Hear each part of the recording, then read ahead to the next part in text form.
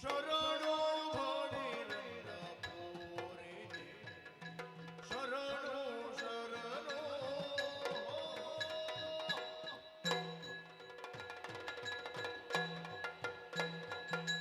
ಪಂಕಜಾಮುಖಿ ಪರಮ ಪಾವನೇ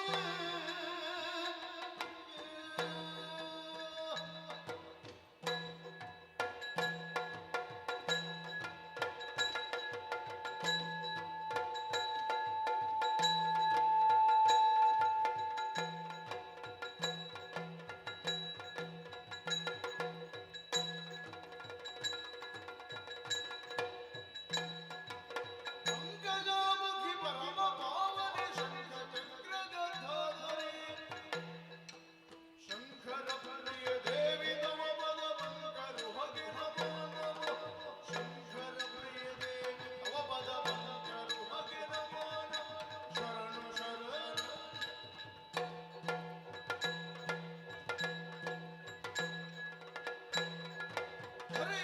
ಹರೆಯಲ್ಲವರೆಂಬುದರದೊಳೆರುದಿರ ಸಿರಿಯಪ್ಪಳು ನಿನ್ನ ಚರಣವರರೆಯರು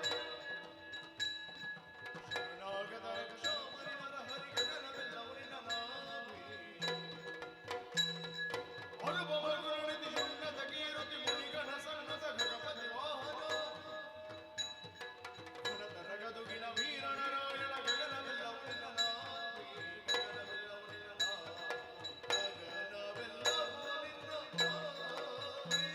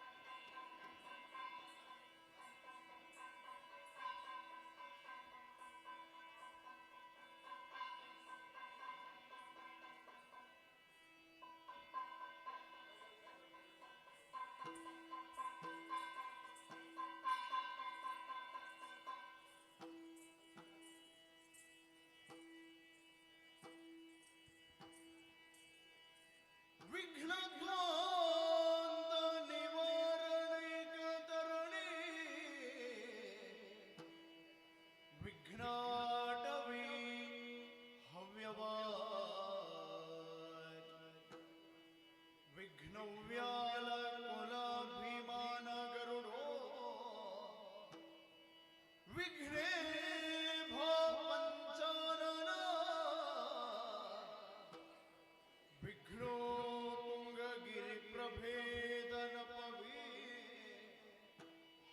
ವಿಘ್ನಾಬ್ಧಿ ಕುಂಭೋದ್ಭವ ವಿಘ್ನೌಘಾ ಪ್ರಕುಲ ಪ್ರಚಂಡ ಪವನೋ ವಿಘ್ನೇಶ್ವರ ಮಾಹಿಮಾ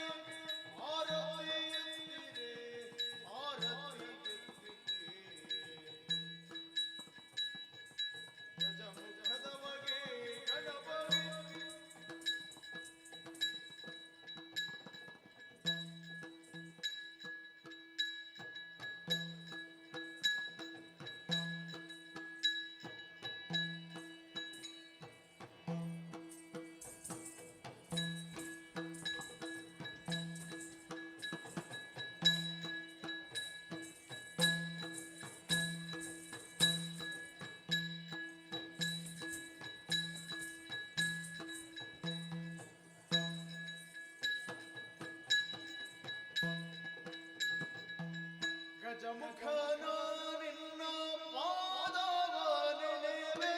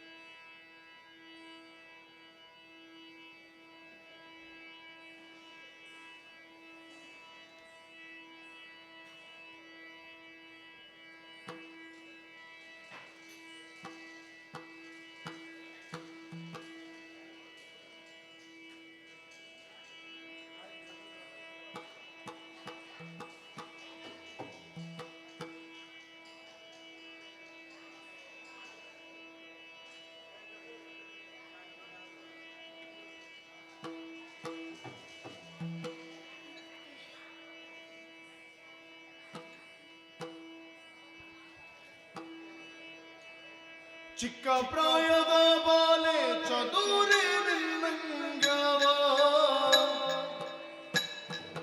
ಆ ಆ ಆ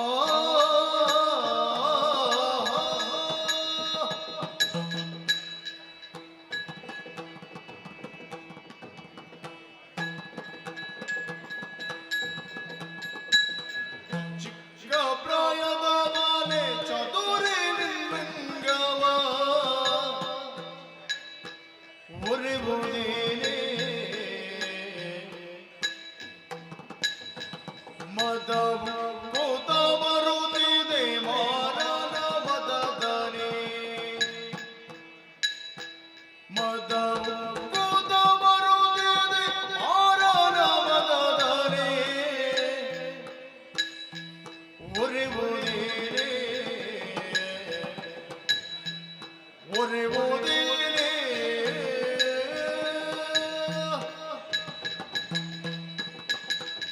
ವಾರಿ ಜಗಂಧಿ ವಯ್ಯಾರೆಯ ಸಡಗರ ಒರೆಬುದೇನೆ ಬಂಗಾರದ ಗಂಧಿ ಕೈಮಳೆ ಸರಪಣಿಗಳ ಬಂಗಾರದ ಗಂಧಿ ಕೈಮಳೆ ಸರಪಣಿಗಳ ಒರೆಬುದೇನೆ ಚಿಕ್ಕ ಪ್ರಾಯದ ಬಾಲೆ ಚತುರಿ ನಿನ್ನಂಗವ ಒರೆಬುದೇನೆ ಒರೆಬುದೇನೆ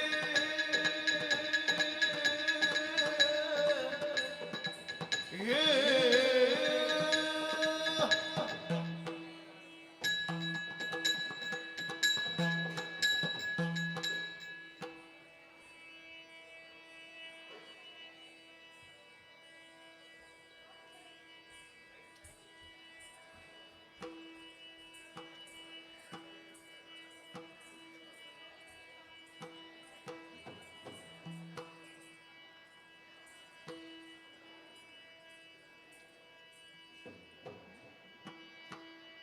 ಕಾಮಿನಿ ಕರೆದು ಆರೆ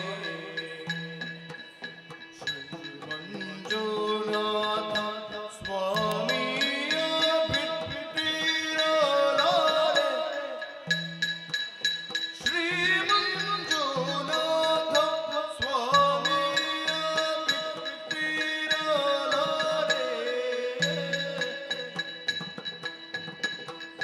ಕಾಲನಾಥ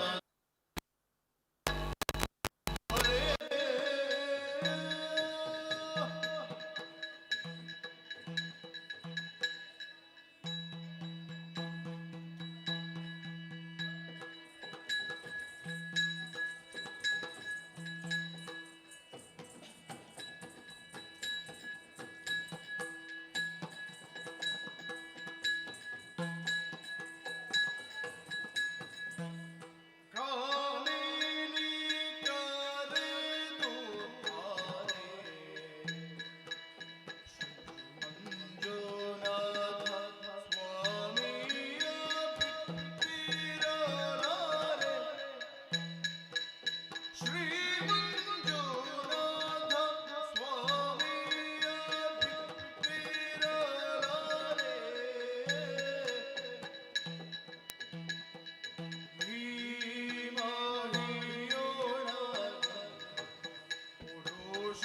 ಪುರುಷನುಳ್ಳನೆ ಕಾತೆ ಈ ಮಹಿಯೊಳಗಿಂತ ಪುರುಷನುಳ್ಳನೆ ಕಾತೆ ಭೀಮ ಬಲನು ಬಲು ಸಾಮರ್ಥ್ಯನು ಇವ ಭೀಮ ಬಲನು ಬಲು ಸಾಮರ್ಥ್ಯನು ಇವ ಪ್ರೇಮದಿ ಹೃದರಿ ಕಾಮಿತ ಭೀಮ ಪ್ರೇಮದಿ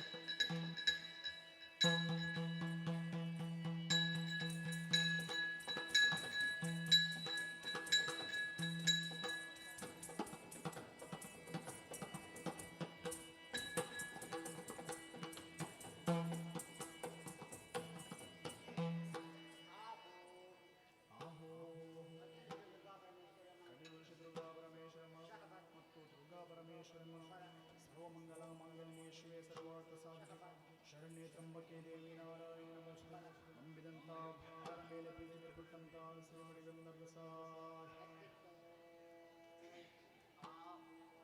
ಆಹೋ ಮೇಳದಲ್ಲಿ ವಾಸವಾಗಿರುವ ಶ್ರೀ ಮಹಾಗಣಪತಿದೇವರು ಮತ್ತು ಮಹಾಗಣಪತಿದೇವರು ಗಜಾನಂ ಭೂತ ವಿನಾಶೇವಿತಂ ಕಪಿತ್ತಾಜಂಬ ಬಲಸಾರವಕ್ಷಂ ಉಮಾಸ್ತಂ ಶೋಕ ವಿನಾಶ ಕಾರಣಂ ನಮಾಮಿ ವಿಘ್ನೇಶ್ವರಾವಾದಂ ಗಜಂ ನಂಬಿದಂತ ಭಕ್ತರ ಮೇಲೆ ಪ್ರೀತಿ ಕೊಟ್ಟಂತ ಶ್ರೀಮಡಿಗಂಧರ್ವಸ ಆಹೋ ಸ್ಥಳದಲ್ಲಿ ನೆಲೆಸಿರುವಂತಹ ಸಕಲ ದೈವದೇವರು ಮತ್ತು ಸಕಲ ದೈವದೇವರು ನಂಬಿದಂತ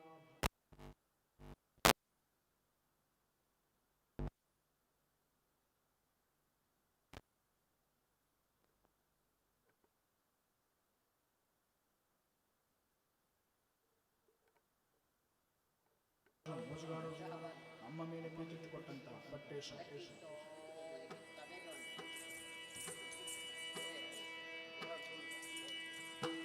ಯಾರೇ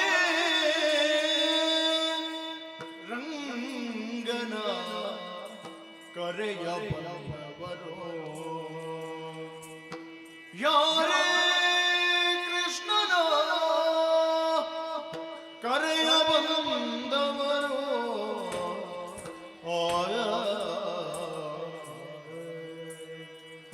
ಯಾರೇ ರಂಗನ ಕರೆಯ ಬಂದವರು ಯಾರೇ ಕೃಷ್ಣನ ಕರೆಯ ಬಂದವರು ಆ ಆ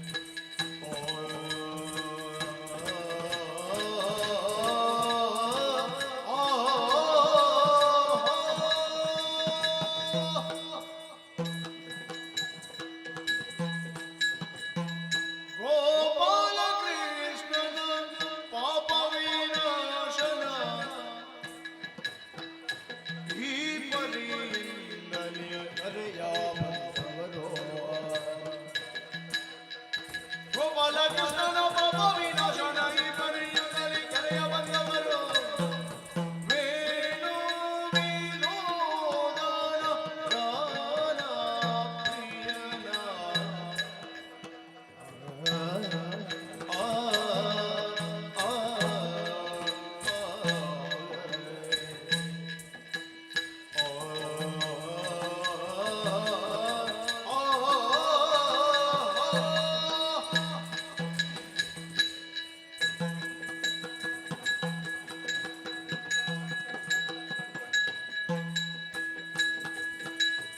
ವೇಣು ವಿನೋದನ ಗಾನ ಪ್ರಿಯನ ಜಾಣೆ ಕರೆಯ ಬಂದವನು ವೇಣು ವಿನೋದನ ಗಾನ ಪ್ರಿಯನ ಜಾಣೆಯ ರಸನ ಕರೆಯ ಬಂದವರು ಯಾರೇ ರಂಗನ ಕರೆಯ ಬಂದವರು ಯಾರೇ ಕೃಷ್ಣನ ಕರೆಯ ಬಂದವರು ತೋಂ ತೋಂ ದನ ದಿನ ದೇ ಭೀಂ ಭೀಂ ದಿಂ ದನ ದಿನ ದೇ.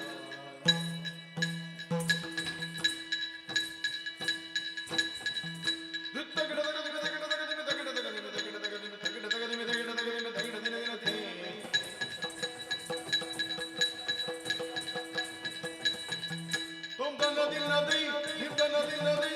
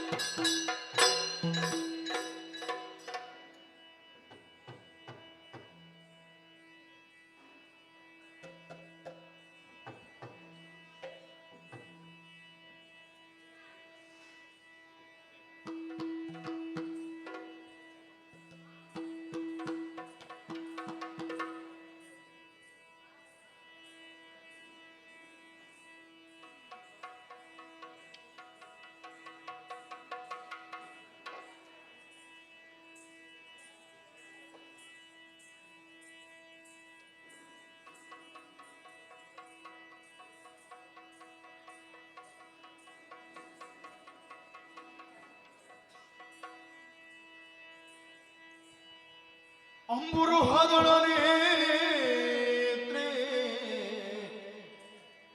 ಶ್ರೀ ದುರ್ಗಾಂಬಿಕೆಯ ಬಲಗೊಂಡು ಭಕ್ತಿಯೊಳು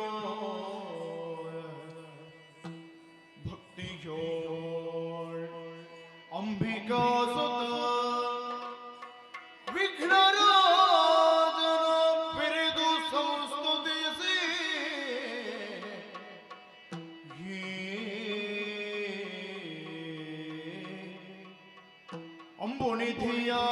ಅಂಬುನಿಧಿಯಾತ್ಮಜೆಗೆ ಕೈ ಮುಗಿದು ಅಂಬುಜ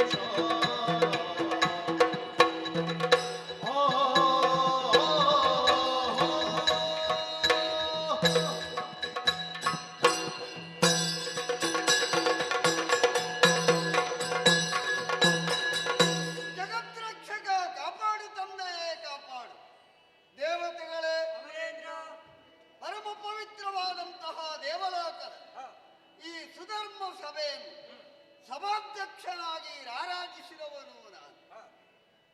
ಅದಿತಿ ಕಶ್ಯಪರಿಗೆ ಮಗನಾಗಿ ಪುರಂದರ ಅಭಿಮಾನದಿಂದ ಲೋಕದಲ್ಲಿ ನಾನು ಕಾಣಿಸಿಕೊಂಡರೂ ನಾವು ಮಾಡುವಂತಹ ಕಾರ್ಯಗಳು ದೇವಪ್ರೀತ್ಯರ್ಥವಾದದ್ದು ಎನ್ನುವಂತಹ ನೆಲೆಯಲ್ಲಿ ಮನಗಂಡಂತಹ ಮೂರು ಮೂರ್ತಿಗಳು ನೀನೇ ದೇವಲೋಕಕ್ಕೆ ಪುರಂದರ ಎನ್ನುವಂತ ಅಧಿಕಾರ ಸ್ಥಾಪನೆಯನ್ನು ಮಾಡಬೇಕು, ಅಧಿಕಾರವನ್ನು ವಹಿಸಿಕೊಳ್ಳಬೇಕು ಎನ್ನುವ ಹಾಗೆ ನಮ್ಮ ಪಾಲಿಗೆ ಶತಮಖಗಳ ಪೂರ್ಣಾಹುತಿಯ ವೇಳೆಯಲ್ಲಿ ಪ್ರತ್ಯಕ್ಷರಾದಂತಹ ತ್ರೈಮೂರ್ತಿಗಳು ಅನುಗ್ರಹಿಸಿದಂತಹ ಈ ಪದವಿಯಲ್ಲಿ ಚಾಚು ತಪ್ಪದೆ ಎಳ್ಳಿನಿಂದು ನಮ್ಮ ದೇವಲೋಕದ ಅಧಿಕಾರಕ್ಕೆ ತೊಂದರೆಯಾಗುವಂತಹ ಯಾವ ಕಾರ್ಯವನ್ನು ಕೂಡ ಇಷ್ಟರವರೆಗೆ ನಾವು ಮಾಡಿದವರಲ್ಲ. ದೇವ ಕಾರ್ಯ ಎನ್ನುವಂತಹ ನೆಲೆಯಲ್ಲಿ ನಮ್ಮ ಪಾಲಿಗೆ ಒದಗಿದ್ದು ಪಂಚಾಮೃತ ಎನ್ನುವಂತಹ ಉದ್ದೇಶವನ್ನಿರಿಸಿಕೊಂಡಂತಹ ನಾವುಗಳು ನಿಷ್ಠೆಯಿಂದ, ಭಕ್ತಿಯಿಂದ, ಸ್ವಾಮಿ ನಿಷ್ಠೆಯಿಂದ ತಂದೆಯವರ ಮಾತಿಗನುಗುಣವಾಗಿ ಆ ಮೂಲಕವಾಗಿ ಎಲ್ಲವನ್ನೂ ಕಾಪಿಟ್ಟುಕೊಂಡು ಬಂದವರು. ಆದುದರಿಂದಲೇ ತ್ರೈಭುವನಗಳಲ್ಲಿ ಶ್ರೇಷ್ಠವೆನಿಸಿಕೊಂಡದ್ದು ದೇವಲೋಕ ಅಂತ ಪ್ರಾಜ್ಞರು ಪ್ರತಿಯೊಬ್ಬರೂ ಹೊಗಳುವುದು. ಋಷಿಮುನಿಗಳು ಕೊಡುತ್ತಿರುವಂತಹ ಯಾವ ಆವಿರ್ಭಾಗ ಉಂಟ, ಬ್ರಾಹ್ಮಣೋತ್ತಮರು ಮಾಡುವಂತಹ ಯಾವ ಯಜನಾದಿಗಳು, ಆ ಮೂಲಕವಾಗಿ ಅದರಿಂದ ಅವಿಸುಂಡಂತಹ ನಾವುಗಳು ಕಾಲ ಕಾಲಕ್ಕೆ ಸರಿಯಾದಂತಹ ಮಳೆಯಿಂದ ಬೆಳೆ, ಸಸ್ಯ ಸಮೃದ್ಧಿಯಿಂದ ಒದಗಬಹುದಾದಂಥ ಯಾವ ಫಲಾಪೇಕ್ಷೆ ಉಳ್ಳವರಂತ ಪ್ರತಿಯೊಬ್ಬ ಮಾನವನೂ ಕೂಡ ನೆಮ್ಮದಿಯಿಂದ ಜೀವನವನ್ನು ಅವನ ಜೀವಿತದ ಅವಧಿಯಲ್ಲಿ ಸಂತೋಷವಾಗಿ ಜೀವನವನ್ನು ನಡೆಸುವುದಕ್ಕೆ ಪ್ರೇರೇಪಣಾ ಮೂರ್ತಿಗಳಾದಂತಹ ನಾವುಗಳು ಎತ್ತರದ ಸ್ಥಾನಮಾನವನ್ನು ಏರಿದವರಿದ್ದೇವೆ. ಹಿಡಿಯುವುದಕ್ಕೆ ಜತೈತಿಯಿಂದ ಕೊಡಲ್ಪಟ್ಟಂತಹ ವಜ್ರಾಯುಧ, ಅಂಗಣದ ಆಸುಗಲ್ಲು ಪರುಷ ಶಿಲೆ, ಹಾಗೆ ಕಾಮಿಸಿದ್ದನ್ನು ಕೊಡುವ ಕಾಮಧೇನು, ಚಿಂತಿಸಿದ್ದನ್ನು ಕೊಡುವಂತಹ ಚಿಂತಾಮಣಿ, ಇಚ್ಛಿಸಿದ್ದನ್ನು ಕೊಡುವಂತಹ ಉಚ್ಚೈಷವಸ್ಸು, ಹಾಗೆ 1000 ಸೊಂಡಿಲುಗಳಿಂದ ರಾರಾಜಿಸುತ್ತಿರುವಂತಹ ನಮ್ಮ ಐರಾವತ ಅಂತ ಹೇಳುತ್ತಾರೆ. ಅಂತಹ ಪುಣ್ಯಲೋಕವು ಗಣ್ಯಲೋಕವು ಎಣಿಸಿದಂತಹ ದೇವಲೋಕದ ಅಧಿಕಾರವನ್ನು ಪಡೆಯಬೇಕು ಅಂತಾದರೆ ಯಾವುದೋ ಒಂದು ಜನ್ಮದಲ್ಲಿ ನಮ್ಮ ಹಿರಿಯರು ಮಾಡಿದಂತಹ ಪುಣ್ಯದಿಂದಲಾಗಿ ನಾವು ಇವತ್ತು ಹೆಮ್ಮೆಯಿಂದ ಎದೆ ತಟ್ಟಿ ಅಧಿಕಾರ ವಹಿಸಿಕೊಂಡಿದ್ದೇನೆ ಅಂತ ಹೇಳುವುದಕ್ಕೆ ಸಂತೋಷವಾಗುತ್ತಾ. ಪ್ರಪಂಚದಲ್ಲಿ ಯಾವನೇ ಒಬ್ಬ ವ್ಯಕ್ತಿ ಒಳ್ಳೆಯ ತಂದೆ ತಾಯಿಗಳಿಗೆ ಮಕ್ಕಳಾಗಿ ಹುಟ್ಟಬೇಕು ಅಂತಾದರೂ ಕೂಡ ನಮ್ಮ ಹಿರಿಯರು ಮಾಡಿದಂತಹ ಪುಣ್ಯದ ಬಲದಿಂದಲಾಗಿ ಹುಟ್ಟಲೇಬೇಕಂತೆ ಹುಟ್ಟುವುದಂತೆ. ಇದು ಪ್ರಾಜ್ಞರಾಡಿದಂತಹ ನುಡಿಗಳು. ಅದನ್ನೇ ಸತ್ಯವಾಗಿರಿಸಿಕೊಂಡಂತಹ ನಾವುಗಳು ಧರ್ಮೋ ಹಿ ಪರಮೋಲೋಕೆ ಧರ್ಮ ಸತ್ಯಂ ಪ್ರತಿಷ್ಠಿತ ಎನ್ನುವಂತಹ ನಾಣ್ಣುಡಿಗೆ ಎಳ್ಳಿನಿತು ತೊಂದರೆಯಾಗದ ರೀತಿಯಲ್ಲಿ ಸತ್ಯ, ಧರ್ಮ, ನ್ಯಾಯ, ನೀತಿಗಳಿಂದಲಾಗಿ ಆಡಳಿತೆಯನ್ನು ಕೊಡುತ್ತಾ ಇದ್ದೇವೆ. ಹಾಗೆಯೇ ಮಾಡುತ್ತಿರುವಂತಹ ಯಾಗ ಯಜನಾದಿಗಳು, ಇನ್ನು ಉಳಿದಂತಹ ಸತ್ಕರ್ಮಗಳಿಗೆ ಬ್ರಾಹ್ಮಣರಿಗೆ ಆ ಮೂಲಕವಾಗಿ ಶ್ರೇಷ್ಠವಾದಂತಹ ವ್ಯಕ್ತಿತ್ವವನ್ನು ಕಾಣಿಸಿಕೊಟ್ಟವರಿದ್ದಾರೆ. ಅಂತೆಯೇ ಅವರಿಗೆ ವಂದನೀಯರು ಪ್ರಪಂಚದಲ್ಲಿ ಎನ್ನುವ ಹಾಗೆ ಕರ್ಮ ಪ್ರಪಂಚದಲ್ಲಿ ದೇವತೆಗಳನ್ನು ಕಾಣಬೇಕು ಅಂತಾದರೆ ಅದು ಬ್ರಾಹ್ಮಣರಲ್ಲಿ ಇಂಥ ಪ್ರಾಜ್ಞರಾಡಿದ್ದಾರೆ. ಅಂತಹ ಮಹತಿಕೆ ಉಳ್ಳಂತಹ ಬ್ರಾಹ್ಮಣೋತ್ತಮರಿಗೂ ಕೂಡ ಶ್ರೇಷ್ಠವು. ಹಾಗೆಯೇ ಭೋಗಾಸಕ್ತವಾದಂತಹ ವ್ಯಕ್ತಿಯೊಬ್ಬ ದೇವಲೋಕಕ್ಕೆ ಆಗಮಿಸಿದಂತಾದರೆ ಅವನ ಮನಸ್ಸಿನ ಇಚ್ಛೆಯನ್ನು ಪೂರೈಸುವುದಕ್ಕೆ ಅನುವು ಮಾಡಿಕೊಡಬೇಕಾದ್ದು ನಮ್ಮ ಕರ್ತವ್ಯ. ಅವನವನು ಮಾಡುವಂತಹ ಕರ್ತವ್ಯವು ಕರ್ಮರೂಪದಲ್ಲಿ ತನ್ನನ್ನು ತಾನು ತೊಡಗಿಸಿಕೊಂಡು ಆ ಮೂಲಕವಾಗಿ ನಿಷ್ಠೆಯಿಂದ ಯಾರಿಗೂ ಅನ್ಯಾಯ ಮಾಡದಂತಹ ರೀತಿಯಲ್ಲಿ ತೊಡಗಿಸಿಕೊಂಡ ಅಂತಾದರೆ ಅದುವೇ ದೇವಪ್ರೀತ್ಯರ್ಥವಾದದ್ದು. ಅಂಥವನಿಗೆ ಸ್ವರ್ಗವು, ಅನ್ಯಾಯ ಮಾಡಿದವನಿಗೆ ನರಕವು ಇದು ಪ್ರಾಪ್ತವಾಗುವುದು ದೇವಲೋಕದ ನಿರ್ಣಯ. ಅಂತೆಯೇ ನೋಡಬಾರದೆ ದೇವಲೋಕದ ಸಭೆಯನ್ನು ಇಮ್ಮಡಿಗೊಳಿಸುವುದಕ್ಕಾಗಿ ರಂಬೆ, ಊರ್ವಶಿ, ಮೇನಕೆ, ತಿಲೋತ್ತಮೆ, ಘೃತಾಸೆ, ಮಂಜುಘೋಷೆ ಮೊದಲಾದಂಥ ಅಪ್ಸರಾಂಗಣೆಯರು ಅವರವರ ಕರ್ತವ್ಯವನ್ನು ಸಮಯಕ್ಕೆ ಸರಿಯಾಗಿ ಮಾಡುತ್ತಾ ಇದ್ದಾರೆ. ನಾಟ್ಯ ವೈಖರಿ, ಅಂತೆ ಚಿತ್ರಸೇನನು ಗಾಯನ, ತುಂಬುರರಿದ್ದಾರೆ, ಮೊದಲಾದಂತಹ ವಿದ್ವಾಂಸರಿದ್ದಾರೆ. ಗುರುಗಳು ಈ ಕಡೆಯಲ್ಲಿ ಆಸೀನವನ್ನು ಸ್ವೀಕರಿಸಿದವರಿದ್ದಾರೆ. ಅಷ್ಟೇ ಅಲ್ಲ, ಸಂಪತ್ತು ಇದ್ದಲ್ಲಿ ಮೊತ್ತುವುದು ಸ್ವಾಭಾವಿಕ. ಹಾಗೆ ಆ ಮೂಲಕವಾಗಿ ಸಿಹಿ ಇದ್ದಲ್ಲಿ ಇರುವೆಗಳು ಬರುವುದು, ಸಂಪತ್ತಿದ್ದಲ್ಲಿ ಕಳ್ಳಕಾಕರರು ಬರುವುದು ಇದು ಲೋಕರೂಢಿ. ಆದರೆ ನಮ್ಮ ದಾಯಾದಿಗಳಿದ್ದಾರಲ್ಲ, ಅವರ ಬಗ್ಗೆ ನಾವು ಸ್ವಲ್ಪ ಯೋಚಿಸಬೇಡವೆ? ಸುರರೆಲ್ಲ ಕೇಳಿರಿ ಮಾತಾ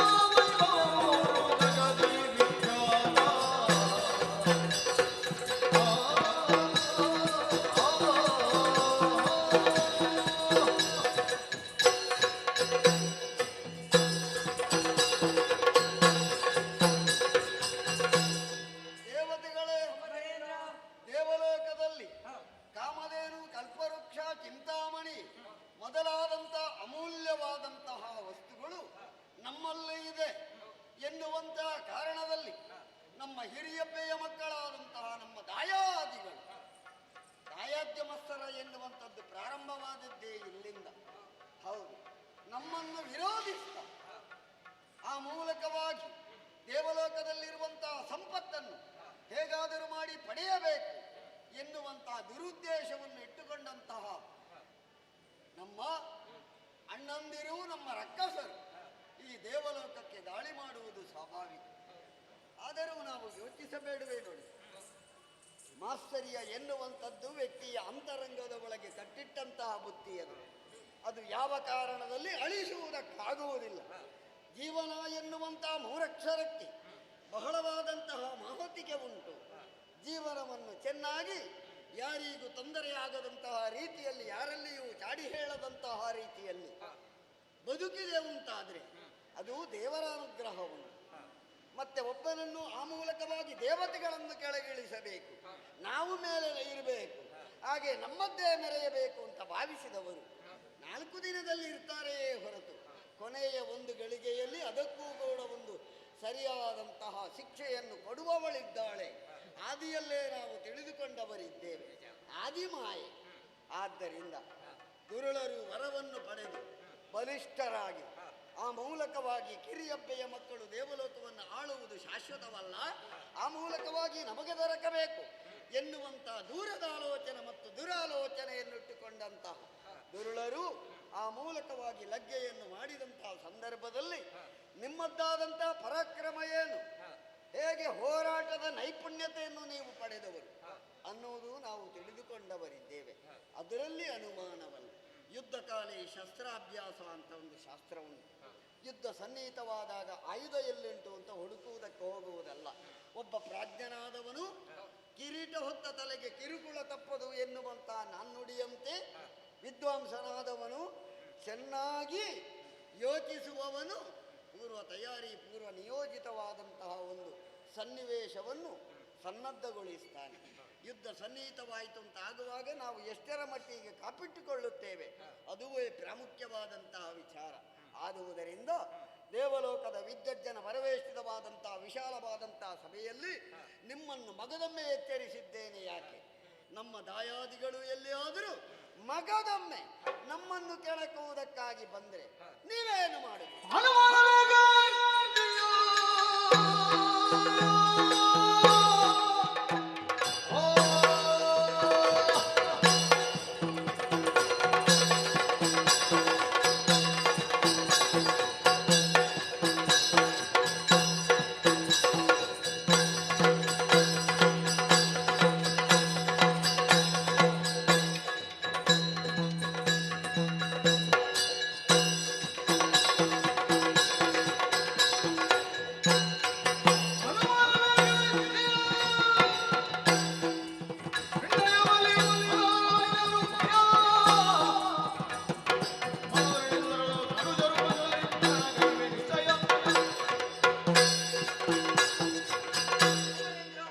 ಮೊತ್ತವರಾಗಿ ಹೊಂದಿಸಿಕೊಂಡಿದ್ದೇನೆ. ಶುಭವಾಗಿ. ತುಂಬಿದ ಸಭೆಯಲ್ಲಿ ಹೇಳಿದಂತಹ ಮಾತೆ ಹಾ, ದುಷ್ಟ ದಾನವರು ಬಂದರೆ ಏನು ಮಾಡುವಿರೆಂಬುದು. ಹೌದು. ಬಿಡು ಚಿಂತೆ, ಹಾ. ಕೊಡು ಒಂದು ಅಪ್ಪಣೆ. ಹಾ, ಬಂದಂತಹ ದುಷ್ಟರನ್ನು ನಾನು ಎದುರಿಸುತ್ತೇನೆ, ಬಿಡು ಚಿಂತೆ. ಹೌದೇ?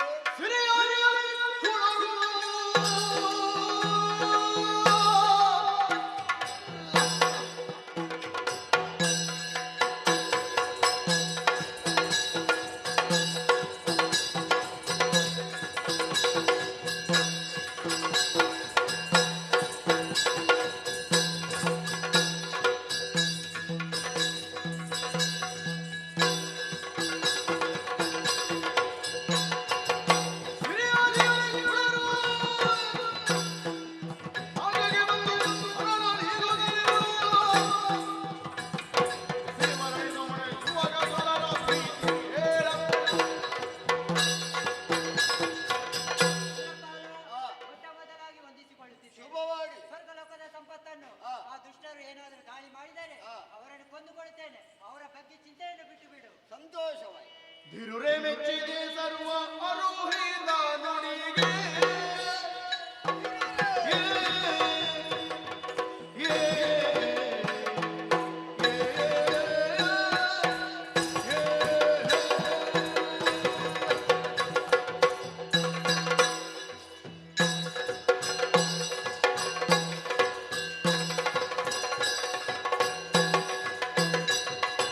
ಧಿರುರೆ ಮೆಚ್ಚಿದೆ ಸರ್ವ ಅರೋಹಿತ ನುಡಿಗೆ ದುರದೊಳಗಿರಿಲ್ಲ ಧರೆಯೋಳು ನಿಮಗೆ ದುರದೊಳಗಿರಿಲ್ಲ ಧರೆಯೋಳು ನಿಮಗೆ ದುರುಳರಂಜಿಕೆ ನಮ್ಮ ವಿರದಿನ್ನು ಬಂದೆ ದುರುಳರಂಜಿಕೆ ನಮ್ಮ ವಿರದಿನ್ನು ಬಂದೆ ಸದಾ ವೇದಾಕ್ಷರ ಕೀರ್ತಿಗಿರಲಿ ಮತ್ತೊಂದೆ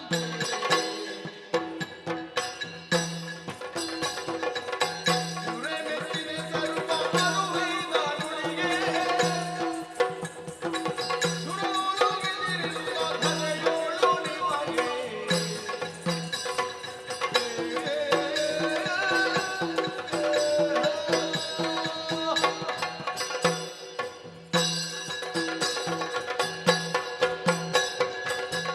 ದೇವತೆಗಳೇ, ಸಂತೋಷವಾಯಿತು.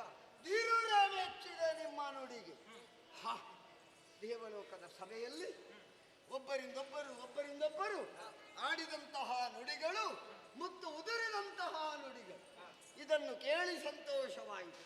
ಅಷ್ಟೇ ಅಲ್ಲ, ಎಡಬಲದಲ್ಲಿ ನಿಂತು ಯುದ್ಧದ ಬಗ್ಗೆ ನಾವು ಎಷ್ಟು ಸನ್ನದ್ಧರಾಗಿದ್ದೇವೆ ಅದರ ಬಗ್ಗೆ ಎಚ್ಚರಿಕೆಯನ್ನು ಕೊಟ್ಟಂತಹ ನನಗೆ ಸರಿಯಾದಂತಹ ಉತ್ತರವನ್ನು ಕೊಟ್ಟಿದ್ದೀವಿ.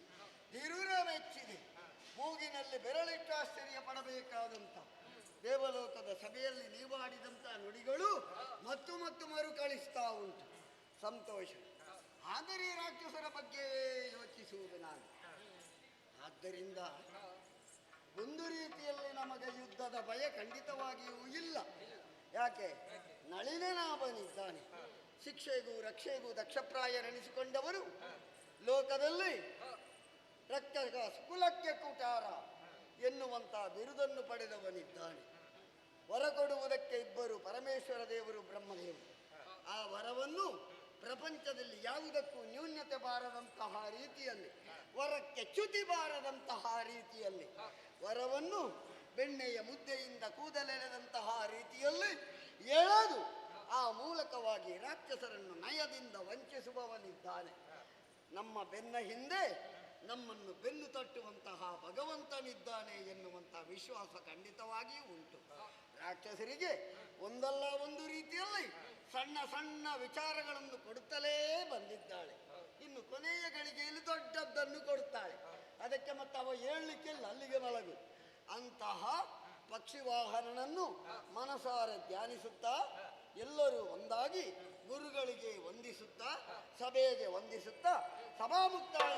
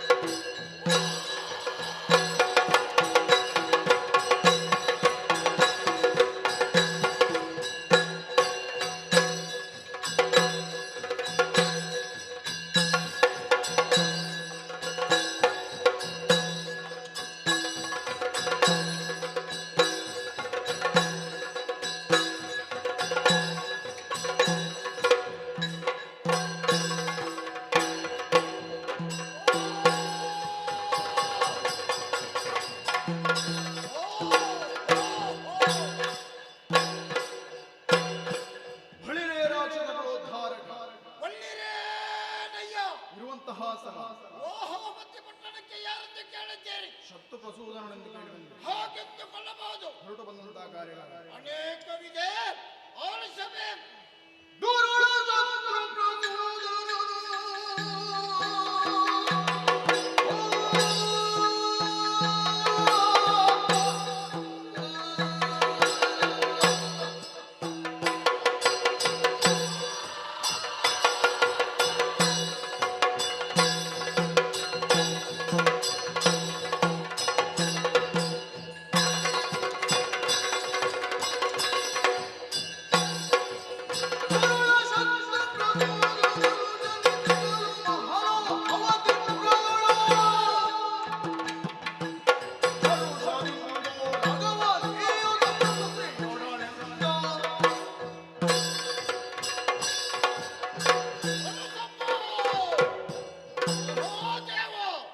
ರುಂಡಮಾಲ ಗಂಗಾಧರ, ಕಾಪಾಡು ತಂದೆ ಕಾಪಾಡು. ಎಂದಿನಂತೆ ಇಂದು ಕೂಡ ನಿತ್ಯ ಕರ್ಮಗಳೆಲ್ಲ ಪೂರೈಸಿ ರಾಜ ಸಿಂಹಾಸನವನ್ನು ಏರಿಕೊಂಡಿದ್ದೇನೆ. ನಾನು ಬರುವಾಗಲೇ ಶತ್ರು ಪ್ರಸೋದನಿಗೆ ಜಯವಾಗಲಿ, ಶುಭವಾಗಲಿ ಎಂದೆಲ್ಲರೂ ಕೊಂಡಾಡುತ್ತಾ ಇದ್ದಾರೆ. ಹಾಗಾದ್ರೆ ಒಂದು ಕಡೆಯಲ್ಲಿ ಮಂತ್ರಿ ವರ್ಗದವರು, ಮತ್ತೊಂದು ಕಡೆಯಲ್ಲಿ ಸೇನಾಧಿಪತಿಗಳು, ಪ್ರಜೆಗಳು ಅದೆಷ್ಟೋ ತುಂಬಿ ತುಳುಕುತ್ತಾ ಇದ್ದಾರೆ. ಆದರೂ ಈ ಹಿಂದೆ ನಾನು ಮಾಡಿದಂತ ಕಾರ್ಯ ಭೂಲೋಕಕ್ಕೆ ತೆರಳಿದೆ. ಭೂಮಿಪಾಳರ ದರ್ಪವನ್ನು ಮೊರೆದು ಭೂಲೋಕವನ್ನೇ ಸ್ವಾಧೀನ ಮಾಡಿಕೊಂಡಿದ್ದೇನೆ. ಪಾತಾಳ ಲೋಕವನ್ನು ಸೇರಿದ್ದೇನೆ. ಪ್ರಗಾದಿಗಳ ಎಡೆಯನ್ನು ಮೆಟ್ಟಿ ಪಾತಾಳ ಲೋಕವನ್ನೇ ಸ್ವಾಧೀನ ಮಾಡಿಕೊಂಡಿದ್ದೇನೆ. ಉಳಿದದ್ದು ನಾಲ್ಕು ಲೋಕ. ಆ ವಿಚಾರವಾಗಿ ನಮ್ಮವರು ಇದ್ದಾರೆ, ಅವರಲ್ಲಿ ಒಂದೆರಡು ಮಾತಾಡಬೇಕಾಗಿದೆ. ಬನ್ನಿಸಬೇಕೆ?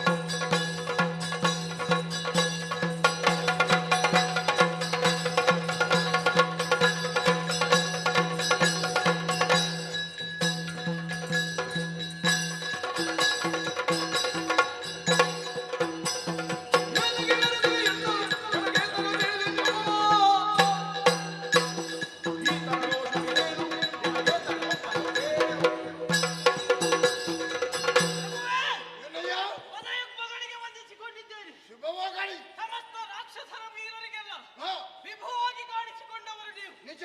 ಈ ಕ್ಷಣದಲ್ಲಿ ನಮ್ಮನ್ನು ಕರೆದಿದ್ದೀರಲ್ವೇ ಹಾ, ಏನಾಗಬೇಕು ಪ್ರಭು ಹಾ. ಅಯ್ಯ,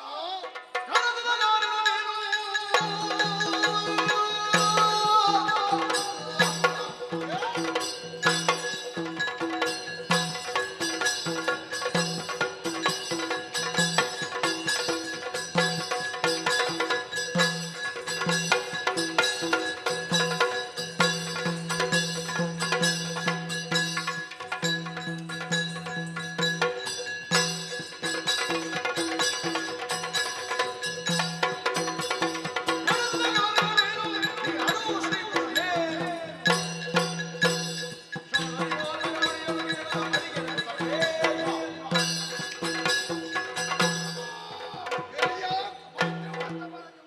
ಶುಭವಾಗಲಿ. ನಮ್ಮದಂತಹ ಕೆಲಸ ಕಾರ್ಯಗಳಲ್ಲಿ ಹಾ, ತೊಡಗಿರುವಂತಹ ಸಂದರ್ಭ ಸರಿ. ದೀರ್ಘವಾದ ಕರೆ ಕೇಳಿಸಿತು. ಹೌದು. ಕರೆಯನ್ನು ಕೇಳಿ ಓಡಾಡಿಕೊಂಡು ಬಂದಿದ್ದೇವೆ. ಹಾ. ಯಾಕೆ ಕರೆ? ಅಯ್ಯ,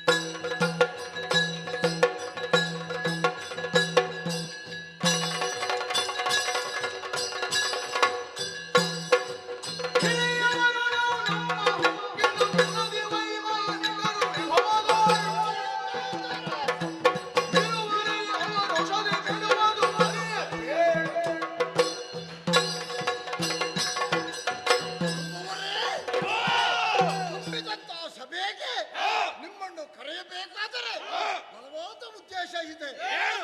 ಈ ಹಿಂದೆ ಭೂಲೋಕ ಪಾತಾಳ ಲೋಕವನ್ನೇ ಸ್ವಾಧೀನ ಮಾಡಿಕೊಂಡವರು ನಾವು. ಹಾಗಾದರೆ ಇನ್ನು ಉಳಿದದ್ದು ಯಾವುದು ಎಂದು ಯೋಚನೆ ಮಾಡುವಾಗ ಸ್ವರ್ಗಲೋಕ ಸ್ವಾಧೀನ ಆಗಬೇಕು. ಅದಕ್ಕಾಗಿ ಅವರು ಚಿಕ್ಕಮ್ಮನ ಮಕ್ಕಳು, ನಾವು ದೊಡ್ಡಮ್ಮನ ಮಕ್ಕಳು. ಆದ್ದರಿಂದ ಸ್ವರ್ಗವನ್ನು ಸ್ವಾಧೀನ ಮಾಡಬೇಕಾಗಿದೆ.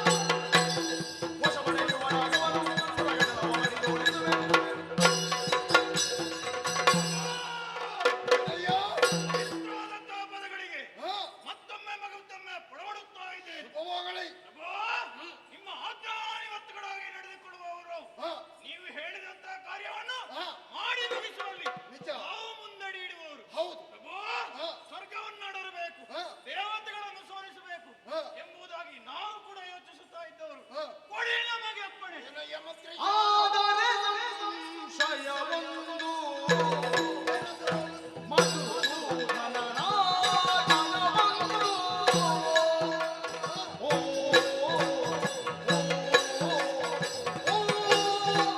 ಓ, ಓ.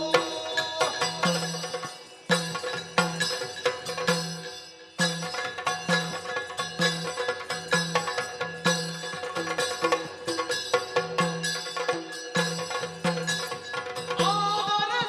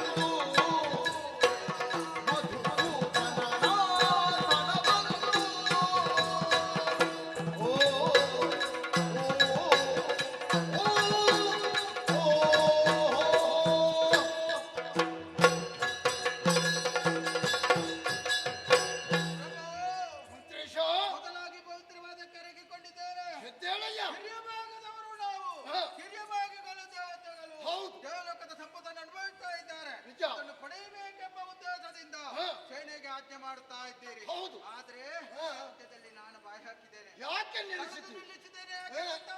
ನನ್ನ ಮಾತನ್ನ ಆಲಿಸಬೇಕು ದೇವರು. ಏನಯ್ಯ ಹೇಳು. ದೇವಲೋಕದ ಅಧಿಕಾರವನ್ನು ಪಡೆಯುವ ಉದ್ದೇಶದಿಂದ ಹೊರಟವರು ತಾವು. ಹೌದು. ಆದ್ರೆ ನಮ್ಮ ಹಿರಿಯರು ಎಷ್ಟು ಮಂದಿ ದೇವಲೋಕವನ್ನು ಪಡೆಯುವುದಕ್ಕಾಗಿ ಹೋಗಿದ್ದಾರೆ? ಅದೆಷ್ಟೋ ಮಂದಿ ಹೋಗಿದ್ದಾರೆ. ಎಲ್ಲರೂ ಅಳೆದು ಹೋಗಿದ್ದಾರೆ. ಹೌದು. ಹಾಗಾದ್ರೆ ಅಲ್ಪಾಯುಷ್ಯದಿಂದಲೇ ಅಳಿದು ಹೋದಂತಹ ವಿಚಾರ ನಾವು ತಿಳಿದುಕೊಂಡಿದ್ದೇವೆ. ನಿಜ. ಆದ್ರೆ ನಾವು ಆಗಬಾರದು. ಮತ್ತೆ? ನಮ್ಮಲ್ಲಿ ಶಕ್ತಿ ಉಂಟು, ಸಾಮರ್ಥ್ಯ ಉಂಟು. ಆದ್ರೆ ದೈವ ಬಲ ಸ್ವಲ್ಪ ಕಡಿಮೆ ಆಗಿದೆ. ನಾವು ಬ್ರಹ್ಮದೇವರನ್ನು ತಪಸ್ಸಿನ ಮೂಲಕ ಮೆಚ್ಚಿಸಿ ಮರಣಿಲ್ಲದವರನ್ನು ಪಡೆದುಕೊಂಡು ಬರ್ತಾನೆ. ಆದ್ರೆ ಬ್ರಹ್ಮದೇವ ವರ ಕೊಡ್ತಾನೆ, ಮಧ್ಯದಲ್ಲಿ ಒಂದು ಕೀಳು ಇಡ್ತಾನೆ. ಆ ಪೂರ್ಣ ಬದುಕುವುದಲ್ಲ. ಯಾರು ಅಳಿದು ಹೋಗ್ತಾರೆ. ಆದ ಕಾರಣವೇ ಇವತ್ತು ಬದಲಾವಣೆ ಮಾಡಬೇಕು. ನಮ್ಮ ಕುಲದೇವರಾದ ಪರಮೇಶ್ವರನನ್ನು ಭಜನೆ ಮೂಲಕ ಮೆಚ್ಚಿಸಿಕೊಂಡು ಮರಣ ಇಲ್ಲದ ವರವನ್ನು ಪಡೆದು ಬಂದ್ರಂತಾದ್ರೆ ಮರಣದ ಭೀತಿ ನಮಗೆಲ್ಲ. ಅಯ್ಯೋ ಮಂತ್ರೀಶ, ಸಮಯಕ್ಕೆ ಸರಿಯಾದ ಸೂಚನೆಯನ್ನು ಕೊಟ್ಟಿದ್ದಿ. ಹೌದೌದು. ಆದರೂ ಅವಸರ ಮಾಡಿದೆ ನಾನು. ಆದ್ದರಿಂದ ಈಗ ತಪಸ್ಸು ಅಗತ್ಯ. ಪರಮೇಶ್ವರನ ಮೆಚ್ಚಿಸಿ ಬೇಕಾದ ವರವನ್ನು ಪಡೆದು ಬರಬೇಕು. ಅಷ್ಟಲ್ವಾ? ನೋಡು, ನಾನು ಹೋಗಿ ಬರ್ತೇನೆ. ಪೂರದ ನಿಮ್ಮ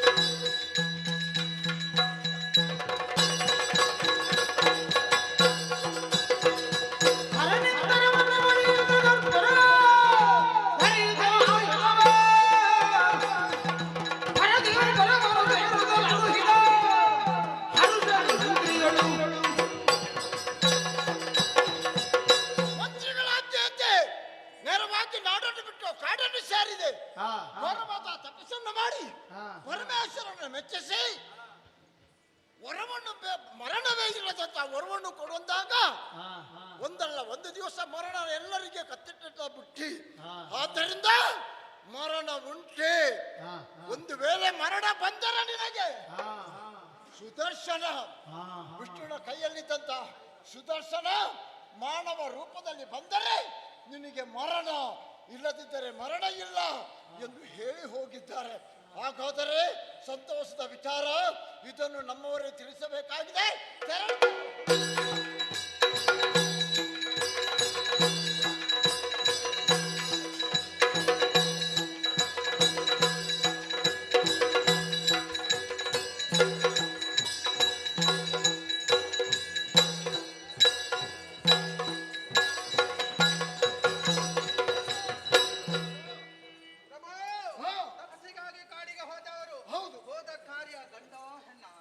ಗಂಡಾಗದ ಹೆಣ್ಣಾಗ್ತದ.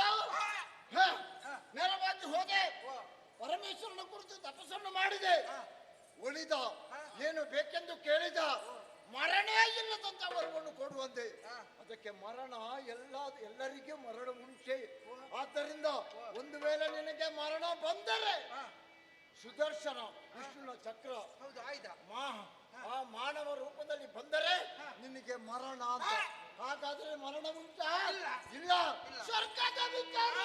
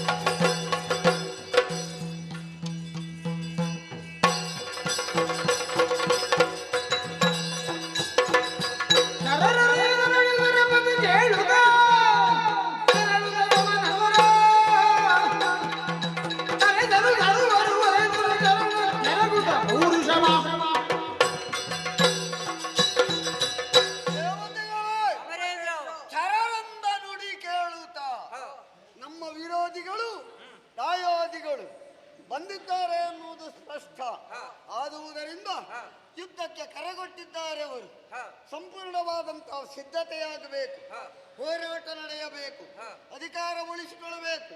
ಎಲ್ಲರೂ ಒಂದಾಗಿ ಹ. ರಥಾರೂಢರಾಗಿ ಆಯುಧ ಪಾಣಿಗಳಾಗಿ ನಡೆಯೋಣ.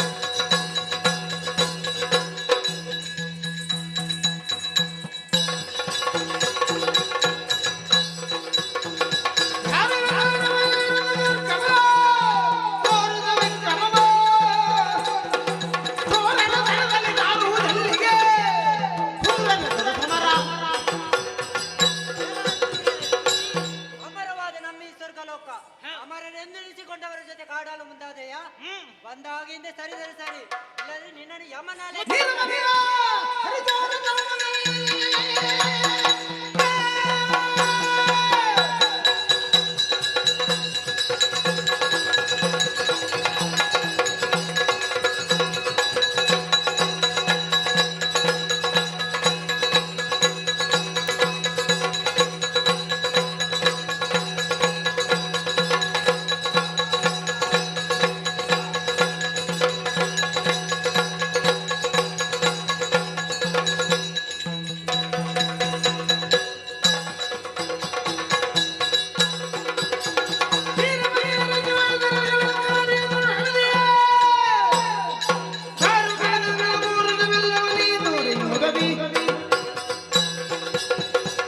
ಸ್ವರ್ಗವನ್ನು ಪಡೆಯುವುದಕ್ಕಾಗಿಯೇ ಬಂದವರು ನಾವು. ಹ, ನಿನ್ನದಾದಂತಹ ಪೌರುಷವನ್ನು ಎನ್ನ ಮುಂದೆ ತೋರಿಸು. ಹ. ಸೋತರೆ ಸ್ವರ್ಗ ನಮ್ಮದು.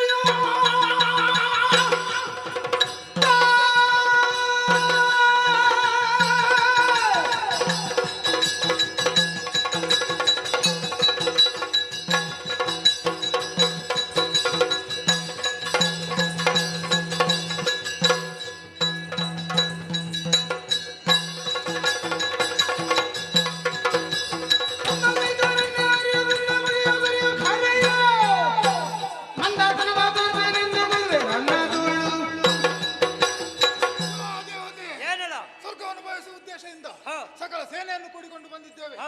ಆದ್ದರಿಂದ ಹೇಳುತ್ತಿದ್ದೇನೆ, ಏನು? ನೀವಾಗಿ ಪೀಠವನ್ನು ಒಪ್ಪಿಸಿದರೆ ಇಲ್ಲದಿದ್ದರೆ? ತಲೆಗುಡಿಯಾಗಿ ಬಾರು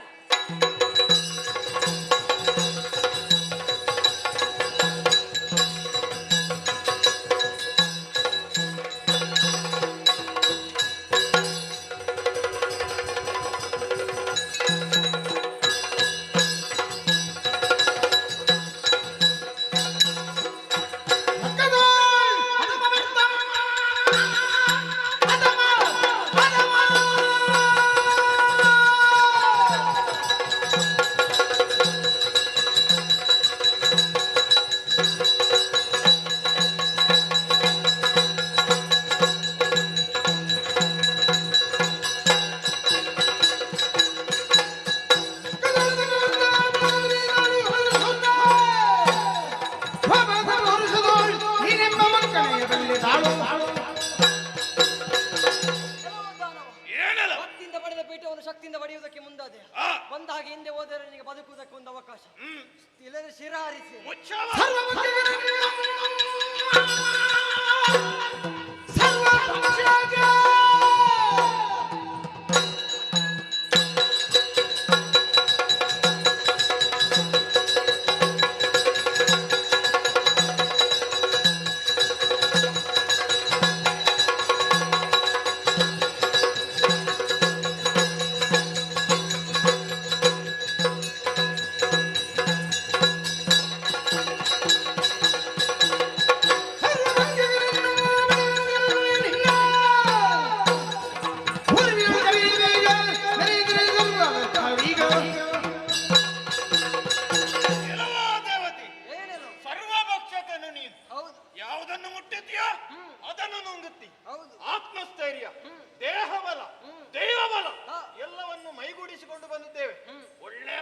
ನಲ್ಲಿ ನಾಲ್ಕವನ್ನು ಬಿಟ್ಟು ಕೊಟ್ಟರಲೇಸು. ಇಲ್ಲದಿದ್ದರೆ ಒಂದು ವೇಳೆ ಕೊಡದೇ ಇದ್ರೆ ನಿನ್ನ ತಲೆ ಆ ಉಂಟು.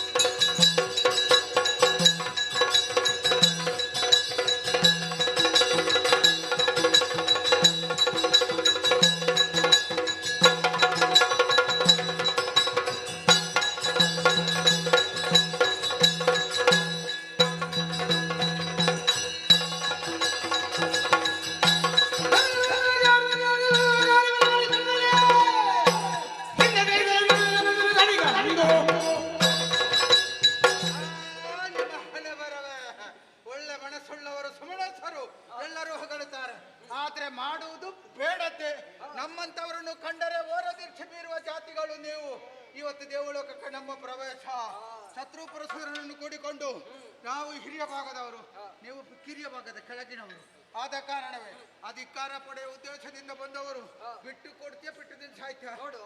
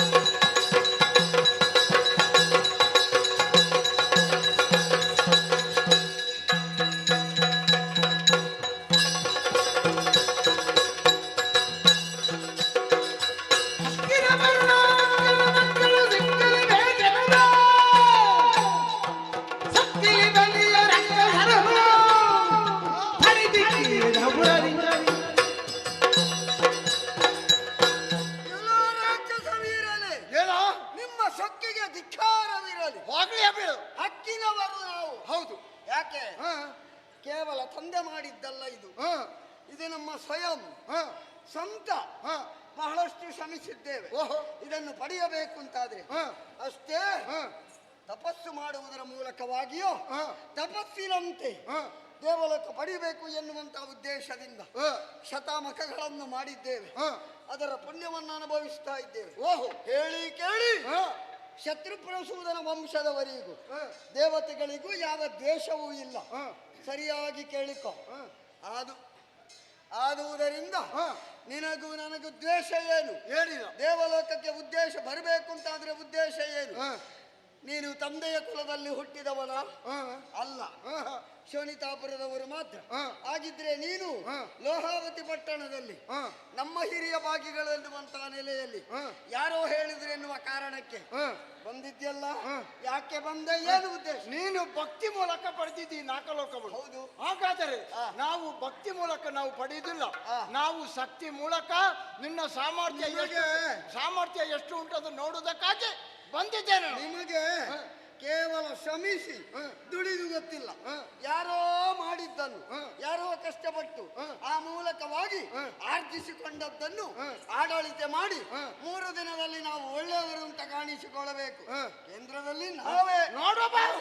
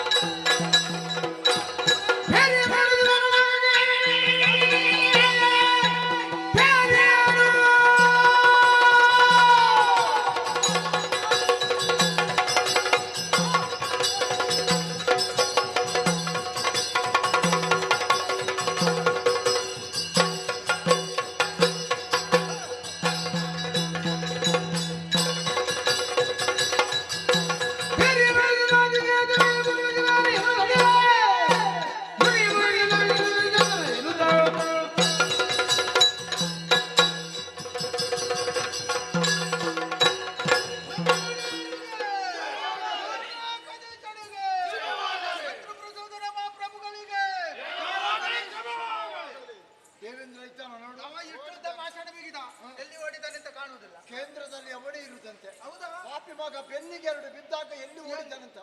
ಕೇಂದ್ರ ಇಲ್ಲ ಈಗ. ಕೇಂದ್ರದಲ್ಲಿ ನಾನೇ. ಯಾರಿದ್ದಾರೆ ನೋಡ ಬರ್ಲಿ ಅವ ಕೇಂದ್ರ. ಆದ್ದರಿಂದ ನೋಡಿ, ಯುದ್ಧವನ್ನು ಮಾಡಿ ಆಯಾಸ ಪಟ್ಟವರು ನಾವು. ಆದ್ದರಿಂದ ಮತ್ತೆ ಸ್ವಲ್ಪ ವಿಶ್ರಾಂತಿ ಆಗ, ಸ್ವಲ್ಪ ತಿರುಗಬೇಕು. ಯಾಕೆ ದೇವಲೋಕದ ವೈಭವ ಕಾಣಬೇಕು. ಈಗ ಇವನೊಬ್ಬರನ್ನು ಹೌದು ಅಲ್ಲ, ಇವನು ಒಬ್ಬರನ್ನು ಬಿಡ್ಬೇಡಿ. ನೀವು ಇವರ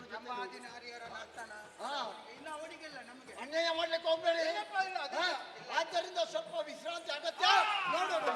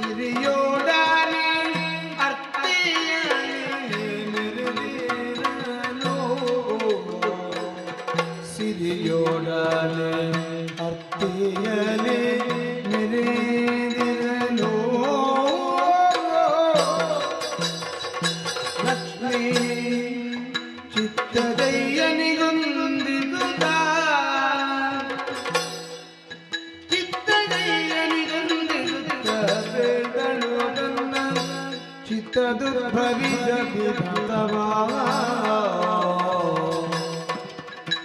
ಹರಿ ವೈಕುಂಠ ಭಕ್ತ ನದಿ ಹರಿ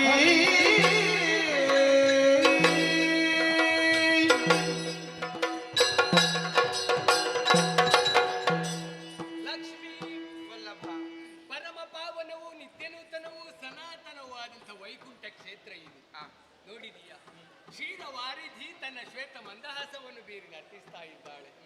ಇವಳಿಷ್ಟು ಸಂತೋಷವಾಗಿರುವುದಕ್ಕೆ ಕಾರಣ ಏನು ಅನ್ನುವ ಹಾಗೆ ಯೋಚಿಸಿದ್ರೆ ಹರಿಗೆ ಭೂಮಿನಿಯನ್ನು ಹರಗೆ ಚಂದ್ರಮನನ್ನು ಇಂದ್ರಾದಿ ಸುಮನಸರಿಗೆ ಸಕಲ ಸೌಭಾಗ್ಯವನ್ನು ಕೊಟ್ಟಿದ್ದೇನೆ ಅನ್ನುವಂಥ ಸಂತೋಷ ಅವಳಲ್ಲಿ. ಬಿಳಿಯ ಬಣ್ಣ ಶಾಂತಿಯ ಸಂಕೇತ. ಎಲ್ಲಿ ಸಾಗರದಷ್ಟು ಶಾಂತಿ ನೆಲೆಯಾಗಿರ್ತದೋ ಅಲ್ಲಿ ಭಗವಂತನ ಆವಾಸ ಸ್ಥಾನ ಇದೆ ಅನ್ನುವುದು ಅಷ್ಟೇ ಸತ್ಯ. ಅಸ್ಥಿರವಾದಂತಹ ಮಾನವತೆಗೆ ಸುಸ್ಥಿರವಾದಂತಹ ಅಮೃತ ತತ್ವದ ಹೊಲವನ್ನು ಅನುಗ್ರಹಿಸಬೇಕು ಅನ್ನುವಂಥ ಉದ್ದೇಶದಿಂದ ಅಕುಂಠಿತವಾದಂತಹ ವೈಕುಂಠ ಕ್ಷೇತ್ರದಲ್ಲಿ ಶಾಶ್ವತವಾಗಿ ನೆಲೆಯಾದವನು ಲಕ್ಷ್ಮಿ. ಈ ಹಿಂದಕ್ಕಾದ್ರೆ ಪಾಲ್ಗಡಲನ್ನು ಮಥಿಸಿದ ವೇಳೆಯಲ್ಲಿ ಹುಟ್ಟಿ ಬಂದವಳು ನೀನು. ಆ ಕಾಲಕ್ಕೆ ಲಕ್ಷ್ಮೀ ಸ್ವಯಂವರ ಅನ್ನುವುದು ನಡೆದು ಹೋಗಿತ್ತು. ನಿನ್ನನ್ನು ನಾನು ಮದುವೆ ಆದ ಆ ಕಾಲದಲ್ಲಿ ನಿನ್ನಲ್ಲಿ ಒಂದು ಮಾತು ಕೇಳಿದ್ದೆ. ಮನಸ್ಸಿನಲ್ಲಿ ಏನಾದ್ರೂ ಆಸೆ ಆಕಾಂಕ್ಷೆಗಳಿದ್ರೆ ಕೇಳಿಕೋ ಲಕ್ಷ್ಮಿ ಅನ್ನುವ ಹಾಗೆ. ಆವಾಗ ನೀನೇ ಕೇಳಿಕೊಂಡದ್ದಲ್ವಾ, ಚಂಚಲೆಯಾದಂತಹ ನಾನು ಸ್ಥಿರವಾಗಿರಬೇಕು ಅಂತ ಇದ್ರೆ ನಿಮ್ಮ ವಕ್ಷಸ್ಥಳದಲ್ಲಿ ಅವಕಾಶ ಬೇಕು ಸ್ವಾಮಿ ಅನ್ನುವ ಹಾಗೆ. ಆವಾಗಲೇ ಅಸ್ತು ಅನ್ನುವ ಹಾಗೆ ನಿನ್ನ ಆಶೆಯನ್ನು ಪೂರೈಸಿದವನು. ಅಂದಿನಿಂದ ಇಂದಿನವರೆಗೆ ನಿನ್ನ ಮನದ ಕಾಮನೆಗಳು ಏನು ಅನ್ನುವುದನ್ನು ಅರ್ಥ ಮಾಡಿಕೊಂಡು ಎಲ್ಲವನ್ನು ಸಕಾಲದಲ್ಲಿ ಒದಗಿಸಿಕೊಟ್ಟವನು. ನನ್ನ ಮನದ ಕಾಮನೆಗಳು ಏನು ಅನ್ನುವುದನ್ನು ತಿಳಿದುಕೊಂಡು ನೀನು ವ್ಯವಹರಿಸ್ತಾ ಇದ್ದವಳು. ಆದ್ದರಿಂದಲೇ ಲೋಕದಲ್ಲಿ ಲಕ್ಷ್ಮೀನಾರಾಯಣರಾಗಿ ಕಾಣಿಸಿಕೊಂಡವರು ನಾವು. ಲಕ್ಷ್ಮಿ, ಆಶ್ಚರ್ಯ ಆಗಿದೆಯಲ್ಲ, ನಾನು ಇಷ್ಟು ಮಾತಾಡಿದ್ರು ಕೂಡ ಯಾವುದೇ ಒಂದು ಸೊಲ್ಲನ್ನು ನೀನು ಮಾತಾಡುವುದು ಕಾಣುವುದಿಲ್ಲ. ಆದ್ರೆ ಈಗ ಕೊನೆಯ ಕಾಲಕ್ಕೆ ನಿನ್ನ ಮುಖದ ಭಾವದಲ್ಲಿ ಬದಲಾವಣೆಯನ್ನು ಕಂಡುಕೊಂಡಿದ್ದೇನೆ. ಏನೋ ಮಾತಾಡಬೇಕು ಅನ್ನೋಂಥ ತುಡಿತ ನಿನ್ನಲ್ಲಿ ಕಾಣ್ತದೆ. ಏನು ಲಕ್ಷ್ಮಿ? ಮಾತನಾಡುವುದು ಇದ್ದದ್ದೇ, ಗಂಡ ಹೆಂಡತಿಯಲ್ಲಿ, ಹೆಂಡತಿ ಗಂಡನಲ್ಲಿ ಸರಸ ಸಲ್ಲಾಪ ಅಲ್ವೇ? ಖಂಡಿತ. ದಾಂಪತ್ಯ ಜೀವನ ಎಂದಾದ ಬಳಿಕ, ಅದರಲ್ಲಿಯೂ ಲೋಕದೇವನ ಹೆಂಡತಿ ಎಂದಾದ ಬಳಿಕ ಇದೆಲ್ಲವೂ ಸಹಜ ಅಂತ ಭಾವಿಸ್ತೇನೆ. ಲೋಕಕ್ಕೆ ಆದರ್ಶರು ಯಾರು ಅಂತ ಕೇಳಿದ್ರೆ ಲಕ್ಷ್ಮೀನಾರಾಯಣರಾದಂತ ನಾವೇ ಅಲ್ವಾ ಸ್ವಾಮಿ? ಆದ್ರೆ ಈವರೆಗೆ ನೀವು ಸಾಗಿ ಬಂದ ದಾರಿ, ನಿಮ್ಮನ್ನು ನೀವು ಲೋಕದ ಮಂದಿಗಳ ಕ್ಷೇಮವನ್ನ ಒದಗಿಸುವಲ್ಲಿ, ಸ್ಥಾಪಿಸುವಲ್ಲಿ ತೊಡಗಿಸಿಕೊಂಡ ಬಗೆ, ಇದೆಲ್ಲವನ್ನ ಆಲೋಚಿಸುವಾಗ ಹೇಗೆ ಬಣ್ಣಿಸುವುದಂತೆ ಗೊತ್ತಾಗುವುದಿಲ್ಲ. ಏನು ಲಕ್ಷ್ಮಿ? ಬನ್ನಿ ಬೇಪದಿ ಗೈದ ದಡನ ಗೈದ ದಡನ ಏನ ಬನ್ನಿ ಬೇಪತಿ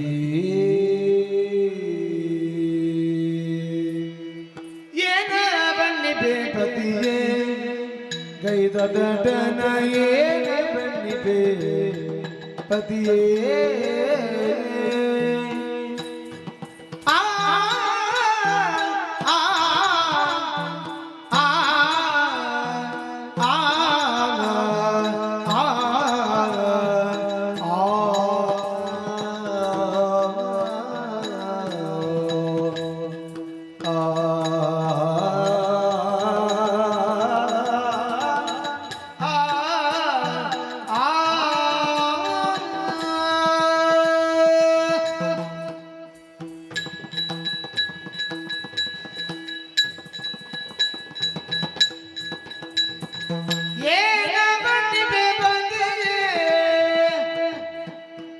ಗೈದ ದಡನ ಏನ ಬನ್ನಿ ಬೇಪತಿಯೇ ಗೈದ ದಡನ ಏನ ಬನ್ನಿ ಬೇಪತಿಯೇ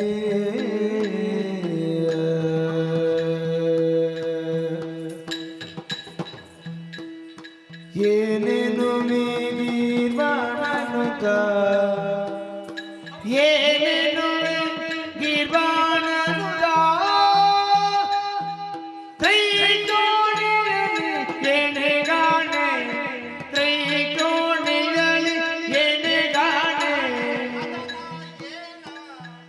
ತಮ್ಮ ಪ್ರವೀಣತೆಗೆ ಶಿವನಾನೆ ತಮ್ಮ ಪ್ರವೀಣತೆಗೆ ಶಿವನಾನೆ ನಿಮ್ಮಯ ರಾಣಿಯಾಗಿಯ ನಾನೇ ಧನ್ಯಳು ನಿಮ್ಮ ರಾಣಿಯಾಗಿಯ ನಾನೇ ಧನ್ಯಳು ನಾನೇ ಧನ್ಯಳು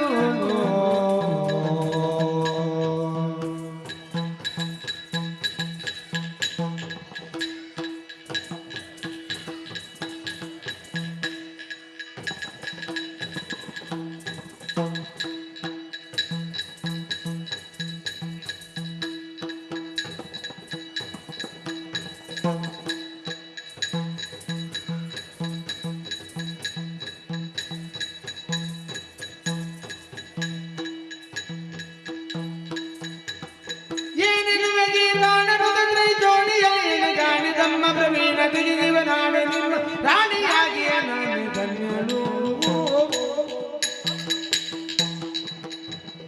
ಏನ ಬಳ್ಳಿ ಬೆಬದಿಯೇ ಕೈದ ಘಟನ ಏನ ಬಳ್ಳಿ ಬೆಬದಿಯೇ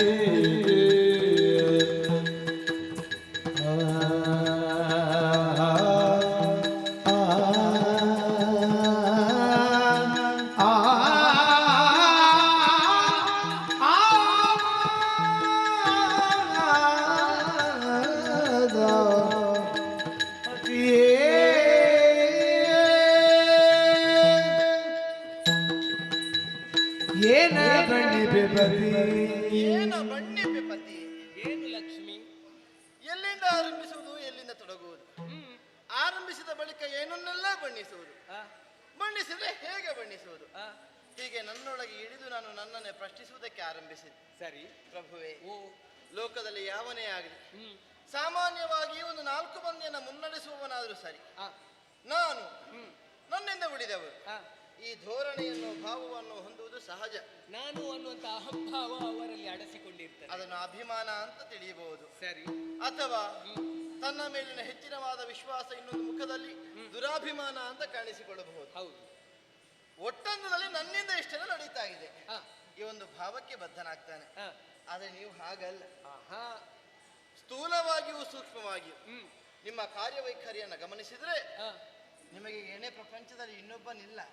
ಅಂದ್ರೆ ಅದ್ಭುತವಾದದ್ದು, ಅತಿಶಯವಾದದ್ದು, ಅಪೂರ್ವವಾದದ್ದು ಯಾವುದೆಲ್ಲ ಪ್ರಪಂಚದಲ್ಲಿ ಈವರೆಗೆ ನಡೆದಿದೆಯೋ ಅದರ ನಿಮ್ಮ ದಕ್ಷತೆ, ನಿಮ್ಮ ಕಾರ್ಯವೈಖರಿಯ ಪ್ರಬುದ್ಧತೆ ಎದ್ದು ಕಾಣಿಸ್ತದೆ ಪ್ರಭುವೇ. ಅದಕ್ಕೆ ಆರಂಭಿಸಿದ್ದು. ಸಹಜವಾಗಿ ಬಣ್ಣದ ಮಾತುಗಳು ಏನನ್ನು ತಿಳಿಸ್ತದೆ? ಏನು? ಅಲ್ಲದೆ ಇರುವುದನ್ನು ವೈಭವೀಕರಿಸಿ ಆಡುವುದಕ್ಕೆ ಬಣ್ಣದ ಮಾತುಗಳು ಅಂತ ಹೇಳು. ಇಲ್ಲದೆ ಇರುವುದನ್ನು ಉಂಟು ಅನ್ನುವ ಹಾಗೆ ತಿಳಿದು ಆಡುವುದು. ಏನೋ ಒಂದು ಸಹಜವಾಗಿ ನಡೆದದನ್ನು ಅಸಾಧತೆಯಿಂದ ಕೂಡಿದವರಾಗಿ ಬಣ್ಣಿಸುವುದು. ಅದಿದು ಹಾಗಲ್ಲ. ನಾನು ಹೇಗೆ ಆಡಿದ್ರು ಅದು ಬಣ್ಣನೆಯ ಮಾತುಗಳಾಗ್ತದೆ. ಅದು ಬಣ್ಣ ತುಂಬಿದ ಮಾತಾಗ್ತದೆ. ಬಣ್ಣ ತುಂಬಿದ ಮಾತು. ಗಂಡನನ್ನ ಹೊಗಳಬೇಕು ಅನ್ನೋ ಒಂದು ಉದ್ದೇಶಕ್ಕಾಗಿ ಮಾತ್ರ ಆಡುವಂತಹದ್ದಲ್ಲ. ನಾನು ಅಂತಲ್ಲ, ನನ್ನ ಜಾಗದಲ್ಲಿ ಯಾವನು ಅಥವಾ ಯಾವಳು ನಿಂತು ಆಡಿದ್ರು ನಿಮ್ಮನ್ನ ಬಣ್ಣಿಸುವುದೇ. ಅದು ಹಾಗೆ ಅಲ್ವಾ ಲೋಕದಲ್ಲಿ. ಗಂಡನ ಯೋಗ್ಯತೆ ಏನು ಅನ್ನುವುದನ್ನು ಅರ್ಥ ಮಾಡಿಕೊಂಡಂತ ಹೆಂಡತಿ ಗಂಡನನ್ನು ಪರಿಪರಿಯಾಗಿ ಹೊಗಳುವುದೊಂದು ಕ್ರಮ ಅಲ್ವಾ? ಸಹಜ. ಜ್ಞಾನ, ಇಚ್ಛೆ, ಕ್ರಿಯೆ 3 ಬೇರೆ ಬೇರೆ ವಿಭಾಗಗಳು. ಒಂದು ಇನ್ನೊಂದನ್ನ ಉಳಿದು ಅಂತಾದ್ರೆ ಅದು ಅಪೂರ್ಣವಾಗ್ತದೆ. ಹೌದು. 3 ಜೊತೆಯಾಯಿತು ಅಂತಾದ್ರೆ ಪ್ರಪಂಚದ ಕಾರ್ಯಗಳು ಸಾಂಗವಾಗಿ ಮುನ್ನಡೆಯಲ್ಪಡ್ತದೆ. ಕಾರ್ಯದಲ್ಲಿ ಪೂರ್ಣತೆಯನ್ನು ಹೊಂದುತ್ತದೆ. ಒಂದರ್ಥದಲ್ಲಿ ಆ 3 ಮೂರ್ತುಗಳನ್ನು ಒಂದೇ ದಾರದಲ್ಲಿ ಪೋಣಿಸಿ ಲೋಕಕ್ಷೇಮವನ್ನು ಈವರೆಗೆ ಸಾಧಿಸಿದ ಅತಿಶಯರು ತಾವಾಗಿದ್ದೀರಿ. ಅಂತಹ ನಿಮ್ಮ ಬಾಳ ಸಂಗಾತಿಯಾಗಿ ಒದಗಿ ಬರುವ ಯೋಗ ಭಾಗ್ಯ ನನಗೆ ಸಿಕ್ಕಿತಲ್ಲ ಪ್ರಭುವೆ. ಅದನ್ನು ಆಲೋಚಿಸುವುದು ನಾನು. ಪ್ರಪಂಚದ ಮಂದಿಗಳೆಲ್ಲ ಪೂರ್ಣ ಮನಸ್ಸಿನಿಂದಲೇ ಹೇಳಿಕೊಡ್ತಾರೆ. ಹೇಗೆ? ಲಕ್ಷ್ಮಿ ಎಂಬ ಲಲನೆ ತೊಡರ ಕುಡಿಯಂ ಪೋಲುವಳ್ ಬಾಲೆ.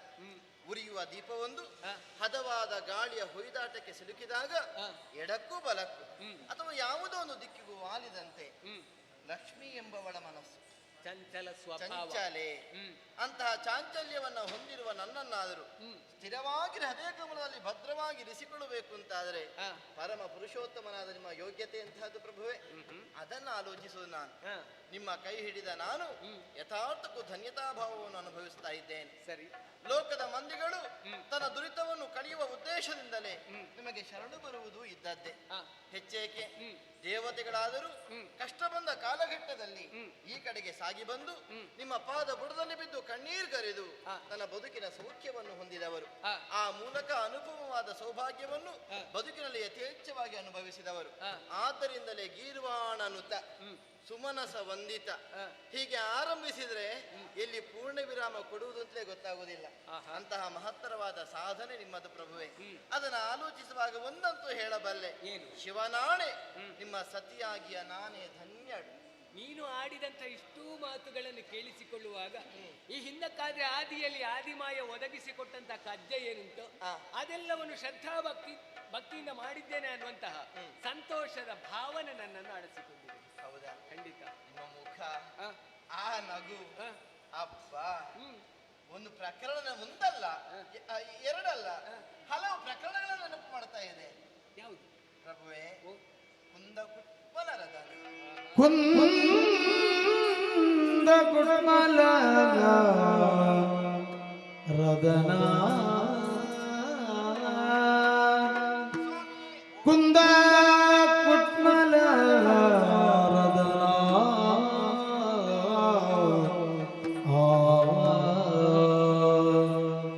ಕುಂದ ಕುಟ್ಮಲ ರದನ ರದನ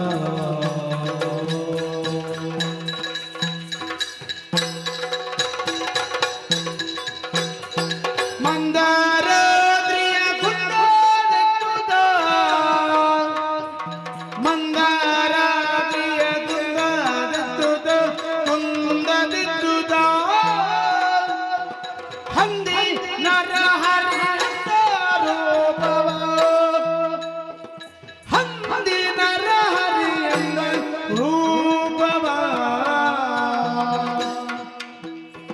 ಹೊಂದಿ ಕಶ್ಯಪ ನಂದನರ ಕಥೆಯಿಂದ ಇರಿದು ವಟುವೆಂದೆನಿದೆ ಹೊಂದಿ ಕಶ್ಯಪ ನಂದನರ ಕಥೆಯಿಂದ ಇರಿದು ವಟುವೆಂದೆನಿದೆ ಹೊಂದಿ ಕಶ್ಯಪ ನಂದನರ ಕಥೆಯಿಂದ ಇರಿದು ವಟುವೆಂದೆನಿದೆಯೇ ಮದದಿಂದ ಮೆರೆವ ಮದದಿಂದ ಮೆರೆವ ಮದಾಮ ಬಲಿಯ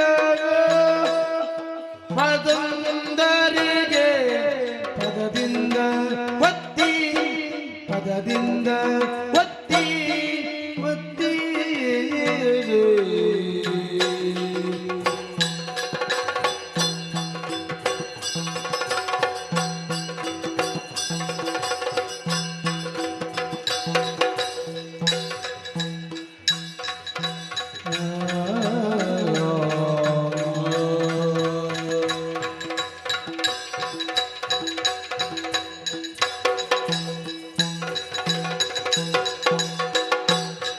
ಸುರೇಂದ್ರದ ಮನದ ಬೃಂದ ಬರೆದುದ ಸುರೇಂದ್ರದ ಮನದ ಬೃಂದ ಬರೆದುದ ಇಂದಿನಿದಿ ಮುದದಿಂದ ಪೊಗಳಿದೆ ಮುದದಿಂದ ಪೊಗಳಿದೆ ಸುರೇಂದ್ರದ ಮನದ ಬೃಂದ ಬರೆದುದ ಇಂದಿನಿದಿ ಮುದದಿಂದ ಪೊಗಳಿದೆ ಕುಂದ ಕುಟಬಲ ರದನ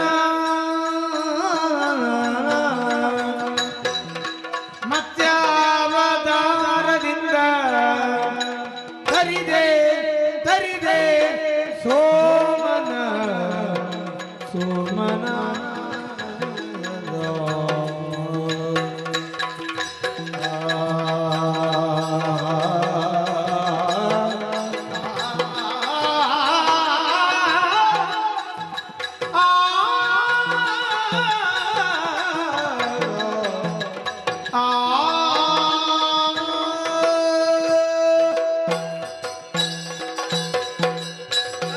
ಸಹಜದ ಧರ್ಮ ನಗಿಸುವುದು ಪರಧರ್ಮ.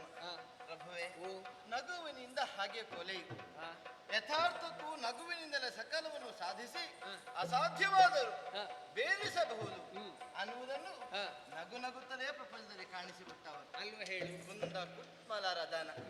ಪ್ರಭುವೇ, ಮುಗ್ಗು ಮಲ್ಲಿಗೆ ಪೋಣಿಸಿಟ್ಟ ಕಾಲದಲ್ಲಿ ಹೇಗೆ ಕಣ್ಣಿಗೆ ಆನಂದವನ್ನು ಕೊಡ್ತದೋ ಸಂತೋಷವನ್ನ ಕೊಡ್ತದೆಯೋ ಅಂತೆಯೇ ನಿಮ್ಮ ದಂತ ಪಂಕ್ತಿಗಳು ಹಲ್ಲುಗಳ ಸಾಲು ಒಂದರ್ಥದಲ್ಲಿ ಮೊಗ್ಗು ಮಲ್ಲಿಗೆಯನ್ನು ಜೋಡಿಸಿಟ್ಟ ಹಾಗೆ. ಈ ಅರಳು ಮಲ್ಲಿಗೆ ಅಲ್ಲ, ಅರಳು ಮಲ್ಲಿಗೆಯವರು ಸದಾ ನಗು ಹಾಗೆ ಕಾಣಿಸುವುದು. ಅವ್ರು ನಗಬೇಕು ಅಂತಿಲ್ಲ, ಅವರು ಅತ್ತರು ಅವರು ನಗಡಿದರು ನಗುವಂತೆ ಕಾಣುವ. ಎಷ್ಟು ದುಃಖದಲ್ಲಿದ್ದು ಇದ್ರೂ ಕೂಡ ನಗುತ್ತಲೇ ಇರ್ತಾರೆ ಅನ್ನುವಂಥ ಭಾವನೆ ಆಡಿಸಿಕೊಳ್ತದೆ ಅಲ್ಲವರೆಗೆ ಅಲ್ವಾ? ಹೌದು. ಅದಕ್ಕೆ ಅರಳು ಮಲ್ಲಿಗೆ. ಇದು ಹಾಗಲ್ಲ, ಮೊಗ್ಗು ಮಲ್ಲಿಗೆ. ಕುಂದ ಕುಟ್ಮಲರ ದಾನ.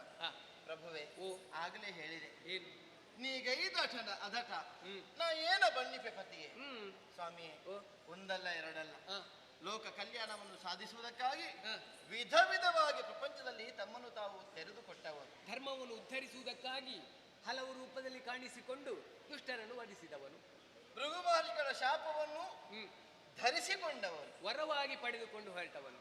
ಪ್ರಭುವೇ, ಶಿರದೊಳ ಅಂತೆ ಶಾಪವಿದನು ಮುನಿಪಸೋತ್ತಮ ಹೀಗೆ ಆಡುವ ಮೂಲಕವಾಗಿ ಲೋಕ ಕಲ್ಯಾಣವನ್ನು ಸಾಧಿಸುವುದಕ್ಕೆ ಹೊರಟ ಬಗೆಯನ್ನು ಯೋಚಿಸುವಾಗ ನನಗೆ ಸಂತೋಷವಾಗ್ತದೆ. ಪ್ರಭುವೇ, ಬಹಳ ಪೂರ್ವದಲ್ಲಿ ದೇವತೆಗಳು ಅಸುರರು ಒಂದಾಗಿ ವಿಶಾಲವಾದ ಕುಂದರಗಿರಿಯನ್ನೇ ತಂದು ಮಂದರಾತ್ರಿಯನ್ನು ಬಳಸುವ ಮೂಲಕವಾಗಿ ಸಮುದ್ರವನ್ನು ಮಥನ ಮಾಡುತ್ತಲೇ ಅನುಪಮವಾದ ಸಕಲ ಸಂಪದವನ್ನು ಮತ್ತೆ ಪಡೆಯಬೇಕೆನ್ನುವ ಹಂಬಲಕ್ಕೆ ಮುಂದಾದರಂತೆ. ಹೌದು. ಆ ಕಾಲಘಟ್ಟದಲ್ಲಿ ನೀವು ಆ ಮಂದರಾತ್ರಿಯನ್ನು ಆಧರಿಸುವ ಉದ್ದೇಶದಿಂದಲೇ ಕೂರ್ಮಾವತಾರವನ್ನು ತಳೆದವರು. ಮುಳುಗುತ್ತಿರುವಂತಹ ಮಂದರಾತ್ರಿಯನ್ನು ಎತ್ತಿ ಆಚರಿಸುವುದಕ್ಕಾಗಿ ಭಾರಿ ಕೂರ್ಮನಾಗಿ ಕಾಣಿಸಿಕೊಂಡವನು. ಕುಂದ ದೆತ್ತುತ ಪ್ರಭುವೆ, ಎಲ್ಲಿಯಾದ್ರೂ ಮುಳುಗಿ ಬಿಡ್ತಿದ್ರೆ ಲೋಕಕ್ಕೆ ಅದು ಕೊರತೆ ಅಂತ ಕಾಣಿಸ್ತಿತ್ತು. ಆದ್ರೆ ಆ ಕೊರತೆಯನ್ನು ನೀಗಿಸಿದ್ರೆ, ಆ ಕೊರತೆಯನ್ನು ಸಾಧುವಾಗಿಸಿದ್ದು ತನ್ನ ಬೆನ್ನ ಭಾರವನ್ನು ಅದಕ್ಕೆ ಒಡ್ಡುವ ಮೂಲಕವಾಗಿ ಎತ್ತಿ ಹಿಡಿದು ಆಧರಿಸಿ ದೇವತೆಗಳಿಗೂ ಅಸುರರಿಗೂ ಒಟ್ಟಂದಲ್ಲಿ ಲೋಕದ ಮಂದಿಗಳಿಗೆ ಅಪಕಾರವಾಗದ ಹಾಗೆ ಎಲ್ಲರಿಗೂ ರಕ್ಷಣೆಯನ್ನು ಒದಗಿಸಿದವನು. ಆ ಮೂಲಕ ದೇವತೆಗಳು ಕಳೆದುಕೊಂಡ ಸಕಲ ದಿವ ಸಂಪದವನ್ನು ಮತ್ತೆ ಪಡೆಯುವುದಕ್ಕೆ ಸಾಧ್ಯವಾಯಿತು. ಹೌದು. ವೇದವಧುಗಳನ್ನು ಕದ್ದೊಯ್ದವ ತಮನಾಮಕ ದೈತ್ಯ ಸೋಮಕ ಹೇಗೆ ಮೆರೆದ, ಎಷ್ಟು ಅಟ್ಟಹಾಸವನ್ನು ಮಾಡಿದ, ಅವನನ್ನು ಕೊಂದು ನಿಗಿಸುವ ಉದ್ದೇಶದಿಂದಲೇ ಮತ್ಸ್ಯಾವತಾರವನ್ನು ತಡೆದು ಪ್ರಭುವೆ ಅವನನ್ನು ಕೊಂದು ಕಳೆದ ಬಗೆ ಅನುಪಮವಾದದ್ದು. ಸರಿ, ಇಂದಿಗೂ ಆಲೋಚಿಸುವಾಗ ನನಗೆ ಅನಿಸ್ತದೆ, ಏನು? ಕೆಲವೊಮ್ಮೆ ಕೂರ್ಮನಾಗಿ ಇನ್ನೊಮ್ಮೆ ಮತ್ಸ್ಯನಾಗಿ ತನ್ನ ನಿಜವನ್ನ ಬಿಟ್ಟು ಎನ್ನರಸ ತನ್ನನ್ನು ತಾನು ಆ ಬಗೆಯಿಂದ ಕಾಣಿಸಿಕೊಡ್ತಾನೆ ಅಂತಾದರೆ ಅಣುವೂ ಆಗಬಲ್ಲ, ಸ್ಥೂಲ ರೂಪದಲ್ಲಿ ವಿಜೃಂಭಿಸಬಲ್ಲ ಅನ್ನುವುದಕ್ಕೆ ಬೇರೆ ಪ್ರಕರಣಗಳು ಸಾಕ್ಷಿ ಬೇಡ. ಖಂಡಿತ ಅದು. ಅಲ್ಲದೆ ಕಶ್ಯಪನಂದರನ ಕೊಂದು ಮುಗಿಸುವ ಉದ್ದೇಶದಿಂದಲೇ ಹಿರಣ್ಯಾಕ್ಷ ಹಿರಣ್ಯ ಕಶ್ಯಪಗಳ ಪ್ರಕರಣ ಶ್ವೇತ ವರಾಹನಾಗಿ ನಾರಸಿಂಹನಾಗಿ ನಿಮ್ಮನ್ನು ನೀವು ತಿಳಿದುಕೊಟ್ರಿ. ಹೌದು. ಒಬ್ಬನನ್ನು ದಾಡಿಯಿಂದ ತಿವಿದು ಮತ್ತೊಬ್ಬನನ್ನ ನಕ್ಕವದಿಂದ ತನ್ನ ಕರುಳನ್ನೇ ಬಗೆದು ಲೋಕ ಕಲ್ಯಾಣವನ್ನು ಸ್ಥಾಪಿಸಿಕೊಟ್ರಿ. ಸರಿ. ಭಕ್ತನಾದ ಪ್ರಹ್ಲಾದನಿಗೆ ಬೇಕಾಗಿ ಕಂಬದಿಂದ ಹೊರಬಂದು ಬಿಂಬ ರೂಪದಲ್ಲಿ ಕಾಣಿಸಿಕೊಟ್ಟು ಲೋಕ ಕಲ್ಯಾಣವನ್ನು ಸ್ಥಾಪಿಸಿದವರು. ಇಂದ್ರಸೇನ ನಾಮಕ ತನ್ನ ಬಲದಿಂದಲೇ ಬಲಿಚಕ್ರವರ್ತಿ ಅಂತ ಮೆರೆದವ, ಬಲಿಚಕ್ರವರ್ತಿ ಎನ್ನುವ ಹೆಗ್ಗಳಿಕೆಯನ್ನು ಪಡೆದವ, ಅವನನ್ನು ಉದ್ಧರಿಸುವ ತೀರ್ಮಾನದಿಂದಲೇ ವಾಮನಾವತಾರವನ್ನು ತಳೆದವರು. ಬಾಲ ವಟುವಾಗಿ ಕಾಣಿಸಿಕೊಂಡು ತನ್ನ ಕಾಲಿನಿಂದ ಅವನನ್ನು ರಸಾತಳಕ್ಕೆ ಒತ್ತಿ ಲೋಕದ ಮಂದಿಗಳಿಗೆ ಕ್ಷೇಮವನ್ನು ಒದಗಿಸಿಕೊಟ್ಟಿದೆ. ಹೌದು ಪ್ರಭುವೆ, ಇಷ್ಟೆಲ್ಲವನ್ನು ಆಲೋಚಿಸುವಾಗ ನನಗೆ ಸಂತೋಷ ಎನಿಸ್ತದೆ. ಅಲ್ಲದೆ ಈ ಪ್ರಕರಣವನ್ನು ಇನ್ನೊಬ್ಬರು ಯೋಚಿಸಿದ್ರು ಅಂತಾದ್ರೆ ಮೈಯೆಲ್ಲ ಬೆವರಾದೀತು ಪ್ರಭುವೆ. ಅಲ್ವೇ ಹೇಳು. ಧರ್ಮಕ್ಕೆ ಗ್ಲಾನಿಯಾದಾಗ, ಅಧರ್ಮ ಅಧಿಕವಾದಾಗ ಲೋಕದಲ್ಲಿ ಧರ್ಮವೇ ಸಂಸ್ಥಾಪನೆ ಆಗಬೇಕು ಅನ್ನುವಂಥ ಉದ್ದೇಶದಿಂದ ನೀನು ಹೇಳಿದ ಹಾಗೆ ಹಲವಾರು ರೂಪಗಳಿಂದ ಕಾಣಿಸಿಕೊಂಡು ಧರ್ಮವನ್ನು ಉದ್ಧರಿಸಿದ್ದು ಹೌದು. ನಾನು ಅಲ್ಲಂತ ಹೇಳುವುದಿಲ್ಲ, ಅದನ್ನೇ ಹೇಳಿದ್ದು ನಾನು. ಹೌದು. ಅದನ್ನೆಲ್ಲ ಯೋಚಿಸುವಾಗ ನಾನು ಎಷ್ಟು ಹೇಳಿದ್ರು ಕಡಿಮೆ ಅಂತಲೇ ಆಗುದು. ಹಾಗಾಗಿ ಮನಸ್ಪೂರ್ವಕವಾಗಿ ಎಂತದಾಯ್ತು ಇದು ಭಾರ ಸುದರ್ಶನ. ಎಷ್ಟು ಹೇಳಿದ್ರು ಭಾರ ಕೈ ಏನು ಸರದಿ ಎರೆ ಎರೆ ಸಾಗಿಸುತ್ತಿರೆ ಸಿರಿಯರ ಜನ ಕರದೊಳೆಯುವುದನ್ನು ಕೇಳುತ್ತ ಕಿರುನಗೆಯ ಬೀರದ ತಿಳಿದು ಕರಬಹುದು ಹಿಂದೆಂದ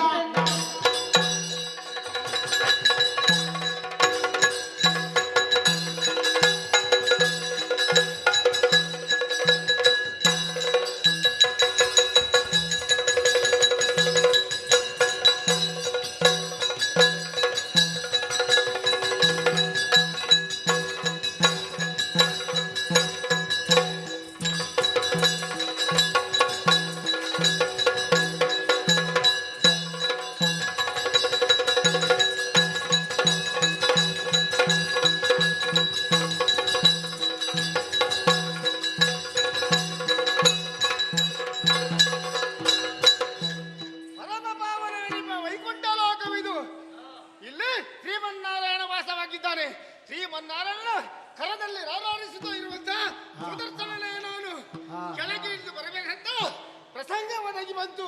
ಸಹಿಸುವುದಕ್ಕಾಗುವುದಿಲ್ಲ. ಸತಿಪತಿಯರ ಮಾತುಗಳನ್ನು ಕೇಳಿಕೊಂಡು ಪ್ರಾರಂಭಕ್ಕೆ ಒಳ್ಳೆದಿತ್ತು. ಮತ್ತೆ ನೋಡ್ತೇನೆ ಮತ್ತೊಬ್ಬರಿಗೆ ನೋವು ಆಗುವ ಹಾಗೆ ಮಾತುಗಳು ಬರ್ತಾ ಇವೆ. ಯಾಕೆ ಏನು ಎಲ್ಲಿ ಅನ್ನುವ ಹಾಗೆ ಲಕ್ಷ್ಮೀದೇವಿಯಲ್ಲಿ ಮಾತಾಡಬೇಕು. ಆ ಕಡೆಗೆ ಹೋಗ್ತೇನೆ.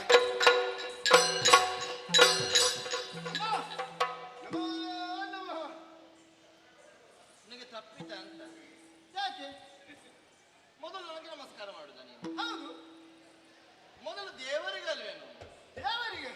ದೇವರಿಗೆ ನಮಸ್ಕಾರ ಯಾವಾಗಲೂ ಉಂಟು. ದೇವರಿಗೆ ನಮಸ್ಕಾರ ಮಾಡ್ತೇನೆ.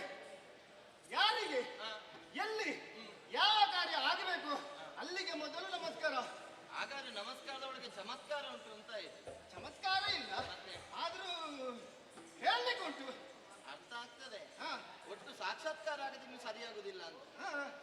ಏನು ಏನಾಗಿದೆ ಈಗ? ದೊಡ್ಡ ವಿಷಯ ಇಲ್ಲ ಲಕ್ಷ್ಮಿ. ಯಾವಾಗ್ಲೂ ನನಗೆ ಉಂಟಲ್ಲ ನಮಸ್ಕಾರ. ಆದ್ರೆ ಇವತ್ತಿಲ್ಲ ಅಲ್ಲ. ಅದು ಇವತ್ತೇನಿಲ್ಲ.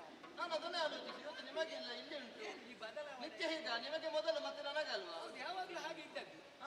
ಅಮ್ಮ ತಪ್ಪಿತ ಅಮ್ಮ ಇಲ್ಲಿಗುಂಟು ಇಲ್ಲಿಗಿಲ್ಲ. ನಿಮಗೆ ಬೇಸರ ಆಗಬಾರ್ದಲ್ಲ. ಹಾಗಾಗಿ ಓ ದೇವರ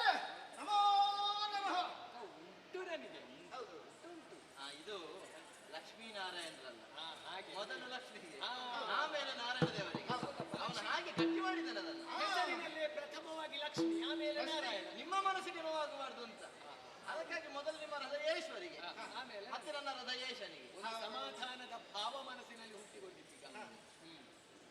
ಈಗ ಅವರಲ್ಲಿ ಮಾತಾಡಬೇಕಿಲ್ಲ ಇಲ್ವಾ? ಇಲ್ಲ ಹಾಗಾಗಿ ನಿಮಗೆ ಬಂದು ವಂದಿಸಿದ್ದೇನೆ. ಅಮ್ಮ ಒಂದು ಎರಡು ಮಾತನಾಡೋದಕ್ಕೆ ಅವಕಾಶ ಅದೇ ಉಂಟಾ? ನನ್ನಲ್ಲಿ ಮಾತು ಉಂಟು ಅಂತ ಹೌದು, ಮತ್ತೆ ಪ್ರಭುವೇ, ಮಾತಾಡುವುದಕ್ಕೆ ನಮ್ಮ ಮಾತು ಉಂಟ ಅಂತ ಏನು ಅಂತ ಮಾತಾಡಿಸ್ತೇನೆ ಅವನನ್ನು. ಅಮ್ಮ ತುಂಬಾ ಇಲ್ಲ ಇಷ್ಟರವರೆಗೆ ಕೇಳಿದ್ದು ನನಗೆ ಅನಿಸಿದ್ದು ಎಲ್ಲ ನಿಮ್ಮಲ್ಲಿ ಹೇಳಿಕೊಟ್ಟು, ಹಾಗಾಗಿ ಇಲ್ಲಿ ಬೇಡ ಒಂದು 4 ಹೆಜ್ಜೆ ಒಂದೆರಡು ದಿವಸ ತಿರುಗಾಟ ಅಲ್ಲಲ್ಲ, ಯಾವಾಗಲಿಂದ ನಾನು ಅವರ ಜೊತೆಗಿಲ್ಲ ನೀನು. ನನ್ನ ಕೈಯಲ್ಲೇ ಇದ್ದದ್ದು ಮತ್ತೆ ವಿಷಯ ಎಷ್ಟಿರ್ಬೇಕು?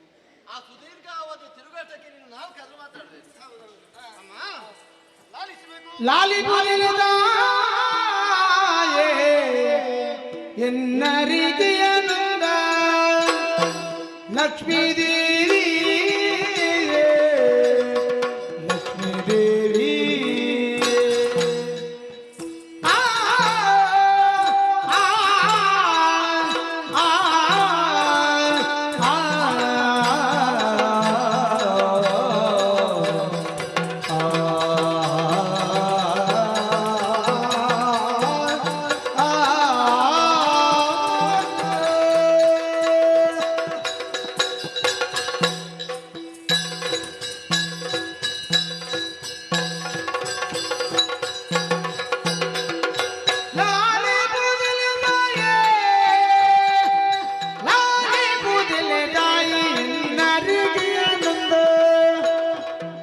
ಎನ್ನರಿಗೆಯನುಂದ ಲಕ್ಷ್ಮೀ ದೇವಿ ಲಕ್ಷ್ಮೀ ದೇವಿ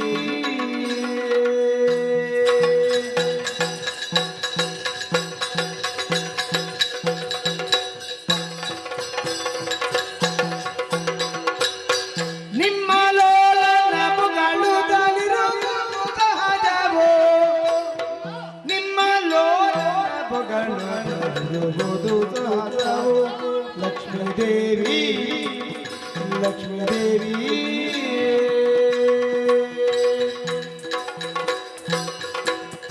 ಸಾರದನಾಭನ 3 ಲೋಕದಿರಲು ಸಾರದನಾಭನ 3 ಲೋಕದಿರಲು ಲಕ್ಷ್ಮೀ ದೇವಿ ಎಲ್ಲರ ನಾಡಿದುದ ಮನ್ನನೆಗಳ ನೀವರು ಲಕ್ಷ್ಮೀ ದೇವಿ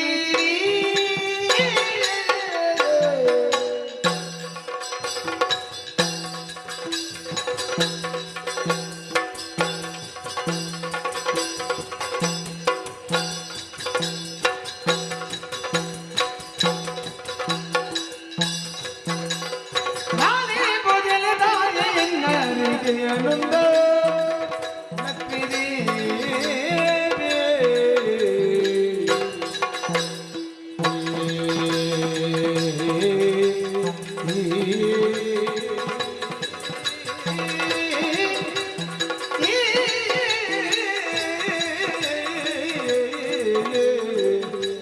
ಲಕ್ಷ್ಮೀ ದೇವಿ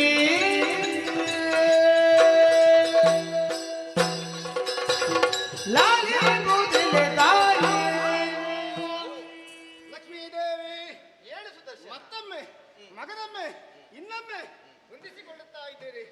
ಈ ಅನುಗ್ರಹಿಸಿ ಆ ದೇವರು ನನ್ನ ಸರ್ವದಾ ಅನುಗ್ರಹಿಸಿ. ಹೌದೌದೌದು ಎಷ್ಟು ನಮಸ್ಕಾರ ಮಾಡಿದ್ರು ಸಾಕು ಅಂತ ಆಗುದಿಲ್ಲ, ಅಂತಹ ಪ್ರಸಂಗ ಒದಗಿ ಬಂತು ಈಗ.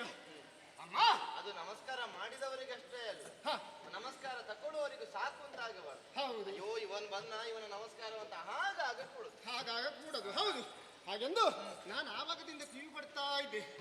ಇದ್ದಲ್ಲಿದ್ದಲೇ ಕಿವಿ ಕೊಟ್ಟು ಕೊಟ್ಟು ಕೊಟ್ಟು ಕೊಟ್ಟು ಎಷ್ಟು ಮಾತಾಡುದು ಯಾರಿಗೆ ಎಷ್ಟು ಮಾತಾಡುದು. ಯಾರಿಗೆ ಕಿವಿ ಕೊಟ್ಟದ್ದು? ಹ? ಕಿವಿ ಕೊಟ್ಟದಂದ್ರೆ ಹಾಗಲ್ಲ, ಯಾರು ಮಾತಾಡಿದ ಕಿವಿ ಕೊಟ್ಟದ್ದು? ನೀವು ಇವತ್ತು ಗಂಡ ಹೆಂಡತಿ. ಮಾತಾಡಿದ್ದು ಕಡಿಮೆ. ಹೌದಾ? ಮತ್ತೆ ಗಂಡ ಹೆಂಡತಿಯರು ಮಾತಾಡಿದನ್ನು ಕೇಳಿ ಕೇಳಿ ಈ ಕಡೆಗೆ ಇಳಿದು ಬಂದಿದ್ದೇನೆ. ಅದು ಒಳ್ಳೇದು. ನಾವು ಮಾತಾಡೋದು ನಮಗೆ ಕೇಳುದಿಲ್ಲ, ನಿನಗೆ ಕೇಳಿದ್ದಲ್ಲ. ನಾನು ತಪ್ಪು ಅಂತ ಹೇಳುದಲ್ಲ.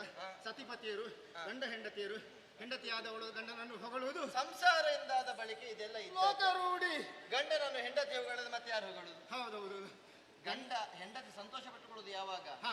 ಹೆಂಡತಿಯ ಹೊಗಳಿಕೆಯಿಂದ ಗಂಡನಾದವ ಹ. ತನ್ನ ಸಂತೋಷವನ್ನ ವ್ಯಕ್ತಪಡಿಸ್ತಾನಂತಾದ್ರೆ ಹೆಂಡತಿ ಸಂತೃಪ್ತಿ ಪಡ್ಕೊಂಡಾವಾಗ ಅಭಿಮಾನ ಪಟ್ಟುಕೊಳ್ಬೇಕು. ಹೌದು, ನಾನು ತಪ್ಪು ಅಂತ ಹೇಳುದಿಲ್ಲ. ನಿಮ್ಮ ಗಂಡನನ್ನು ಹೊಗಳ್ತೀರಾ, ಹಾಗೆ ತುಂಬಾ ಹೊಗಳಿದ್ದೀರಿ. ಗಂಡರಾದವರು ಸರಿಯಾದಂತಹ ಕಾರ್ಯವನ್ನು ಮಾಡಿದ್ದಾರೆ ಎನ್ನುವ ಹಾಗೆ ಹೊಗಳಿಕೆ ಕೇಳಿ ಸಾಕಾಯ್ತು. ಶಿವ ನಾನೇ ನಿಮ್ಮ ಸತಿಯಾಗಿ ನಾನೇ ಧನ್ಯ ಅಂತ ಆಡಿದೆ. ಹೌದು, ಒಳ್ಳೇದು ಇದನ್ನೆಲ್ಲ ಹೇಳಿದಿರಿ. ಆದ್ರೂ ನನಗೆ ಕೇಳಿ ಬೇಸರ ಆಯ್ತಮ್ಮ. ಹೊಗಳಿಕೆ ಕೇಳಿ ಬೇಸರ ಆಗ್ತದೆ. ಹೌದು, ಅದೇನು ಹಾಗೆ? ಸ್ವಾಭಿಮಾನ ಅನ್ನುವುದು ನನಗೂ ಇದೆ ಅಲ್ವಾ? ಸ್ವಾಭಿಮಾನ ಎಲ್ಲರಿಗೂ ಇರಬೇಕಾದದೆ. ಸ್ವಾಭಿಮಾನ ರಹಿತರಾದವರಿಗೆ ಇಲ್ಲಿ ಅವಕಾಶ ಇಲ್ಲ. ಇಲ್ಲಲ್ವಾ? ಹುಟ್ಟಿದ ಮಗುವಿಗೂ ಸ್ವಾಭಿಮಾನ ಇರ್ತದೆ. ಹಾಗಾಗಿ ನನ್ನ ಸ್ವಾಭಿಮಾನಕ್ಕೆ ಸ್ವಲ್ಪ ಧಕ್ಕೆ ಬಂತು ಅಂತ ಕಾಣ್ತದೆ. ನಿನ್ನ ಸ್ವಾಭಿಮಾನಕ್ಕೆ ಭಂಗ ತರುವಂತದ್ದನ್ನೇನು ಆಡಿದೆ ನಾನು? ಈ ಹೊಗಳಿಕೆಯೇ ನನಗೆ ಕೇಳಿಸಿದ್ದು. ಅದು ಯಾಕೆ ಅಂತ? ಯಾಕೆ ಮೂರು ಲೋಕದವರು ಅವರನ್ನು ಕೊಂಡಾಡ್ತಾ ಇದ್ದಾರೆ. ನಿನಗೀಗ ಬೇಸರ ಆದದ್ದ ಮತ್ಸರಾದದ್ದ? ಬೇಸರ ಆದದ್ದು, ನೋವು ಆದದ್ದು, ಮತ್ಸರ ಖಂಡಿತ ಬರುವುದು. ಕೆಲವರು ಹೇಳಿಕೊಂಡು ನನಗೆ ಅವನು ಅಷ್ಟು ಹೇಳಿದನು ಕೇಳಲಿಕ್ಕೆ ಆಗುದಿಲ್ಲ ಅಂತ. ಅಂದ್ರೆ ಇವನ ಒಳಗೊಳಗೆ ಉರಿ ಬರ್ತದೆ ಇವನಿಗೆ. ಹೌದು, ಹಾಗೆ ಹಾಗೆ ಏನಿಲ್ಲ. ಹಾಗಾದ್ರೆ ಬೇಸರ ಆಗಿ ಬಂದದ್ದು? ಪ್ರಾಮಾಣಿಕವಾಗಿ ಹೇಳ್ತೀನಿ, ಅಂತಹ ಭಾವನೆಯಿಂದ ನಾನು ಇಳಿದು ಬಂದ. ಹಾಗಾದ್ರೆ ಬೇಸರದಿಂದಲೇ ಬಂದದ್ದು? ಬೇಸರದಿಂದಲೇ ಬಂದದ್ದು. ಮೂರು ಲೋಕದವರು ಬೇಸರ ಕೊಂಡಾಡ್ತಾ ಇದ್ದಾರೆ. ಏನು ಕಾರಣ ಬೇಕಲ್ಲ? ಕಾರಣ ಇದೆ. ಮೂರು ಲೋಕದವರು ಕೊಂಡಾಡ್ತಾ ಇದ್ದಾರೆ, ಎಲ್ಲರೂ ಪೂಜೆ ಮಾಡ್ತಾ ಇದ್ದಾರೆ. ಇದು ನಿಜ, ಹೊಗಳಿದ್ದು ಸತ್ಯ.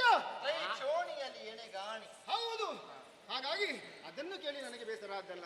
ನೀವು ಮತ್ತೊಂದು ಅವರ ಜೊತೆಯಲ್ಲಿ ಯಾರಿದ್ದಾರೆ ಅಂತ ಮರೆತಿದ್ದೀರಲ್ವಾ? ಅವ್ರ ಜೊತೆಯಲ್ಲಿ ನಾನು ಇರುದು, ನನ್ನ ಜೊತೆಯಲ್ಲಿ ಅವರು ಇರುದು. ಲಕ್ಷ್ಮೀನಾರಾಯಣರು ಅಂತ ಪ್ರಥಮವಾಗಿ ಆಡಿದ್ದೀರಿ. ಹೌದಾ? ಮತ್ತೆ ನಾವಿಬ್ಬರೇ. ಮತ್ತೆ ಇಬ್ಬರಿದ್ದಾರೆ. ಇಲ್ಲ, ಮತ್ತೆ ಒಬ್ಬ ಕೈಲಾಸದಲ್ಲಿ ಇದ್ದಾನೆ, ಇನ್ನೊಬ್ಬ ಸತ್ಯಲೋಕದಲ್ಲಿ ಇದ್ದಾನೆ. ಹುಟ್ಟುವಾಗ ಮೂರು ಒಟ್ಟಿಗೆ ಇದ್ದದಂತೆ. ನಿಮಗೆ ಎದುರಾಗಿ ನಿಂತವರು ಮಾತ್ರ ಕಾಣುವುದು, ಮರೆಯಲ್ಲಿದ್ದವರು ಯಾರೂ ಕಾಣ್ಲಿಕ್ಕಿಲ್ಲ. ಅಲ್ಲ, ಮರೆಯಲ್ಲಿದ್ದವರು ಅಂತ ಹೇಳಿದ್ರೆ ಅಂದ್ರೆ ಒಮ್ಮೊಮ್ಮೆ ಪ್ರಕಟವಾಗುವುದು, ಹೋಗಿ ಕುಳಿತುಕೊಳ್ಳುವುದು ಯಥಾಸ್ಥಾನದಲ್ಲಿ. ಅಂತವರು ನಿಮಗೆ ಕಾಣುದಿಲ್ಲ. ಯಾರ ಬಗ್ಗೆ ಮಾತಾಡುದು? ನನ್ನ ಬಗ್ಗೆ ಮಾತಾಡುದು. ಇನ್ನು ಮರೆಯಲ್ಲಿ ಅಂತ ಅವರ ಕೈಯಲ್ಲಿರುದು, ಕೈಯಲ್ಲೇ ಇರ್ತದೆ, ಅದು ಕಾಣುವುದಿಲ್ಲಲ್ಲ. ಅದೇ ನೀನು ಇರುವಾಗಲೇ ನಾನು ಅಷ್ಟು ಅದನ್ನು ಯಾವಾಗಲೂ ಹೀಗೆ ಹಿಡಿಲಿಕ್ಕಾಯ್ತು, ಹೀಗೆ ಬರ್ಲಿಕ್ಕಿಲ್ಲ. ಹೀಗೆ ಇರ್ತದೆ, ನೀನು ಎದುರೇ ಹೌದಾ? ಹಿಂದೆ ಹೀಗೆ ಹಿಡಿದ ಕ್ರಮ ಇಲ್ಲ. ಹೌದು, ಮಾತಾಡುವಾಗ ಹೀಗೆ ಹಿಡಿಯುದು. ಯಾರು ಹೇಳಿ? ನಾನು ಹೇಳಿ ನೋಡಿದ್ದೇನೆ. ಒಮ್ಮೆ ನಿನಗೆ ಜನ ಬದಲಿದೆ. ಅಲ್ಲ, ಮತ್ತೆ ಒಮ್ಮೆ ಹಿಂದೆ ಹೀಗೆ ಹಿಡಿದಕ್ಕೆ ಕಥೆ ಅಂತ ಹೆಸರು. ಅವನಿಗೆ ಗೊತ್ತಾಗಿದೆಯೇನು ಇದೇನು ಉಂಟು ಅಂತ. ಹಾಗೆ ಹೀಗೆ ಹಿಡಿಯುದು. ಅದೆಲ್ಲ ಇರ್ಲಿ ಅಮ್ಮ. ಹಾಗಾಗಿ ನನಗೆ ಮನಸ್ಸಿಗೆ ಬೇಸರ ಆಗಿದೆ. ನನ್ನನ್ನು ಯಾಕೆ ಹೇಳಲಿಲ್ಲ? ನಾನು ಏನು ಅಲ್ವಾ?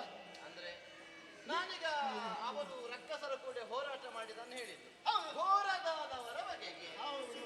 ಆವಾಗ ನಾನು ಘೋರ ದಾನವರೆಲ್ಲ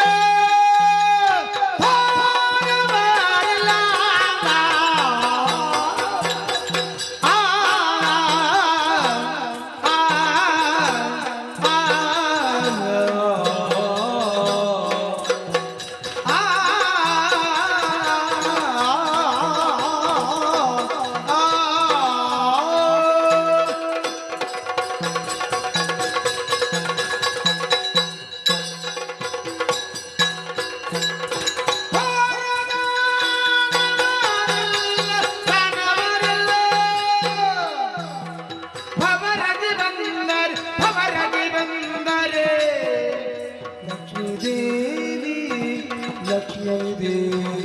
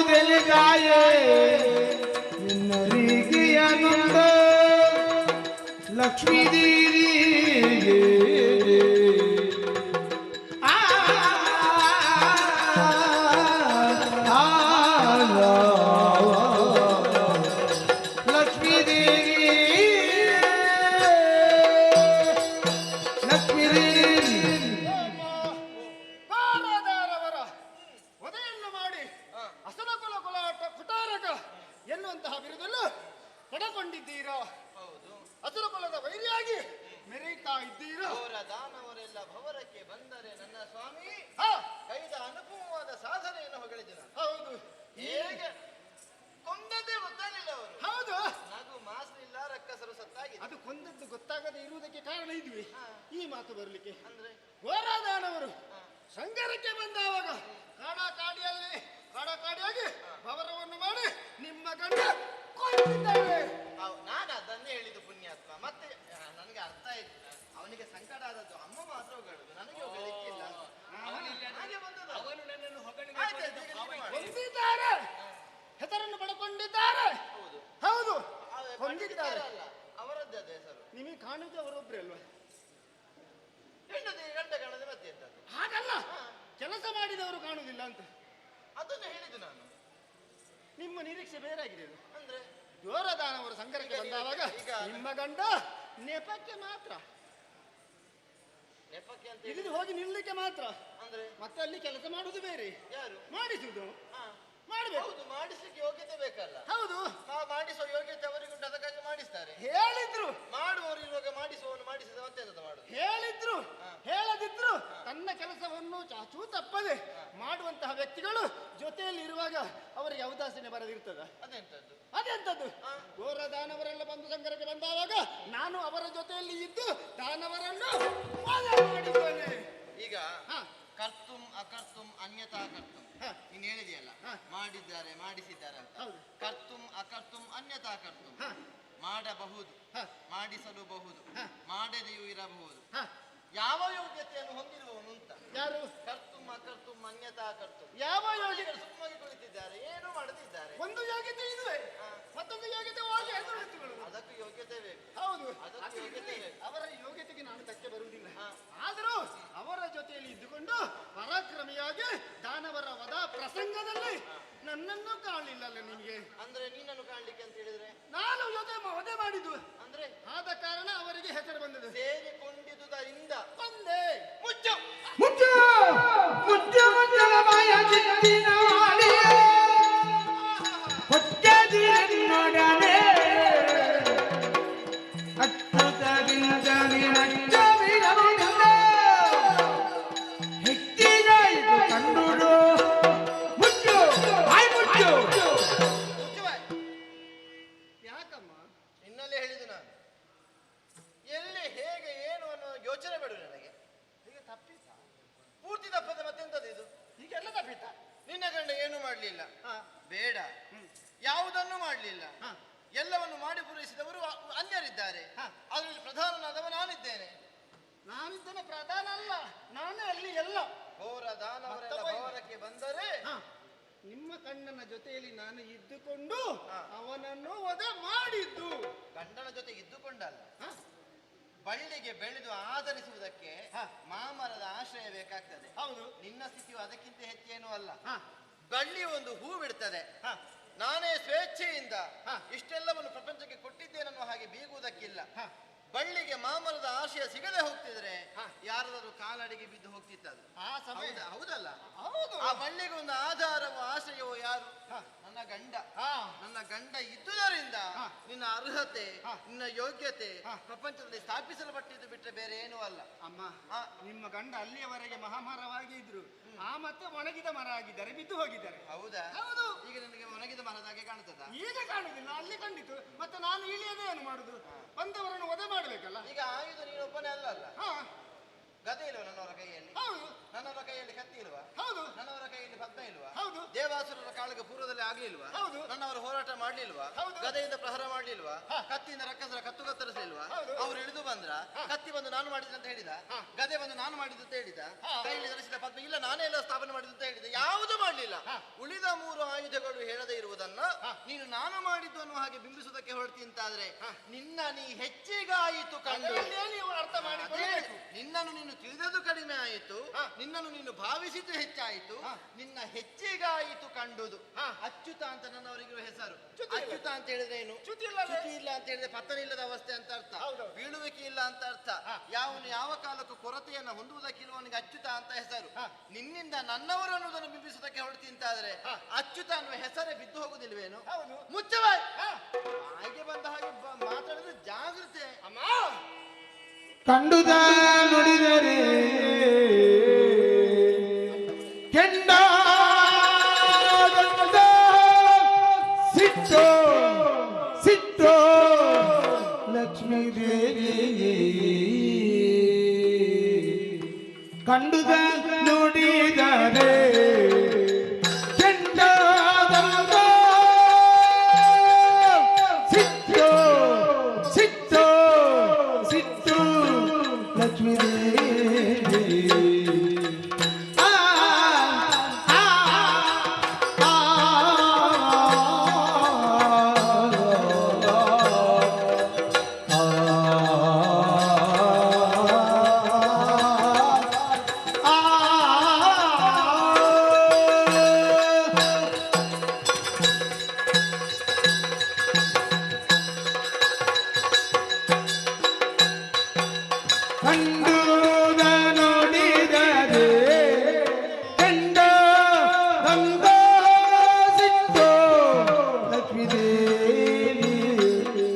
ಲಕ್ಷ್ಮೀ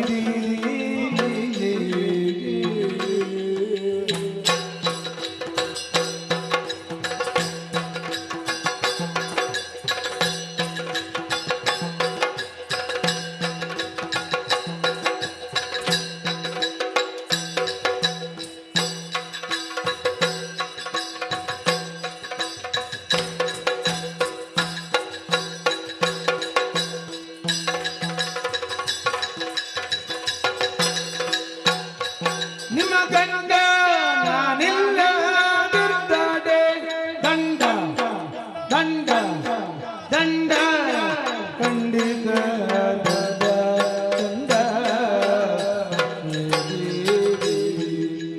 ಕಂಡು ನುಡಿದರೆ ಗೆಂಡ ದಂಡದಿದ್ದು ಲಕ್ಷ್ಮೀ ದೇವಿ ನಿಮ್ಮ ಗಂಡ ನಾನಿಲ್ಲದಿರ್ತಾಡೆ ಬರಿ ದಂಡ ಲಕ್ಷ್ಮೀ ದೇವಿ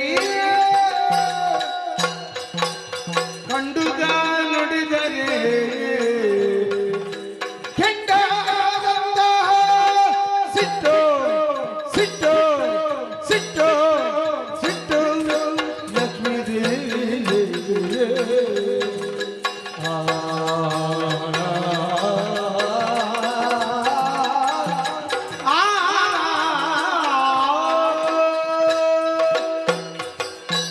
ಲಕ್ಷ್ಮೀ ದೇವಿ ಯಾವ ಕಾರಣಕ್ಕೂ ಕೋಪಿಸಿಕೊಳ್ಳಬಾರದು. ಕೋಪಬಾರದ ಮತ್ತೆ ಇದ್ದ ವಿಚಾರವನ್ನು ಇದ್ದ ಹಾಗೆ ಹೇಳಿದ್ರೆ ಕೆಂಡದಂತಹ ಸಿಟ್ಟು. ಅಂತದ್ದೇನು ಹೇಳಿದೆ ನೀನು? ಏನು ಹೇಳಿದೆ? ಇದ್ದದನ್ನು ಹೇಳಿದೆ ಅಲ್ಲ, ಇಲ್ಲದಿರುವುದನ್ನು ಹೇಳಿದೆ. ನನಗೆ ಆದಂತಹ ನೋವನ್ನು ನಾನು ನಿಮ್ಮಲ್ಲಿ ಬಂದು ಹೇಳಿದ್ದೇನೆ. ಉಳಿದವರ ವಿಚಾರ ನನ್ನ ಪ್ರಾಣೇಶನಿಗಾದ ಅಪಮಾನ. ಹೌದು, ನನ್ನನ್ನು ಅಪಮಾನಿಸಿದ ಸಹಿಸಿಕೊಂಡೇನು. ಹಾ. ನನ್ನವರಿಗೆ ಅಲ್ಲ ಸಲದನ್ನು ಹೇಳಿದ ಜಾಗ್ರತೆ. ಹಾಗಿದ್ರೆ ಕೆಲಸ ಮಾಡಿದವರನ್ನು ಗುರುತಿಸುವುದು ಬೇಡವಾ? ಏನು ಕೆಲಸ ಮಾಡಿದ್ದೀನಿ? ಏನು ಉದ್ಯೋಗ ಮಾಡಿದ್ದೀನಿ? ಉದ್ಯೋಗ ಮಾಡಿದ ಒಂದು ದಿವಸ ಅವರು ನಾನು ಮಾಡಿದ್ರೆ ಅಂತ ಹೇಳಲಿಲ್ಲ. ಹಾ. ನೀನು ಕೈ ಆಯುಧ ಹಾ. ನಾನು ಮಾಡಿದ್ದೇನೆ ಅಂತ ಹೇಳ್ತೀಯಲ್ಲ ನೀನು. ಕಂಡದನ್ನು ಕಂಡ ಹಾಗೆ ಹೇಳಿದ್ರೆ ಎದ್ದು ಅವರ ಬಂದು ಆಜ್ಞೆಯನ್ನು ಶಿರಸಾವಹಿಸಿ ಪೂರೈಸುವುದಕ್ಕಿರುವವನು ನೀನು. ಹಾ. ಅವರಿಗೆ ಆಜ್ಞೆ ಕೊಟ್ಟಿಕ್ಕೆ ನಿನ್ ಜನ ಅಲ್ಲಲ್ಲ. ಹಾಗಾದ್ರೂ ಸ್ವಲ್ಪ ಆದ್ರೂ ಸುದರ್ಶನ ಒಬ್ಬ ಇದ್ದ, ಅವನು ಸ್ವಲ್ಪ ಎಲ್ಲ ಬೇಡ ಸ್ವಲ್ಪ ಇದ್ದ ಅಂತ ಹೇಳ್ಬೋದಿತ್ತಲ್ಲ. ಅದನ್ನು ಪ್ರತ್ಯೇಕ ಹೇಳಿಕೊಂಡ ಪುಣ್ಯಾತ್ಮ. ಆಹಾ. ಒಬ್ಬ ವ್ಯಕ್ತಿ ಅಂತ ಹೇಳುವಾಗ ಕೈ ಕಾಲು ಇದ್ದದ್ದೇ. ಹೌದು, ಅವನು ಕೈ ಕಾಲುಗಳ ಸಹಿತ ಹೋದಂತ ಹೇಳಲಿಕ್ಕಿಲ್ಲ. ಒಬ್ಬ ಹೋಗಿ ಬಂದ ಅಂತ ಅದರ ಅರ್ಥ ಇಲ್ಲ ಆಗ್ತದೆ. ಇಲ್ಲ, ಇದು ನನಗೆ ಏಕರೂಪವಾಗಿಯೇ ಬರಬೇಕಿತ್ತು. ಹಾ. ಹಾಗಾಗಿ ನನಗೆ ಬೇಸರ ಆಯ್ತು. ಚಂದದ ಹುಡುಗಿ ಅಂತ ಹೇಳುವಾಗ ಪ್ರತ್ಯೇಕವಾಗಿ ಜಡೆ ಚಂದ, ಮುಡಿ ಚಂದ, ತುಟಿ ಚಂದ, ಕಣ್ಣು ಚಂದ, ಸೊಂಟ ಚಂದ, ಬಿಡಿ ಬಿಡಿ ಮಾಡಿ ಹೇಳಲಿಕ್ಕಿಲ್ಲ. ದಂಡ ಹೇಳಲಿಕ್ಕಿರಂತಹ ನೀವು ಯಾವ ರೀತಿಯಾಗಿ ಹೊಗಳಿಕೊಳ್ಳಿ, ಏನೇ ಮಾಡಿಕೊಳ್ಳಿ, ದಂಡನಾದವನು ಅನ್ಯಾಯ ಮಾಡಿದವಾಗ ಹೆಂಡತಿ ಆದವಳು ಸಹಿಸುವುದಿಲ್ಲ. ಯಾರಾದರೂ ಬಂದು ಏನು ಅಂತ ಕೇಳಿದ್ರೆ ಏನಿಲ್ಲ ನನ್ನ ಗಂಡ ಒಳ್ಳೆಯವರು ಎನ್ನುವ ಹಾಗೆ ಹೇಗಾದ್ರೂ ಮೇಲೆ ಈಗ ನನ್ನವರು ಅನ್ಯಾಯ ಮಾಡಿದ್ರು ಅಂತ ಹೇಳಿದ್ರೆ ಹಾಗಲ್ಲ ಹಾಗಲ್ಲ ಹೇಳಿದ್ದು ನುಡಿಯ ಮಾತು. ಹೌದು. ಹಾ. ಹಾಗಾಗಿ ಏನು ಮಾಡ್ಲಿಲ್ವಾ? ಹಾ. ಅಮ್ಮ, ನಾನು ಇಲ್ಲದೆ ಇರ್ತಿದ್ರೆ ನಿಮ್ಮ ಗಂಡ ಹೇಳ್ಬೇಕಾ? ಅಲ್ಲ, ಇಷ್ಟು ಹೇಳಿದ್ಮೇಲೆ ನೀವು ನಿಮ್ಮ ಹೇಳಲಿಕ್ಕೆ ಗಂಡ ಸಂಕೋಚ ಬೇಡಿ. ನೀ ಎಲ್ಲೇ ಹೇಳ್ಬೇಕಾ? ಬರೇ ಗಂಡ. ದಂಡ. ಹೌದು. ಇನ್ನು ದಂಡ ಅಂತ ಹೇಳುವುದಕ್ಕೆ ಎಂತ ಅರ್ಥ ಕೊಟ್ಟದ್ದು ಈಗ? ಏನು ಪ್ರಯೋಜನ ಇಲ್ಲ ಅಂತ.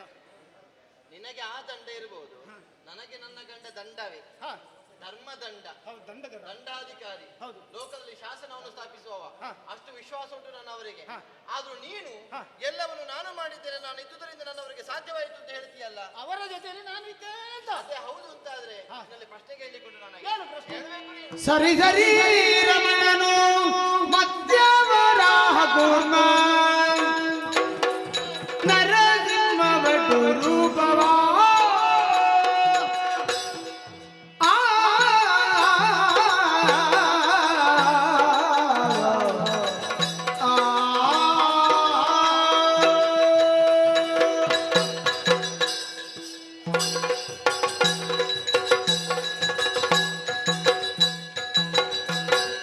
ಸರಿ ಸರಿ ರಮಣನು ಮಧ್ಯವರ ಕೂರ್ಮ ನರಸಿಂಹ ಭಟ್ಟು ರೂಪವಾ ನರಸಿಂಹ ಭಟ್ಟು ರೂಪವಾ ಧರಿ ಧೈ ದಾನವರನ್ನು ಧರಿ ಧೈ ದಾನವರನ್ನು ಧರಿದಾಗ ನೀನೆಲ್ಲಿ ತೆರಳಡ ಸರಿ ಸರಿ ಮಣನು ಮಚ್ಚವರಾಹ ಕೂರ್ಮ ನರಸಿಂಹ ಭಟ್ಟು ರೂಪವಾ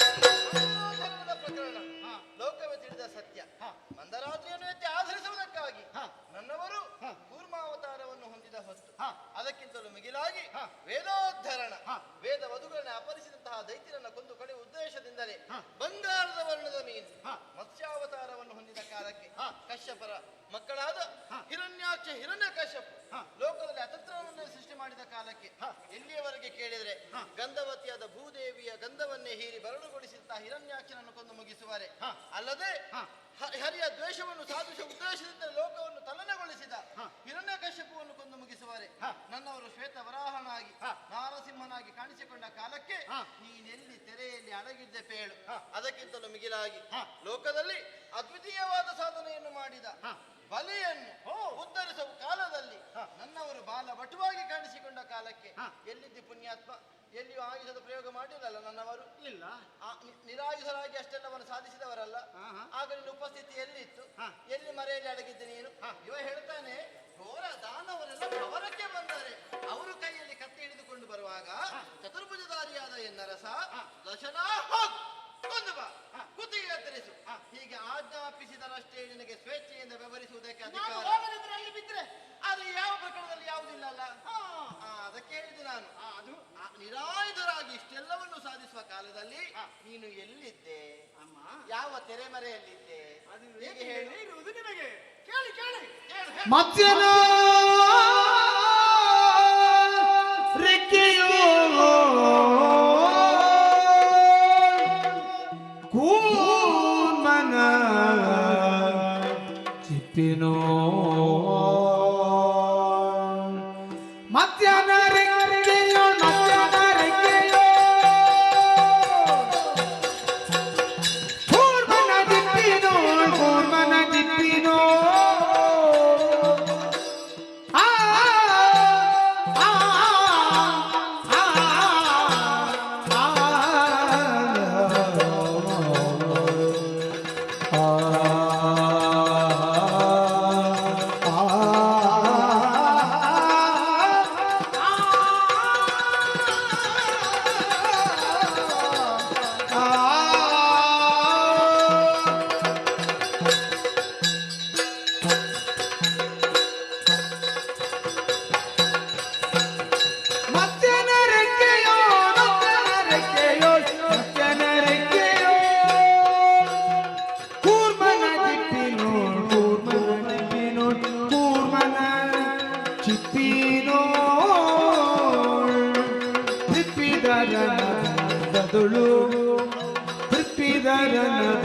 ದಂತದೊಳು ದಂತದೊಳು ದಂತದೊಳು ದಂತದೊಳು ದಂತದೊಳು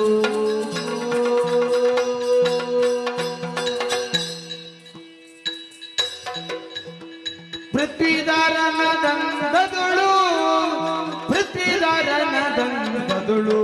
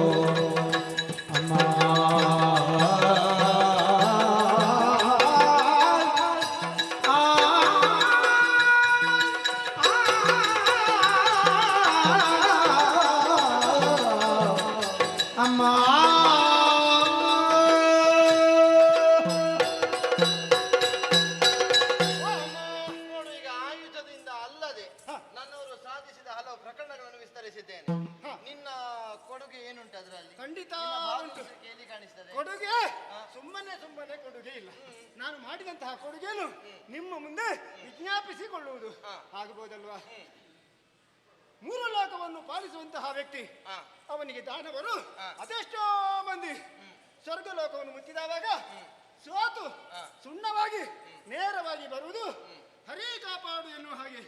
ಯಾರು ಆ ಸುರಪ ಅದನ್ನು ಅರಿತಂತಹ ಇವರು ಮಾತನ್ನು ಕೊಡ್ತಾರೆ, ಕೊಂದು ಕೊಡುವೆ ದಸಹ ತಂದು ಕೊಡುವೆ ದಾನವರನ್ನು ಎನ್ನುವ ಹಾಗೆ. ಅಭಯವಾಕ್ಯ ಅದು. ಅಭಯವಾಕ್ಯ ಕೊಟ್ಟ ಮಾತಿಗೆ ನಡ್ಕೊಳ್ಬೇಕೋ ಬೇಡ? ಈಗ ಅಭಯವಾಕ್ಯ ಕೊಡಬಾರ್ದು, ನಿನ್ನಲ್ಲಿ ಕೇಳಿ ಕೊಡ್ಬೇಕಾ? ಕೊಡಬೇಕು. ಮತ್ತೆ? ಅದರಲ್ಲೇ ನನ್ನಲ್ಲಿ ಕೇಳುವುದು ಬೇಡ, ಮತ್ತೆ? ಯಾವುದು ಕೇಳುವುದು ಬೇಡ. ಹಾಗಾಗಿ ಆ ಕೊಡುವಂತಹ ಸಮಯದಲ್ಲಿ ಅವರು ಕೂಡ ಮರ್ತಿದ್ದಾರೆ ಏನೋ ಗೊತ್ತಿಲ್ಲ, ಆ ಸಮಯದಲ್ಲಿ ರಕ್ಷಕನಾಗಿ ಹೋಗಿದ್ದಾರೆ. ಅವರ ವಿಚಾರ ಬೇಡ, ಇನ್ನು ನನ್ನ ವಿಚಾರವನ್ನೇ ಹೇಳುವುದು. ನೇರವಾಗಿ ಹೋಗಿದ್ದಾರೆ. ಯಾರು? ಮೊದಲಾಗಿ ಕೂರ್ಮಾವತಾರಗಿ ಅವತಾರನ್ನು ತಾಳಿದ ಭೂಲೋಕದಲ್ಲಿ ಕೆಲವು ಅವತಾರಗಳನ್ನು ತಾರಿ ನಮ್ಮನ್ನು ಎಲ್ಲರನ್ನೂ ರಕ್ಷಣೆ ಮಾಡಿದ್ದಾರೆ. ದೇವತೆಗಳು ಅಸುರರು ಒಂದಾಗಿ ವಿಶಾಲವಾದ ಅಬ್ಧಿಯನ್ನು ವಾತಿಸುವುದಕ್ಕೆ ಮುಂದಾದ ಕಾಲ ಕಂಡಿದ್ದೇನೆ, ನೋಡಿದ್ದೇನೆ. ಶಾಪವೇ ನಿಮಿತ್ತವಾಗಿ ದೇವರ್ಗಳು ಸಕಲ ಸುಖ ಸಂಪದವನ್ನು ಕಳೆದುಕೊಂಡ ಸ್ಥಿತಿ ಅದು. ಹೌದೌದು. ಆ ದೇವತೆಗಳ ದೀನತೆಯನ್ನು ಬಡತನವನ್ನು ನೀಗಿಸುವುದಕ್ಕೆ ನನ್ನವರು ಕೈಗೊಂಡ ಘನ ಕಾರ್ಯ. ಇವರ ಮಾತನ್ನು ಒಪ್ಪಿದಂತ ಸುರಾಸುರರು ಸೇರಿ ಮಂದರಾದಿಯನ್ನು ಕಿತ್ತು ತರುವ ಹಾಗೆ ಪ್ರೇರೇಪಿಸಿದರು. ಅಲ್ಲಿಗೆ ಗರುಡನನ್ನೇ ಕಳಿಸಿದ್ರು ಅವರು. ಹೌದೌದೌದೌದು, ಗರುಡನನ್ನು ಕಳಿಸಿದ್ದಾರೆ.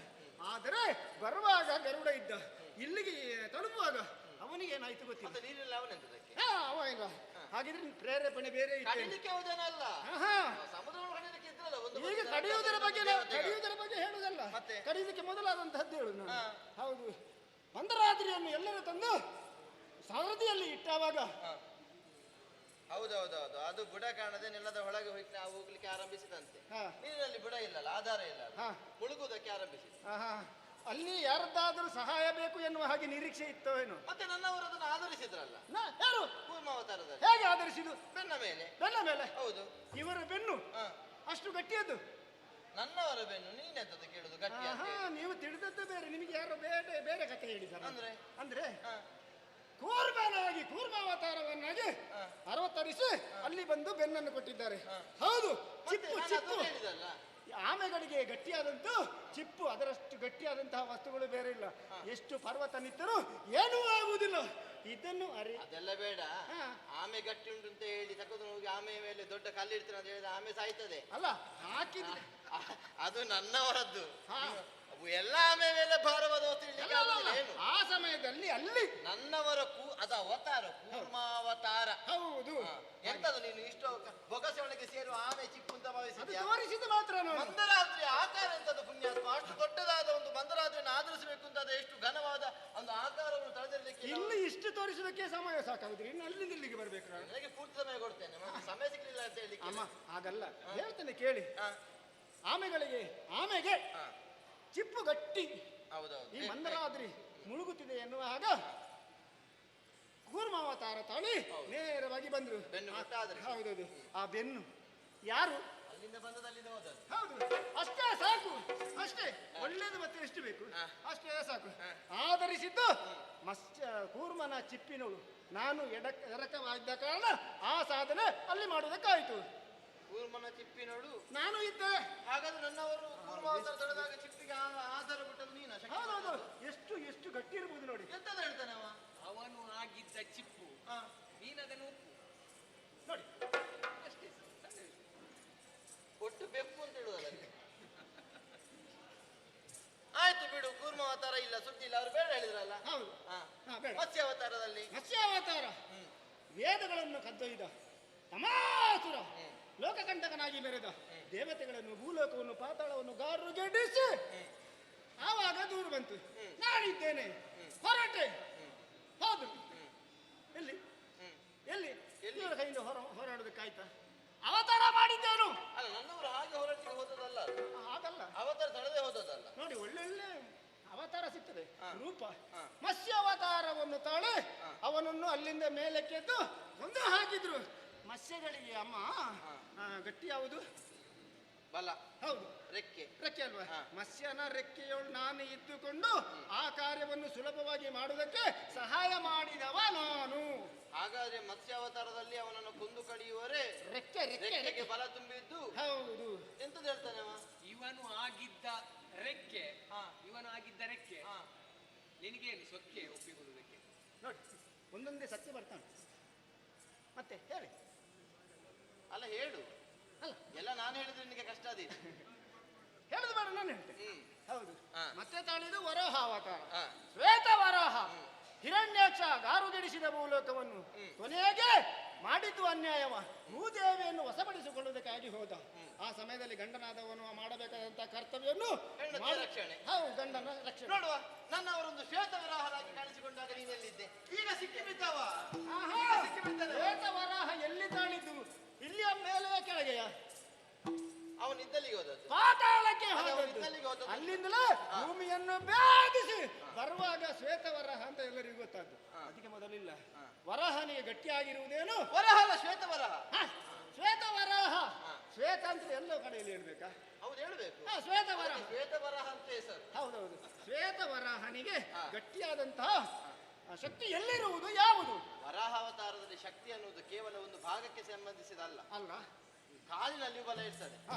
ಕೈಕಾಲುಗಳಲ್ಲಿ ಬಲ ಇದ್ದದಕ್ಕೆ ಅಷ್ಟು ಶ್ವೇತವರಹ ಅವತಾರದಲ್ಲಿ ಬಲ ತುಂಬಿದೆ ಅಂತ ಹೇಳುದು ನಾವು. ಆದರೂ ಅದನ್ನು ಕುಟ್ಟಿ ಕೊಲ್ಲಬೇಕಾದ್ರೆ ಇವುಗಳ ಜೊತೆ ಮತ್ತೊಂದು ವರಾಹಾವತಾರವಾಗಿ ಬರುವಾಗ ಏನನ್ನು ಸೀಳಿ ಬಂದದ್ದು?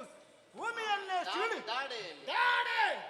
ವರಾಹಾವತಾರವನ್ನು ಎತ್ತಿ ಬಂದವಾಗ ದಾನವನನ್ನು ವಧಿಸುವುದಕ್ಕೆ ಬೇಕಾಗಿ ವರಾಹನ ದಾಡೆಯಾಗಿದ್ದು ಸಹಾಯ ಮಾಡಿದ್ದೇನೆ. ಓ, ಆಮೇಲೆ ಕುಂಟುದಕ್ಕೆ ಆರಂಭ ಮಾಡಿದ್ದು. ಇವತ್ತೊಂದು ದಾಡೆ ಮುರಿದಿತ್ತಲ್ಲ, ಆ ನೋವು ಇವತ್ತು ಹೋಗ್ಲಿಲ್ಲ ಅವನಿಗೆ. ಯಾವುದು ನನ್ನ ದಾಡೆ? ಅಲ್ಲ, ನೀನು ದಾಡೆ ಒಳಗಿದ್ದದಂತ ನೀನೆಲ್ಲ ಹೇಳಿದಲ್ಲ ಈಗ. ದಾಡೆಯಲ್ಲಿ ಶಕ್ತಿಯನ್ನು ತುಂಬಿ ಅದೇ ನಾನಾಗಿದ್ದು. ಅದೇ ಅಲ್ಲಿ ಒಳಗಿದ್ದ ಕಾರಣ ಶಕ್ತಿ ತುಂಬಿದಲ್ವಾ? ಹೌದೌದು. ಅವತ್ತು ಬಿದ್ದ ಪೆಟ್ಟು ಇನ್ನು ಕಡಿಮೆ ಆಗ್ಲಿಲ್ಲ ಅವನಿಗೆ. ಎಂತದ್ದು? ನನಗೆ ಪೆಟ್ಟಾಗಲಿಲ್ಲ. ಮತ್ತೆ ಪೆಟ್ಟಾದ್ರೆ ನಾನು ಈಗ ಬರ್ತೇನೆ. ಇಲ್ಲಿಗೆ ಎಷ್ಟಾಯ್ತು? ಎಂತ ನೋಡಿದವ? ಇವನು ಆಗಿದ್ದ ದಾಡೆ ನಿನಗೆ ಒಪ್ಪಿಕೊಳ್ಳುವುದಕ್ಕೇನು ಕೋಡೆ? ನೋಡಿ ನೋಡಿ ನೋಡಿ. ಅಲ್ಲ, ಕೇಡು ನಿಮಗೆ. ನೋಡಿ ನೋಡಿ ನೋಡಿ ನೋಡಿ. ಎಂತದು ನೋಡಿ? ಸತ್ಯ ಹೌದು. ಒಂದೊಂದೇ ಹೇಳ್ತಾ ಇದ್ದಾರೆ. ಮತ್ತೆ ನರಸಿಂಹ ಅವತಾರವನ್ನು ತಾಳಿ ನಾರಸಿಂಹ ಅವತಾರವನ್ನು ತಾಳಿ ಹಿರಣ್ಯಕಶಿಪುವನ್ನು ಕೊಲ್ಲುವುದಕ್ಕೆ ಬೇಕಾಗಿ ವಜ್ರಕಂಬವನ್ನು. ಈಗ ಹಿರಣ್ಯಕಶಿಪುವಿಗೆ ವರ ಇತ್ತು, ಆಯುಧಗಳಿಂದ ಮರಣ ಇಲ್ಲ. ಹೌದು. ಮೇಲೂ ಅಲ್ಲ, ಕೆಳಗೂ ಅಲ್ಲ, ಒಳಗೂ ಅಲ್ಲ, ಹೊರಗೂ ಅಲ್ಲ, ಹಗಲು ಅಲ್ಲ, ರಾತ್ರಿಯೂ ಅಲ್ಲ. ಆಯುಧಗಳಿಂದ ಸಲ್ಲ. ಯಾವುದೇ ಆಯುಧಗಳಿಂದ ಅವನಿಗೆ ಮರಣ ಇಲ್ಲದ ಸ್ಥಿತಿಯಲ್ಲಿ ನನ್ನವರು ಕಂಬದಿಂದ ಬಿಂಬ ರೂಪದಲ್ಲಿ ಕಾಣಿಸಿಕೊಂಡವರು. ಈಗ ಎಲ್ಲಿದ್ದಿ ವಜ್ರ ಕಂಬದಿಂದ ಒಡೆದು ಬಿಂಬರೂಪವಾಗಿ ಹೊರ ಬಂದವಾಗ ಆ ಹೊತ್ತು ಸಂಜೆಯೂ ಅಲ್ಲ, ರಾತ್ರಿಯೂ ಅಲ್ಲ, ಹಗಲೂ ಅಲ್ಲ, ಒಳಗೂ ಅಲ್ಲ, ಹೊರಗೂ ಅಲ್ಲ. ಹಾಗಾಗಿ ಮನುಷ್ಯರೂ ಅಲ್ಲ, ದೇವರೂ ಅಲ್ಲ, ಪ್ರಾಣಿಯ ರೂಪದಲ್ಲಿ ನರಸಿಂಹ. ಪ್ರಾಣಿವಲ್ಲ, ನರರು ಅಲ್ಲ, ಪ್ರಾಣಿಯೂ ಅಲ್ಲ. ಆ ರೂಪದಲ್ಲಿ ಬರುವಾಗ ಅವನ ಉಗಿರಿನಲ್ಲಿ ನಾನಿದ್ದು ಎದೆಯನ್ನು ಬಗೆದು ರಕ್ತವನ್ನು ಹೀರಿ ಕಾರಿ ಕೊಂದಿದ್ದೇನೆ. ಕಾರಿಸಿದ್ದು. ಎಂತ ಹೇಳ್ತಾನೆ? ಇವನು ಆಗಿದ್ದ ನಖ ಒಪ್ಪಿಕೊಂಡ್ರೆ ನಿನಗೆ ಸುಖ, ಒಟ್ಟು ನನಗೆ ದುಃಖ ಅಂತ ಇದ್ದಾನೆ. ಈಗ ಲೋಕಕ್ಕೆ ಸುಖ. ಅಲ್ಲಿಗೆ ಮುಗಿಲಿಲ್ಲ, ಈಗ ಸಿಕ್ಕಿ ಬಿಡ್ತಾನೆ ಅವ. ಈಗ ನಾನು ದಾಡೆ, ಅದು ಇದು, ನೀವು ಕೇಡೆ ಕೋಡೆ ಅಂತ ಹೇಳಿ ಆಯ್ತು. ಇಲ್ಲದನ್ನು ಹೇಳಲಿಲ್ಲ. ಅಲ್ಲ, ಹೇಳಿದ್ದೆ ನಾನು. ವಾಮನಾವತಾರ ಬಾಲ ವಟುವಾಗಿ ನನ್ನವರು ಕಾಣಿಸಿಕೊಂಡ ಕಾಲಕ್ಕೆ ಹೌದು. ನೀನೆಲ್ಲಿದ್ದಿ? ಪ್ರಹ್ಲಾದನ ಮೊಮ್ಮಗ ಬಲಿ ಚಕ್ರವರ್ತಿ 3 ಲೋಕದಲ್ಲಿ ಒಳ್ಳೆಯ ವ್ಯಕ್ತಿಯಾಗಿ ಮೆರೆಯುತ್ತಾ ಇದ್ದ. ಹೌದೌದು. ಹಾಗಿರುವಾಗ ಅವನು ಕೊನೆಗೆ ಅನ್ಯಾಯ ಮಾಡುವುದಕ್ಕೆ ಹೊರಟ. ಎಂತದ ಅನ್ಯಾಯ ಮಾಡಿದ್ದಾನೆ? ರಾಕ್ಷಸರು ಕಂಡವರು ಮಂಡೆ ಬಡಿಲಿಲ್ಲ. ಇಲ್ಲ. ದೇವತೆಗಳಿಗೆ ಅನ್ಯಾಯ ಮಾಡಿದೆ. ಯಾಕೆ? ಹೌದು. ಇವನ ತಂದೆಯನ್ನು ದೇವತೆಗಳು ಅನ್ಯಾಯದಿಂದ ಕೊಂದವರು. ಹಾಗಿದ್ರೆ ಅವನಿಗೆ ಗೊತ್ತಿರಲಿಲ್ವಾ ನಾನು ಸಾತ್ವಿಕ ಗುಣದವ, ಇದಕ್ಕೆಲ್ಲ ಹೋಗಬಾರದು ಅಂತ? ನಾನು ಆಗುದಿಲ್ಲ, ಸುಮ್ಮನೆ. ಹಾಗೆ ಸಾತ್ವಿಕರಾದ ದೇವತೆಗಳು ಅನ್ಯಾಯ ಮಾಡಲಿಲ್ವಾ? ಮಾಡಿದ್ದಾರೆ. ತಂದೆಯನ್ನು ಮೋಸದಿಂದ ಹಿಂದಿನಿಂದ ಕತ್ತಿಯನ್ನು ಇರಿದು ಕೊಲ್ಲಿಲ್ವಾ? ಕೊಂದಿದ್ದಾರೆ. ನನ್ನವರು ಮಾತು ಬಿಟ್ಟಿದ್ದಾರೆ ಅವತ್ತಿನ. ಬೇರೆಯವರು ಮತ್ತೆ ಅವರ ಅಮ್ಮ ಬಂದು ಕಾಲಿಗೆ ಅಡ್ಡ ಬಿದ್ದು ಅಮ್ಮ ನಮ್ಮ ಮಕ್ಕಳನ್ನು ಉತ್ತರಿಸುವಂತ ಕೇಳಿಕೊಂಡದಲ್ಲ. ಬೇರೆಯವರು ಸತ್ತಿದ್ದಾರೋ ಬದುಕಿದ್ದಾರೋ ಅದು ಇದು ನನಗೆ ನಿಮಗೆ ಬೇಡ. ಇಲ್ಲಿ ನನಗೆ ಬೇಕಾದುದು ಇವರ ಜೊತೆಯಲ್ಲಿ ನನಗೆ ಬೇಕು. ನಾನು ದೇವರ ಹೆಂಡತಿ, ಉಳಿದವರ ಕ್ಷೇಮ ಪ್ರಧಾನ. ಆದಿತ್ತು. ವಾಮನಾವತಾರವಾಗಿ ಬಂದು 3 ಅಡಿ ಸ್ಥಳವನ್ನು ಕೇಳಿದ್ರು. ಉಳಿಯುವುದಕ್ಕೆ ಬೇಕು, ಏನು ಬೇಕು ಎಂದು ಕೇಳಿದವಾಗ ಆಸ್ತಿ ಬೇಡ, ಚಿನ್ನ ಬೇಡ, ಸಂಪತ್ತು ಬೇಡ, ಕೊಡುವುದಿದ್ರೆ 3 ಅಡಿ ಸ್ಥಳ ಮಾತ್ರ ಬೇಕು ಎನ್ನುವ ಹಾಗೆ ಕೇಳಿದ. 3 ಅಡಿ ಕಾಲು ಊರುವುದಕ್ಕೆ ಅವಕಾಶ ಬೇಕು. ಹೌದು. 1ನೇ ಪಾದವನ್ನು ಭೂಲೋಕಕ್ಕೂ 2ನೇ ಪಾದವನ್ನು ದೇವಲೋಕಕ್ಕೂ ಆಕಾಶಕ್ಕೂ ಇಟ್ಟ. ಮತ್ತೊಂದನೇ ಪಾದ ಎಲ್ಲಿಗೆ ಇಡಬೇಕು ಅಂತ ಕೇಳಿದವಾಗ ಮತ್ತೊಂದನೇ ಪಾದವನ್ನು ಬಲಿತಕ್ಕೆಟ್ಟು ಆ ಕಾಲಕ್ಕೆ ತಗಲಿ ಮೋಕ್ಷವನ್ನು ಕರುಣಿಸಿದಂತಹ ಸಮಯದಲ್ಲಿ ಅವನ ಪಾದವಾಗಿ ನಾನಿದ್ದು ಸಹಾಯವನ್ನಿತ್ತೆ. ಹಾಗಾಗಿ ನಿಮ್ಮ ಗಂಡನಿಗೆ ಹೆಸರು ಬಂತು. ಎಂತದ್ದು ಹೇಳ್ತಾನೆ ಅವ? ಇವನು ಆಗಿದ್ದ ಪಾದ ಲೋಕಕ್ಕೆ ಆಯ್ತು ಮೋದ. ಒಳ್ಳೇದು ಮಾಡಿದ್ದಾರೆ. ಒಟ್ಟು ವಿನೋದ ಅಂತ ಆಯ್ತು. ಈಗ ವಿನೋದವಿದೆ. ವಿನೋದ ಮತ್ತೆ ಅವನು ಆಡಿದಕ್ಕೆ ನೀವು ಖುಷಿ ಕೊಡ್ತೀರಿ. ಸಹಜವಾಣಿ ನಿನ್ನಂತ ಬರಾಕಲೇ ಭುವನ ಮೂರನುಳಿಯರೇ ಸುರ ಅಸುರರ ಪರಿಗಿರಬಹುದು ಬಹುಮತ ನಿನಗೆ ಸಹಜವಾಣಿ ನಿನ್ನಂತಹ ಪರಾಕ್ರಮಿ ಭುವನ ಮೂರರುಳಿಯರೇ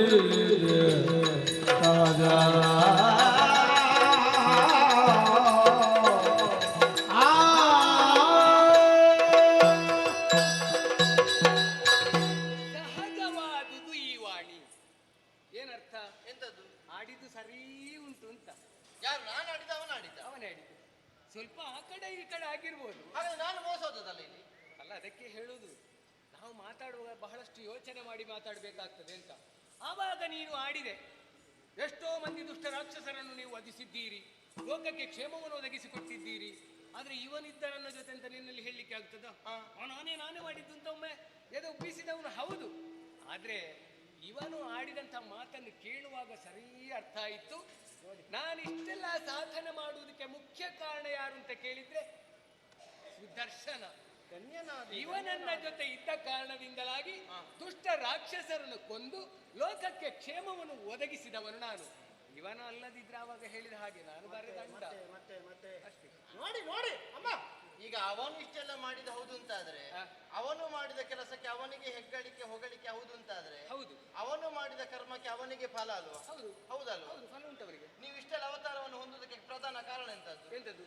ಯಾರ ಶಾಪ? ಶಾಪ ಭೃಗು ಮಹರ್ಷಿ. ಯಾಕೆ ಶಾಪ ಸಿಕ್ಕಿತು? ಕಾರಣ ಇಲ್ವಾ? ತನ್ನ ಹೆಂಡತಿಯನ್ನು ಕೊಂದಿದ್ದೇನೆ ಅನ್ನುವಂತ ಒಂದೇ ಉದ್ದೇಶದಿಂದ ನನಗೆ ಶಾಪ. ಅವರ ಹೆಂಡತಿ ತಲೆ ಕತ್ತರಿಸುದು ಯಾವುದರಿಂದ? ಸುದರ್ಶನದಿಂದ. ಹಾಗಾದ್ರೆ ಶಾಪ ಅವನಿಗೆ ಬೇಡವಾ? ಶಾಪ ಸಿಗ್ಬೇಕಾದ್ರೆ ಅವನಿಗಲ್ಲ. ಈಗ ಉತ್ತರ ಕೊಡು. ಮಾಡಿದವರಿಗೆ ಶಾಪ ಸಿಗ್ಬೇಕಾದ್ರೆ ನಿನಗೆ ನನ್ನವರಿಗಿದ್ದದಕ್ಕೆ. ಹಾಗಾದ್ರೆ ಮಾಡಿದವರಿಗೆ ಸಮಯ ಸಂದರ್ಭ ಒದಗಿ ಬಂದ್ರೆ ಅದು ಖಂಡಿತವಾಗಿ ದೊರಕಿಕೊಳ್ತದೆ. ಈ ಶಾಪ ಅನ್ನುವುದು ಅದು ಹಾಗೆ ಉಳಿಯುವುದಿಲ್ಲ, ಅದಕ್ಕೆ ಕಾಲವನ್ನು ಕಾಯಬೇಕಾಗ್ತದೆ.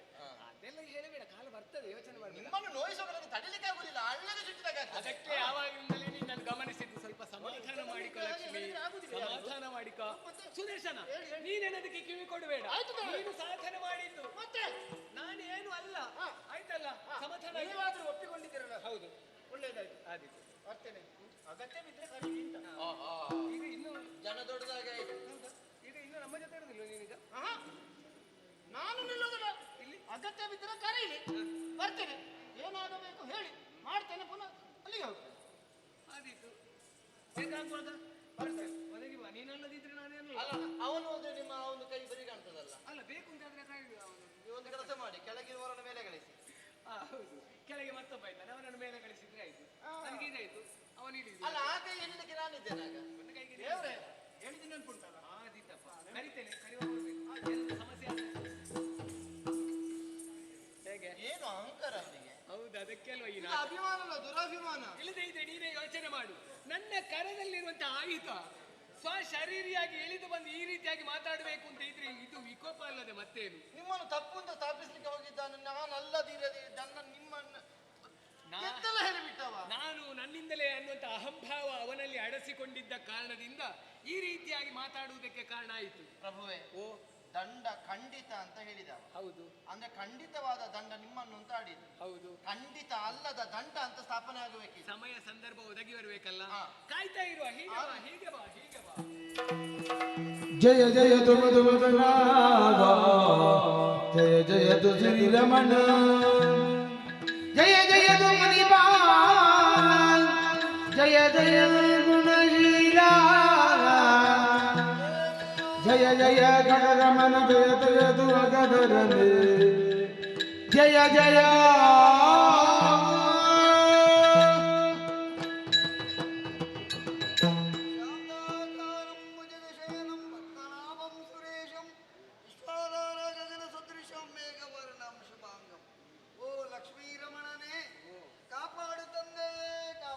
ಅರರೆ ಜರಿಯು ಸುರಪತಿಯೇ ಸರಿಯುವ ಅವನೊಡನೆ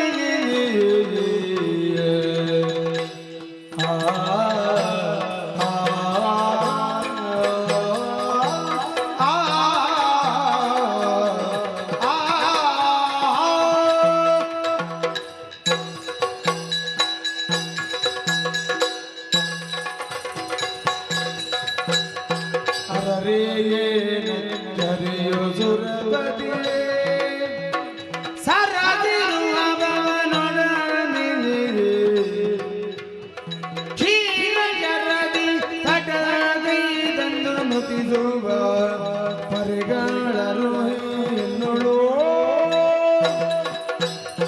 ಅರರೆಯೇ ನೆಚ್ಚರಿಯೋ ಸುರಪತಿ ಸರಸಿರು ಹನುಡನೆ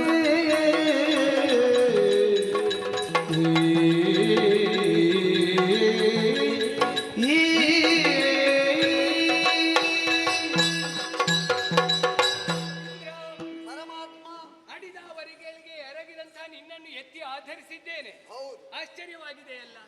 14 ಲೋಕದ ಕ್ಷೇಮ ಚಿಂತನೆಯನ್ನು ಬಯಸಬೇಕಾದಂತಹ ನೀನಿಂದು ಒಬ್ಬನೇ ಬಂದದ್ದಿಲ್ಲ. ಬ್ರಹ್ಮದೇವನನ್ನು ಜೊತೆಯಾಗಿ ಸೇರಿಸಿಕೊಂಡು ದೇವತೆಗಳನ್ನೆಲ್ಲ ಒಡಗೂಡಿಕೊಂಡು ನನ್ನ ಬಳಿಯಾಗಿ ಬಂದಿದ್ದಿ. ಮನಸ್ಸಿನಲ್ಲಿರುವಂತಹ ಭಾವನೆಯನ್ನು ಮುಖ ಅನ್ನುವಂತ ಕನ್ನಡಿಯಿಂದ ತಿಳಿದುಕೊಳ್ಳುವುದಕ್ಕೆ ಸಾಧ್ಯ ಉಂಟಂತೆ. ನಿನ್ನ ಮುಖವನ್ನು ಕಂಡ್ರೆ ಅರ್ಥ ಆಗ್ತದೆ ಏನೋ ಒಂದು ನೋವು ನಿನ್ನನ್ನು ಅಡಸಿಕೊಂಡಿದೆ ಅನ್ನುವುದು ಸತ್ಯ. ಏನುದು ಗುಡ, ಏನುದು ಮಾನ ವಿಸ್ತರಿಸಿರುವ ಸತ್ಯಲೋಕಕ್ಕೆ ಹೋದ ಇಲ್ಲಿಗೆ ಕೇಳೆಯ ಲಕ್ಷ್ಮೀ ಲೋಲ ದೇವತೆಗಳ ಬೇಳೆ ಕಷ್ಟಗಳ ಕೂಳ ಪ್ರಭೂದನನು ಆ ಬಾಳ ನೇತ್ರನವರ ಬಲದುಳು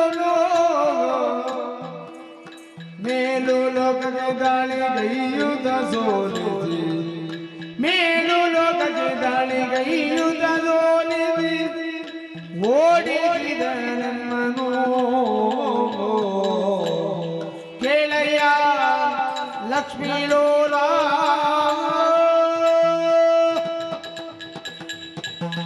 ಪರಮಾತ್ಮ ಸಚಿಧವ ಶುದ್ಧವನ್ನು ಆತ್ಮವೊಂದಿ ಕಲ್ಮಶವನ್ನೆಲ್ಲ ದೂರ ಸರಿಸುವಂತ ಸುಂದರ ಮತ್ತು ಸ್ವಚ್ಛವಾದಂತ ಆತ್ಮವನ್ನು ಹೊಂದಿದ ಕಾರಣದಲ್ಲಿಯೇ ನಿಮ್ಮನ್ನು ಪರಮಾತ್ಮ ಅಂತ ಹೇಳ್ತಾರೆ.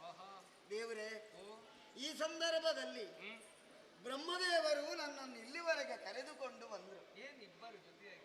ನಾನು ನೇರ ಹೋದದ್ದು ಸತ್ಯಲೋಕಕ್ಕೆ. ಹೌದು, ಅಲ್ಲಿಂದ ಬರ್ಬೇಕು ಅಂತ ಆದ್ರೆ ಜೊತೆಯಾಗಿ ಬ್ರಹ್ಮನು ಬರ್ಬೇಕಾಯ್ತು. ವೇದ ಬೀಜಗನಾದಂತ ಬ್ರಹ್ಮನಲ್ಲೇ ಇದಕ್ಕೆ ಸರಿಯಾದಂತ ಒಂದು ಮಾರ್ಗವನ್ನು ಕಂಡುಕೊಳ್ಳೋಣ ಹಾಗಿದ್ರೆ ಒಂದು ವಿಷಯ ಬೇಕಲ್ಲ ಎನ್ನುವ ನೆಲೆಯಲ್ಲೇ ನಾನು ಸತ್ಯಲೋಕಕ್ಕೆ ಹೋದದ್ದು. ಏನು? ನನ್ನಿಂದ ಆಗದು. ಇಬ್ಬರಿದ್ದಾರೆ ವರಗಳನ್ನು ಕೊಡುವವರು, ಸಮರ್ಥನೀಯವಾದಂತಹ ಕಾರ್ಯದ ಮೂಲಕವಾಗಿ ತೆಗೆದುಕೊಡುವಂತಹ ಒಬ್ಬ ಸಮರ್ಥನಿದ್ರೆ ಶ್ರೀಹರಿ ಅಂತ ಹೇಳಿದ್ರು. ಯಾರ ವಿಚಾರವಾಗಿ ಆಡ್ತಾ ಇದ್ದೆ? ಅಲ್ಲಿಗೆ ಬಂದೆ, ಬೇರೇನೂ ಅಲ್ಲ. ಏನು? ನಮ್ಮನ್ನು ಕಾಣುವಾಗ ಗೊತ್ತಾಗುದಿಲ್ಲ ಪೆಟ್ಟದಿಂದ ಬಂದದ್ದು. ನಿನ್ನ ಬಳಲಿಕೆಯನ್ನು ನೋಡಿದ್ರೆ ಅರ್ಥ ಆಗ್ತದೆ. ಅಲ್ಲ, ಪೆಟ್ಟು ತಿನ್ನಬೇಕು ಅಂತಲ್ಲ, ಇಷ್ಟು ಹೊತ್ತು ಹೀಗೆ ಸುಮ್ಮನೆ ಕೂತ್ಕೊಂಡ್ರೆ ಇದುವೇ ಒಂದು ಆಯಾಸ. ಬಹಳಷ್ಟು ದಣಿದಿದ್ದೀನಿ. ಹೌದು, ಅದರ ಬೆನ್ನಿಗೆ 4 ಬಿತ್ತು. ಹೌದಾ? ಹೌದು. ಹಾಗೆ ಬೀಳ್ಬೇಕು ಅಂತ ಇದ್ರೆ ಕೊಡುವವರು ಬೇಕು. ಒಬ್ಬ ವೀರ ಶತ್ರುಪ್ರಸೂದನ ಎನ್ನುವಂತಹ ಒಬ್ಬ ವೀರ ಪರಮೇಶ್ವರನ ಕುರಿತು ತಪವನ್ನು ಆಚರಿಸಿ ಬಲಿಷ್ಠವಾದಂತಹ ವರವನ್ನು ಪಡೆದು 2 ಲೋಕವನ್ನು ಸ್ವಾಧೀನ ಮಾಡಿ ದೇವಲೋಕಕ್ಕೆ ಅಭಿಯೋಗವಾಯಿತು. ದೇವತೆಗಳನ್ನೆಲ್ಲ ಕೂಡಿಕೊಂಡು ಸಾಧನೆ ನೀರಿ ಪ್ರಯತ್ನವನ್ನು ಮಾಡಿದೆವು. ಯಾವ ಪ್ರಯೋಜನ ಆಗಲಿಲ್ಲ. ದೇವರು ವರವೇ ಬಲಿಷ್ಠವಾಗಿ ಕಾಣಿಸಿತು. ಸೋಲುಂಡಂತಹ ನಾವುಗಳು ನಮ್ಮನ್ನು ಬಡೆದು ಬಡೆದು ಬಡೆದು ಭಂಗಿಸಿ ಹಿಂಸೆ ಕೊಟ್ಟಲ್ಲಿಂದ ಓಡಿಸಿದ. ಹಾಗೆ ಎಲ್ಲಿಯಾದರೂ ಬದುಕಿಕೊಳ್ಳಬೇಕು ಎನ್ನುವಂತಹ ನೆಲೆಯಲ್ಲಿ ಸತ್ಯಲೋಕಕ್ಕೆ ಹೋದಾಗ ಇಲ್ಲಿಗೆ ಕರೆತಂದ್ರು. ನೀವೇ ಕಾಪಾಡಿ.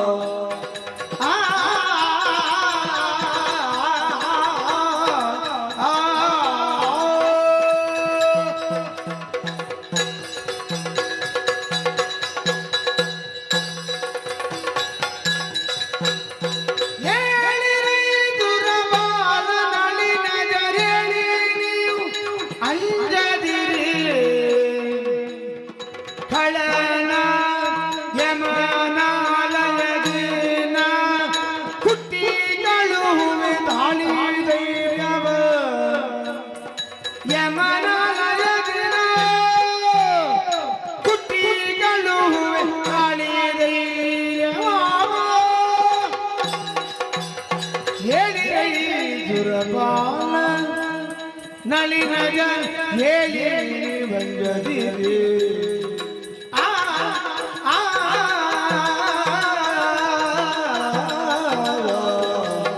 ಹೇಳಿ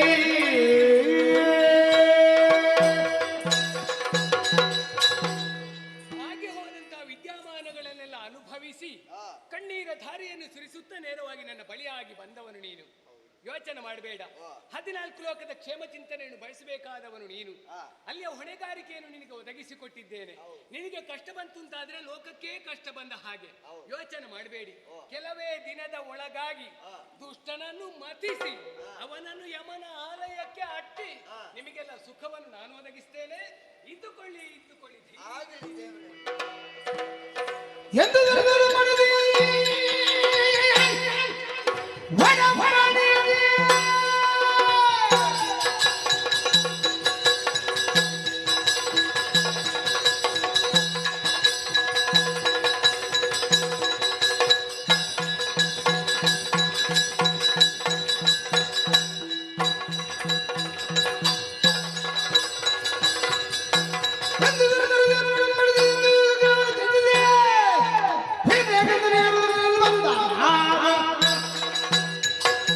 ಬಳಿಯಾಗಿ ಬಂದಂತಹ ಇಂದ್ರಾದಿ ಸುಮನಸರಿಗೆ ಅಭಯದ ವಾಕ್ಯಗಳನ್ನು ಆಡಿದ್ದಾಯಿತು. ತಡ ಮಾಡುವುದಲ್ಲ. ಲೋಹಾವತಿ ಪಟ್ಟಣ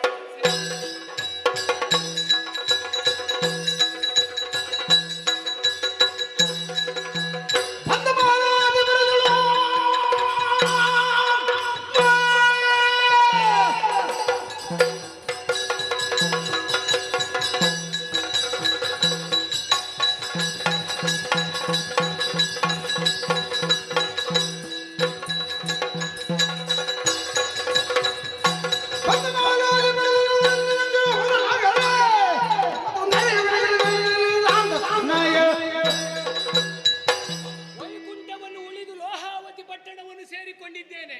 ಒಳಗಿದ್ದವನು ಹೊರ ಬರಬೇಕು ಅಂತ ಇದ್ರೆ ಕೈಯಲ್ಲಿರುವಂತಹ ಪಾಂಚಜನ್ಯವನ್ನು ಮೊಳಗಿಸಿ ಬಿಡ್ತಾನೆ.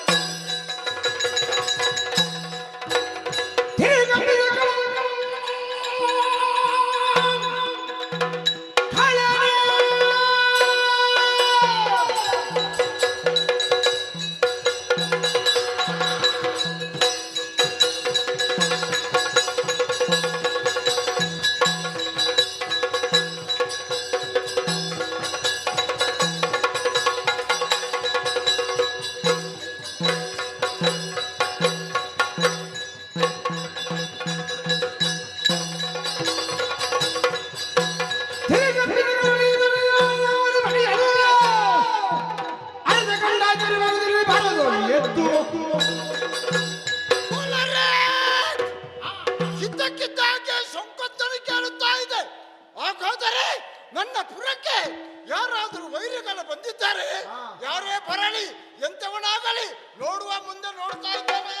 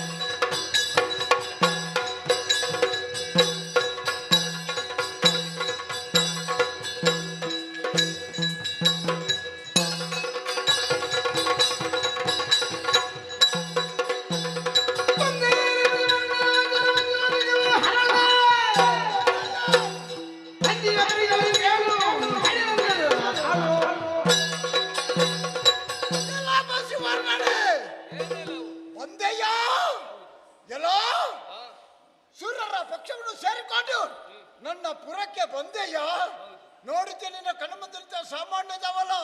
ಈಗ ಸಾರಿ ಹೇಳ್ತಾ ಇದ್ದೇನೆ, ಬಂದ ದಾರಿಗೆ ಸುಂಕ ಇಲ್ಲದೆ ನಡೆದರೆ ಒಳ್ಳೆದು, ಇಲ್ಲದಿದ್ದರೆ ಈ ಶತ್ರುಪುಸದ್ರ ಯೋಗ್ಯತೆ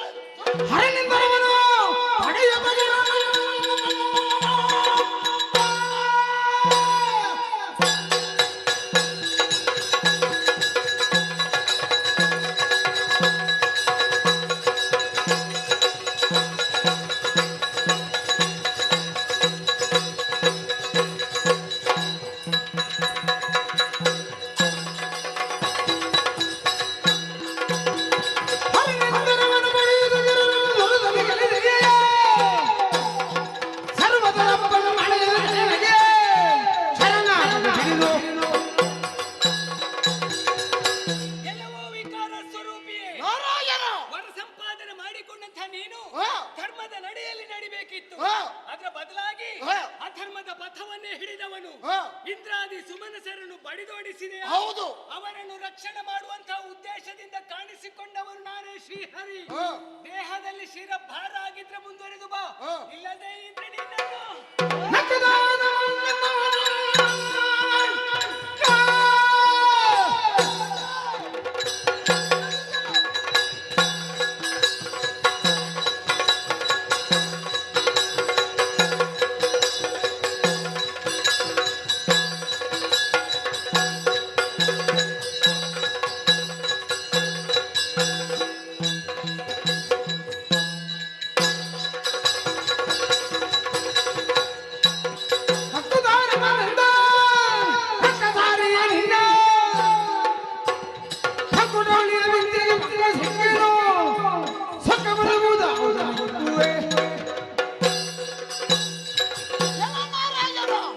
ವೈಕುಂಠವಾಸಿ ಯಾರು ನಿನ್ನ ಭಕ್ತರಿದ್ದಾರ ಅವರಿಗೆ ಕಷ್ಟ ಬಂದಾಗ ನೇರವಾಗಿ ಹೋಗ್ತಾ ಇದ್ದಿ, ಅವರಿಗೆ ಸರಿಯಾದ ಸೇವೆಯನ್ನು ಮಾಡಿ ಆಮೇಲೆ ನಮ್ಮಂತ ದಾನವರನ್ನು ನಾಶವನ್ನು ಮಾಡೋದಕ್ಕಾಗಿ ಮುಂದುವರಿತಾ ಇದ್ದಿ.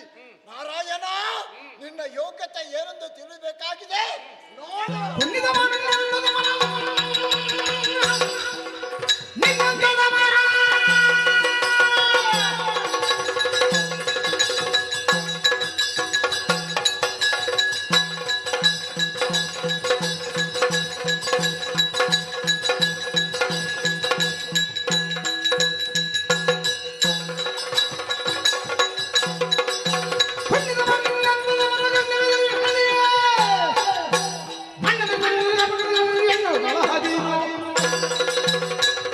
ದುಷ್ಟರಿಗೆ ನೂರ್ಕಾಲ ಬುದ್ಧಿ ಹೇಳಿದ್ರು ಗೋರ್ಕಲ್ಲ ಮೇಲೆ ನೀರೆರೆದ್ರೆ ಯಾವ ಪ್ರಯೋಜನಕ್ಕೆ ಬರುವುದಿಲ್ಲ. ನಿನ್ನ ಮಾತಿನಿಂದ ಅರ್ಥ ಆಯಿತು. ನಿನ್ನ ಶಿರಕ್ಕ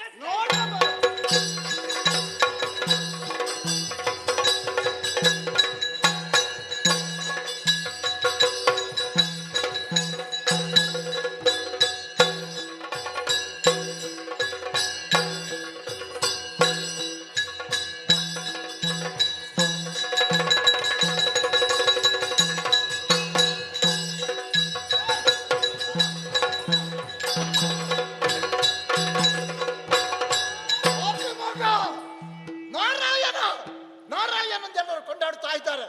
ದಾನವಂತ ಹೆಸರುಂಟಂತೆ ಭಕ್ತರನ್ನು ಪೊರೆಯುವವ.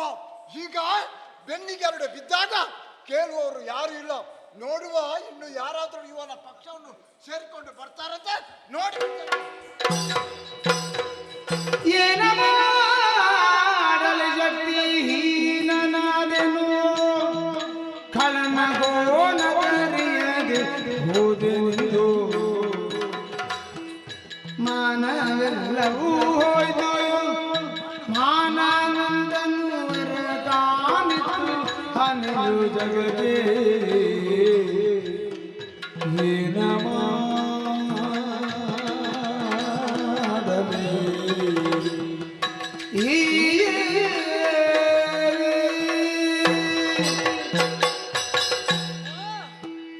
ಏನು ಮಾಡಲಿ?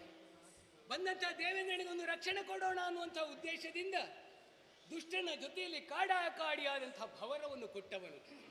ಪರಿಣಾಮದಲ್ಲಿ ಎಂಥದ್ದನ್ನು ಹೇಳುವುದು? ಬಡಿದಲ್ಲಿಗೆ ಬಡಿತಾನೆ, ತಿಳಿದಲ್ಲಿಗೆ ತಿವಿತಾನೆ. ಸಹಿಸಿಕೊಳ್ಳುವುದಕ್ಕೆ ಸಾಧ್ಯ ಇಲ್ಲ ನೋವು.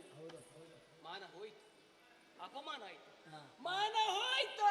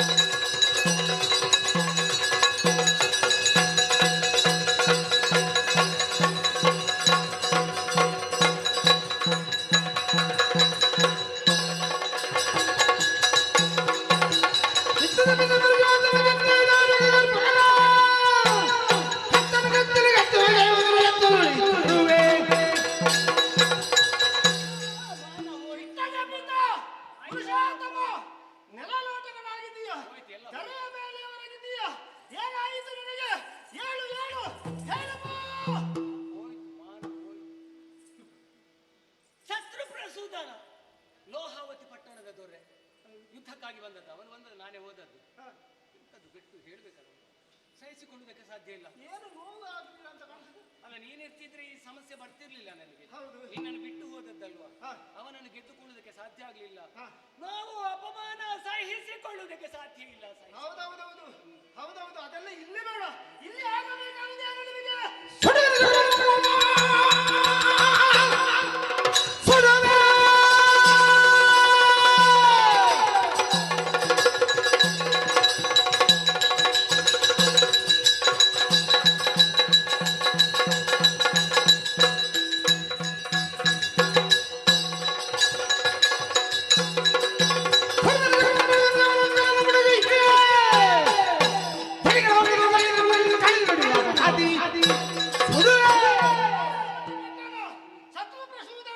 ಯುದ್ಧವಾಯಿತು, ಸೋಲಾಯಿತು, ನೇರನೋಟಗಳಾಗಿದೆಯೋ, ಹೆದರುವ ಅಗತ್ಯವಿಲ್ಲ.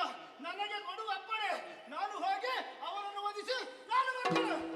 ಈಗ ಸ್ವಲ್ಪ ವಿಶ್ವಾಸ ಕಡಿಮೆ ಆಗಿದೆ ನನಗೆ. ಯಾರಲ್ಲಿ? ಮೊನ್ನೆ ನನ್ನ ಕೈಯಿಂದ ಇಳಿದು ಹೋದ ಬಳಿಕ ಹಾ. ನಿನ್ನಲ್ಲಿ ಸ್ವಲ್ಪ ವಿಶ್ವಾಸ ಕಡಿಮೆ ಆಯ್ತು ಅಂತ ಹೇಳಿದ್ದು. ಯಾಕೆ ವಿಶ್ವಾಸ ಕಡಿಮೆ? ಸಾಧ್ಯವೋ ಇದು ಅಂತ ಕೇಳಿದ್ರು.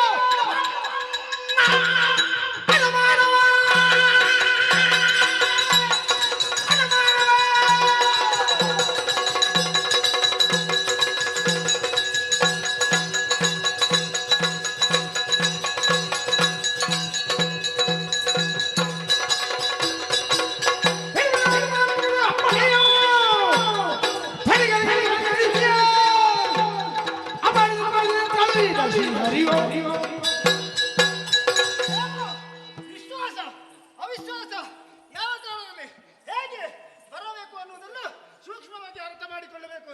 ಇಲ್ಲಿ ಅದೆಲ್ಲ ಬೇಡ, ನಿನಗೆ ಅನ್ಯಾಯವಾಗಿದೆ. ಈ ಹೊರಟಂತಹ ಕಾರ್ಯದಲ್ಲಿ ಮುಕ್ಕಣ್ಣನೇ ಬಂದರು ಎದುರಿಸುವಂತಹ ವ್ಯಕ್ತಿ ನಾನು. ಕೊಡುವ ಆಜ್ಞೆ. ಈಗ ಧೈರ್ಯ ಬಂತು, ನನ್ನ ಆಜ್ಞೆ ಉಂಟು, ಹೋಗಿ ಬರಬೇಕು. ಅದೇನು ಸಣ್ಣದು ಮಾಡುದು? ಪಕ್ಕನೆ ಕೈ ಮೇಲೆ ಹೋಗುದು, ಅದು ಅಭ್ಯಾಸ ಆಗುದು. ಬೇಕಾದವಾಗ ಕರೀರಿ ಅಂತ ಹೇಳಿದ್ದೇನೆ. ಈಗ ಕರೆದಿದ್ದಲ್ಲ, ನಾನೇ ಬಂದದ್ದು. ಅದರಲ್ಲಿ ದೊಡ್ಡ ಸಿರಿಬಿಡ್ಲಿಲ್ಲ, ಸೋತದ್ದು, ಕೆಳಗೆ ಬಿದ್ದದ್ದು, ಇನ್ನು ಏನೋ ನಾನು ಬಿಡ್ತೇನಾ? ಆಯ್ತು, ಜಾಗ್ರತೆ, ಇಲ್ಲಿ ಜಾಗ್ರತೆ. ಹೋಗಿ.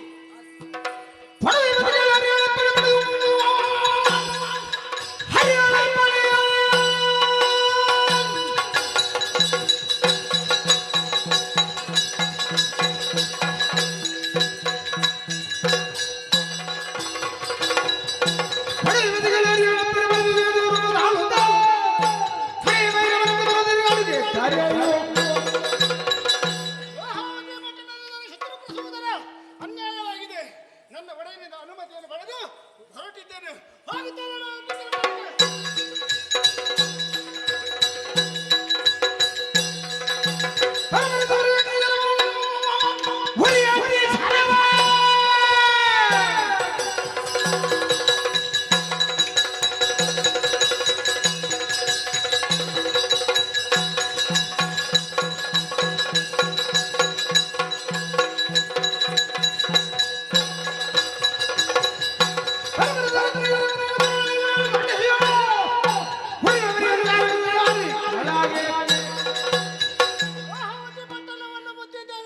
ಇಲ್ಲಿಂದ ಲಕ್ಷ್ಯವನ್ನು ಪ್ರವೇಶದ ಮೂಲಕವಾಗಿ ಎಲ್ಲವನ್ನು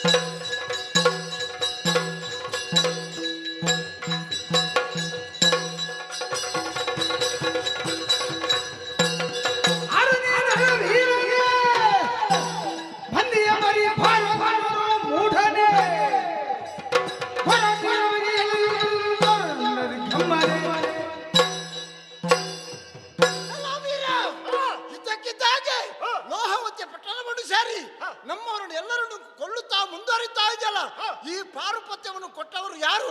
ಯಾಕೆ ಬಂದ ಹೇಳು? ಶತ್ರು ಪ್ರಚೋದನೆ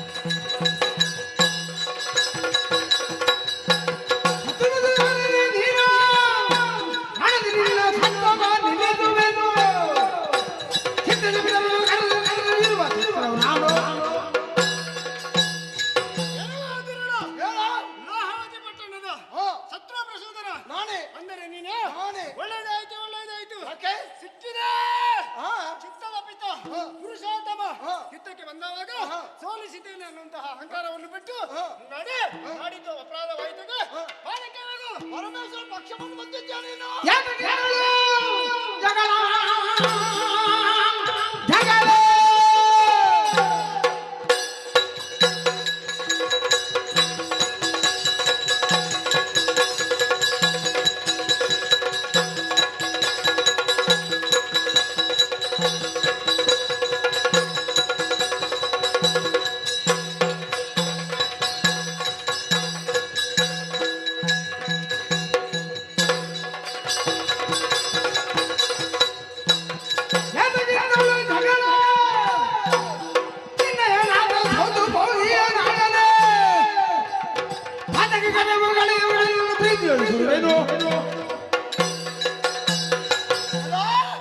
ಇದರ ಮೊದಲು ವೈಕುಂಠವಾಸಿ ಅಂತೆ, ನಾರಾಯಣಂತೆ ಹೆಸರಂತೆ, ದಾನವ ಅಂತಕ್ಕಂಥ ಹೆಸರುಂಟಂತೆ. ನಮ್ಮ ದಾನವರನ್ನು ಎಲ್ಲರನ್ನು ನಾಶವನ್ನು ಮಾಡುತ್ತಾ ಮಾಡುತ್ತಾ ಮುಂದೆ ಬಂದಿದ್ದಾನೆ. ನನ್ನಲ್ಲಿ ಕಾಳಗಕ್ಕಾಗಿ ಮುಂದೆ ಬಂದು ಕಾಳಗದಲ್ಲಿ ಸೋತು ಬಿದ್ದೋಗಿದ್ದಾನೆ. ಹಾಗಾದರೆ ಆತನ ಪೌರುಷ ಎಲ್ಲಿ ಹೋಯ್ತಂತ ನೋಡುವಾಗ ಸ್ವಲ್ಪ ವಿಶ್ರಾಂತಿ ಮಾಡೋದಕ್ಕೆ ಹೋದೆ. ಅಷ್ಟೊತ್ತಿಗೆ ನೀನು ಬಂದ್ಯಾ? ಆದ್ದರಿಂದ ನಿನ್ನನ್ನು ಸಾರಿ ಹೇಳ್ತಾ ಇದ್ದೇನೆ, ನೋಡು ಅವನ ಪಕ್ಷವನ್ನು ಸೇರಿಕೊಂಡು ನೀನು ಬರಬೇಡ.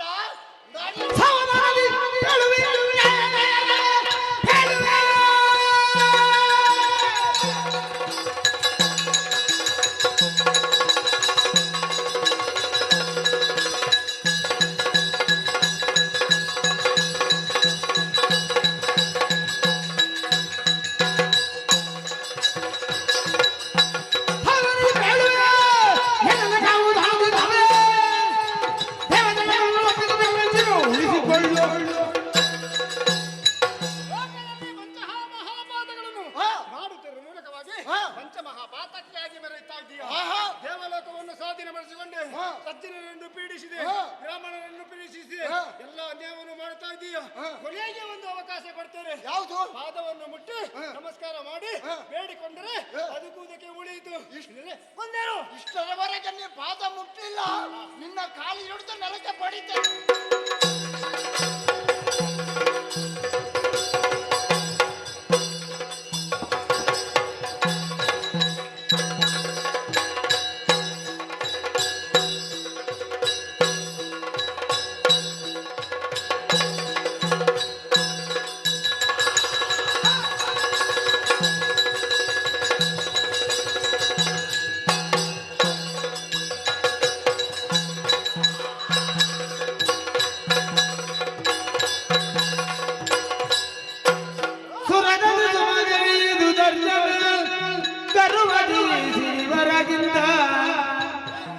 ವಿಕ್ರಮಿತಾನೆನುದ ಪೂಮಳೆಗರೆಯುವುದ ಅನ್ಯಾಯವನ್ನು ಮಾಡುತ್ತಿರುವಂತಹ ಶತ್ರು ಪ್ರಸೂದನ ವಧೆಯಾಯಿತು. ಇದನ್ನು ತಿಳಿದಂತಹ ದೇವತೆಗಳು ಹೂವಿನ ಮಳೆಯನ್ನೇ ಸುರಿಸಿದವರಿದ್ದಾರೆ. ಎಲ್ಲರೂ ಶಾಂತತೆಯಿಂದ ಹೊಗಳುತ್ತಾ ಇದ್ದಾರೆ. ಹೊಗಳಿದ್ದು ನನಗೆ ಮಾತ್ರ ಗೊತ್ತಾಗುವುದಿಲ್ಲ, ಗೊತ್ತಾಗುವವರಿಗೆ ಗೊತ್ತಾಗಬೇಕು. ಆ ಕಡೆಗೆ ಹೋಗ್ತಾರೆ.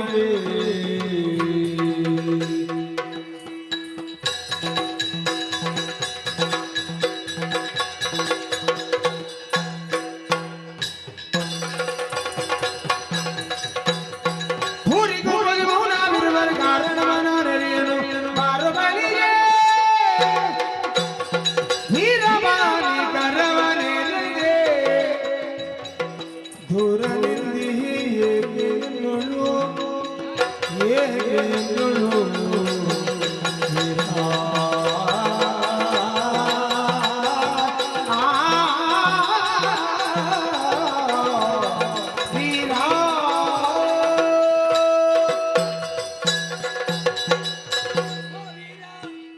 ದುಷ್ಟನನ್ನು ಕೊಂದು ಲೋಕಕ್ಕೆ ಕ್ಷೇಮವನ್ನು ಒದಗಿಸಿಕೊಟ್ಟವನು ನೀನು. ಬಹಳಷ್ಟು ಸಂತೋಷವಾಯಿತು. ಆದ್ರೆ ಇವತ್ತು ಯಾವತ್ತಿನ ಹಾಗಲ್ಲ. ದುಷ್ಟನನ್ನು ವಧೆ ಮಾಡಿದ್ದಿ, ನನ್ನ ಬಳಿಯಾಗಿ ಬಂದಿದ್ದಿ, ದೂರ ದೂರ ದೂರದಲ್ಲೇ ಉಳಿದುಕೊಂಡಿದ್ದಿ ನೀನು. ಯಾವತ್ತಿದ್ರೂ ನನ್ನ ಬಳಿಯಾಗಿ ಬರುವವನು. ಏನು ಕೋಪ ನಿನಗೆ? ಯಾವ ಕೋಪ ಇದ್ರೂ ಕೂಡ ಅದನ್ನು ಮನಸ್ಸಿನಲ್ಲಿ ಇರಿಸಿಕೊಳ್ಳದೆ ನನ್ನ ಕರವನ್ನು ಏರು ಸುದರ್ಶನ. ಬಾ. ಯಾರಲ್ಲಿ ಮಾತನಾಡಿದು? ನನ್ನಲ್ಲಿ. ಆಲದಿಲೆಯೊಳು ಆಲದಿಲೆಯೊಳು ತೇಲಿ ಮಲಗುವಾಗ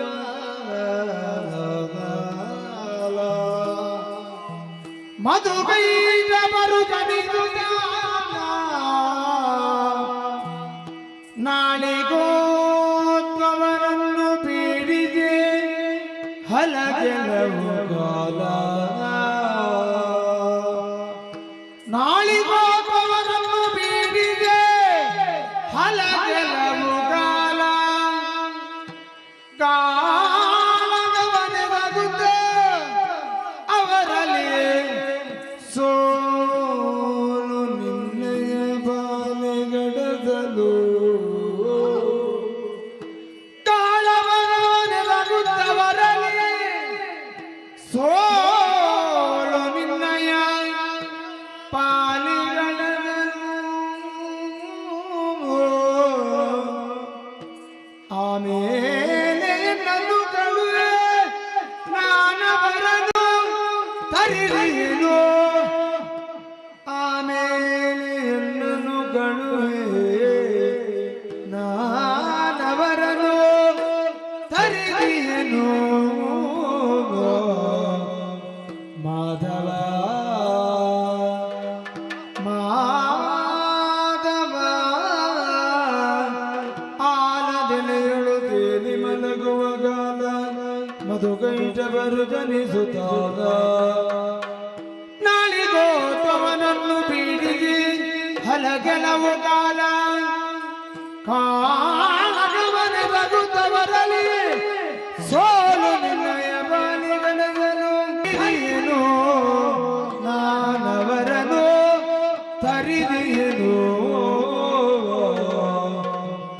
ಮಾಧವ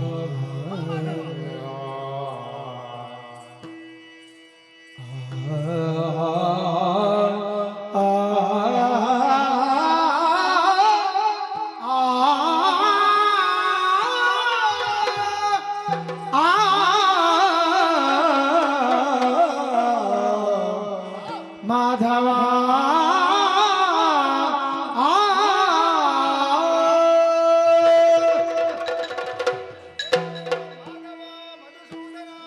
ಸುದರ್ಶನ ಚಿತ್ತದ ಪಿತ ಪುರುಷೋತ್ತಮ. ಆಹಾ ಆಹಾ ಆಹಾ, ಏನೆಂದು ಹೇಳಲಿ ತೋಚುತ್ತಾ ಇಲ್ಲ. ಬಾರೋ, ಕರವನ್ನು ಏರು. ಕರವನ್ನು ಏರು. ಯಾಕಾಗಿ ಏರಬೇಕು? ಯಾಕಾಗಿ ಏರಬೇಕು? ಯಾವತ್ತು ನನ್ನ ಜೊತೆ ಯಾಕೆ ಇದ್ದದ್ದು ನೀನು? ಇಷ್ಟರವರೆಗೆ ಆದದ್ದು ಸಾಕಾಗಲಿಲ್ಲ, ಇನ್ನು ಬೇಕಾದಷ್ಟು ಆಗಲಿ ಅಂತ. ಏನಾಗಿದೆ ನಿನಗೆ? ಏನಾಗ್ಲಿಲ್ವಾ? ಆವಾಗ ನಡೆದದ್ದು ಏನಾಗಿದೆ ಅಂತ ಗೊತ್ತಿಲ್ವಾ? ಯಾರಿಗೆ? ನೋಡಿದವರಿಗೆ ನಾನು ಮಾಡುವಂತಹ ಕಾರ್ಯ ಹೇಳುವುದಕ್ಕೆ ಆಗುವುದಿಲ್ಲ. ಮತ್ತೆ ನೀನಿನ್ನು ನಿನ್ನ ಕರವನ್ನು ಏರುವುದು. ನಾನು ಅಷ್ಟು ಸಣ್ಣವನಾಗಿ ನಿನ್ನಲ್ಲಿಗೆ ಬರಲಿಲ್ಲ. ನಾನು ದೊಡ್ಡ ವ್ಯಕ್ತಿಯಾಗಿಯೇ ನಿನ್ನ ಕರವನ್ನು ಸೇರಿಕೊಂಡವ. ಯಾವಾಗನಿಂದ ಈ ಹಿಂದಕ್ಕೆ ಆಲದಲೆಯ ಮೇಲೆ ಪೌಡಿಸಿದಂತಹ ಸಮಯದಲ್ಲಿ ನಿನ್ನ ಕಿವಿಯ ಕಿಲ್ಪಿಸಿದಿಂದ ಹುಟ್ಟಿದಂತಹ ದಾನವರು ಬದುಕೈಟವರೀವರು. ಸೃಷ್ಟಿಕರ್ತನಂತಹ ಬ್ರಹ್ಮದೇವನನ್ನು ಕಂಡು ಪೀಡಿಸುವುದಕ್ಕೆ ಮುಂದಾದವಾಗ ಬ್ರಹ್ಮದೇವನ ಅಳಲನ್ನು ಆಲಿಸಿದಂತಹ ನೀನು ಹೋಗಿ 5,000 ವರ್ಷಗಳ ಕಾಲ ಅವರಲ್ಲಿ ಕಾದಾಡಿ ಕೊನೆಗೆ ನೀನು ಕೂಡ ಕಂಡದ್ದು ಸೋಲಿ. ಆ ಸಮಯದಲ್ಲಿ ಯಾರು ಬೇಕಾದದ್ದು ನಿನ್ನ ಕೈಯಲ್ಲಿದ್ದಂತಹ ನನ್ನನ್ನು ಕಳುಹಿದ ಕಾರಣ ಆ ದುಷ್ಟರನ್ನು ನಾಶಗೊಳಿಸಿದ್ದೇನೆ, ಕೊಂದಿದ್ದೇನೆ.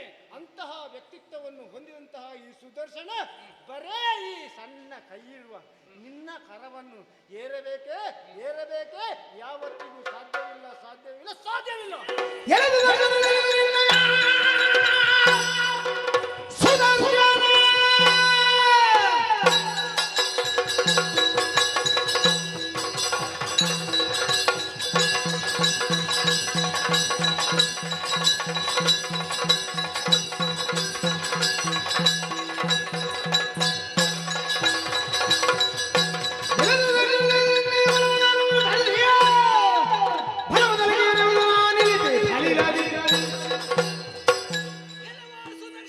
ಏನು? ಅಂದಿನಿಂದ ಇಂದಿನವರೆಗೆ ನನ್ನ ಜೊತೆಯಾಗಿ ನನ್ನ ಕರದಲ್ಲಿ ರಾರಾಜಿಸ್ತಾ ಇದ್ದವನು. ದೇವರು ಹೌದು, ಸ್ವರ್ಗ. ವೈಕುಂಠ ಲೋಕದಲ್ಲಿ ಕಾಣಿಸಿಕೊಂಡವನು ನೀನು.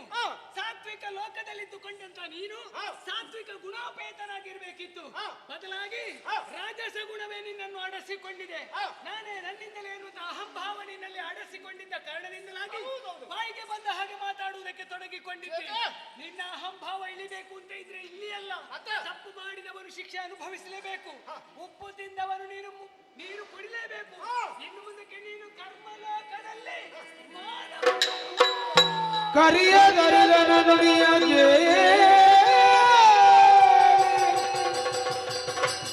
ಸುದರ್ಶನಗೆ ನೋಡಲು ಕರವ ಜೋಡಿಸಿ ಕರವ ಜೋಡಿಸಿ ಚರಣಗಿರಗುತ್ತ ನುತಿಸಿದನೋ ದೇವಾ ದುರುಳ ಶಿಕ್ಷಕ ಪಕ್ಷಿವಾಹನ ನರಹರಿ ಪ್ರಹ್ಲಾದರ ಜಗ ಕ್ಷಮಿಸನು ತನದು ಮನ್ನಿಸು ಅಪರಾಧವ ಮಾಧವ ಸುಪ್ರಸನ್ನ ಮೂರ್ತಿ ಕೇಶವ ಮಾಧವ ಸುಪ್ರಸನ್ನ ಮೂರ್ತಿ ಕೇಶವ എന്നോളിത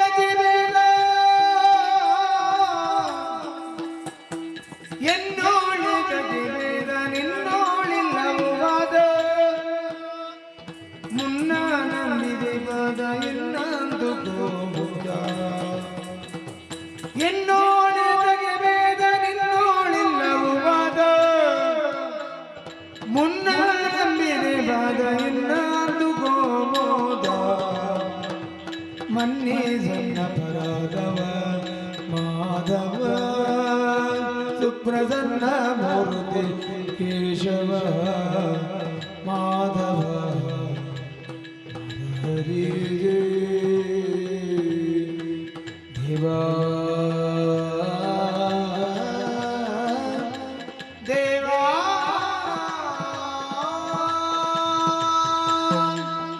ಅಪರಾಧವ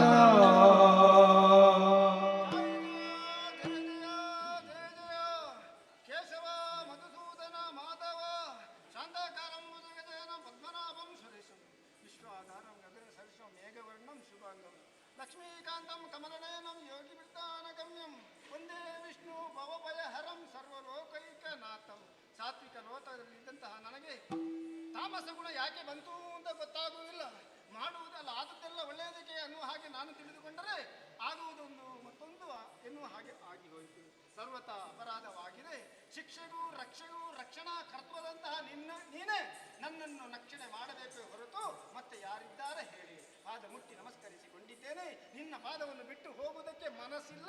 ಮತ್ತೊಮ್ಮೆ ಬರುವ ಹಾಗೆ ಬೇಗ ಬರುವ ಹಾಗೆ ಅನುಗ್ರಹಿಸಿದ್ದೇವೆ.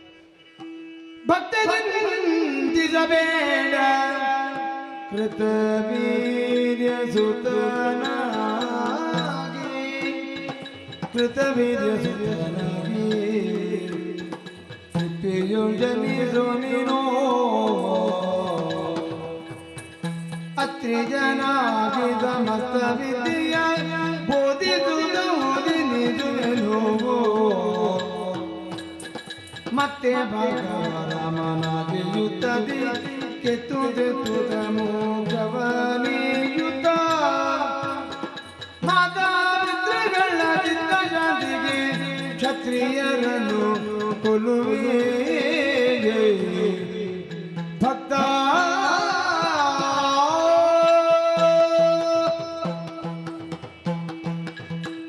ಚಿಂತಿಸಬೇಡ. ಹಲವಾರು ಸಮಯಗಳಿಂದ ನನ್ನ ಜೊತೆಯಾಗಿ ಕಾಣಿಸಿಕೊಂಡು ನೀನು ಆಡಿದ ಮಾತನ್ನು ಕೇಳಿ ರೋಸಿ ಹೋದಂತ ನನ್ನ ಬಾಯಿಂದ ಬಂದಂತಹ ವಾಕ್ಯಗಳು ನಿನಗೆ ಶಾಪದ ವಾಕ್ಯಗಳಾಗಿ ಪರಿಣಮಿಸಿತು. ನಾನು ಕೊಟ್ಟಂತಹ ಶಾಪದಂತೆ ನೀನು ಭೂಲೋಕದಲ್ಲಿ ಕಾಣಿಸಿಕೊಳ್ಳಲೇಬೇಕಾಗ್ತದೆ. ತಿಳಿದು ಮಾಡಿದ್ರೆ ಅಪರಾಧ, ತಿಳಿಯದೆ ಮಾಡಿದ್ರೆ ಪ್ರಮಾದ. ನಿನ್ನಿಂದ ಅಪರಾಧ ಆಗಿ ಹೋಗಿದೆ, ನೀನು ಕರ್ಮವನ್ನು ಅನುಭವಿಸಲೇಬೇಕು. ಅದಕ್ಕಾಗಿ ಭೂಲೋಕದಲ್ಲಿ ಹುಟ್ಟಿಕೊಂಡು ಹಾಗೆ ಶಾಪವನ್ನು ಕೊಟ್ಟಿದ್ದೇನೆ. ಕೊಟ್ಟಂತಹ ಶಾಪವನ್ನು ಮತ್ತೆ ಹಿಂಪಡೆಯುವುದಕ್ಕೆ ನನ್ನಿಂದ ಸಾಧ್ಯ ಇಲ್ಲ. ಆದ್ರೆ ಶಾಪದ ಪರಿಮಾರ್ಜನೆಯನ್ನು ಮಾತ್ರ ಹೇಳಬಲ್ಲೆ. ಮುಂದೊಂದು ದಿನ ಕೃತವೀರ್ಯನಿಗೆ ಸುತನಾಗಿ ಕಾರ್ತವೀರ್ಯ ಹೆಸರು ಕಾಣಿಸಿಕೋ. ಭವಿಷ್ಯತ್ತಿನಲ್ಲಿ ನಿನಗೆ ಗುರುವಾಗಿ ದತ್ತಾತ್ರೇಯನಾಗಿ ನಾನೇ ಕಾಣಿಸಿಕೊಳ್ಳುವವನಿದ್ದೇನೆ. ನಿನಗೆ ವಿದ್ಯೆ ಬುದ್ಧಿಯನ್ನು ನಾನೇ ಒದಗಿಸಿಕೊಡುವವನಿದ್ದೇನೆ. ಮುಂದಕ್ಕೆ ಕಾಲ ಪಕ್ವ ಆದಾಗ ಭಾರ್ಗವ ರಾಮನಾಗಿ ಕಾಣಿಸಿಕೊಂಡು ನಿನ್ನನ್ನು ಕೊಂದು ನಿನಗೆ ಮೋಕ್ಷವನ್ನು ನಾನು ಒದಗಿಸಿಕೊಡ್ತೇನೆ. ಮತ್ತೊಮ್ಮೆ ವೈಕುಂಠಧಾಮವನ್ನು ಸೇರಿಕೊಳ್ಳುವ ಹಾಗೆ ನಾನೇ ಕಾಣಿಸಿಕೊಳ್ತೇನೆ. ಶಾಪವನ್ನು ಧರಿಸಿಕೋ. ಧನ್ಯನಾದೆ.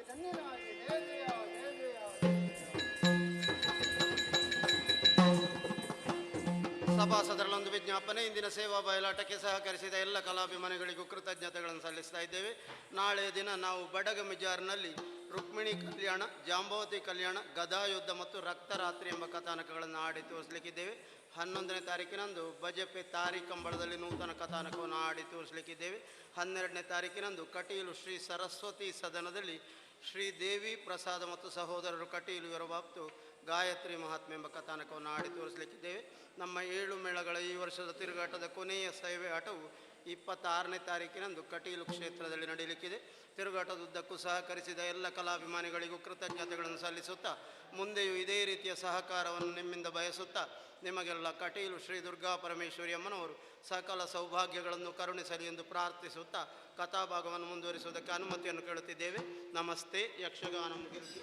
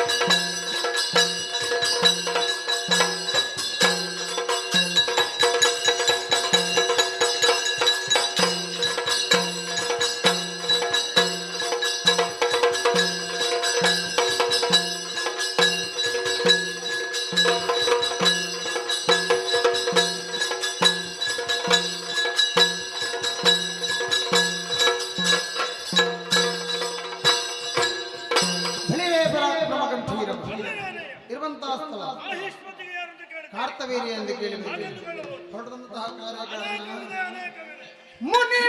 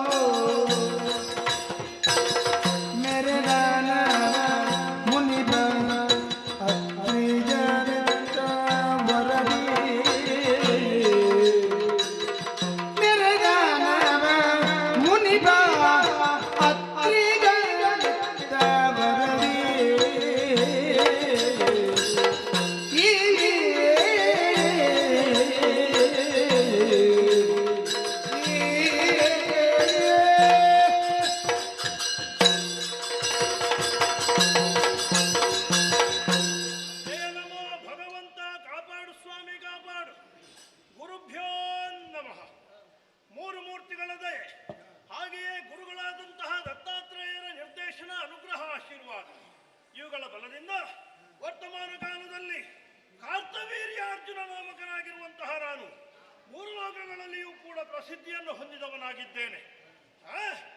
ನಮ್ಮದು ಹೈಹಯ ವಂಶ.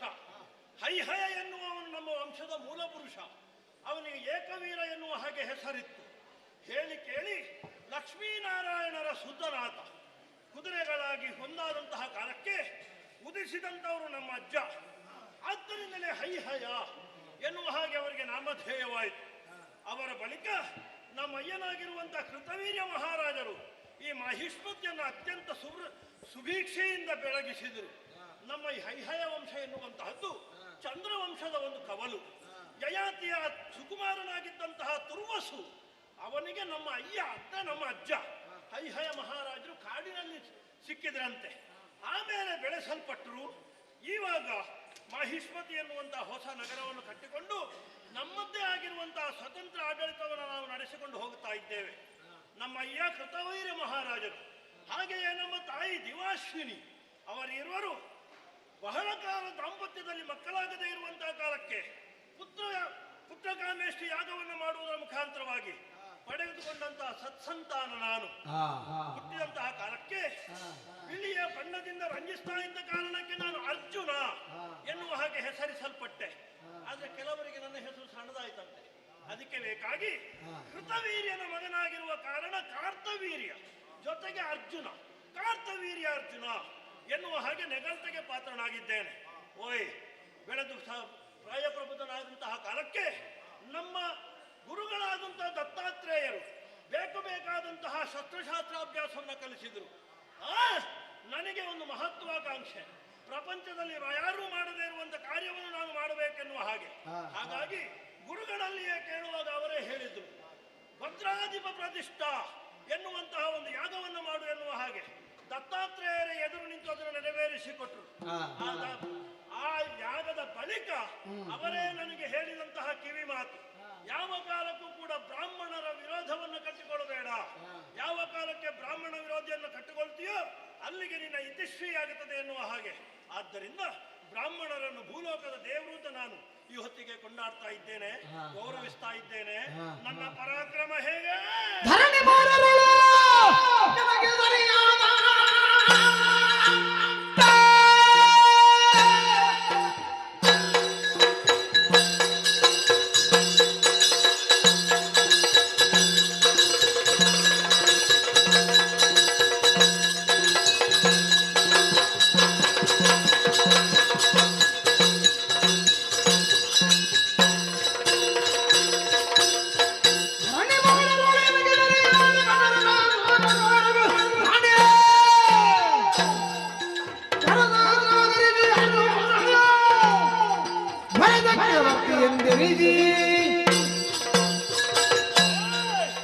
ಪ್ರಾಯಪ್ರಬುದ್ಧನಾದಂತಹ ಕಾಲಕ್ಕೆ ಶಸ್ತ್ರಶಾಸ್ತ್ರಾಭ್ಯಾಸಗಳಲ್ಲಿ ಪ್ರವೀಣನಾದಂತಹ ನಾನು ಕೇವಲ ಮಾಹಿಷ್ಮತಿಗೆ ಮಾತ್ರ ಸೀಮಿತನಾಗಬಾರದು ಎನ್ನುವಂತಹ ಉದ್ದೇಶದಿಂದ ನನ್ನದಾದಂತಹ ಸೇನೆಯನ್ನು ನೆರೆಹಿಕೊಂಡು ಚಪ್ಪನ್ನ ದೇಶಗಳಲ್ಲಿಯೂ ಕೂಡ ದಿಗ್ವಿಜಯವನ್ನು ಸಾಧಿಸಿದೆ.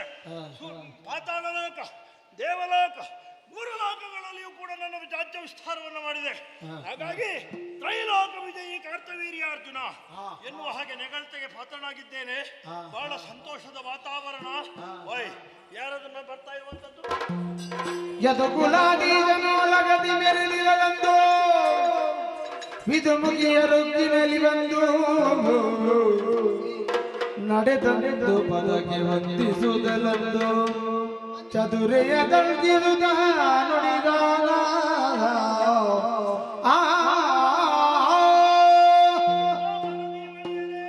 ಮಡದಿ ಮಣಿಯರಲ್ಲಿ ನೀವು ನಡೆದಂದುದೇನೋ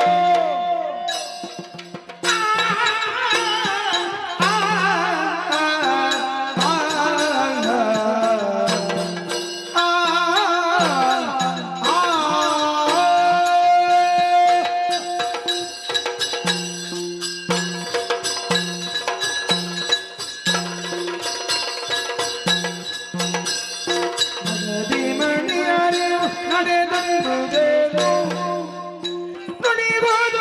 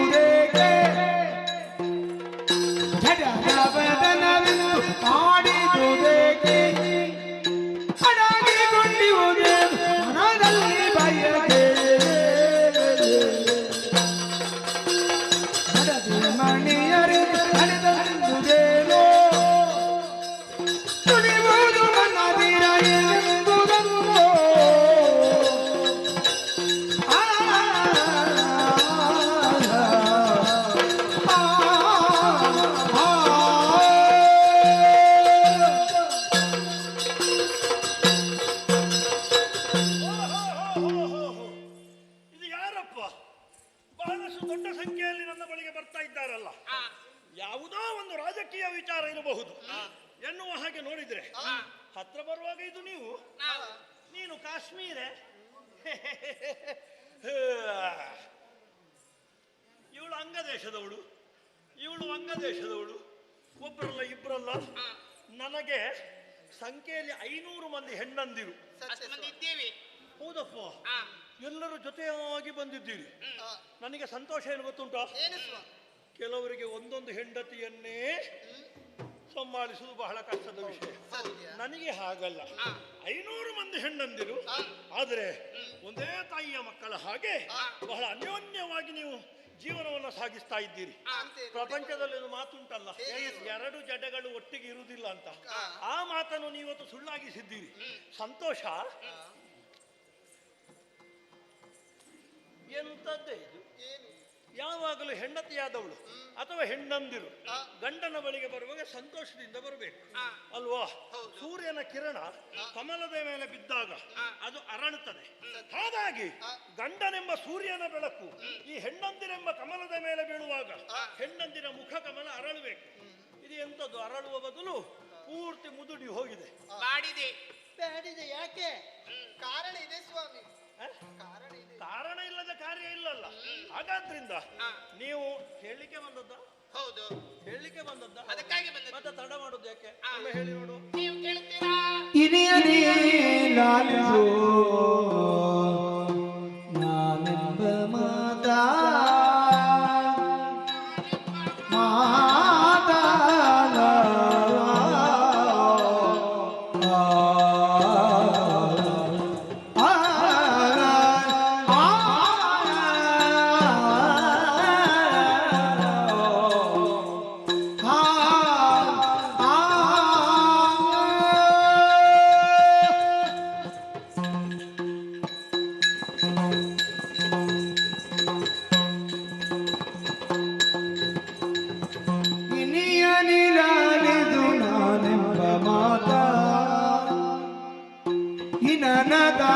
ನಂದೆ ವೆಲೆ ಪ್ರಾಣನಾಥ, ಹಿನನಾಥ ಪದೇ ನಂದೆ ವೆಲೆ ಪ್ರಾಣನಾಥ.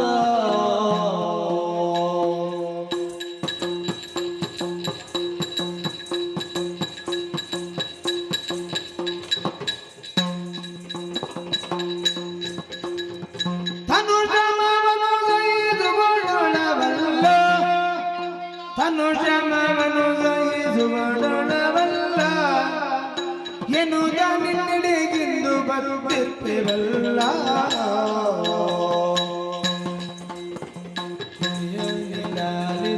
ನಾನೆಂಬ ಮಾತ ಹಿನನಾಥ ಪದಿ ನೊಂದೆ ವೆಲೆ ಪ್ರಾಣನಾಥ.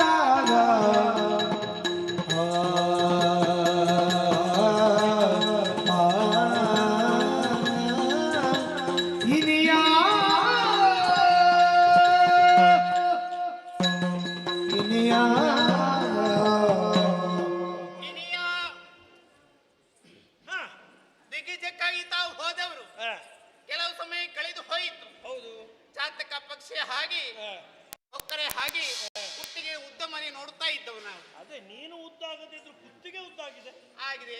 ನಿಮಗಾಗಿ ಯಾವಾಗ ಬರ್ತೀರಿ ಎಂಬುದಾಗಿ ನಿಮ್ಮನ್ನು ಸಂತೋಷದಿಂದ ಸ್ವಾಗತಿಸಿಕೊಳ್ಬೇಕೆಂಬಂತ ಆಸೆ ನಮಗೆ ಇತ್ತು. ನಾನು ಹಾಗೆ ಯಾವಾಗ ನನ್ನ ಪತ್ನಿಯಂದಿರನ್ನು ನೋಡ್ಲಿಲ್ಲ ಅಂತ ಹೇಳಿ ಕಾತರದಿಂದ ಬಂದ್ರೆ ನಿಮ್ಮ ಸಪ್ಪೆ ಮುಖ ನೋಡ್ಲಿಕ್ಕೆ ನಾನು ಬಂದದ್ದ? ಹಾಗಲ್ಲ ಸ್ವಾಮಿ, ಮತ್ತೆ ಸಮಯ ಸಂದರ್ಭ ಎಂಬುದಾಗಿ ಸರಿಯಾಗಿದ್ದರೆ ಮಾತ್ರ ಅನುಕೂಲ ಒದಗಿ ಬರ್ತದೆ. ಈಗ ಏನು ಸಮಸ್ಯೆ? ಸಮಸ್ಯೆ ಆಗಿದೆ. ಏನು? ಅವನ ಉಪದ್ರ ಈಗ ಅಧಿಕ ಭಕ್ತಿ ಇದೆಯಲ್ಲ. ಇಲ್ಲಿಯವರು ಯಾರೆಲ್ಲ ಮತ್ತೆ ಪ್ರಕಾರವಂತ ಪ್ರಪಂಚವನ್ನು ಪ್ರಕಾಶಿಸಿರುವಂತಹ ಪ್ರಭಾಕರ. ಪ್ರಕಾಶ ಅವ ಎಲ್ಲಿ? ಅವ ಪ್ರಭಾಕರ ಯಾವ ಪ್ರಕಾಶ? ಅವ ಏನು ಪ್ರಕಾಶ? ಈಗ ಪ್ರಕಾಶ ಅಂದ್ರೆ ಅಷ್ಟಿಷ್ಟಲ್ಲ ಅವನದು. ಯಾರು? ಸೂರ್ಯ. ಮತ್ತೆ ಯಾರು? ಸೂರ್ಯನನ್ನು ಹೇಳುದ ನೀವು? ನಾನು ಯಾರೋ ನಮ್ಮ ಮಾಹಿಷ್ಮತಿಯ ಪ್ರಕಾಶ ಅಂತ ತಿಳ್ಕೊಂಡೆ ನಾನು. ಅಲ್ಲ ಅಲ್ಲ, ಅವ ಏನು ಮಾಡಿದವ? ಏನು ಸ್ವಾಮಿ, ಏನು ಉರಿ ಅಂದ್ರೆ ಸಹಿಸಿಕೊಡೋದಕ್ಕೆ ಆಗುದಿಲ್ಲ. ಈಗೀಗ ಸೆಕೆಲ್ ಅಧಿಕವಾಗ್ತಿದೆ. ಹೌದಪ್ಪ, ದಿನದಿಂದ ದಿನಕ್ಕೆ ಹೆಚ್ಚೆಚ್ಚಾಗುತ್ತಾ ಉಂಟು. ಇದು ನಮಗೆ ಈಗ ಸಹಿಸಿಕೊಳ್ಳಿಕ್ಕೆ ಆಗುದಿಲ್ಲ. ನಾನು ಎಷ್ಟು ಸಲ ಹೇಳಿದೆ ನಮ್ಮ ಮಹಿಷ್ಮತಿಯವರಿಗೆ ಸ್ವಲ್ಪ ಪರಿಸರಕ್ಕೆ ಪ್ರಾಮುಖ್ಯತೆ ಕೊಡಿ, ಬೇಡದೆಲ್ಲ ಮಾಡಬೇಡಿ ಅಂತ ಹೇಳಿದ್ರೆ ಯಾರು ಕೇಳುವುದಿಲ್ಲ. ಹಾಗೆಂತೇಳಿ ನನ್ನ ಆಡಳಿತ ಶಿಥಿಲಾಗಿದೆ ಅಂತ ಅರ್ಥ ಅಲ್ಲ. ಪರಿಸರ ಸರಿಯಾಗಿ ಉಂಟಾ ಮತ್ತೆ ಬಿಸಿಯಾಗಿ ಯಾರಿಗೆ ಗೊತ್ತು? ತಾಪಂದ್ರೆ ಅಯ್ಯೋ ದೇವರೇ, ಉರಿ ಉರಿ ಅಂದರೆ ನೀನು ಸಮಸ್ಯೆ ಮಾಡ್ಲಿ ಮಾತ್ರ ಹೇಳಲಿಕ್ಕೆ ಇರುದಾ? ಅಯ್ಯ ಯಾರಿಗೆ ಗೊತ್ತು ಅಂತ ಹೇಳಿದ್ರೆ ಪರಿಹಾರ ನೀನೆಲ್ಲ ಹೇಳ್ಬೇಕಾದ್ದು. ಪರಿಹಾರ ಈಗ ನಿಮಗೆ ಸೆಕೆ ತಡಲಿಕ್ಕೆ ಆಗುದಿಲ್ಲ. ಈಗ ಸೆಕೆ ನಿನಗೆ ಮಾತ್ರ ತಡಿಲಿಕ್ಕೆ ಆಗುದಿಲ್ಲ, ನಿಮಗೇನಾದ್ರು ನನಗುಂಟು. ಅವಳಲ್ಲಿ ಕೇಳಿ. ಅಕ್ಕ ಹೇಳಿದ ಮಾತು ಎಂತದ್ದು? ಅಕ್ಕ ಹೇಳಿದ ಮಾತು ತಕ್ಕೋದಾಗಿ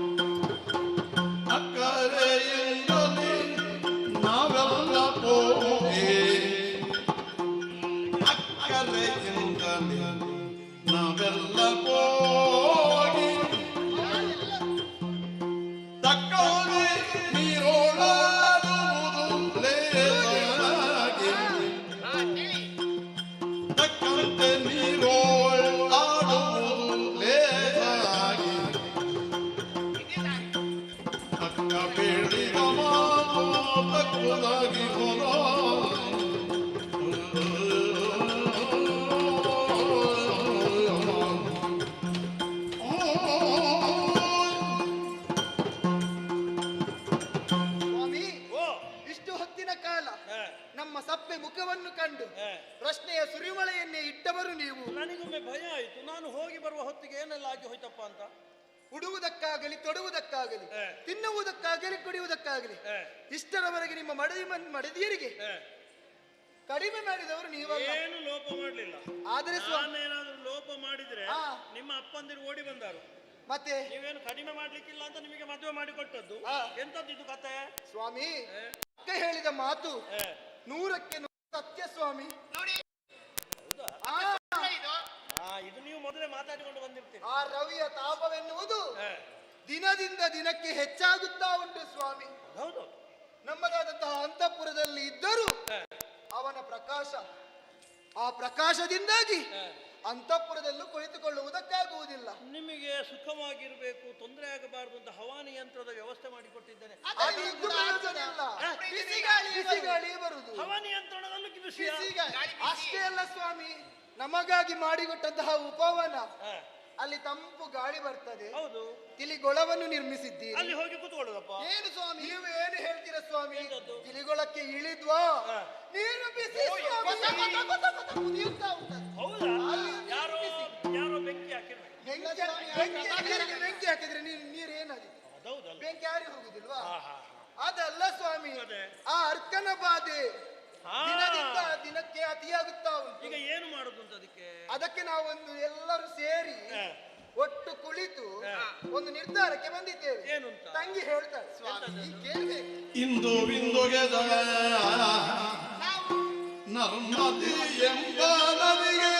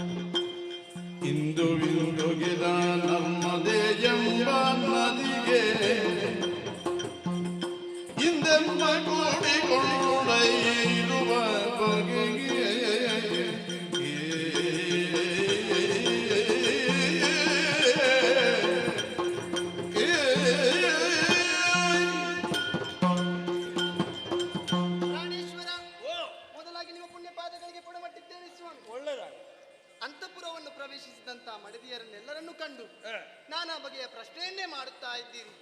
ಸಹಜ ಸ್ವಾಮಿ, ಎಂದಿಗೂ ಕೂಡ ಅರಳಬೇಕಾದಂತಹ ಸುಮವೊಂದು ಇಂದಿನ ದಿನವಾಗಿ ಬಾಡಿತು ಎಂದಾದರೆ ಸಂಶಯ ಬರುವುದು ದಿಟವಲ್ಲವೇ?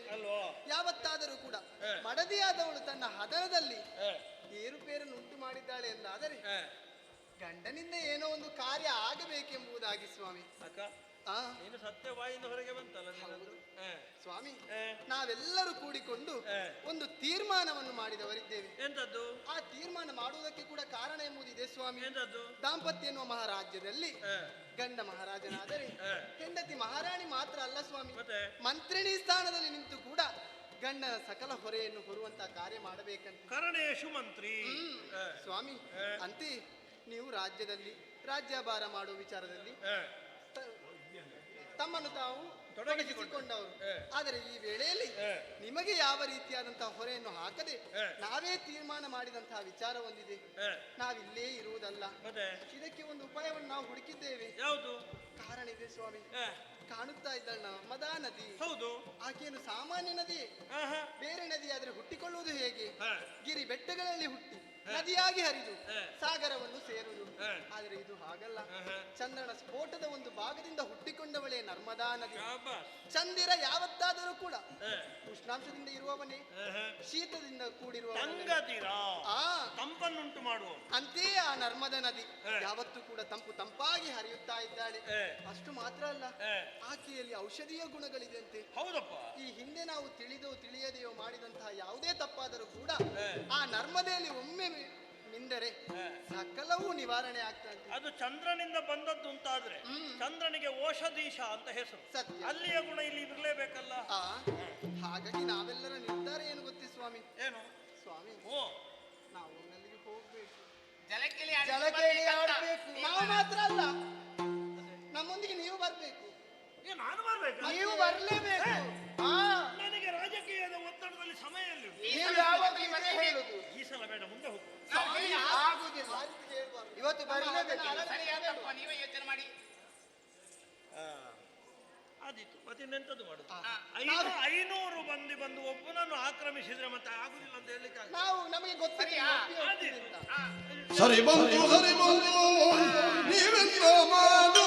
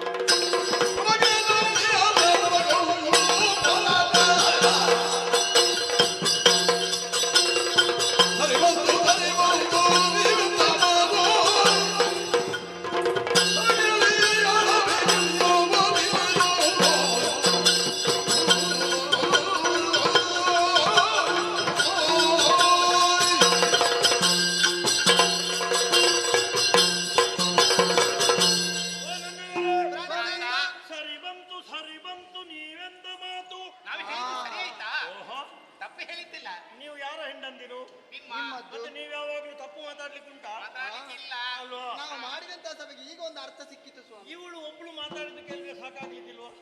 ಎಷ್ಟು ನಮ್ಮಲ್ಲಿ ಅಂದ್ರೆ ನನ್ನ ಅರಮನೆಗೆ ಮದುವೆಯಾಗಿ ಬಂದ ಮೇಲೆ ಎಷ್ಟು ಮಾತಾಡ್ಲಿಕ್ಕೆ ಕಲ್ತಿದ್ದಾಳೆ ನೋಡು. ನಿಮ್ಮನ್ನೇ ನೋಡಿ ಅಲ್ವೇ ಸ್ವಾಮಿ? ಮಾತಾಡಿದ್ದು ಮಾತ್ರ, ಮತ್ತೇನಾಗಲಿಲ್ಲ. ಇರ್ಲಿ, ಬಹಳ ಸಂತೋಷ. ಸರಿ, ನಿಮ್ಮ ಮನದ ಇಂಗಿತ ಏನಿದೆ ಅದನ್ನು ನೆರವೇರಿಸಿಕೊಡುವುದಕ್ಕೆ ನಾನು ಬದ್ಧನಿದ್ದೇನೆ. ನಾವೆಲ್ಲರೂ ಈಗಲೇ ನರ್ಮದಾ ನದಿಯ ಬಳಿಗೆ ತೆರಳಿ ಜಲಕೇಳಿಯನ್ನು ಮನಸಾರ ಆಡಿ ಆ ಮೂಲಕವಾಗಿ ದೇಹಕ್ಕೆ ಒದಗಿರುವಂತಹ ಬಿಸಿಯನ್ನು ನಿವಾರಿಸಿ ನಿಮ್ಮ ಮನಸ್ಸಿಗೂ ಒಂದು ರೀತಿಯಾದಂತಹ ತಂಪನ್ನು ಉಂಟು ಮಾಡಿ ಆಮೇಲೆ ಹಿಂದೆ ಬರುವ. ಆಗದಾ? ಇದೇ ಸಾಕ ಇದು ಸೀರೆ ಆಗಿತ್ತಲ್ಲ. ನಿಮ್ಮದು ನಾಟಕ ನಾಟಕ ಎಲ್ಲ ಬೇಡ ನನ್ನಲ್ಲಿ. ಯಾವುದು? ನಾವು ಹೋಗುವ ಅಂತೇಳಿ ಮೊದಲೇ ನಿರ್ಧಾರ ಮಾಡಿ ಬಂದಿದ್ದೀರಿ. ನೀವು ನಿರ್ಧಾರ ಮಾಡಿದವರಿಗೆ ಗಂಟು ಮೂಟ ಕಟ್ಲಿಕ್ಕೆ ಆಗುದಿಲ್ವಾ? ಅದೆಲ್ಲ ಸಿದ್ಧತೆಯಲ್ಲಿ ಉಂಟು. ಎಲ್ಲ ಸಿದ್ಧತೆ ಮಾಡಿ ಬಂದಿದ್ದೇವೆ. ಹೌದಾ? ನಾಟಕ ಇಲ್ಲಿ ಅದು ನಿಮ್ಮ ಎದುರೊಂದು ವಿನೋದಕ್ಕಾಗಿ. ಸರಿ, ಸಂತೋಷ. ಆದ್ರೆ ಯಾವುದು? ನಿಮಗೆ ಹೇಳಿದ ಕೂಡಲೇ ಹೊರಡುವುದು. ಹೆಂಗಸರಿಗೆ ಬೇರೆ ಎಂತದ್ದುಂಟು, ನಮಗೊಮ್ಮೆ ಹೊರಟ್ರೆ ಆಯ್ತು. ನಮಗೆ ಹಾಗೆಯೋ ಹೊಣೆಗಾರಿಕೆ ವ್ಯವಸ್ಥೆ ಆಗ್ಬೇಡುವ. ರಾಜಕೀಯದ ಒತ್ತಡ. ನಾನೇನು ಕೇವಲ ಮಾಹಿಷ್ಮತಿಗೆ ಸಂಬಂಧಪಟ್ಟದ್ದ? ತ್ರೈಲೋಕ್ಯಾಧಿಪತಿ ಇದ್ದೇನೆ, ಚಕ್ರವರ್ತಿ ಇದ್ದೇನೆ.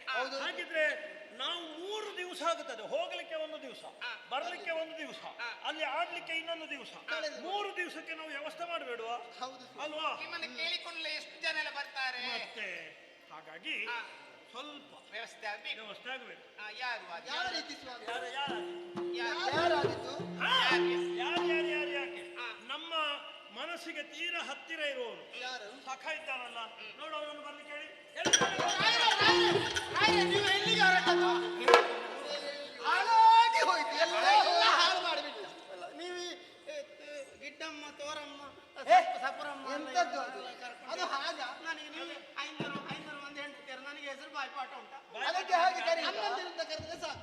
ಈ ಅಮ್ಮಂದಿರನ್ನ ಕೂಡಿಕೊಂಡು ಎಲ್ಲಿಗೆ ಹೊರಟದ್ದು? ಹೌದು, ಈಗ ನಿನ್ನನ್ನು ಅಮ್ಮ ಅಂತ ಕರೆಯುವಾಗ ಅವಳು ಹೋಗಲು ಕೊಡುದಿಲ್ವಾ? ಅದಕ್ಕೆ ಸಬ್ರಮ್ಮ ಅಂತ ಕರೆದು ಸರಿಯಾಗಿ. ಹಾಗೆ ಗಿಡ್ಡಮ್ಮ, ದಪ್ಪಮ್ಮ. ನೀವು ಅದಕ್ಕೆ ಬೇಸರ ಮಾಡಿಕೊಳ್ಳಿಕ್ಕೆ ಇಲ್ಲ. ನಿನ್ನದೆಂತದ್ದು ಅಪಶಕುನ? ಎಲ್ಲಿಗೆ ಹೊರಟದ್ದು? ಕಳಿಸಿ ಅದನ್ನೇ ಆಡ್ತಾ ಇದ್ದಾರೆ. ಒಂದು ಒಳ್ಳೆ ಕೆಲಸಕ್ಕೆ ಹೊರಟು ಎಲ್ಲಿಗೆ ಅಂತ ಕೇಳಿದ್ರೆ ಏನು? ಎಂತದ್ದು ಹಾಗೆ? ಅಪಶಕುನ ಅಲ್ಲ? ಅಪ್ಪಶಕುನ ಹಾಗಲ್ವಾ? ದೂರ ದೂರ ಅಂತ ಕೇಳಿ. ಎಲ್ಲಿಗೆ ಅಂತ ಅಪಶಕುನ? ಅದು ಹೇಗಪ್ಪ? ಶುಭ ಕಾರ್ಯಕ್ಕೆ ಹೊರಡುವಾಗ ಬೆಕ್ಕು ಅಡ್ಡ ಬಂದರೆ, ಮನೆ ಬೆಕ್ಕು ಅಡ್ಡ ಬಂದ್ರೆ ಈಗ ನಿನ್ನರ್ಥದಲ್ಲಿ ನೀನು ಮನೆ ವ್ಯಕ್ತಿ. ಎಂತದು? ನಾವು ಮನೆ ಬೇಕು ಮಾತ್ರ ಅಲ್ಲ, ನಿಮ್ಮ ಮನದ ಬೇಕು. ಹೌದಾ? ಇಲ್ಲದ್ರೆ ಕರೀತೀರಿ ನೀವು. ನನಗೆ ಯಾವಾಗ ಮನಸ್ಸಿಗೆ ಬೇಸರ ಉಂಟಾಗುತ್ತದೆ ಸಂತೋಷವನ್ನು ಒದಗಿಸುವವನು ನೀನು. ಹೌದು ಅಲ್ವಾ? ಎಲ್ಲಿಗಂತ ಬೇಡ, ದೂರ ಅಂತ ಕೇಳು. ನೀವು ದೂರ ಎಲ್ಲಿಗೆ ಹೊರಟದ್ದು? ಅಯ್ಯೋ, ಎಲ್ಲಿಗೆ ಬಿಡ್ಲಿಕ್ಕೆ ಆಗುದಿಲ್ಲ. ನಿನಗೆ ಎಲ್ಲಿಗೆ ಸೇರಿಸಿದ್ರೆ ಮುಂದೆ ಹೋಗುದು ಇಲ್ಲ, ಕೆಲವರಿಗೆ ಕೆಲವು ವಿಷಯ ಹೇಳಿದ್ರೆ ಮುಂದೆ ಹೋಗುದಿಲ್ಲ. ಕಾರ್ಯವಿಲ್ಲದ ಕಾರಣ ಇಲ್ಲ. ಅದು ಹೇಳಬೇಕು. ಹೌದು ಸರಿ, ನೀವು ದೂರ ಹೊರಟದ್ದು. ಹೌದಾ? ನಮ್ಮ ಇವರೆಲ್ಲ ಬಂದು ದೂರನ್ನು ಕೊಟ್ಟಿದ್ದಾರೆ. ಮೈ ಬಿಸಿಯನ್ನು ತಡೆದುಕೊಳ್ಳಿಕ್ಕೆ ಆಗುದಿಲ್ಲ. ಎಲ್ಲ ಹರಿದಾಡ್ತಾ ಉಂಟು. ನನ್ನಲ್ಲಿ ಇಳಿಯುವುದು ನೋಡು. ಹೌದು ನೋಡು ಬೇವ, ನನಗೆ ನಿಜವಾಗಿ ಆದ್ರೆ ಅಲ್ಲಿಯ ಸೆಕೆ ಅಲ್ಲ, ಮತ್ತೆ ಇವರು ಬಂದು ಉಂಟಾದಂತಹ ಸೆಕೆ. ಹೌದು. ಏನು ಉಷ್ಣ? ತನುಶ್ರಮ. ಹೌದು. ಹಾಗಾಗಿ ಅವರಿಗೆಲ್ಲ ತನುವು ಶಾಂತ ಮಾಡಿಕೊಂಡು ಬರ್ಬೇಕಂತ. ಎಲ್ಲಿಗೆ ಹೋಗುದು? ಅದಕ್ಕೆ ಇಲ್ಲೇ ಹತ್ತಿರದಲ್ಲಿ ಹರಿತಾ ಇರುವಂತಹ ನರ್ಮದೆ, ಹೌದು, ಅಲ್ಲಿ ಹೋಗಿ ಮಿಂದಿಕ್ಕಿ ಬರೋಣ ಎನ್ನುವ ಹಾಗೆ ಯೋಚನೆ. ನೀರಾಟ ಆಡಿ.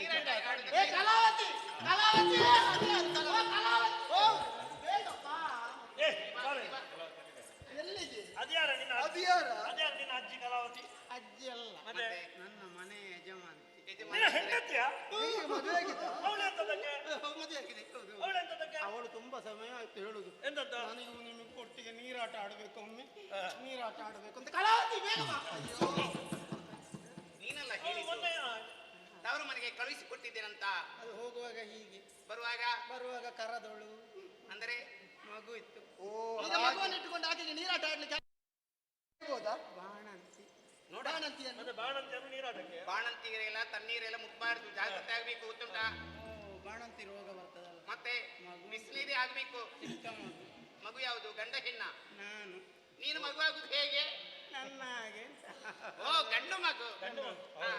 ಆ ಕಲಾವತಿ ಬರಬೇಡ ಆಯ್ತಾ, ಬಾಣಂತಿ ರೋಗ ಬಂದಿತ್ತು. ಹೌದು, ಎಲ್ಲ ಬಾಣಂತನ ಮುಗಿಲಿ, ಆಮೇಲೆ ಒಂದು ವ್ಯವಸ್ಥೆ ಮಾಡುವ. 2 ತಿಂಗಳು ಕಳೆದ ಮೇಲೆ ನಮ್ಮವರು ಮಾಡ್ತಾರೆ. ಆಮೇಲೆ ವ್ಯವಸ್ಥೆ ಮಾಡುವ. 12 ದಿವಸ ಕಳೆದು ಹೋಗ್ಬೇಕು. ಹೌದೌದು. ಎಂತದಕ್ಕೆ? ಯಾರಿಗೆ 12 ದಿವಸ? ಯಾರಿಗೆ 12 ದಿವಸ? ಸರಿ, ಈಗ ನಾವು ಮತ್ತೆ ನಾನು ಬರೋದು ಬೇಡ ಅಂತ ಹೇಳ್ತೀರಿ, ಮತ್ತೆ ನನ್ನನ್ನು ಕರೆದದ್ದು ಯಾಕೆ ನೀವು? ವ್ಯವಸ್ಥೆಗೆ ಕಾರಣ ಉಂಟು. ಅವಳು ಹೇಳ್ತಾಳೆ ವ್ಯವಸ್ಥೆ ಆಗ್ಬೇಕು. ಇಲ್ಲಿ ಕೆಲಸ ಉಂಟು. ಎಂತದ್ದು ಕೆಲಸ? ಕೆಲಸ ಕೆಲಸ ಉಂಟು ಒಬ್ಬೊಬ್ಬರದು. ಮಹಾರಾಜರು ಹೋದ್ರೆ ಮತ್ತೆ ಇಲ್ಲಿ ಜನ ಬೇಕಲ್ಲ. ಮತ್ತೆ ಅದು ಹೊಣೆಗಾರಿಕೆ ಉಂಟು. ನಮ್ಮ ಕೆಲಸ ಉಂಟು. ಆದೀತು. ಈಗ ಮಹಾರಾಜರಿಲ್ಲ, ಇಲ್ಲಿಗೆ ತುಂಬಾ ಮಂದಿ ಕೇಳಿಕೊಂಡು ಬರ್ತಾರೆ. ಅವರಿಗೆಲ್ಲ ವ್ಯವಸ್ಥೆ ನಾನು ಮಾಡ್ತೇನೆ, ಅಧಿಕಾರ ಕೊಡ್ತೀನಿ ನನಗೆ. ನಾನು ಇಲ್ಲಿ ಅಧಿಕಾರಿ ಅಂತ ಗೊತ್ತಾಗ್ಬೇಕಿದ್ರೆ ಒಂದು ಲಾಂಛನ ಬಿಡು ನನಗೆ.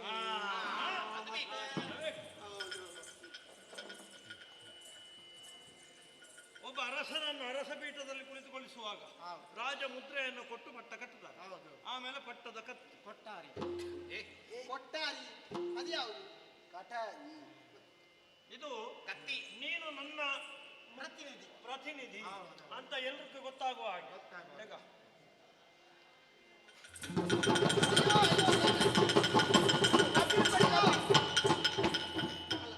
ಕಬ್ಬಿನ ಕೊಟ್ಟರೆ ನಿಲ್ಲುವುದು ನೋಡಿದೆ. ಎಂತದ? ಇದು ಆರಂಭ ಆಗುತ್ತೆ. ಬೇಡ, ಅಯ್ಯೋ ಬೇಡ, ಬೇಡ, ಅದು ಮರ ತಾಗುದಿಲ್ಲ. ಎಲ್ಲಿಯೋ ಹೊರಗಡೆ ಬೇಗ ಕೈ ಹಾಕಿದೆ. ಅಲ್ಲ, ಅದು ನನಗೆ ಕಬ್ಬಿಣ ತಾಗಿದ್ರೆ ಮೈ ಮೇಲೆ ಬರುದು ಭೂತ. ಯಾವುದದು? ಇದು ಪ್ರಥಮವಾ? ಕುರಿಯಾಳ ತಾಯಿ.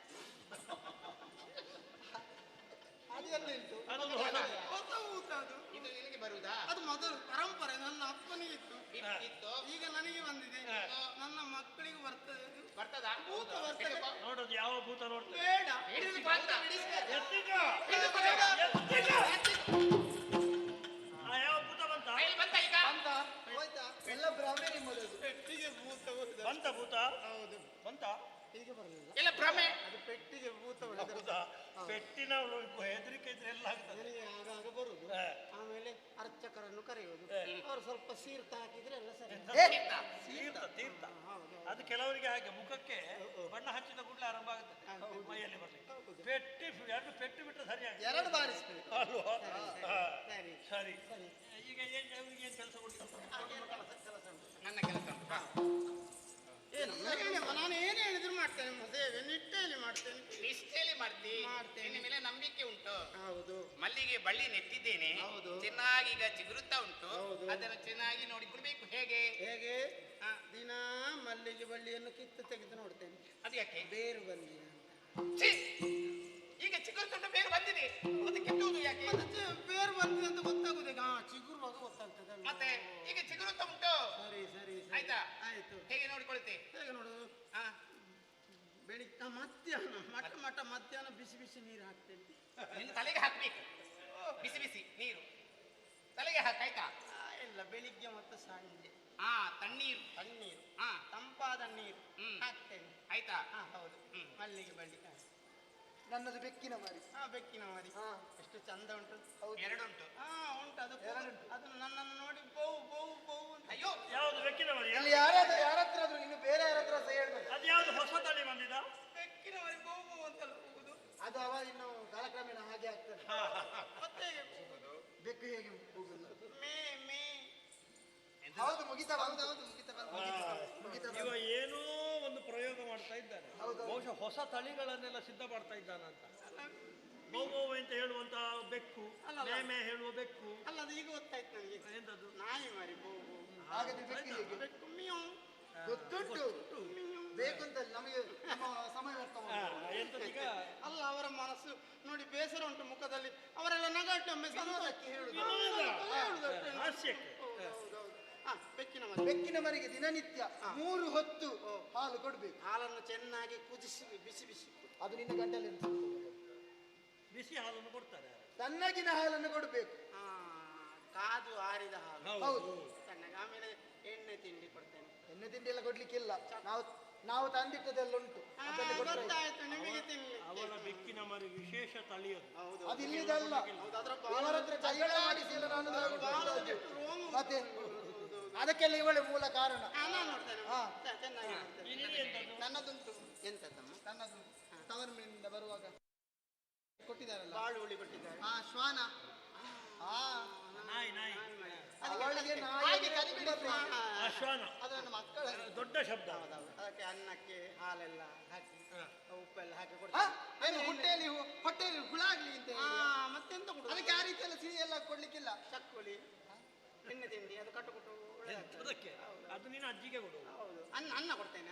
ಅನ್ನ ಕೊಟ್ರೆ ಸಾಕು. ಅದನ್ನ ಚಂದ ನೋಡಿಕೊಳ್ತೇನೆ. ಫಲವಸ್ತು, ತರಕಾರಿ. ಹೌದು. ಹತ್ತಿರ ಹೋಗ್ಬೇಡ, ದೂರದಿಂದಲೇ ನೋಡಿಕೊ. ಇಲ್ಲದ್ರೆ ಕಚ್ಚಿತು. ಅವರಿಗೆ ಮಾತ್ರ ಕಚ್ಚುದು. ಸರಿ. ಹೀಗೆ ಸ್ಪಷ್ಟ ಆಯ್ತಲ್ಲ? ಹಾಗಿದ್ರೆ ನಾವು 3 ದಿವಸದ ಮಟ್ಟಿಗೆ ಹೋಗ್ತಾ ಇದ್ದೇವೆ. ಇವತ್ತು ಹೋಗುದು, ನಾಳೆ ಆಡುದು, ಅಲ್ಲಿ ಆಡುದು, ನಾಡಿದ್ದು ಬರುದು, ಅಲ್ಲಿವರೆಗೆ ನಾನು, ಅಲ್ಲಿವರೆಗೆ ನೀನು. ಹೌದಲ್ಲ? ಮತ್ತೆ ಬಂದ ಮೇಲೆ ಆಸನ ಬಿಟ್ಟು ಕೊಡ್ಲಿಕ್ಕೆ ಆಗುದಿಲ್ಲ ಅಂತ ಹೇಳಿಕ್ಕೆ ಇಲ್ಲಪ್ಪ. ನಾನು ನಿಮ್ಮ ನಿಮ್ಮ ಜಾಗ ನಿಮಗೆ. ಆದಿತ್ತಲ್ಲ? ಸರಿ, ಒಳ್ಳೆದಾಗಲಿ. ನಾವು ಸಿದ್ಧತೆಲ್ಲ ಆಯ್ತಲ್ಲ?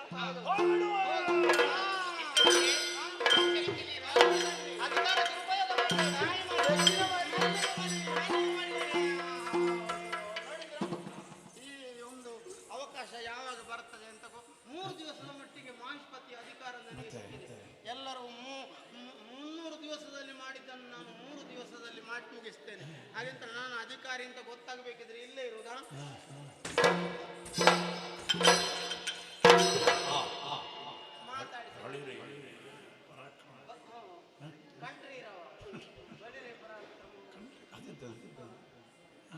ಅವರು ಮಾತಾಡಿಸ್ತೀರಾ? ಬಳಿರೆ ಪರಾಕ್ರಮ ಬಲ್ಲಿರೇನಯ್ಯ ಇರುವಂತಹ ಸ್ಥಳ ಮಾಹಿಷ್ಪತಿ ನಗರಕ್ಕೆ ಯಾರು ಅಂತ ಕೇಳಿದ್ದೀರಿ? ಮಾಹಿಪಡಿಗೆ ಅಲ್ಲ, ಅಲ್ಲಿಗೆ ಬೇರೆ ಯಾರು ಸರಿತಾರೆ. ಮಾಹಿಷ್ಪತಿ ನಗರಕ್ಕೆ 3 ದಿವಸದ ಮಟ್ಟಿಗೆ ಯಾರು ಅಂತ ಕೇಳಿದ್ದೀರಿ? ಹನುಮನಾಯಕನು ಎಂದುಕೊಳ್ಳಬಹುದು. ಹೊರಟು ಬಂದ ಕಾರ್ಯ ನನಗೆ ಗೊತ್ತಿದ್ರೆ ನಿಮಗೆ ಹೇಳುದು. ಅಷ್ಟು ಗೊತ್ತುಂಟು ಅಂತ ಅಧಿಕಾರ ಬಂದಿದೆ. ಎಲ್ಲರೂ ನಾನು ಹೇಳಿದಾಗ ಕೇಳಬೇಕು. ಹೌದು, ಪೂರ್ತಿ ನೋಡದೆ ಹೋಗಬೇಡಿ, ಕೂತ್ಕೊಳ್ಳಿ. ಕೇಳ್ತಾರೆ, ನಾನು ಹೇಳಿದ್ರೆ ಕೇಳ್ತಾರೆ. ಮಹನೀಯರೇ ಮತ್ತು ಮೂಳೆಯರೇ, ಹೆಣ್ಣು ಮಕ್ಕಳಿಗೆ ಮಹಿಳೆಯರು, ನಾನು ಈ ಬಾರಿ ಈ ಕ್ಷೇತ್ರದಿಂದ ನಿಂತಿದ್ದೇನೆ. ಯಾಕೆಂದ್ರೆ ಡಂಗುರ ಸಾರ್ಲಿಕ್ಕೆ. ಆದ್ದರಿಂದ ಅಮೂಲ್ಯವಾದಂತಹ ನಿಮ್ಮ ಸಮಯವನ್ನು ಈ ಕಡೆಗೆ ಕೊಟ್ಟು ನನ್ನ 2 ಮಾತುಗಳನ್ನು ಕೇಳಬೇಕು ಅಂತ ಕೋರಿಕೊಳ್ಳುತ್ತಾ ಇದ್ದೇನೆ. ಕೋರಿಕೊಳ್ಳುವುದು ಹೌದೌದು. ಆಡಳಿತ ಎಲ್ಲ ಬದಲಾಗಿದೆ. ಎಲ್ಲರೂ ನೀವು ನಾನು ಹೇಳಿದಾಗೆ ಕೇಳಬೇಕು. ಪ್ರತಿಯೊಬ್ಬರು ಕೂಡ ಒಳ್ಳೆಯ ಆಡಳಿತ ಕೊಡಲಾಗುವುದು. ಹೇಳಿದಾಗೆ ಕೇಳಲೇಬೇಕು ಎಲ್ಲರೂ. ರಾಯರು ಹೋಗಬೇಡಿ, ನಿಲ್ಲಿ ಸ್ವಲ್ಪ ನೋಡಿ. ನಾವು ಹೇಳಿದಾಗ ಕೇಳ್ತಾರೆ. ಕೂತ್ಕೊಳ್ಳಿ, ನಿರ್ಮಲಕ್ಕ ಕೂತ್ಕೊಳ್ಳಿ. ಹೌದು, ಅವರು ನಾವು ನೋಡಿ ಎಷ್ಟು ಜನ ಬಂದರು ನೋಡಿ. ಹೌದು, ಆಡಳಿತ ಬದಲಾದ ಕಾರಣ ಆಡಳಿತದ ಕ್ರಮದಲ್ಲಿಯೂ ಬದಲಾವಣೆ. ಚೆನ್ನಾಗಿ ದುಡಿಬೇಕು. ಎಲ್ಲರೂ ದುಡಿಬೇಕು ಅಂತಾದರೆ ಆರೋಗ್ಯ ಬೇಕು. ಆರೋಗ್ಯ ಬೇಕು ಅಂತಾದರೆ ಪರಿಸರ ನಿರ್ಮಲವಾಗಿರಬೇಕು. ಪರಿಸರ ನಿರ್ಮಲವಾಗಿರಬೇಕು ಅಂತಾದರೆ ಸ್ವಚ್ಛ ಬೇಕು. ಸ್ವಚ್ಛ ಮಾಹಿಷ್ಪತಿ ನಗರ ಹೊಸ ಯೋಜನೆ ಪ್ರಾರಂಭಿಸ್ತೇವೆ ನಾವು. ಯಾರ್ಯಾರ ಮನೆಯ ಅಂಗಳದಲ್ಲಿ ಕಸ ಕಡ್ಡಿ ಎಲ್ಲ ಇದ್ರೆ ಹೇಳಿ, ಅದನ್ನೆಲ್ಲ ಹೆಕ್ಕಿ ದೂರ ಬಿಸಾಡ್ತೇವೆ. ನಿನ್ನನ್ನು ಯಾರ ಮನೆ ಅಂಗಳದಲ್ಲಿ ಕಸ ಕಡ್ಡಿ ಇಲ್ಲ ಅಂತ ಹೇಳಿ ಇರುವಲ್ಲಿಂದ ತಂದು ಹಾಕಿ ಆಮೇಲೆ ಹೆಕ್ಕಿ ಬಿಸಾಡಿಸ್ತೇವೆ. ಉದ್ಯೋಗ ಖಾತರಿ ಯೋಜನೆ. ಕಸ ಗುಡಿಸುವವರಿಗೆ ನಾಳೆ ಉದ್ಯೋಗ ಇಲ್ಲ ಅಂತ ಆಗಬಾರ್ದಲ್ಲ. ಮತ್ತೆ ಕುಡಿಯುವ ನೀರಿನ ಸಮಸ್ಯೆಯನ್ನು ಬಗೆಹರಿಸಲಾಗುವುದು. ಪೊಟ್ಟು ಬಾವಿ ಎಲ್ಲ ಇದ್ರೆ ಹೇಳಿ ಅದನ್ನು ಮುಚ್ಚುತ್ತೇವೆ. ಅಲ್ಲೇ ಹತ್ತಿರ ಮತ್ತೊಂದು ಬಾವಿ ತೆಗೆದುತ್ತೇವೆ. ನೀರು ಸಿಕ್ಕದಿದ್ರೆ ತೊಂದರೆ ಇಲ್ಲ, ಕೆಲಸ ಮಾಡಿದ್ದೇವೆ ಅಂತ ಆಗಬೇಕು ನಾವು. ಒಂದು ಕಡೆಯಲ್ಲಿ ಯುವಕ ಮಂಡಲ, ಮತ್ತೊಂದು ಕಡೆಯಲ್ಲಿ ಯುವತಿ ಮಂಡಲ, ಮಧ್ಯದಲ್ಲಿ ಶಿಶು ಸಂಹಾರ ಕೇಂದ್ರ, ಸಂರಕ್ಷಣಾ ಕೇಂದ್ರ, ಆಮೇಲೆ ಉಚಿತ ಸಾಮೂಹಿಕ ವಿವಾಹ ಯೋಜನೆ ಅದುಂಟು. ಹೌದು, ಎಲ್ಲರಿಗೂ ಬೇಕಾದ್ದನ್ನು ಕೇಳಿ. ಸರಿ, ಎಲ್ಲರೂ ನಾನು ಹೇಳಿದಾಗ ಕೇಳತಕ್ಕದ್ದು. ನನ್ನ ಹೆಂಡತಿಯಿಂದ ಕರೀತಾ ಇದ್ದಾರೆ. ಹೌದು, ಗಂಜಿ ಊಟ ಬಡಿಸಿದ್ದೇನೆ.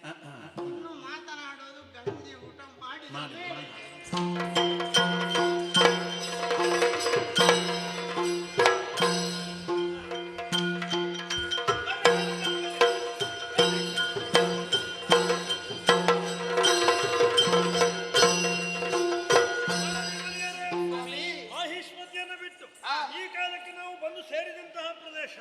ನರ್ಮದಾ ನದಿಯ ತೀರ ಹೌದಲ್ಲ, ಇಲ್ಲಿ ಯಾರೂ ಕೂಡ ಬರಬಾರದು ಎನ್ನುವಂತ ಉದ್ದೇಶದಿಂದ ಬೇಕಾದಂತಹ ವ್ಯವಸ್ಥೆಯನ್ನು ಮಾಡಿದ್ದೇವೆ. ಯಾಕೆ? ಇದು ಹಗಲಿನ ಸಂದರ್ಭ. ಯಾರೂ ಕೂಡ ನಾವು ಆಡ್ತಾ ಇರುವಂತಹ ಆಟವನ್ನು ನೋಡಬಾರದು ಎನ್ನುವಂತ ಉದ್ದೇಶ ಅಷ್ಟೇ. ಆದ್ದರಿಂದ ತಡ ಮಾಡುವುದಲ್ಲ, ಹರಿಯುತ್ತಾ ಇರುವಂತಹ ನರ್ಮದೆಗೆ ಇಳಿಯೋಣ.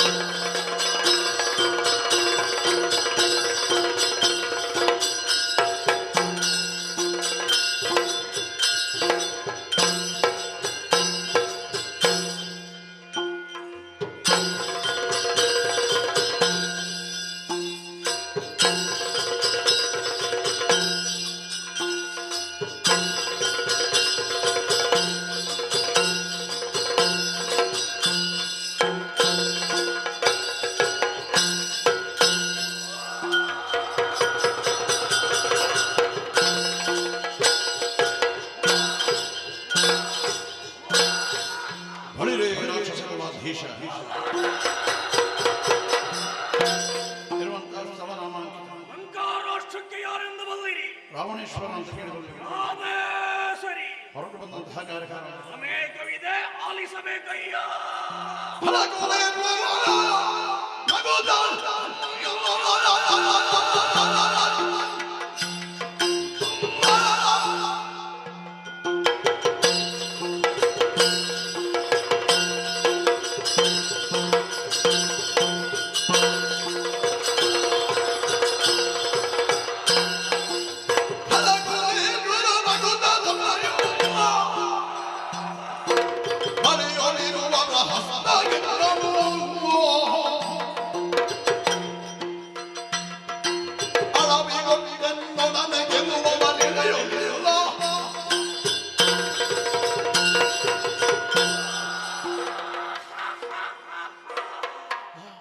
ಶಂಭೋ ಶಂಕರ ರಕ್ಷಣೆ ಮಾಡುತ್ತಂದೆ ಪರಿಪಾಲಿಸು. ವಿಶ್ರವಸು ಕೈಕಸಾದೇವಿಯರ ದಾಂಪತ್ಯ ಜೀವನದಲ್ಲಿ ಹುಟ್ಟಿಕೊಂಡವರು ನಾವು 4 ಮಂದಿ. ರಾವಣ, ಕುಂಭಶ್ರವಣ, ವಿಭೀಷಣ, ಒಬ್ಬಳು ತಂಗಿ ಶೂರ್ಪಣಕಿ. ಹಾಗೆ ಲಂಕಾ ರಾಷ್ಟ್ರದ ಅಧಿಕಾರ ಯಾವಾಗ ನನ್ನ ಕೈಗೆ ಬಂತೋ ಅಲ್ಲಿಂದ ಲಂಕೆಯನ್ನು ಸುವರ್ಣ ಲಂಕೆಯನ್ನಾಗಿ ಮಾರ್ಪಡಿಸಬೇಕು ಎನ್ನುವ ಹಾಗೆ ಆಸೆಯನ್ನಿರಿಸಿಕೊಂಡವ. ಅಣ್ಣ ಕುಬೇರನ ಕೈಯಿಂದ ಲಂಕೆಯನ್ನು ವಶಪಡಿಸಿಕೊಂಡೆ. ಪುಷ್ಪಕ ವಿಮಾನವನ್ನು ತನ್ನದಾಗಿಸಿಕೊಂಡೆ. ಪುಷ್ಪಕ ವಿಮಾನವನ್ನು ಏರಿಕೊಂಡು ಲೋಕ ದಿಗ್ವಿಜಯವನ್ನು ಕೈಗೊಂಡೆ. ಕಪ್ಪ ಕಾಣಿಕೆಯನ್ನು ಹೊರಹೊರಾಗಿ ತಂದು ಲಂಕೆಯಲ್ಲಿ ಸುರಿದೆ. ಹಾಗೆ ಲಂಕೆಯನ್ನು ಸುವರ್ಣ ಲಂಕೆಯನ್ನಾಗಿ ಮಾರ್ಪಡಿಸಿದೆ. ಇಷ್ಟಾದರೆ ಸಾಕೆ, ವೈಭವೋದ್ಧಿತವಾಗಿ ಮರೆಯಬೇಕಾದಂತಹ ಈ ಲಂಕಾ ರಾಷ್ಟ್ರದಲ್ಲಿ ಅಸುರರಿಗೆ ಯಾವುದೇ ಕುಂದುಕೊರತೆ ಬಾರದು ಎನ್ನುವ ಹಾಗೆ ನಾನು ಆಶಯವನ್ನು ಇಟ್ಟುಕೊಂಡವ. ಅದೇ ರೀತಿಯಲ್ಲಿ ಆಸುರರನ್ನು ಯಾವ ರೀತಿಯಲ್ಲಿ ನೋಡಿಕೊಂಡು ಬರಬೇಕು ಅದೇ ರೀತಿಯಲ್ಲಿ ಇಷ್ಟರವರೆಗೆ ನೋಡಿಕೊಂಡು ಬಂದವಳಿದ್ದೇನೆ. ಸೇರಿರುವಂತಹ ಸಭೆಯನ್ನು ನೋಡುವಾಗ ನನಗೆ ಆನಂದವಾಗುತ್ತಾ ಇದೆ. ಎಲ್ಲರ ಮುಖದಲ್ಲಿ ನಗುವನ್ನು ಕಾಣುತ್ತಾ ಇದ್ದೇನೆ. ಆದ್ದರಿಂದ ಏನರ್ಥವಾಗುತ್ತಾ ಇದೆ? ಲಂಕೆಯಲ್ಲಿರುವಂತಹ ರಾವಣನ ಸಾಮ್ರಾಜ್ಯದಲ್ಲಿ ಲಂಕೆಯ ಅಧಿಕಾರ ಉತ್ತಮವಾದಂತಹ ಮಟ್ಟವನ್ನು ಏರಿದೆ ಎಂಬುದೇ ಅರ್ಥವಾಗುವುದಿಲ್ಲವೇ? ಏನೇ ಇರಲಿ, ಆದರೆ ಒಂದು ವಿಷಯದಲ್ಲಿ ನೆನಪಿಟ್ಟುಕೊಳ್ಳಬೇಕು. ಲೋಕಲೋಕವನ್ನು ನಾನು ಜಯಿಸಿದೆ, ಭೂಲೋಕವನ್ನು ಜಯಿಸಿದೆ, ಸ್ವರ್ಗಲೋಕವನ್ನು ಏರಿದೆ, ಇಂದ್ರಾದಿ ದೇವತೆಗಳನ್ನು ಸದೆಬಡಿದೆ, ಪಾತಾಳವನ್ನು ಸೇರಿದೆ, ಉರಗಾದಿಗಳನ್ನು ಸದೆಬಡಿದು ಎಲ್ಲ ಲೋಕಗಳನ್ನು ತನ್ನದಾಗಿಸಿಕೊಂಡವನಿದ್ದೇನೆ. ಈಗ ಲೋಕದಲ್ಲಿ ನನಗೆ ಶತ್ರುಗಳು ಎನ್ನುವರು ಯಾರು ಇಲ್ಲ.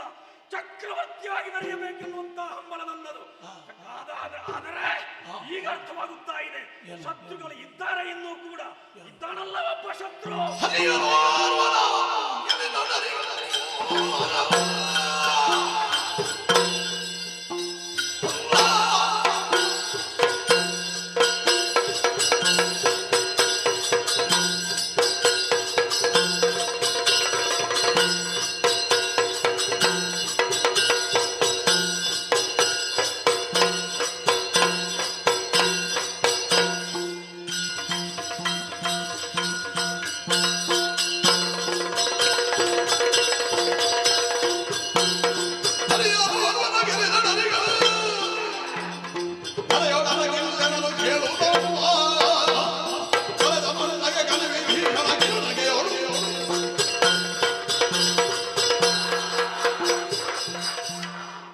ಲೋಕಮುಖದಲ್ಲಿ ರಾವಣೇಶ್ವರನಿಗೆ ಶತ್ರುಗಳೇ ಇಲ್ಲ. ಎಲ್ಲರನ್ನೂ ಸೆರೆಬಡಿದು ನನ್ನ ಸಾಮಂತರನ್ನಾಗಿ ಮಾಡಿಕೊಂಡಿದ್ದೇನೆ. ಇನ್ನು ನಾನು ಚಕ್ರವರ್ತಿ ಎನ್ನುವಷ್ಟರಲ್ಲೇ ಒಬ್ಬ ಇದ್ದಾನಲ್ಲ, ಅಸುರಾಂತಕ, ವೈಕುಂಠಪತಿ ಹರಿ ಇದ್ದಾನಲ್ಲ, ಅವನನ್ನು ಗೆದ್ದು ಬೀಗಿದೆ ಎಂದಾದ್ರೆ ಮತ್ತೆ ನನಗೆ ಎದುರಾಳಿಯಾಗಿ ಪ್ರಪಂಚ ಮುಖದಲ್ಲಿ ಯಾವನೂ ಇಲ್ಲ. ಅದಕ್ಕಾಗಿ ಕಾಲವನ್ನು ಕಾಯುತ್ತಾ ಇದ್ದೇನೆ. ಒಂದು ಕಾಲ ಬರಲಿ, ಅವಾಗ ಅವರನ್ನು ಸದೆ ಬಡಿವೆ.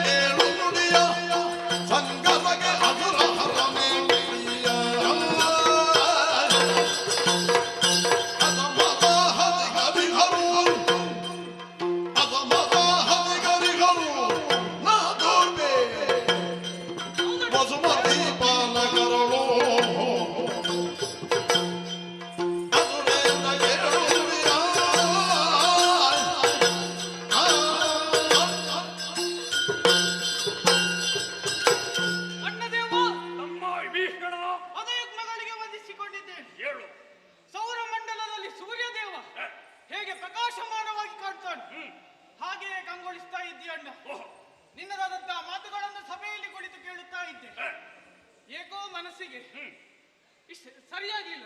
ಯಾರಿಗೆ ನಿನಗೆ? ನನ್ನ ಮಾತು. ಅದಕ್ಕಾಗಿಯೇ ಸಭೆಯಿಂದ ಎದ್ದು ಬಂದು ನಿನ್ನ ಸಮ್ಮುಖದಲ್ಲಿ ನಿಂತಿದ್ದೇನೆ. ಅಣ್ಣ, ಎಳವೆಯಲ್ಲಿ ನಾವು ಹೀಗಿದ್ದೇವಾ? ಇಲ್ಲವಲ್ಲ. ನಿರ್ಗತಿಕರ ಹಾಗೆ ಜೀವನವನ್ನು ನಡೆಸಿದವರು ನಾವು. ತಿನ್ನುವುದಕ್ಕೆ ಇದ್ದ ಅಣ್ಣ? ಇಲ್ಲ. ಆಯ್ದುಕೊಂಡು ತಿನ್ನುವಂತಹ ಪರಿಸ್ಥಿತಿಯಲ್ಲಿ ಇದ್ದವರು ನಾವು. ಆದರೆ ಈಗ ಹಾಗಲ್ಲ. ನಿನ್ನದಾದಂತಹ ತೋಳ ವಿಕ್ರಮದಿಂದ ಸುವರ್ಣ ಲಂಕೆಯನ್ನು ಸ್ಥಾಪಿಸಿದೆ. ನಮಗೆ ಬದುಕುವುದಕ್ಕೆ ಆಶ್ರಯವನ್ನು ನೀಡಿದೆ. ನಮ್ಮದಾದಂತಹ ಬೆಳವಣಿಗೆಗೆ ನಿನ್ನದಾದಂತಹ ಕೊಡುಗೆ ಎನ್ನುವುದು ಅಪಾರ ಅನುಪಮವಾದದ್ದಣ್ಣ. ಗೊತ್ತಲ್ವೇ ನಿಮಗೆಲ್ಲ? ಅದನ್ನು ಎಷ್ಟು ಹೊಗಳಿದರೂ ಕಡಿಮೆ. ಆದರೆ ಈ ಎಲ್ಲಾ ಲೋಕದಲ್ಲಿ ನಿನಗಿಂತ ಶ್ರೇಷ್ಠವಾದವರು ಯಾರು ಇಲ್ಲ. ಇಲ್ಲಲ್ಲ ಎನ್ನುವ ಹಾಗೆ ಹೇಳ್ತಾ ಇದ್ದ. ಖಂಡಿತ ಇದ್ದರೆ ಹರಿಯೊಬ್ಬ ಇದ್ದಾನೆ, ಆತನನ್ನು ಕೆಣಕ್ತೇನೆ ಅನ್ನುವ ಹಾಗೆ ಹೇಳ್ತಾ ಇದ್ದ. ಖಂಡಿತ ಅಣ್ಣ, ನೀನು ಅಷ್ಟು ದೂರ ಹೋಗಬೇಕಾದದ್ದಿಲ್ಲ. ವೈಕುಂಠ ಹೋಗ್ಲಿಕ್ಕೆ ದೂರ ಇಲ್ವಾ? ಮತ್ತೆ ಹೋಗದೆ. ಈ ಭೂಮಿಯಲ್ಲೇ ನಿನಗಿಂತ ಪರಾಕ್ರಮಶಾಲಿ ಒಬ್ಬ ಇದ್ದಾನೆ ಅಣ್ಣ. ಈ ಭೂಮಿಯಲ್ಲಿ ಪರಾಕ್ರಮಶಾಲಿ ಇನ್ನು ಇದ್ದಾನೆ ಅಣ್ಣ. ನೀನು ಹೇಳಿದ್ರೆ ನಾನೇ ತೋರಿಸ್ತೇನೆ. ಹೌದಾ? ಓ ತಮ್ಮ,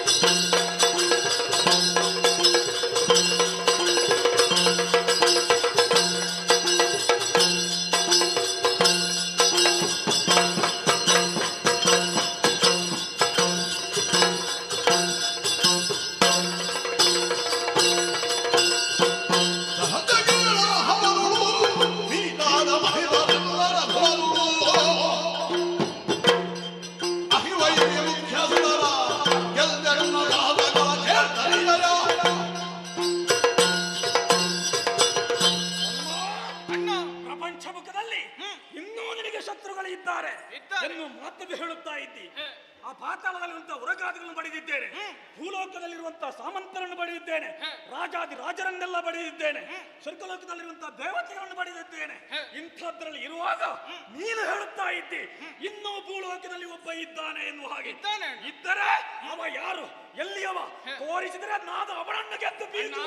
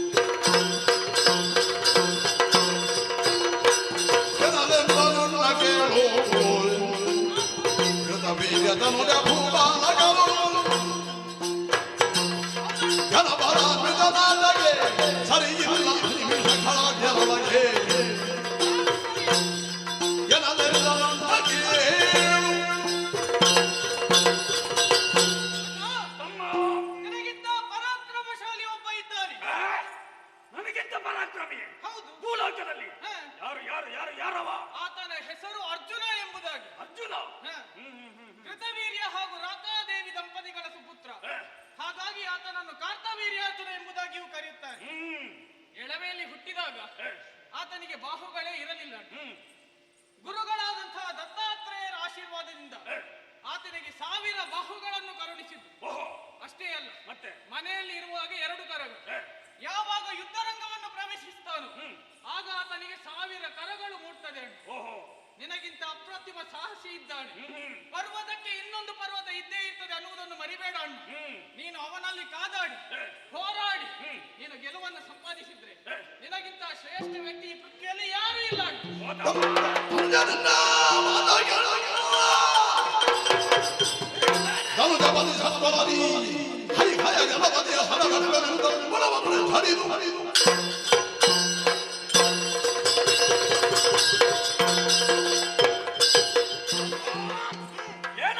ಏನಂತೆ ಭೂಲೋಕದಲ್ಲಿ ಹುಟ್ಟಿಕೊಂಡಂತಹ ಕೃತವೀರ್ಯ ಸುತ ಕಾರ್ತವೀರ್ಯ ಅರ್ಜುನ ನನಗಿಂತಲೂ ಬಲಿಷ್ಠನಾಗಿದ್ದಾನೆ. ಹೌದಣ್ಣ, ನೀನು ಹೇಳಿದ್ದು ಸರಿಯಾಗಿ ಹೋಯಿತು. ಹೋಗ್ತೇನೆ, ಆತನನ್ನು ವಿಚಾರಿಸುತ್ತೇನೆ. ನನಗಿಂತ ಬಲಶಾಲಿ ಹೌದಾದ್ರೆ ಯುದ್ಧರಂಗದಲ್ಲಿ ಆತನನ್ನು ಮೊಕ್ಕೆಡಾಕಿ ಆತನನ್ನು ಬಡುಹಿ ಪ್ರಪಂಚದಲ್ಲಿ ನಾನೇ ಶ್ರೇಷ್ಠ ಎನ್ನುವ ಹಾಗೆ ಈ ಮೂಲಕ ನಿನಗೆ ತೋರಿಸಿಕೊಡುವನಿದ್ದೇನೆ. ತಡ ಮಾಡಲಾರೆ, ನೇರವಾಗಿ ಮಾಹಿಷ್ಮತಿಪುರದೆಡೆಗೆ ಸಾಗುವೆ. ಹಾಗೆ ಆಗಲಿ ಅಣ್ಣ, ಸಾಗೋಣ.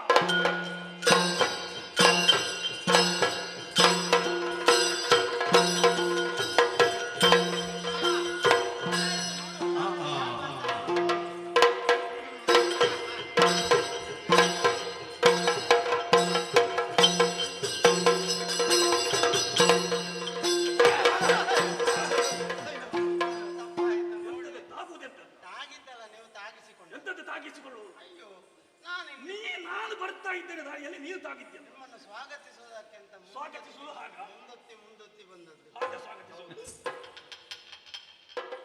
ಎಂತ ಕಿರೀಟ ಇದು,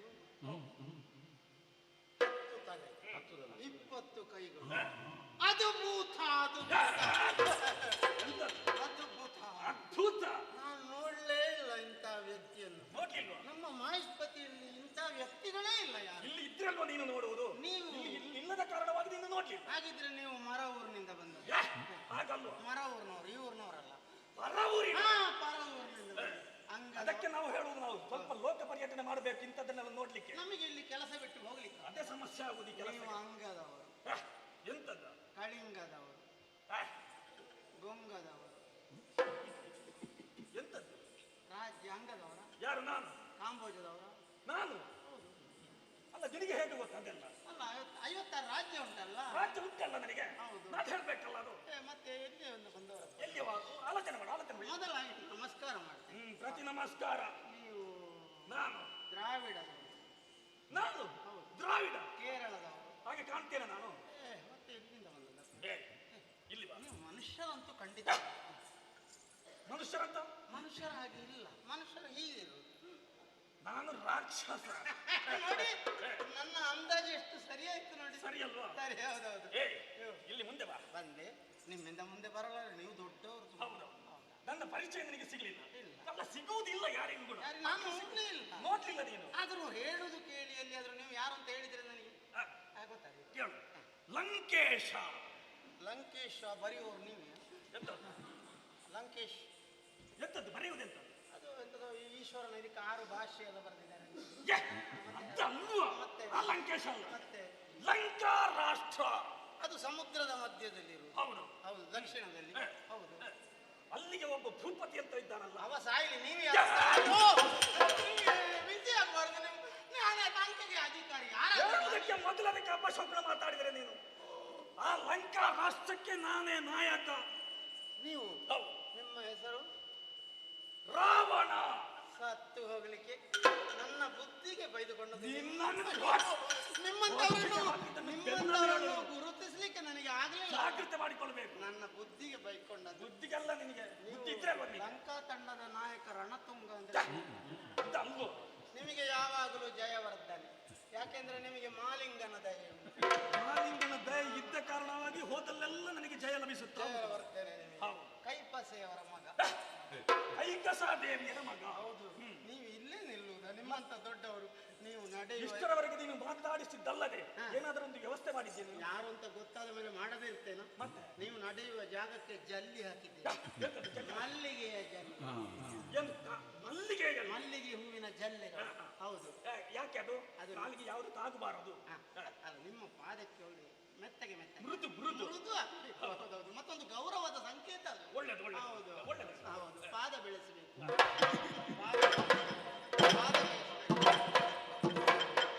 ಕುದು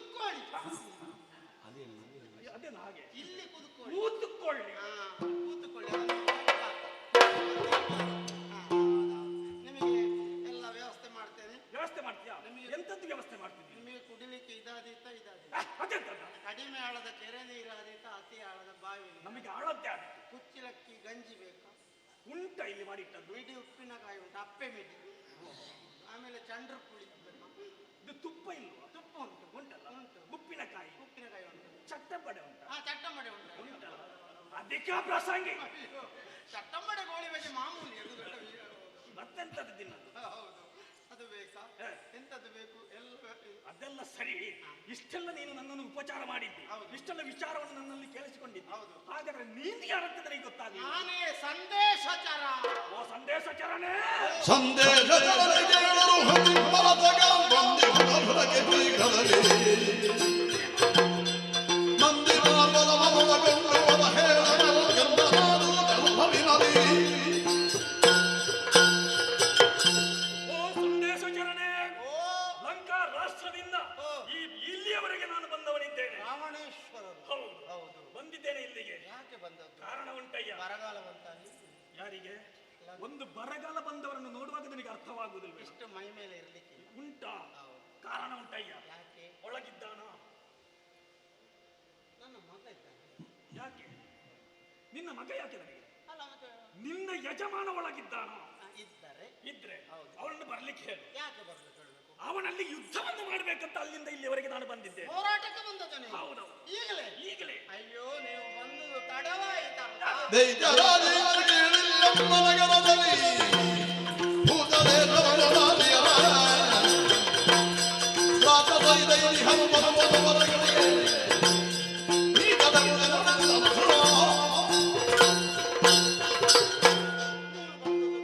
ಮುಕ್ಕುತ್ತಿದೆ ಭುಜ ಶೌರ್ಯ.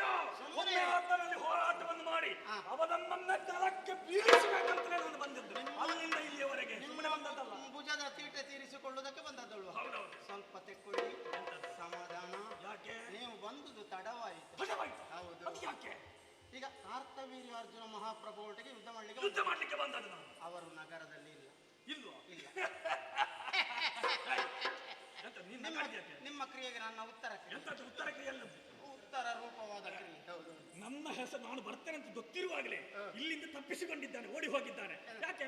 ಹೆದರಿಕೆಯಿಂದ. ಅಲ್ಲ, ನೀವು ಬರುವ ವಿಷಯವೇ ಗೊತ್ತಿಲ್ಲ ಅವರಿಗೆ. ಗೊತ್ತಿಲ್ವಾ? ಗೊತ್ತಿಲ್ಲ. ಮತ್ತೆ ಅವರು ಬೇರೆ ವಿಷಯಕ್ಕೆ ಹೋದ್ರು. ಬೇರೆ ವಿಷಯ? ಹೌದು. ಎಂತದ್ದು ಬೇರೆ? ನರ್ಮದಾ ನದಿ ಹೋಗಿದ್ದಾರೆ. ಯಾಕೆ? ಹೊಳೆ ಬದಿಗೆ ಹೋಗುವಾಗ 501. ಅದೆಂತದ್ದು 501? ಎಂತದ್ದು?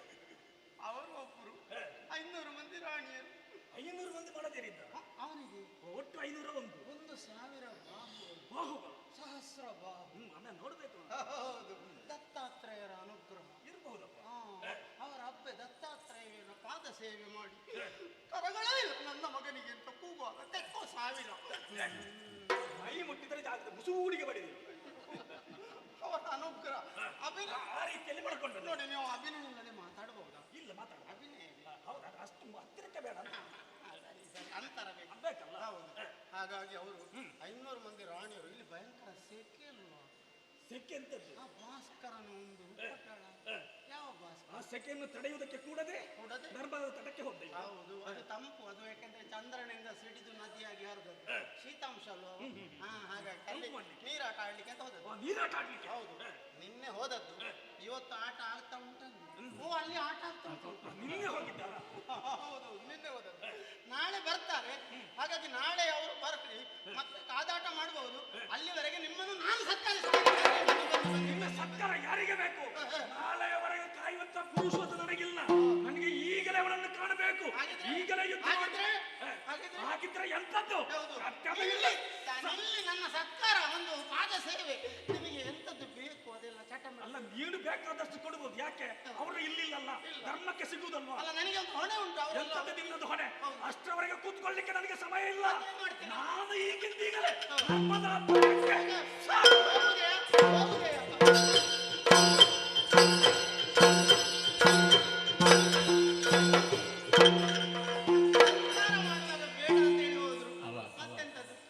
ಹೆಂಡತಿ ಕರೀತಾ ಇದ್ದಾರೆ.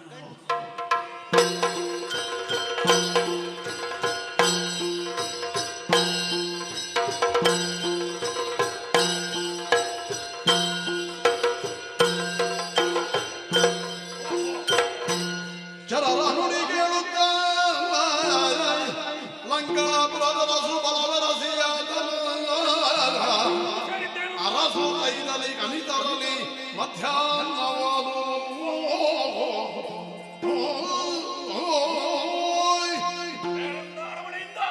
ನೇರವಾಗಿ ನರ್ಮದಾ ತಟದೆಡೆಗೆ ಬರುವಾಗ ಇಷ್ಟು ಹೊತ್ತಾಯ್ತು. ಒಮ್ಮೆ ಅವರನ್ನು ಕಾಣಬೇಕು ಎನ್ನುವ ಹಾಗೆ ಅಷ್ಟು ವೇಗವಾಗಿ ಬಂದರೂ ಸಹ ಇಲ್ಲಿಗೆ ಮುಟ್ಟುವಾಗ ಮಧ್ಯಾಹ್ನದ ಸಮಯ. ಸೂರ್ಯನ ಬಿಸಿಲು ನಾಡು ನೆತ್ತಿಯಲ್ಲಿದೆ. ಇದು ನನಗೆ ಪ್ರಸಕ್ತವಾದಂತಹ ಕಾಲವಲ್ಲವೇ? ಈ ಹೊತ್ತಿನಲ್ಲಿ ಶಿವರನ್ನು ಪೂಜೆ ಮಾಡಬೇಕಾಗಿದೆ. ಅದಕ್ಕಾಗಿ ಈ ನದಿಯ ತಟದಲ್ಲಿಯೇ ಕುಳಿತುಕೊಂಡು ಲಿಂಗ ಎಲ್ಲಿದ್ದು? ಲಿಂಗ ಉಂಟ ಇಲ್ಲಿ? ಲಿಂಗ ಇಲ್ಲ. ಮರಳಿನ ಲಿಂಗವನ್ನು ಮಾಡಿಕೊಂಡು ಇಲ್ಲಿಯೇ ಪೂಜೆಯನ್ನು ಮಾಡುತ್ತಾ ಇರ್ತೇನೆ. ಮುಂದೆ ನೋಡೋಣ.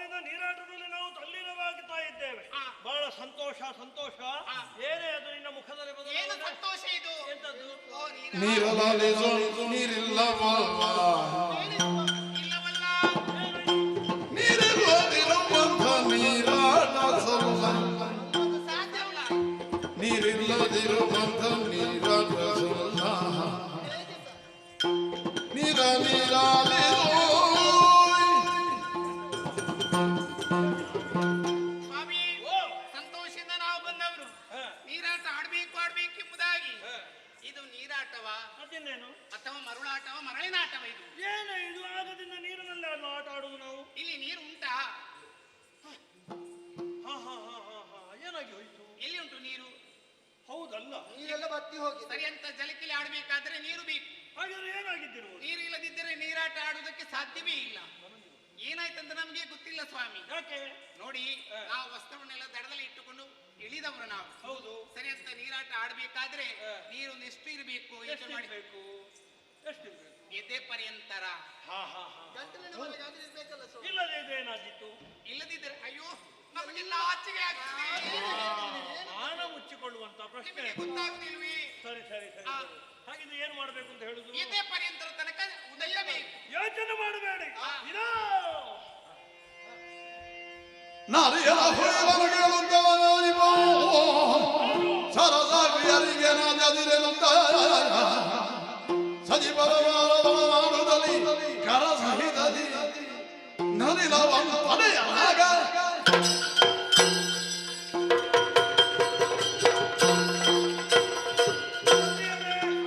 ಯೋಚನೆ ಮಾಡುವಂತ ಅವಶ್ಯಕತೆ ಇಲ್ಲ.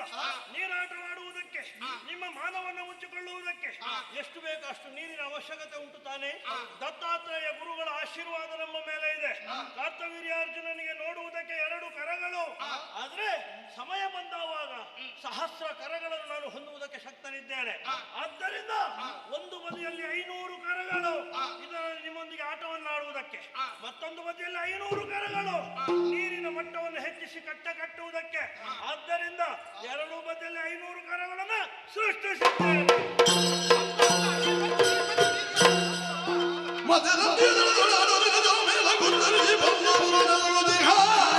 ಶಿವಪೂಜೆಗಿದ್ದು ದೈವಿಕಮೋ ಜನರಿಂದ ಜನನಂ ಕರೆಯುತ್ತದೆಂದನು.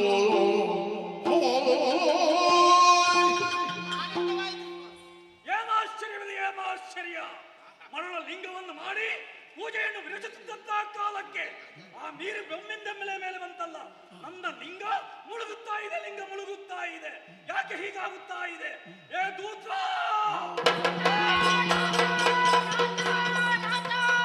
ಇಲ್ಲಿ ಬಾರ. ಏ ಸರಿಯಾಗಿ ನೋಡೋ, ಇಲ್ಲಿ ಮರಳಿನ ಲಿಂಗವನ್ನು ಮಾಡಿ ಪೂಜೆಯನ್ನು ಮಾಡುತ್ತಿರುವಂತಹ ಸಮಯ ಇದು, ಮಧ್ಯಾಹ್ನದ ಸಮಯ. ಆದ್ರೆ ಇದ್ದಕ್ಕಿದ್ದಂತೆ ನೀರು ಉಕ್ಕೇರುತ್ತಾ ಇದೆಯಲ್ಲ, ಉಕ್ಕೇರುತ್ತಾ ಇದೆಯಲ್ಲ, ಯಾಕೆ ಹೀಗೆ ಎನ್ನುವ ಹಾಗೆ ಸ್ವಲ್ಪ ನೋಡಿಕೊಂಡು ಬಾ. ಲಿಂಗ ಕಳಚಿ ಹೋಗ್ತಾ ಉಂಟಿಲ್ಲ, ಹೋಗ್ತಾ ಉಂಟಲ್ಲ, ಏನಾಗ್ತದೆ ಅಂತ ನಾನು ನೋಡಿ ಬರ್ತೇನೆ. ನೀರು ಬಂದ್ರೆ ಹೇಗೆ? ಆಗ ಇಷ್ಟು ನೀರು ಇರಲಿಲ್ಲ, ಅಲ್ಲ ಇಲ್ಲಿ ಏನು ನೀರು ಕ್ಷಣ ಕ್ಷಣಕ್ಕೆ ಏರುತ್ತಾ ಉಂಟಲ್ಲ ನೀರು. ಹೌದಲ್ಲ?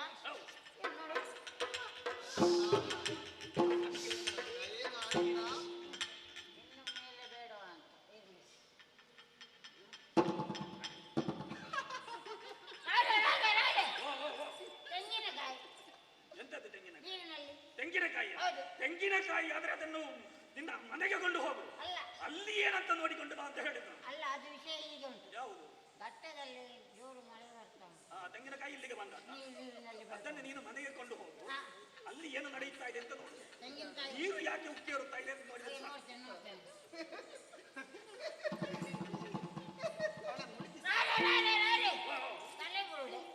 ಎಂತದ್ದು ತಲೆಬುರುಡೆ? ನೀರಿನಲ್ಲಿ ತಲೆಬುರುಡೆ ತೇಲ್ತಾ ಉಂಟು. ನೀರಿನಲ್ಲಿ ತಲೆಬುರುಡೆ ತೇಲುವುದಕ್ಕೆ ಸಾಧ್ಯ ಉಂಟು? ತಲೆಬುರುಡೆ ತೇಲಿದರೆ ನೀರು ಉಕ್ಕೇರುವುದಕ್ಕೆ ಸಾಧ್ಯ ಉಂಟು? ಅದಾಗ್ಲಿಕ್ಕಿಲ್ಲ, ಬೇರೆ ಏನಾದರೂ ಇರಬಹುದು.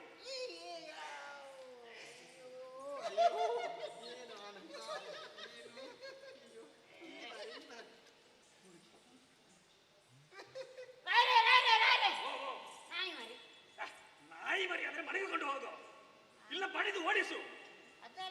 ಮತ್ತೆ ನೀರಿನಲ್ಲಿ ಒಂದು ನಾರಿ ಮನೆಯರಾಗಿರ್ಬೇಕು. ಅವ್ರು ಏನ್ ಮಾಡ್ತಾ ಇದ್ದಾರೆ? ನೀರಿನಲ್ಲಿ ಆಟ ಆಡ್ತಾ ಇದ್ದಾರೆ. ಆದ್ರೆ ಆ ನೀರು ಅಷ್ಟು ಉಕ್ಕೇರ್ಬೇಕಾದ್ರೆ ಏನೋ ಒಂದು ಕಾರಣ ಇರ್ಬೇಕಲ್ಲ, ಅದು ಯಾಕೆ ಹಾಗೆ ಆಗ್ತಾ ಇದೆ ಅಂತ ನೋಡಿ. ಇದು ನೋಡುವ, ಈ ನಾರಿಮಣಿಯರಲ್ಲ, ಹಾಗಾದ್ರೆ ಗೊತ್ತಾಯ್ತು ಗೊತ್ತಾಯ್ತು. ಎಂತದ್ದು? ಒಬ್ಬ ಪುರುಷರಾಗಿದೆ. ಪುರುಷನ? ಒಬ್ಬ ಪುರುಷ ಏನು ಮಾಡ್ತಾ ಇದ್ದಾನೆ? ಅವನು 500 ಕೈಯನ್ನು ಹೀಗೆ ಅಡ್ಡ ಕಟ್ಟಿದ್ದಾನೆ. 500 ಕೈಗಳು? ಹೌದು, ಅಡ್ಡ ಕಟ್ಟಿದ್ದಾನೆ. ಅಡ್ಡ ಕಟ್ಟಿದ್ದಾನೆ ನೀರಿಗೆ, ನದಿಗೆ. ಮತ್ತೆ 500 ಕೈಯಿಂದ ಅವನ ಮಡದಿ ಮಣಿಯರ ಜೊತೆಯಲ್ಲಿ ನೀರಾಟ ಆಡ್ತಾ ಇದ್ದಾನೆ. ಏ ದೂತ, ಗೊತ್ತಾಯ್ತು ನನಗೆ. ನಾನು ಬಂದ ಸರಿಯಾದಂತಹ ದಾರಿಯಲ್ಲಿ ಬಂದಿದ್ದೇನೆ. ಇದು ಅವನೇ, ಅವನನ್ನು ಹೋಗಿ ಎದುರಿಸಬೇಕಲ್ಲ.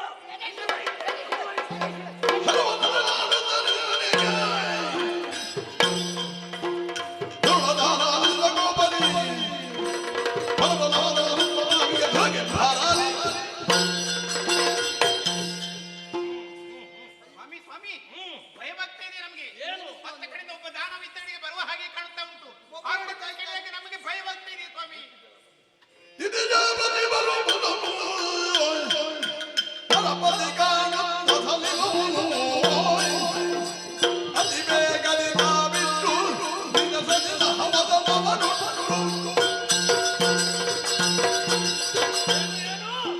ಯಾವನೋ ಒಬ್ಬ ದಿಟ್ಟಿಜಾಪತಿ ಈ ಕಡೆ ನಡೆದುಕೊಂಡು ಬರ್ತಾ ಇದ್ದಾನೆ.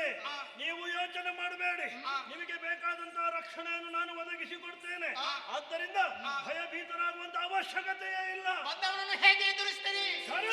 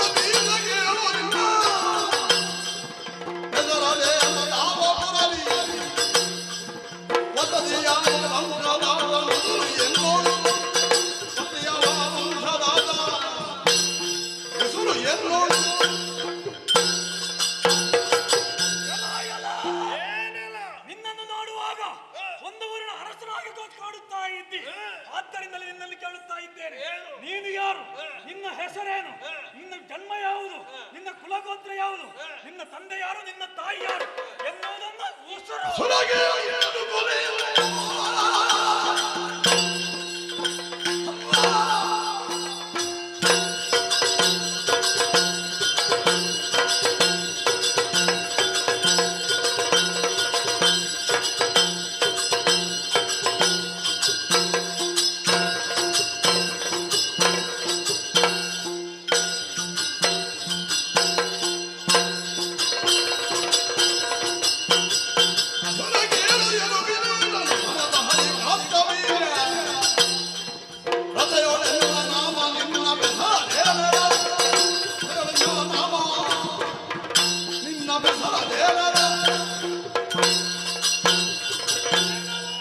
ಏನು ಪ್ರಪಂಚದಲ್ಲಿ ಹೈಹಯ ವಂಶ, ಅದರಲ್ಲಿ ಬೆಳೆದು ಬಂದವನು ಕೃತವೀರ್ಯ, ಆತನ ಮಗನಾಗಿರುವಂತಹ ಕಾರ್ತವೀರ್ಯ ಅರ್ಜುನ ಮಹಿಷ್ಮತ್ಯ ನಾಡಿಕೊಂಡು ಬರ್ತಾ ಇದ್ದೇನೆ. ನನ್ನಲ್ಲಿ ನೀನು ವಿಚಾರಿಸ್ತಾ ಇದ್ದೀಯಲ್ಲ, ಯಾರು ನೀನು? ಅಯ್ಯೋ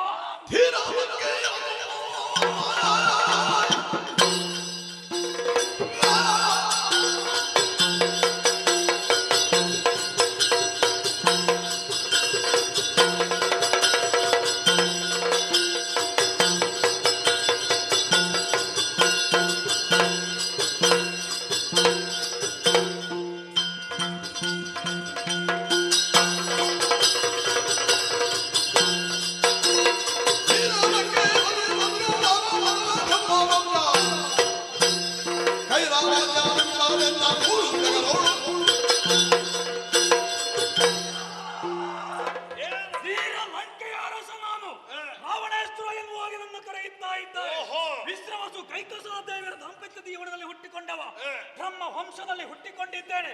ಕೈರವಾಸ ಎನ್ನುವಾಗಿ ನನ್ನನ್ನು ಕರೆಯುತ್ತಾ ಇದ್ದಾರೆ. ಆದರೆ ಬಂಧದ ಕಾರ್ಯ ಏನೆಂಬುದು ಅರಿತೆಯ ನೀನು?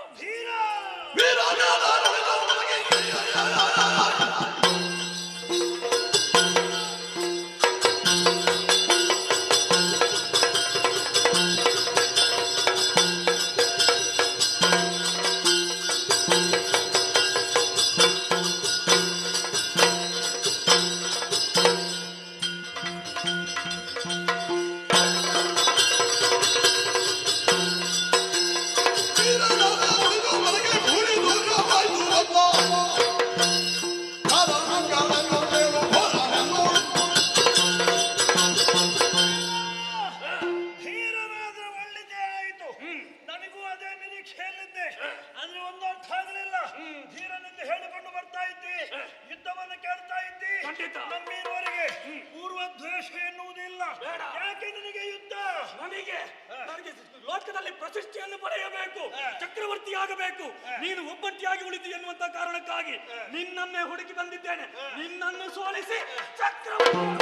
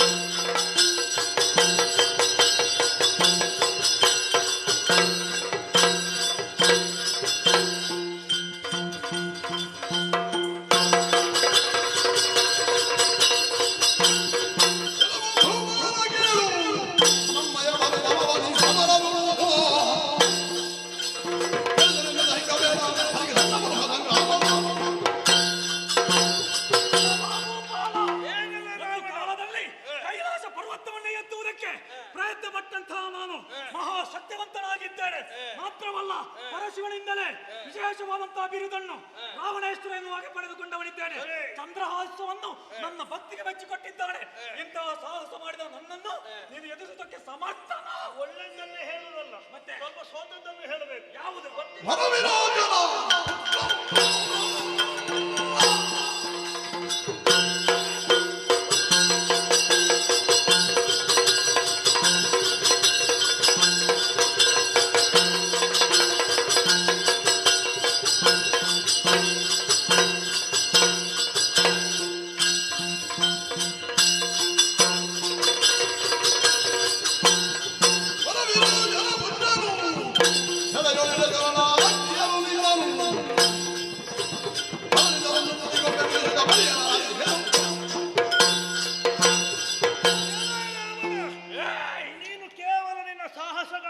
ಮಾತ್ರ ಹೇಳ್ತಾ ಇದ್ದಿ. ಮತ್ತೆ ಏನು ನೀನು ಸೋಲ್ಲೇ ಇಲ್ವಾ? ಎಂತದ್ದು ಸೋಲು? ಒಂದು ಕಥೆ ಹೇಳ್ತಾನೆ ಕೇಳು. ಯಾವುದು? ವರವಿರೋಚನ ಆತನ ಮಗನಾಗಿರುವಂತಹ ಬಲಿ ಚಕ್ರವರ್ತಿ ಅವರ ಬಳಿಗೆ ನೀನಾಗಿ ಯುದ್ಧವನ್ನು ಬಯಸಿ ಹೋದೆಯಾ?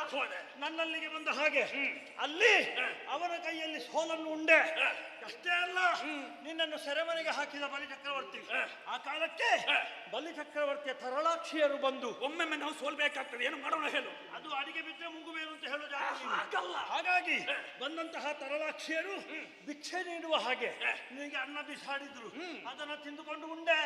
ಏನೋ ನಿನ್ನ ಮೇಲೆ ಆಗುದಿಲ್ವಾ? ಅದೇ ಆಮೇಲೆ ನಿನ್ನ ಮೇಲೆ ಕರುಣೆ ಬಂದು ತರಳಾಕ್ಷಿಯರ ಕರುಣಾ ಕಟಾಕ್ಷದಿಂದ ನೀನು ಸೆರೆಮನೆಯಿಂದ ಬಿಡಲ್ಪಟ್ಟೆ. ಇಂತಹ ಸೋಲಿನ ವಿಚಾರ ನನಗೆ ಗೊತ್ತುಂಟು.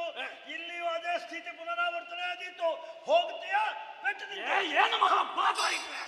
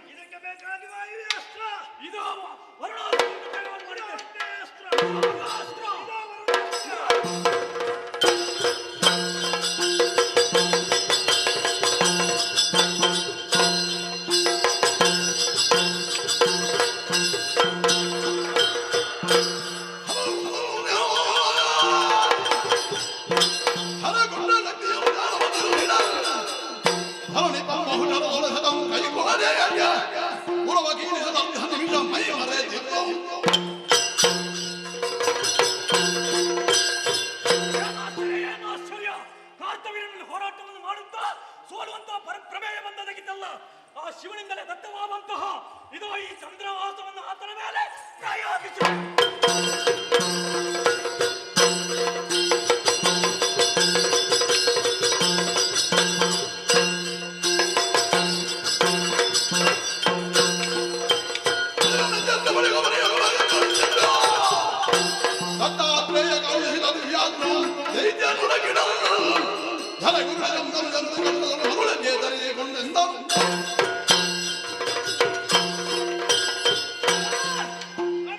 ದಾರಿಯಲ್ಲಿ ಚಂದ್ರಹಾಸವನ್ನು ತುಂಡರಿಸಿದ್ದೇನೆ. ಇದು ಗುರುಗಳಾದಂತಹ ದತ್ತಾತ್ರೇಯರು ಕೊಟ್ಟಂತಹ ಗುರುಗಳ ಅಸ್ತ್ರವನ್ನು ಪ್ರಯೋಗಿಸಿದ್ದೇನೆ.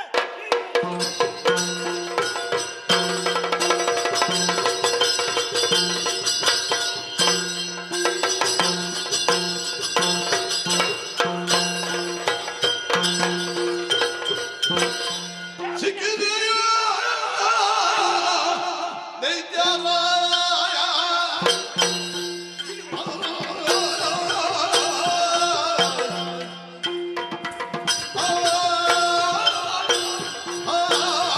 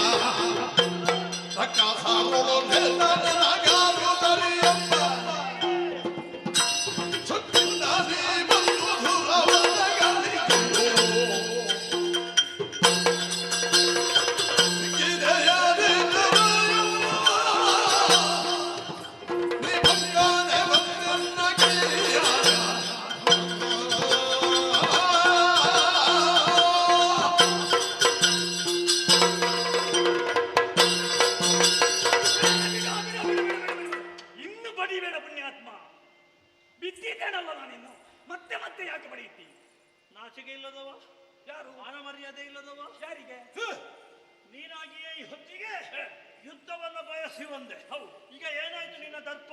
ಏನಾಯ್ತು? ಏನಾಯ್ತು ನಿನ್ನ ಶೌರ್ಯ? ಸಿಕ್ಕಿದೆಯಾ ದೈತ್ಯರಾಯ? ಅದನ್ನಲ್ವ ನಾನು ಹೇಳಿದ್ದು. ಒಮ್ಮೊಮ್ಮೆ ಸೋಲ್ಬೇಕಾಗ್ತದೆ, ಏನು ಮಾಡುವುದಕ್ಕೆ ಹೇಳು. ಹಾಗಾಗಿಯೇ ಹೇಳುದು, ಮೊದಲೇ ಯೋಚನೆ ಮಾಡಿಕೊಂಡು ಬರಬೇಕು ಅಂತ. ಇಷ್ಟು ಪರಿಣಾಮ ಏನಾದೀತು ಇದರ ಪೂರ್ವ ಕಲ್ಪನೆ ಇರಬೇಕು ನಿನಗೆ. ಸಿಕ್ಕಿದೆಯ ದೈತ್ಯರಾಯ, ಒಂದು ಗೆಲುವು ಸಾಧಿಸಬಹುದಂತ ಆಲೋಚನೆ ಮಾಡಿ ಇಲ್ಲಿವರೆಗೆ ಬಂದದ್ದು ನಾನು. ಹೌದಾ? ಮತ್ತೆ ಇನ್ನೊಂದು ಗೆದ್ದರೆ ಮತ್ತೆ ಉಂಟ ಲೋಕದಲ್ಲಿ.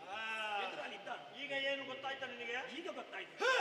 ತ್ರಿಲೋಕ ವಿಜಯಿಯಾಗಿರುವಂತ ಕಾರ್ತವೀರ್ಯ ಅರ್ಜುನನನ್ನು ತುಡುಕಿ ಬದುಕುತ್ತಾನೆ ಎನ್ನುವಂತ ಅದನ್ನು ತೋರಿಸಿದ್ರೆ ಏನಾಗುತ್ತದೆ ಎನ್ನುವುದಕ್ಕೆ ಪ್ರಪಂಚ ಮುಖಕ್ಕೆ ಇವತ್ತು ನೀನೇ ಸಾಕ್ಷೀಭೂತವಾಗಿ ನಿಂತಿದ್ದಿ. ಏನು ಮಾಡೋಣ ಹೇಳು. ಅದಕ್ಕೆ ಬೇಕಾಗಿ ನೀನು ಮಾಡಿರುವಂತಹ ತಪ್ಪಿಗೆ ಹಾಗೆ ನಿನ್ನನ್ನು ಸೆರೆಮನೆಗೆ ಹಾಕುತ್ತೇನೆ ಈಗ. ಆದ್ರೆ ಏನು ಮಾಡೋಣ ಹೇಳು. ಅಕ್ಕ, ನಿನ್ನ ಅಜ್ಜ ಬಂದ್ರಲ್ಲ. ಅಜ್ಜ ಬಂದ್ರೆ ಈಗ ಪುಲಸ್ತ್ಯ ಬ್ರಹ್ಮ. ಎಲ್ಲಿದ್ದೀರ ಅಜ್ಜಯ್ಯ? ಇಲ್ಲಿವರೆಗೆ ಬಂದಿದ್ರು. ಅಲ್ಲ, ಅಜ್ಜ ಬರ್ತಾರಂತ ನಾನು ಭಾವಿಸಿರ್ಲಿಲ್ಲ. ಮಾನ ಇಲ್ಲದವ ಎಂತದ್ದು ಸಾಯುದು. ಮತ್ತೆ ಸಣ್ಣವರು ತಪ್ಪು ಮಾಡಿದ್ರೆ ದೊಡ್ಡವರು ಬಾರದ ಮತ್ತೆ ಎಂತದ್ದು ಮಾಡುದು. ಮನೆಯ ವಿಷಯವನ್ನು ಪ್ರಾಪಂಚಿಕವಾಗಿ ಮಾಡ್ಲಿಕ್ಕೆ ಆಗ್ತದ? ಅದಾಗುದಿಲ್ಲ. ಅದಕ್ಕೆ ಬೇಕಾಗಿ ಈಗ ನಿನಗೆ ಬೇಕಾಗಿ ಅಲ್ಲ, ಪುಲಸ್ತ್ಯ ಬ್ರಹ್ಮರ ಮೇಲೆ ನನಗೆ ವಿಶ್ವಾಸ ಇದೆ, ಅವರ ಮೇಲೆ ಗೌರವ ಇದೆ. ಯಾಕೆ? ನೀನು ಪ್ರಯೋಗಿಸಿದಂತ ಹರಶಕ್ತಿಯನ್ನು ನಾನು ಪ್ರಯೋಗಿಸಿದಂತ ಗುರು ಶಕ್ತಿ ಮಣಿಸಿದೆ. ಹಾಗಾದ್ದರಿಂದ ಗುರುಭ್ಯೋ ನಮಃ. ಪುಲಸ್ತ್ಯ ಬ್ರಹ್ಮರು ಕೂಡ ಓರ್ವರು ಬ್ರಹ್ಮರ್ಷಿ ಎನ್ನುವಂತಹ ನೆಲೆಯಲ್ಲಿ ಅವರ ಮಾತಿಗೆ ಮನ್ನಣೆಯನ್ನು ಕೊಟ್ಟು ನಿನ್ನನ್ನು ಸೆರೆಯಿಂದ ಬಿಡಿಸಿದ್ದೇನೆ. ಸಂತೋಷವಾಯಿತು. ನಿನ್ನ ಬಂಧನ ವಿಮೋಚನೆ ಮಾಡಿದ್ದೇನೆ. ಕಾರ್ತವೀರ್ಯ, ಏನಾದ್ರೂ ಉಂಟಾ?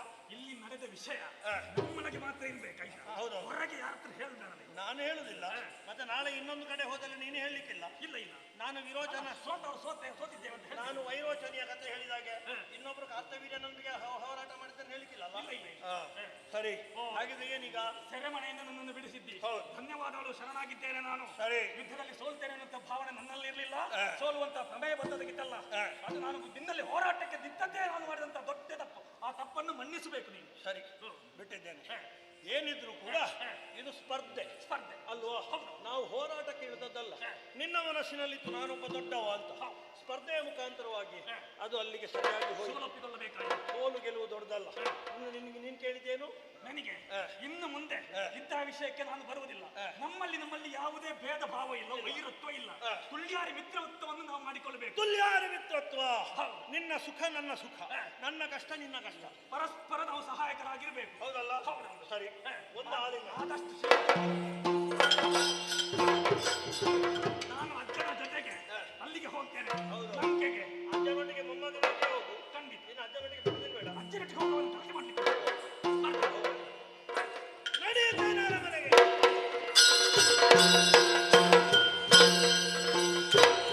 ಇಂದು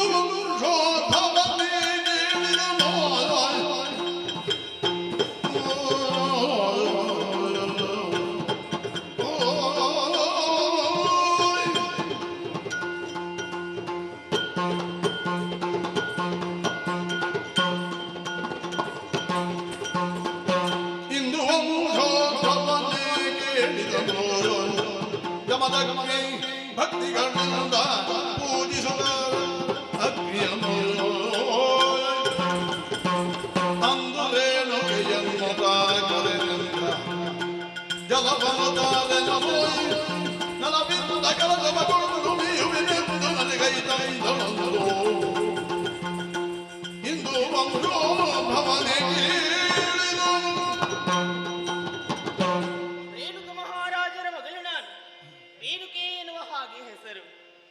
ತಾಯಿಯಿಂದ ಶೀಲದ ಪಾಠ, ತಂದೆಯಿಂದ ಸಂಸ್ಕಾರ, ಗುರುವಿನಿಂದ ವಿದ್ಯೆ, ಇವೆಲ್ಲವನ್ನು ಮನಗರ್ಗತವಾಗಿ ಮಾಡಿಕೊಂಡವಳು ನಾನು.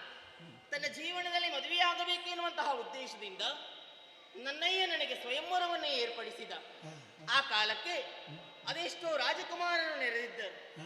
ಅವರನ್ನೆಲ್ಲ ಕಡೆಗಣಿಸಿ ಋಷಿಕುಲ ತಿಲಕ ಎನ್ನುವಂತಹ ನೆಗಲ್ತೆಗೆ ಪಾತ್ರರಾದಂತಹ ಜಮದಗ್ನಿ ಮಹರ್ಷಿಗಳ ಕೊರಳಿಗೆ ಸುಮಹಾರವನ್ನು ಹಾಕಿ ವರಿಸಿದವಳು ನಾನು.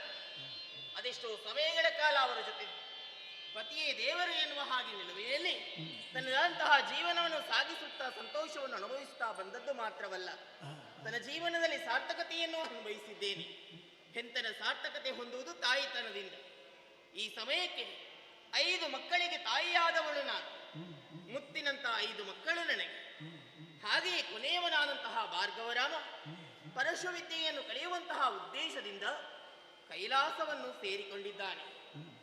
ಸತಿಯಾದವಳ ಧರ್ಮವೇನು, ಪತಿವ್ರತ ಹೆಣ್ಣು ಹೇಗಿರಬೇಕು ಎನ್ನುವುದನ್ನು ಚೆನ್ನಾಗಿ ಮನಗಂಡು ತನ್ನರಸ ಮಾಡುವಂತಹ ಲೋಕ ಕಲ್ಯಾಣಕ್ಕೆ ಪೂರಕಳಾಗಿದ್ದುಕೊಂಡು ಅವರಿಗೆ ಸಹಕರಿಸುತ್ತಾ ಬಂದವಳು ಸಹಧರ್ಮಿಣಿ ನಾನು.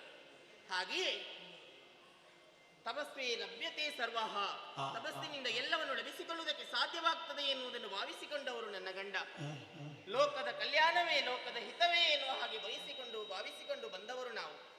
ಹಾಗೆಯೇ ನನ್ನವರು ಮಾಡುವಂತಹ ನಿತ್ಯಾನುಷ್ಠಾನಕ್ಕೆ ಬೇಕಾದಂತಹ ಶುದ್ಧೋದಕವನ್ನು ತರುವಂತಹ ಉದ್ದೇಶದಿಂದ ಬಂದು ಸೇರಿದ್ದೇ ನರ್ಮದಾ ನದಿಯ ತೀರ. ಅದಕ್ಕಾಗಿ ನಿತ್ಯ ವಿಧಿವಿಧಾನಗಳನ್ನು ಪೂರೈಸಿದ್ದು ಆಯಿತು. ಶುದ್ಧೋದಕವನ್ನು ತೆಗೆದುಕೊಂಡು ಹೋಗಬೇಕು. ಸಾಗುತ್ತೇನೆ. ವನಿತೆರಜಿಯೊಳು ಮೇಯುತ್ತಿರುವ ವೇಳೆಯೊಳಿತ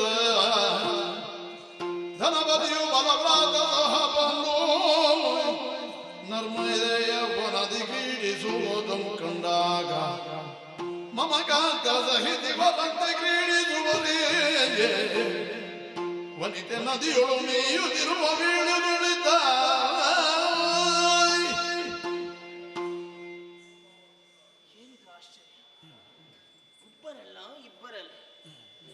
ಅದೆಷ್ಟೋ ನಾರಿಯರು ಕೇಚರರೋರ್ವನ ಜೊತೆ ಜಲಕೀಲಿಯನ್ನಾಡುತ್ತಾ ಇದ್ದಾರೆ. ಹಾಗಿದ್ರೆ ಇವ ರಾಜಕುಮಾರ, ಇವರೆಲ್ಲರೂ ರಾಜಕುಮಾರಿಯರಲ್ಲ. ಎಷ್ಟು ಸಂತೋಷದಿಂದ ಜಲಕೀಲಿಯನ್ನಾಡುತ್ತಾ ಇದ್ದಾರೆ. ಅಂದು ಸ್ವಯಂವರ ಮಂಟಪದಲ್ಲಿ ನಾನು ಒಂದು ಊರಿನ ಅರಸನನ್ನು ವರಿಸ್ತಾ ಇದ್ರೆ ನನಗೂ ಇಂತಹ ಭಾಗ್ಯ ಲಭಿಸ್ತಾ ಇತ್ತು ಏನೋ. ನನ್ನವರು ಎಲ್ಲಿ ಜಲಕೇಳಿಗೆ ಬರ್ತಾರೆ? ಯಾವಾಗ ನೋಡಿದ್ರು ತಪಸ್ಸು, ಮೂಗಿನ ತುದಿಯಲ್ಲಿ ಸಿಟ್ಟು. ಇವರನ್ನು ಕರೆದರೆ ಇವರು ಜಲಕೇಳಿಗೆ ಬರುವುದಕ್ಕೆ ಉಂಟೆ? ಛೇ, ಈ ಮಡದಿಯರು ಇದೆಷ್ಟು ಪುಣ್ಯವನ್ನು ಮಾಡಿರಬೇಕಲ್ಲ. ಆ ಯೋಗ ನನಗಿಲ್ಲದಾದ. ಛೇ ಛೇ ಛೇ ಛೇ, ಇಲ್ಲ ಇಲ್ಲ ಇಲ್ಲ, ಅಪರಾಧವಾಯಿತು. ನಾ ಕನಸಿನಲ್ಲಿ ಆ ರೀತಿ ಭಾವಿಸಬಾರದು. ನನ್ನವರಿಂದ ಎಲ್ಲ ಸಂತೋಷವನ್ನು ಅನುಭವಿಸ್ತಾ ಇದ್ದೇನೆ, ಅದೇ ನನಗೆ ಸಾಕು. ನಾನು ಬಂದಂತಹ ಉದ್ದೇಶವಾದ್ರೆ ಏನು? ಜಲವನ್ನು ಕೊಂಡು ಹೋಗಬೇಕೇನುವಂತಹ ಉದ್ದೇಶದಿಂದಲ್ಲ. ಸರಿ, ಜಲವನ್ನು ಯಾವಾಗ ಕೊಂಡು ಹೋಗುವುದು? ಅದಕ್ಕಾಗಿ ಕಾಣ್ತಿರುವಂತಹ ಜಲವನ್ನು ನಾನು ಕೊಡವನ್ನು ತಂದುಕೊಂಡು ಹೋಗುವುದಲ್ಲ. ಮರಳಿನಿಂದಲೇ ಮಡಿಕೆಯನ್ನು ರಚಿಸಿ ಅದರಿಂದಲೇ ಜಲವನ್ನು ತೆಗೆದುಕೊಂಡು ಹೋಗುವವಳು ನಾನು. ಅಲ್ಲಿ ಕಾಣ್ತಾ ಇದೆಯಲ್ಲ ಮರಳು, ಮಡಿಕೆಯನ್ನು ರಚಿಸ್ತೇನಂತೆ.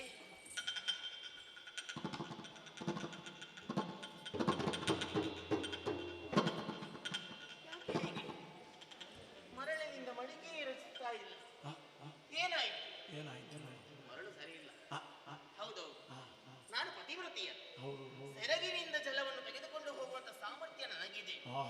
ಹಾಗಂತ ನನ್ನ ಸೆರಗಿನಲ್ಲಿ ಜಲವನ್ನು ಹಿಡಿದು ಆಶ್ರಮದೆಡೆಗೆ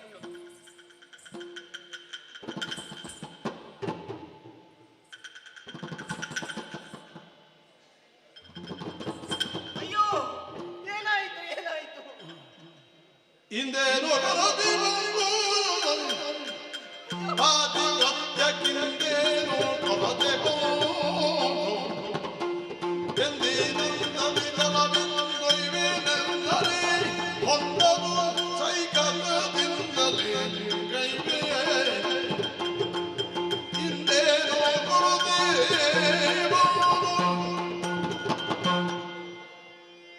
ಯಾಕೆ ಹೀಗೆ? ಮರಳಿಂದ ಮಡಿಕೆಯನ್ನು ರಚಿಸುವುದಕ್ಕೆ ಮುಂದಾದಂತಾದ್ರೆ ಮಡಿಕೆಯೇ ಸಿದ್ಧವಾಗುವುದಿಲ್ಲ. ಪತಿವ್ರತೆಯಾದಂತಹ ನಾನು ಸೆರಗಿನಿಂದ ನೀರನ್ನು ತೆಗೆದುಕೊಂಡು ಹೋಗಬಲ್ಲೆ ಎನ್ನುವಂತಹ ನಿಲುಮೆಯಲ್ಲಿ ಸೆರಗಿನಿಂದ ನೀರನ್ನು ಹಿಡಿದೆ ಅಂತಾದ್ರೆ ಸೆರಗಿನಲ್ಲಿ ಜಲವು ನಿಲ್ಲುತ್ತಾ ಇಲ್ಲ. ಯಾಕೆ ಹೀಗೆ? ಹಾಗಿದ್ರೆ ನನ್ನ ಪತಿವ್ರತೆಗೆ ಏನು ಕುಂದಾಯಿತು? ಯಾರಲ್ಲಿ ಹೇಳು? ಇಲ್ಲ, ಇದರ ಬಗ್ಗೆ ನಾನು ತರ್ಕಿಸುವುದಲ್ಲ. ತ್ರಿಕಾಲ ಜಾನ ಸಂಪನ್ನರು ನನ್ನ ಗಂಡ. ಅವರಲ್ಲಿ ವಿಷಯವನ್ನು ಹೇಳಬೇಕು. ಅರಮನೆ ಕಡೆ ಹೋಗಿ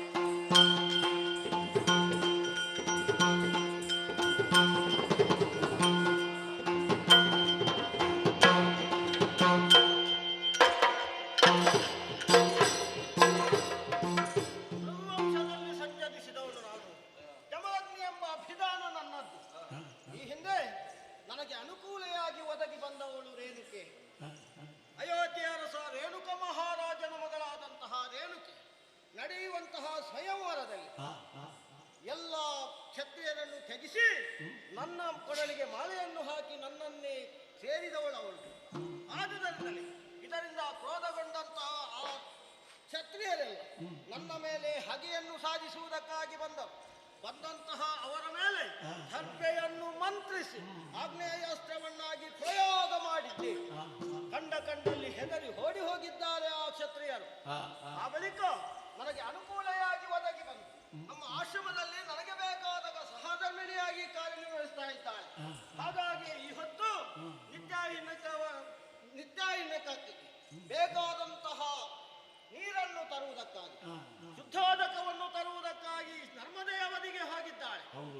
ಹೋದಂತಹ ಇವೆಲ್ಲೂ ಇಷ್ಟು ಹೊತ್ತಾದರೂ ಯಾಕೆ ಬರಲಿಲ್ಲ ಅನ್ನುವ ಹಾಗೆ ಜ್ಞಾನ ದೃಷ್ಟಿಯಿಂದ ನೋಡಿದೆ ಅಂತಾದ್ರೆ ಗೊತ್ತಾಯ್ತಲ್ಲ. ಬರಲಿ ಬರಲಿ.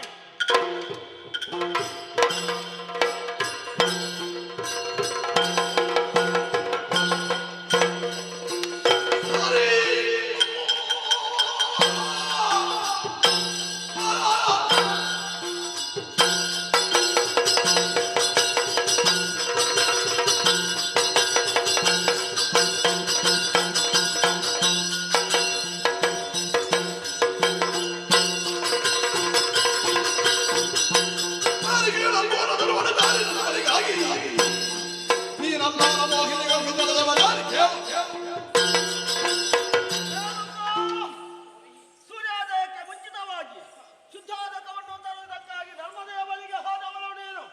ಎಲ್ಲಿ ಶುದ್ಧೋದಕ ಉಂಟು? ಯಾಕೆ ತರಲಿಲ್ಲ? ಯಾರನ್ನು ಕಂಡು ಮಾಹಿತಿದ್ದಿ ಹೇಳು. ರಮಣ ನಿನಗೆ ಕೋಪ ಬೇಕೆ ಕ್ಷಮಿಸಬಾರದು.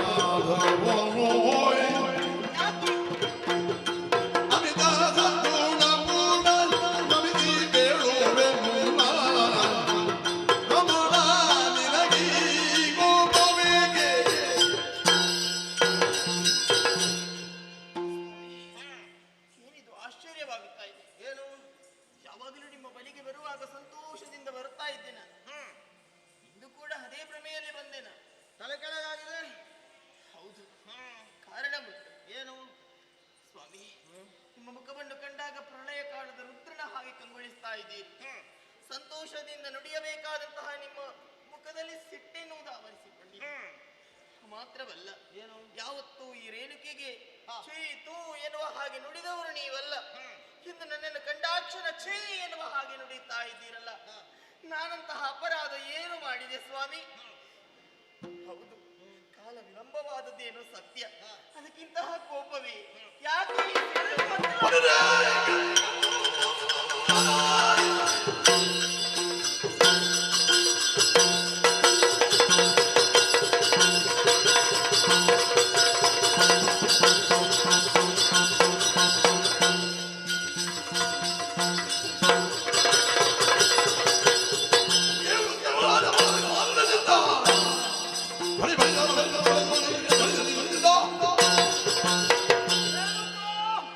ನನಗೇನು ಅರಿವಿಗೆ ಬಂದಿಲ್ಲ ಅನ್ನುವ ಹಾಗೆ ನೀನು ತಿಳಿದಿದ್ಯಾ?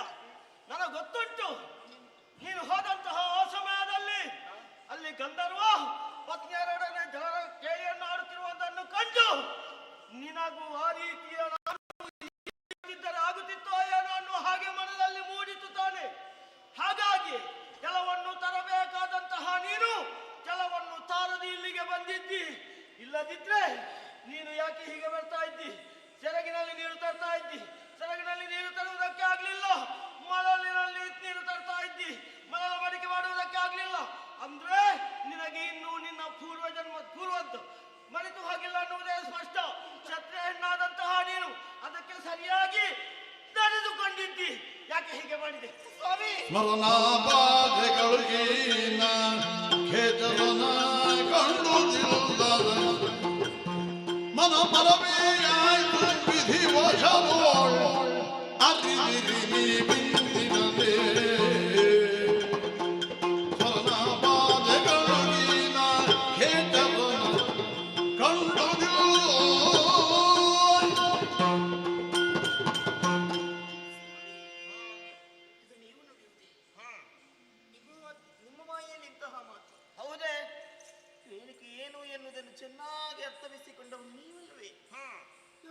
ನೀವಲ್ವೇ ಸ್ವಾಮಿ? ಹೌದು. ಹಾಗಿರುವಾಗ ರೇಣುಕೆಗೆ ಸ್ಮರಣ ಬಾಧಿ ಇಲ್ಲ ಸ್ವಾಮಿ. 5 ಮಕ್ಕಳ ತಾಯಿಯಾದಂತಹ ನನಗೆ ಸ್ಮರಣ ಬಾಧಿಸುವುದಕ್ಕೆ ಸಾಧ್ಯ ಉಂಟೆ? ಖಂಡಿತವಾಗಿಯೂ ಇಲ್ಲ. ಅದರಲ್ಲಿಯೂ ಶ್ರೀಹರಿಯನ್ನೇ ಹೋಲುವಂತಹ ಮಗನನ್ನು ಪಡೆದಂತಹ ತಾಯಿ ನಾನು. ಸಾಕ್ಷಾತ್ ಪರಮೇಶ್ವರನಂತಹ ಪತಿಯನ್ನು ಪಡೆದವಳು ನಾನು. ಆಗಿರುವಾಗ ಸ್ಮರಣ ಬಾಧಿ ಎನ್ನುವುದನ್ನು ವಾದಿಸುವುದಕ್ಕೆ ಸಾಧ್ಯ ಉಂಟೆ ಸ್ವಾಮಿ? ನಿಮ್ಮ ಮಾತು ನಿಜ ಸ್ವಾಮಿ. ಏನದು? ಜಲವನ್ನು ಕಂಡು ಹೋಗಬೇಕೆನ್ನುವಂತಹ ಉದ್ದೇಶದಿಂದ ನರ್ಮದೆ ನದಿಯ ತೀರಕ್ಕೆ ಹೋದವಳೇನು ಸತ್ಯ. ಯಾರದೋ ಮಾತು ಕೇಳಿತ್ತು. ಯಾರ ಮಾತು ಎನ್ನುವ ಹಾಗೆ ತಲೆ ಎತ್ತಿ ನೋಡಿದಂತಾದ್ರೆ ಅರಸನೋರ್ವ ಮಡದಿಯ ಜೊತೆ ಜಲಕೇಳಿಯ ನಾಡುತ್ತಿರುವಂತಹ ದೃಶ್ಯವನ್ನು ಕಂಡದ್ದೇನೋ ಸತ್ಯ. ಒಂದರೆ ಕ್ಷಣ ನನ್ನ ಮನಸ್ಸು ವಿಧಿವಶವಾಗಿ ಹೋಯಿತು ಸ್ವಾಮಿ. ಬೇಕು ಅಂತ ಮಾಡಿದಲ್ಲ ನಾನು.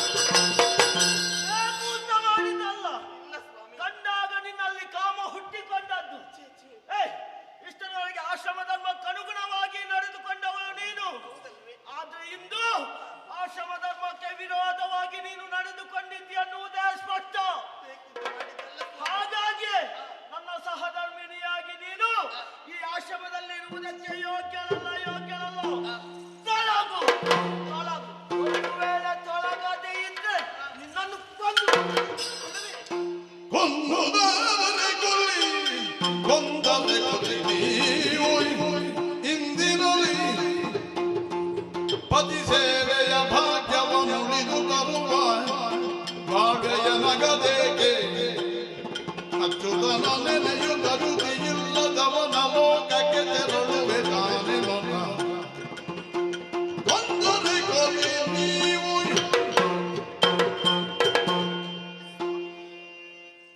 ನಿಮ್ಮನ್ನು ಬಿಟ್ಟರೆ ನಾನು ಎಲ್ಲಿಗೆ ಹೋಗುವುದು ಹೇಳಿ? ಈ ಆಶ್ರಮವನ್ನು ತೊರೆದು ನಾನು ಯಾವ ಕಡೆಗೆ ಸಾಗಲಿ ಹೇಳಿ? ಇದುವರೆಗೆ ನಿಮ್ಮ ನೆರಳಂತೆ ಜೊತೆಯಾಗಿದ್ದವಳು ನಾನು. ಇಂದು ನಾನು ಬೇಡ ಎನ್ನುವಂತಹ ಉದ್ದೇಶದಿಂದ ಹೋಗು ಅಂತ ಹೇಳ್ತಾ ಇದ್ದೀನಿ. ಎಲ್ಲಿಗಾದ್ರೂ ಹೋಗು, ಹಾಳಾಗಿ ಹೋಗು. ಹೋಗುತ್ತೇನೆ ಅಂತ ಹೇಳಿದ್ರೆ ನಾ ಹೋಗುವವಳಲ್ಲ. ನಿಮ್ಮ ಪಾದವನ್ನು ಬಿಟ್ಟು ನಾನೆಲ್ಲಿಗೂ ಹೋಗುವುದಿಲ್ಲ. ಹೋಗುವುದಿಲ್ಲ ಅಂತಾದ್ರೆ ಕೊಂದೇನು. ಇದಕ್ಕಿಂತ ಭಾಗ್ಯವಿನ್ನೇನು, ಇದಕ್ಕಿಂತ ಯೋಗವಿನ್ನೇನು ನನಗೆ? ಏನು ಭಾಗ್ಯ? ಪತಿವ್ರತ ಹೆಣ್ಣು ಹೇಗಿರಬೇಕು ಎನ್ನುವುದನ್ನು ಚೆನ್ನಾಗಿ ನಾನು ಮನಗಂಡವಳು. ನಾನು ಆ ರೀತಿಯೇ ನಡೆದುಕೊಂಡು ಬಂದವಳು. ಪತಿಮನೆಯೇ ದೇವಾಲಯ, ಪತಿಮಾತೆಯೇ ವೇದವಾಕ್ಯ, ಪತಿಯೇ ಪರದೈವ ಎನ್ನುವ ಹಾಗೆ ಭಾವಿಸ್ತಾ ಬಂದವಳು ಈ ರೇಣುಕೆ. ಪ್ರಪಂಚದಲ್ಲಿ ಪ್ರತಿಯೊಂದು ಹೆಣ್ಣು ಕೂಡ ಬಯಸುವುದು ತಾನು ಮುತ್ತೈದೆಯಾಗಿ ಸಾಯಬೇಕು ಎನ್ನುವ ಹಾಗೆ ಅಲ್ಲವೇ? ಪತಿವ್ರತ ಹೆಣ್ಣಾದವಳು 2 ವಿಷಯಗಳಲ್ಲಿ ಯಾವತ್ತೂ ಮುಂದಾಗಿರಬೇಕಂತೆ. ಬೇರೆಲ್ಲ ವಿಷಯಗಳಲ್ಲಿ ಪತಿಯಿಂದ ಹಿಂದೆಳಿದು ಇರಬೇಕಂತೆ. ಒಂದು ಬೆಳಿಗ್ಗೆ ಏಳುವುದರಲ್ಲಿ ಬೇಗ, ಮತ್ತೊಂದು ಆ ಭಗವಂತ ಅನುಗ್ರಹಿಸಿದ ಅಂತಾದ್ರೆ ಪತಿಗೆ ಮುಂಚಿತವಾಗಿ ಮರಣ ಬರಲಿ ಎನ್ನುವ ಹಾಗೆ ಆಸೆಯನ್ನು ಪಡುತ್ತಾಳಂತೆ. ಪತಿಯ ಹೆಗಲನ್ನೇರಿ ಹೆಂಡತಿಯಾದವಳ ಶವವು ಸ್ಮಶಾನ ಕಡೆ ಯಾತ್ರೆಯನ್ನು ಬೆಳೆಸುತ್ತಾದ್ರೆ ಅಂತಹ ಯೋಗ ಸಿಗ್ತದೆಯಂತೆ ಸತಿಯಾದವಳಿಗೆ. ಆ ಯೋಗ ನನಗೆ ಲಭಿಸ್ತದೆ ಅಂತಾದ್ರೆ ಅದು ಖಂಡಿತವಾಗಿ ಸಂತೋಷವನ್ನು ಅನುಭವಿಸ್ತೇನೆ. ಸ್ವಾಮಿ, ಈ ಪುಣ್ಯ ಕರಗಳಿಂದ ನನ್ನ ಈ ಕೊರಳಿಗೆ ಮಂಗಳಸೂತ್ರವನ್ನು ಕಟ್ಟಿದವರು ನೀವು. ಅದೇ ಕರಗಳಲ್ಲಿ ಕತ್ತಿಯನ್ನು ಹಿಡಿದು ನನ್ನ ಕೊರಳನ್ನು ಕತ್ತರಿಸ್ತೇನೆ ಎನ್ನುವ ಹಾಗೆ ನುಡಿದಿರಲಿಲ್ಲ. ಇದು ನನಗೆ ಸಾವಲ್ಲ ಸ್ವಾಮಿ, ಇದು ನನಗೆ ಸಾವಲ್ಲ, ಇದು ನನಗೆ ಮಹಾನವಮಿ. ಏನು ಅಂತ ಗ್ರಹಿಸಿದ್ದಿ? ಗಂಡನಾದವ ಕೊಂದರೆ ನೇರವಾಗಿ ಸ್ವರ್ಗಕ್ಕೆ ಹೋಗುತ್ತೇನೆ ಅನ್ನುವಂತಹ ಭಾವನೆಯ ಹೊರಟೆ ಸ್ವರ್ಗಕ್ಕೆ ಹೋದಳು ಅಂತಾದ್ರೆ ಅಲ್ಲಿರುವಂತಹ ಪ್ರತಿರೋಧರೆಲ್ಲ ಕೆಳಗೆ ಬರಬೇಕಾಗಿತ್ತು. ನಾನು ಕೊಲ್ತೇನೆ ಅಂತ ಭಾವಿಸಿದ್ಯಾ? ನಾನು ಯಾಕೆ ಕೊಲ್ಲಬೇಕು? ನೇರವಾಗಿ ನಿನ್ನನ್ನು ಯಾಕೆ ಸ್ವರ್ಗಕ್ಕೆ ಕಳಿಸಬೇಕು? ಅದಕ್ಕೆ ಅವಕಾಶ ಕೊಡುವುದಿಲ್ಲ. ನಾನೇ ಕೊಲ್ಲುವುದಲ್ಲ, ಇದ್ದಾರಲ್ಲ ನನ್ನ ಮಕ್ಕಳು ಕೊಲ್ಲಿ ವಸ್ತು.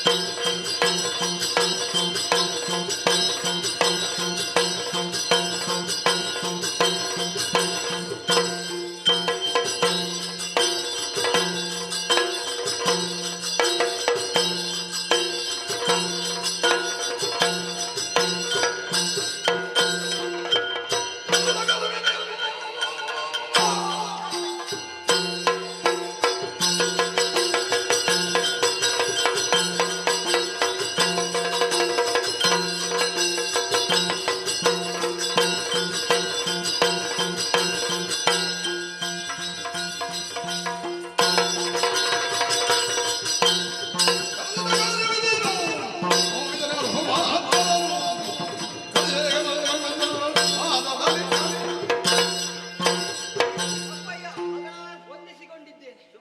ಪೂಜೆಗೆಂದು ಹೂ ತರಲು ತೋಟಕ್ಕೆ ಹೋದಂತಹ ಸಂದರ್ಭದಲ್ಲಿ ಒಮ್ಮೆಂದೊಮ್ಮೆ ಕರೆ ಯಾತಕ್ಕಾಗಿ ಅಪ್ಪ?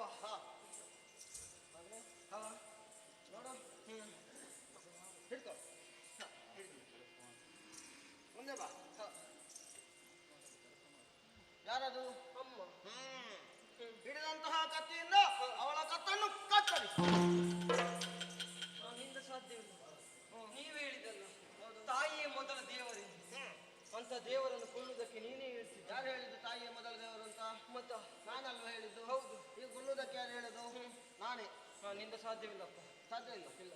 ಮೂರು ಮಾತಿಗೂ ಸಾಧ್ಯ ಇಲ್ಲ. ಇಲ್ಲ ಮೂರು ಮಾತಿಲ್ಲ. ಅದು ಅಲ್ಲಿ ಹೆಕ್ಕುವುದು ಯಾರು? ಅಲ್ಲಿಡು. ನಿಮಗೆ ಆಗೋದಿಲ್ಲ. ಇಲ್ಲ ಆಗೋದಿಲ್ಲ. ಮೂರು ಮಾತಿಗೆ ಇಲ್ಲ. ನೀನು ಸತ್ಯ.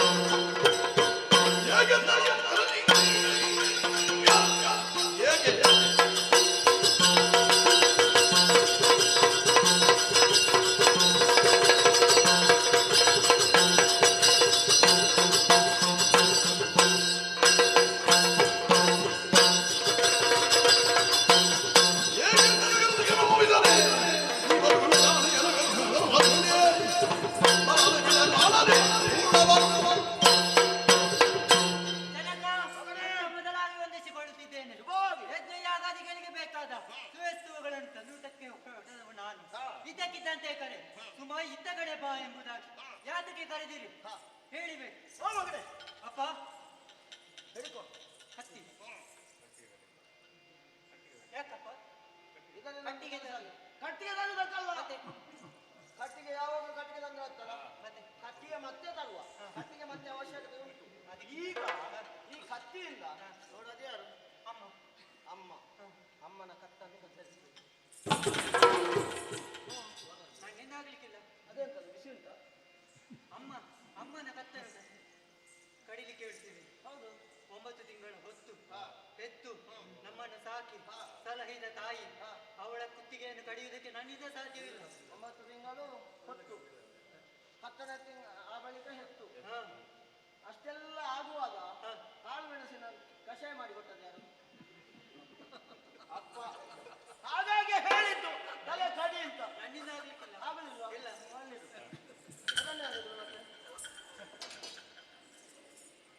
ಆಗುದಿಲ್ಲ. ಇಲ್ಲ. ಆಗುದಿಲ್ಲ. ಇಲ್ಲ. ನೀನು ಸತ್ತೇ.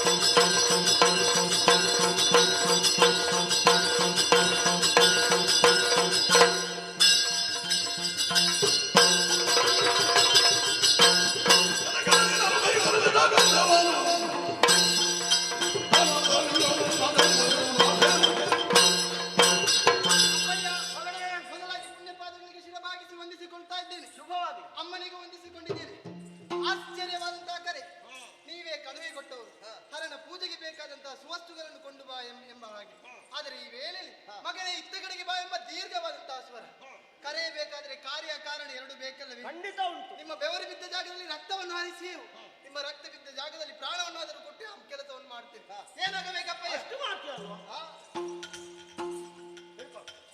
ಇದು ಯಾಕಪ್ಪ? ಅದರಿಂದ ಒಂದು ಖಂಡಿತ ಇವ ಮಾಡ್ತಾನೆ. ಅದರಿಂದ ಒಂದು ಕಾರ್ಯ ಆಗ್ಬೇಕು. ಇದರಿಂದ ಈ ಹರಿತವಾದ ಹೌದೌದು. ಯಾವ ರೀತಿಯಾದಂತಹ ಕಾರ್ಯ? ಅದೇ ಅದು ನನ್ನ ತಾಯಿ ದೇವರಲ್ಲವೇ? ತಾಯಿ ದೇವರು. ಈ ತಾಯಿ ದೇವರನ್ನು ಈ ಕತ್ತಿಯಿಂದ ಕುಚ್ಚಿಕೊಳ್ಬೇಕು. ಎಂತ ಅಪ್ಪಯ್ಯ, ಎಂತಹ ಮಾತನ್ನು ಆಡ್ತಾ ಇದ್ದೀನಿ.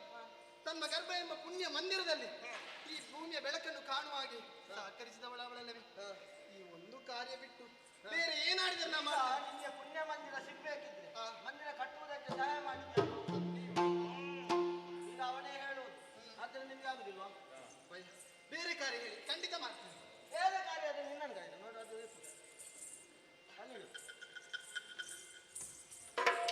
ನಾನು ಹೋಗ್ತೇನೆ. ಸಮಿತಿ ನಿಮ್ಗೆ ಆಗುದಿಲ್ವಾ? ಆಗುದಿಲ್ವಾ? ಮೂರು ಮಾತುಗಾಗುದಿಲ್ಲ. ನೀನು ಸತ್ಯ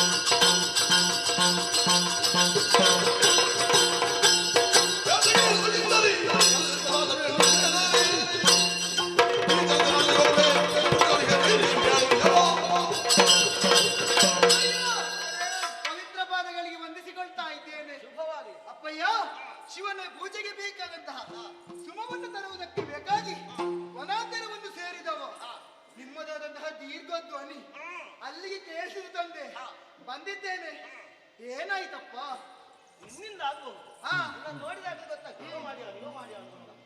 ಮಗನೇ ಅಪ್ಪಯ್ಯ, ಕೆಲಸ ಆಗ್ಬೇಕು. ಕೆಲಸ ಒಂದಲ್ಲ 100 ಮಾಡ್ತೇನೆ. ಹೌದಾ? ಈಗ 100 ಬೇಡ, 1 ಮಾಡಿದ್ರೆ ನೋಡಿ. ಇದನ್ನು ಹಿಡ್ಕೊ. ಇದು ಯಾಕಪ್ಪ? ಹರಿತವಾದ ಕತ್ತಿ ನಿನ್ನ ಕೈಯಲ್ಲಿ ಕೊಟ್ಟಿದ್ದೇನೆ. ಕೊಟ್ಟಿದ್ದೀರಿ? ಯಾಕೆ ಗೊತ್ತುಂಟ? ಮರ ಕಡಿಲಿಕ್ಕೆ ಅಲ್ಲ. ಮತ್ತೆ ಮರ ಯಾವಾಗ? ಮರ ಮತ್ತೆ ಕಡಿದ್ರೆ ಆಯ್ತು. ಅವಳು ಯಾರು? ಅಮ್ಮ ಯಾರು ಅಂತ ಕೇಳಿದ್ದ? ಅಲ್ಲಿಗೆ ಹೋಗ್ಲಿಕ್ಕೆ ಹೇಳಿದ್ದಲ್ಲ ನಾನು. ಹೆತ್ತ ತಾಯಿ. ಹೆತ್ತ ತಾಯಿ. ಆ ಹೆತ್ತ ತಾಯಿಯನ್ನು ಈ ಕತ್ತಿಯಿಂದ ಕೊಂದು ಅಪ್ಪ, ಇಷ್ಟರವರೆಗೆ ಮಕ್ಕಳು ಯಾವ ರೀತಿ ಇರಬೇಕು ಎನ್ನುವುದನ್ನು ಕಲಿಸಿಕೊಟ್ಟವರು ನೀವು. ಹೆತ್ತ ಮಕ್ಕಳಾದರೂ ಕಟುಕರಾದರೆ ಹೊರತು ಹೆತ್ತ ತಾಯಿಯಾದವಳು ಯಾವತ್ತೂ ಕಟುಕಿಯಾಗುವುದಿಲ್ಲ. ಅಂತಹ ದೇವತಾ ಸ್ವರೂಪಿಯಾದಂತಹ ಮಾತೆಯ ಶಿರವನ್ನು ಕಡಿಯಬೇಕೆ? ಇದನ್ನೆಲ್ಲ ನೀನು ನನಗೆ ಹೇಳಿಕೊಡುವುದಾ? ನೀವೇ ಹೇಳಿಕೊಟ್ಟದ್ದಲ್ಲ? ನಾನೇ ಹೇಳಿಕೊಟ್ಟದ್ದಲ್ಲ. ಹೌದು. ಮತ್ತೆ ನನಗೆ ಯಾಕೆ ತಿರುಗಿಸಿ ಹೇಳುವುದು? ನೀವು ಹೇಳಿದ್ದನ್ನು ನಿಮಗೆ ಹೇಳುವ ಸಂದರ್ಭ ಬಂತಲ್ಲಪ್ಪ. ಸಂದರ್ಭ ಬರಬಾರ್ದು ಅಂತ ಹೇಳಿದ್ದು. ಈಗ ತಂದೆಯಾಗಿ ಹೇಳಿದ್ದು ನಾನು. ಅವಳ ಕತ್ತನ್ನು ಕತ್ತರಿಸುವುದಕ್ಕಾಗುದಿಲ್ವ ನಿಮಗೆ? ಅದೇಗೆ ನಾನು ತೆಗಿಬೇಕಾ? ಮತ್ತೆ ಯಾರು ಕೆಳಗೆ ಹಾಕಿದ್ದು? ನೀನೇ ಅಲ್ಲ. ಬಿಡಲಿ.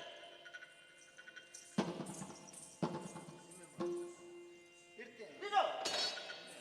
ಅಪ್ಪ, ಇದು ಊಟ ಉಂಟಲ್ಲಪ್ಪ, ನಾನು ಊಟ ಮಾಡ್ತೇನೆ. ಊಟ ಮಾಡು ಆ ಬಳಿಕ. ಈಗ ನಾನು ಹೇಳಿದ ಕಾರ್ಯ ನಿಮಗೆ ಮಾಡುವುದಕ್ಕಾಗುವುದಿಲ್ಲ. ಅದೇ ಹೇಳಿದಲ್ಲಪ್ಪ, ಇದೊಂದು ಕೆಲಸ ಬಿಟ್ಟು ಬೇರೆ ಯಾವುದು ಕೆಲಸ ಉಂಟು ಹೇಳಿ. ಈಗ ನಾನು ಬೇರೆ ಯಾವುದೋ ಕೆಲಸ ಇದ್ರೆ ಬೇರೆಯವರು ಕರೀತಿದ್ದೆ, ನಾನೇ ಕರೀತಿದ್ದೆ. ಅದೇ ಈಗ ನಿಮ್ಗೆ ಆಗುದಿಲ್ವಾ? ಇಲ್ಲಪ್ಪ. 100 ಮಾತಿಗೆ 100 ಮಾತಿಗೆ ಆಗುವುದಿಲ್ಲ. ಆಗುವುದಿಲ್ಲ. ಆಗುವುದಿಲ್ಲ. ಆಗುವುದಿಲ್ಲ.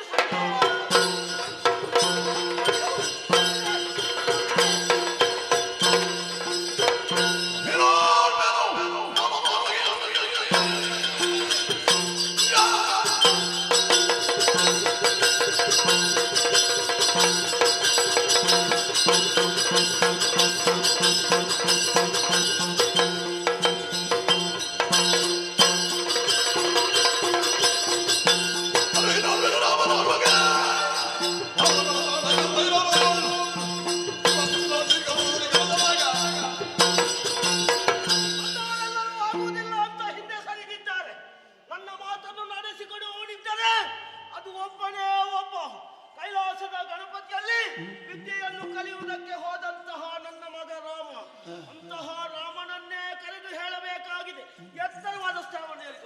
ಮಗನೇ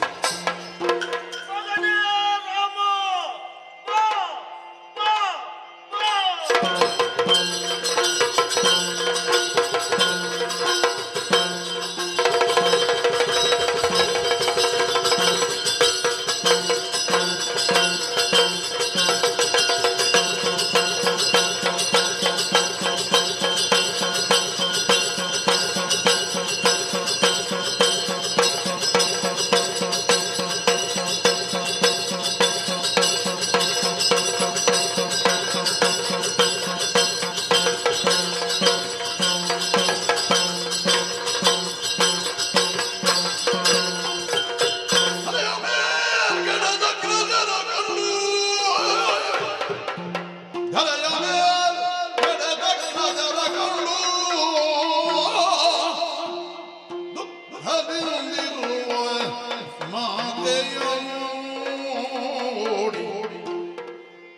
ದುಃಖದಿರುವ ಮಾತೆಯ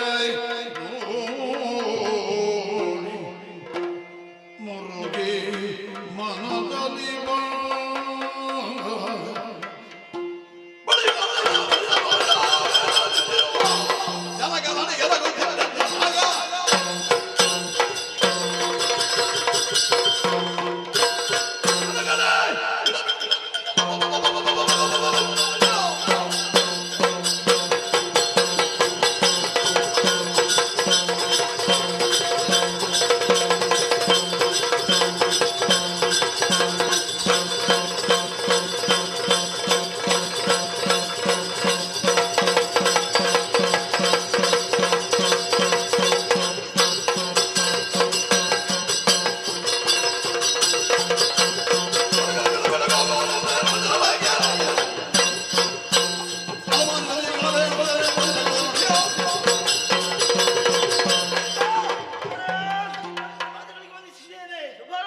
ಪರಶುವಿದ್ಯೆಯನ್ನು ಕಲಿಯುವುದಕ್ಕಾಗಿ ಕೈಲಾಸಕ್ಕೆ ಹೋದವನು ನಾನು.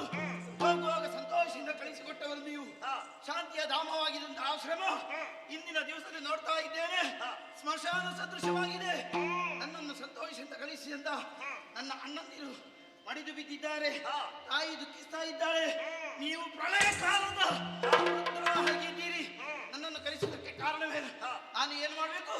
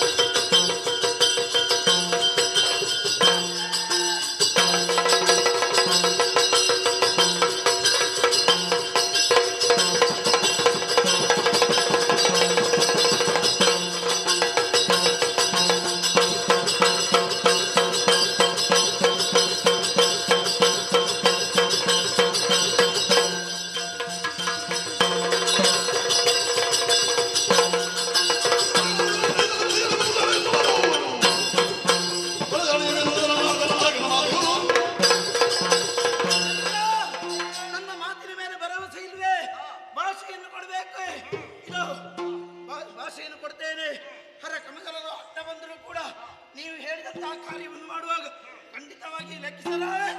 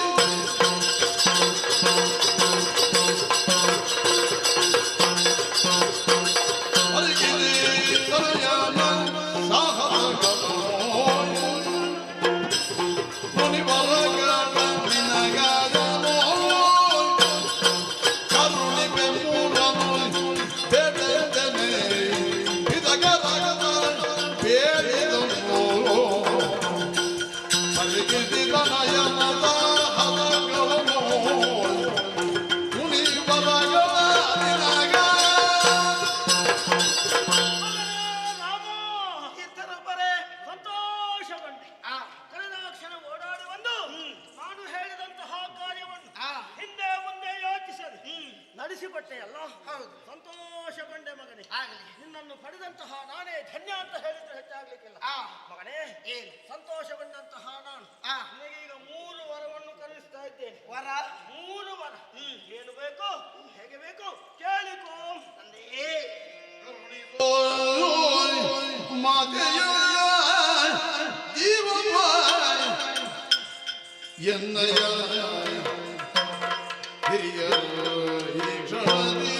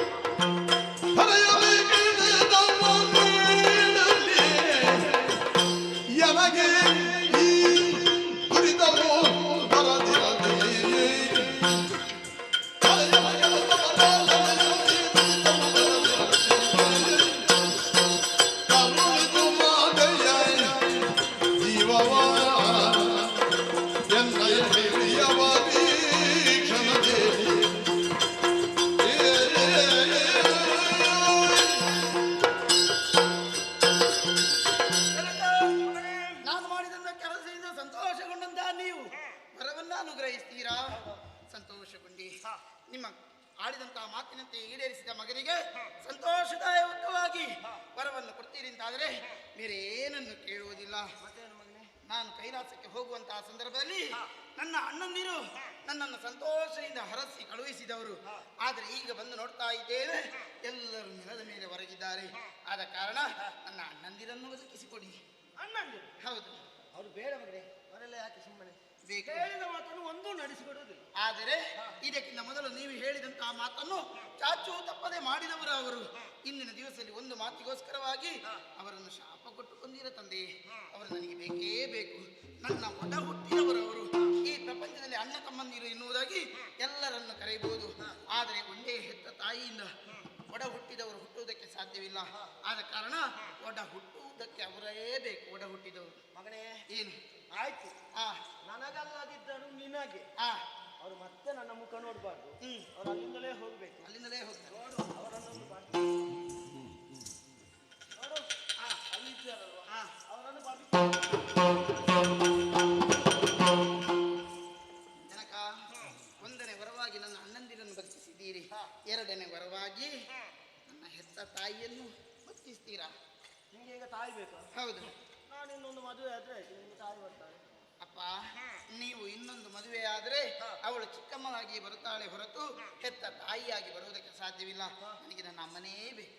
ನಿಮಗೆ ನಮ್ಮ ಬೇಕು? ಅಮ್ಮ ಬೇಕು. ಹೌದು. ಮತ್ತೆಂತ ಮಾಡು, ನೀನು ಹೇಳಿದ ಮೇಲೆ ಆಗುದಿಲ್ಲ ಅಂತ ಹೇಳೋದಕ್ಕಾಗುದಿಲ್ಲ. ನನಗೆ ಬೇಡ, ನನಗೆ ಹೆಂಡತಿ ಬೇಡ, ನನಗೆ ಅಮ್ಮ ಬೇಕು. ನೋಡುವ ನಮ್ಮ ನನ್ನನ್ನು ಬಂಧಿಸುವ.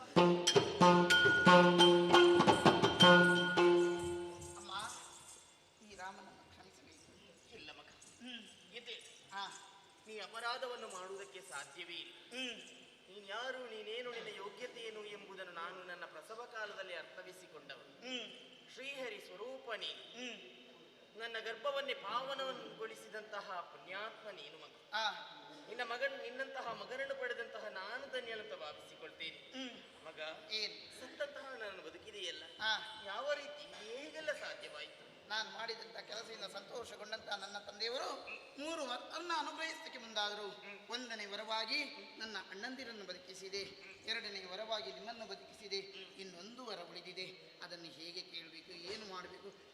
ನನ್ನ ಬಾಯಿಂದಲೇ ಅಪ್ಪಣೆ ಆಗಬೇಕು ತಾಯಿ. ಮಗನೇ, ಏನು ನಿನ್ನ ಮಾತು ನಿಜ. ಸಮಾಜ ಸರ್ಪದ ಬಾಯಿಗಾದರೂ ಸಿಗಬಹುದು, ಆದರೆ ಸಮಾಜದ ಬಾಯಿಗೆ ನಾವು ಯಾವತ್ತೂ ಸಿಗಬಾರ್ದು. ನಾಳೆ ಪ್ರಾಪಂಚಿಕರೆಲ್ಲರ ಆಡುವುದಕ್ಕೆ ಪ್ರಾರಂಭ ಮಾಡ್ತಾರೆ. ರಾಮ ತಾಯಿಯ ಕತ್ತನ್ನೇ ಕತ್ತರಿಸಿದವ ಎನ್ನುವ ಹಾಗೆ. ಹಾಗಾಗಿ ಹಾಗಾಗಿ ಅವರ ಮಾತಿಗೆ ನಾವು ಆಹಾರವಾಗಬಾರದು. ಮಾತ್ರವಲ್ಲ ಪಂಚಮ ಪಾಪಗಳಲ್ಲಿ ಸ್ತ್ರೀಹತ್ಯೆಯೂ ಒಂದು. ಸ್ತ್ರೀಹತ್ಯೆಯು ನಿನ್ನನ್ನು ಬಾಧಿಸದಂತೆ ವರವನ್ನು ಪಡೆದುಕೊಂಡು ಬಾ. ಯಾವ ದೋಷವು ನಿನಗೆ ತಾಗದಂತೆ ಅಪ್ಪನಲ್ಲಿದು ಆ ವರವನ್ನು ಪಡೆದುಕೊ ಮಗ. ಜನಕ, ಮೂರನೇ ವರವಾಗಿ ಕೇಳ್ತಾ ಇದ್ದೇನೆ. ನನ್ನ ಹೆತ್ತ ತಾಯಿಯ ತಲೆಯನ್ನು ಕತ್ತರಿಸಿದವನು ನಾನು. ಆದ ಕಾರಣ ಪ್ರಪಂಚದಲ್ಲಿ ಇನ್ನು ಮುಂದಕ್ಕೆ ಯಾರೂ ಕೂಡ ಹೇಳಕೂಡದು ರಾಮ ತಾಯಿಯ ತಲೆಯನ್ನು ಕತ್ತರಿಸಿದ್ದಾನೆ ಎಂಬುದಾಗಿ. ಅಂತಹ ಮಾತುಗಳು ಬಾರದ ಹಾಗೆ. ಅಷ್ಟೇ ಅಲ್ಲ, ಸ್ತ್ರೀ ಹತ್ಯೆಯ ದೋಷವು ನನಗೆ ಬಾಧಕವಾಗಬಾರದು. ಅಂತಹ ವರವನ್ನು ಅನುಗ್ರಹಿಸಬೇಕು. ಖಂಡಿತ ನಿನಗೆ ದೋಷ ಬಾಧಿಸುವುದಿಲ್ಲ ಮಗನೇ.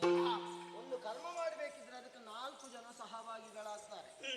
ಒಬ್ಬ ಮಾಡಿದವ, ಒಬ್ಬ ಮಾಡಿಸಿದವ, ಮತ್ತೊಬ್ಬ ಪ್ರೋತ್ಸಾಹವನ್ನು ಕೊಟ್ಟವ, ಮತ್ತೊಬ್ಬ ಆ ಕಾರ್ಯ ಕೆಟ್ಟದ್ದು ಅಂತ ಗೊತ್ತಿದ್ದರು ಮೌನವಾಗಿದ್ದುಕೊಂಡವ. ಈಗ ಇಲ್ಲಿ ಹೇಳಿದವ ನಾನು. ಹಾಗಾಗಿ ಆ ಪಾಪ ನನ್ನ ಮೇಲೆ ಬರಬೇಕು. ಖಂಡಿತ ಪಾಪ ಬರುವುದಿಲ್ಲ, ನಿನಗೂ ಪಾಪ ಅಂಟುವುದಿಲ್ಲ. ಹಾಗೆಂದು ನಿನ್ನ ಮನದಲ್ಲಿ ಸಂಕಲ್ಪ ಇದ್ರೆ, ಪಾಪ ಅಂಟಿತು ಅಂತ ಇದ್ರೆ ಖಂಡಿತ ಅದಕ್ಕೊಂದು ಉಪಾಯ ಉಂಟು. ಏನು? ಪ್ರಪಂಚದಲ್ಲಿರುವಂತಹ ತೀರ್ಥಯಾತ್ರೆಯನ್ನು ಗೈದು ಇದನ್ನಲ್ಲಿ ಮುಳುಗಿಸು.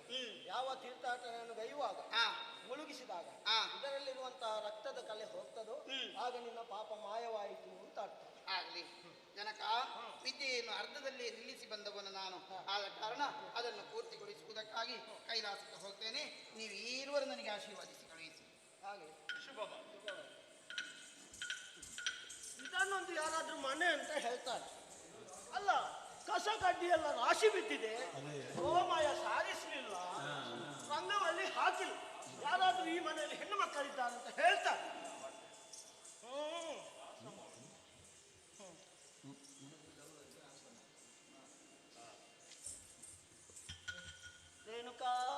ರೇಣುಕ ಸತ್ತಿದ್ದಾಳೆ. ಮತ್ತೆ ಬದುಕಿದ್ದಾಳೆ ಅಲ್ವಾ? ರಾಮನ ತಾಯಿ. ಯಾವ ರಾಮನ ತಾಯಿ?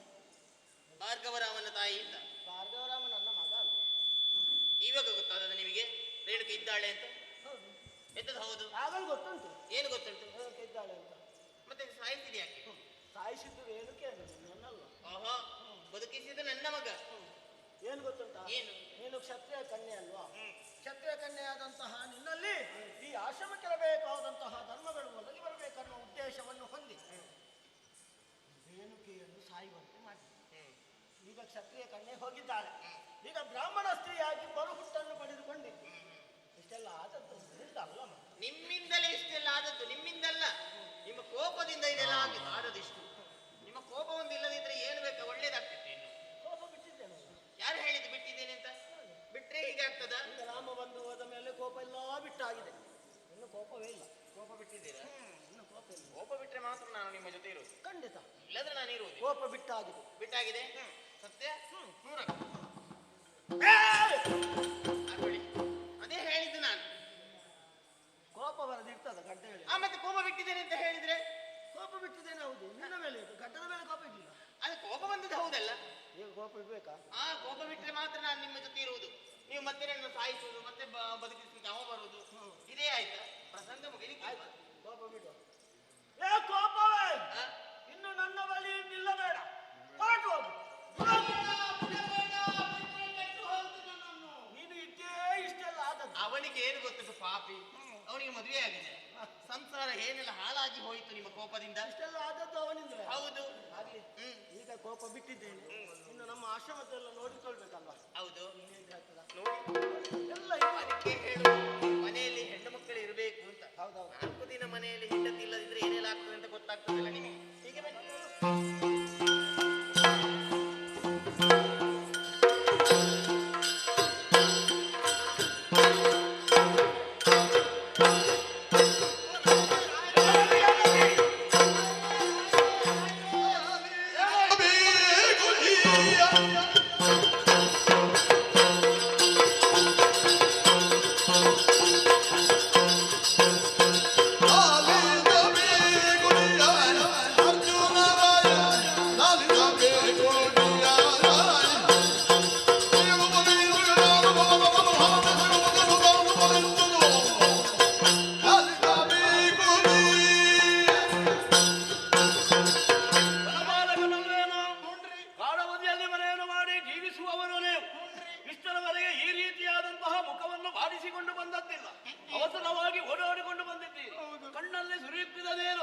ಏನು ಕಷ್ಟ ಬಂತು ನಿಮಗೆ? ಕಾಯಿ ಹೊಡಿಯ ಯಾವ ಕಾಯಿ ಹೊಡಿಯ?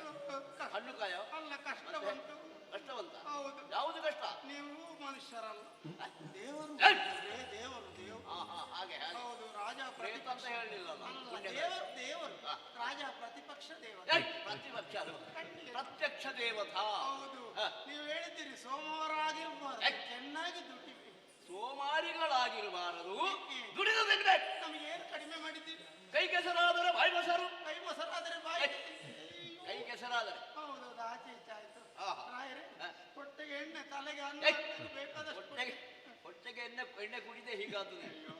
ಹೊಟ್ಟೆಗೆ ಎಣ್ಣೆ ಅಲ್ಲ, ತಲೆಗೆ ಎಣ್ಣೆ. ಅದು ಹೇಳುವಾಗ ಹೆಚ್ಚು ಕಡಿಮೆ ಹೊಟ್ಟೆಗೆ ಹಿಟ್ಟು. ಹೌದು, ಹೇಳುವಾಗ ಹೆಚ್ಚು ಕಡಿಮೆ ಆದ್ರೆ ಹಾಕುವಾಗ ಸರಿ ಆಗುತ್ತೆ.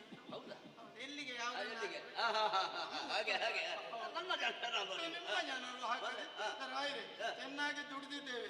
ರಾಯರೇ, ಅಡಿಕೆ, ತೆಂಗು, ಭತ್ತ, ಕಬ್ಬು ಇಷ್ಟು ಮಾಡುವಾಗ ನನ್ನ ಹೆಂಡತಿ ಕಿರಿಕಿರಿ ಮಾಡ್ತಾಳೆ. ಯಾಕೆ? ಅಡಿಕೆ ತೆಂಗು ಮಾಡಿದ್ರೆ ಸಾಕು, ನಾವು ಬಾಳೆ ಮಾಡುದು ಯಾವಾಗ? ಯಾವುದು? ಬಾಳೆ. ಬಾಳೆ ಕೃಷಿ. ಹೌದು. ಅಕ್ಷರ ವ್ಯತ್ಯಾಸ ಆದರೆ ಅರ್ಥವೂ ವ್ಯತ್ಯಾಸ ಆಗ್ತದೆ. ಹಾಗೆ ನಮ್ಮಲ್ಲಿ ಹೆಣ್ಣು ಮಕ್ಕಳು ಒಂದು ಹೊಸ ಉದ್ಯೋಗ ಪ್ರಾರಂಭ ಮಾಡಿದ್ದಾರೆ. ಏನದು? ಅದು ಹೇನುಗಾರಿಕೆ. ದನ ಸಾಕಿ ಹಾಲು ಕರೆದು ಮಾರಾಟ ಮಾಡೋದು. ಹೇನುಗಾರಿಕೆ ಅಂದ್ರೆ ತಲೆಯಲ್ಲಿ ಹೈನುಗಾರಿಕೆ. ಎಲ್ಲ ಕೃಷಿ ಮಾಡಿದ್ದೀವಿ ರಾಯರೇ, ತರಕಾರಿ ಮಾಡಿದ್ದೇವೆ, ಹಣ್ಣು ಹಂಪಲು ಎಲ್ಲ ಮಾಡಿದ್ದೇವೆ. ಆದ್ರೆ ಬರೀ ಅರಮನೆಗೆಯನ್ನು ತಂದದ್ದಿಲ್ಲ. ವರ್ಷಂಪ್ರತಿ ಇಲ್ಲಿಗೆ ಬರುವಾಗ ಏನಾದರೂ ತರುತ್ತಿದ್ದೀರಿ ನೀವು? ಬೆಳೆ ಕಾಣಿಕೆ ಕೊಡ್ತಾ ಇದ್ದೇವೆ. ಆದ್ರೆ ಬರಿಗೈಯಲ್ಲಿ ಬರುವ ಹಾಗಾಯ್ತು. ಯಾಕೆ? ಕೈಗೆ ಬಂದ ತುತ್ತು ಬಾಯಿಗೆ ಇಲ್ಲ ಅಂತ ಆಯ್ತು. ಅದ್ಯಾಕೆ ಬರಲಿಲ್ಲ? ದುಷ್ಟ ಪ್ರಾಣಿಗಳ ಉಪಟಳ. ಪ್ರಾಣಿಗಳೇ? ಹೌದು. ನಿಮ್ಮರ ಒಂದು ಆಳ್ವಿಕೆಯಲ್ಲಿ ನಮಗೆ ಹೇಗಾಯ್ತು? ಎಲ್ಲ ಬೆಳೆ ನಾಶ ಮಾಡುದು ಬುದ್ಧಿ.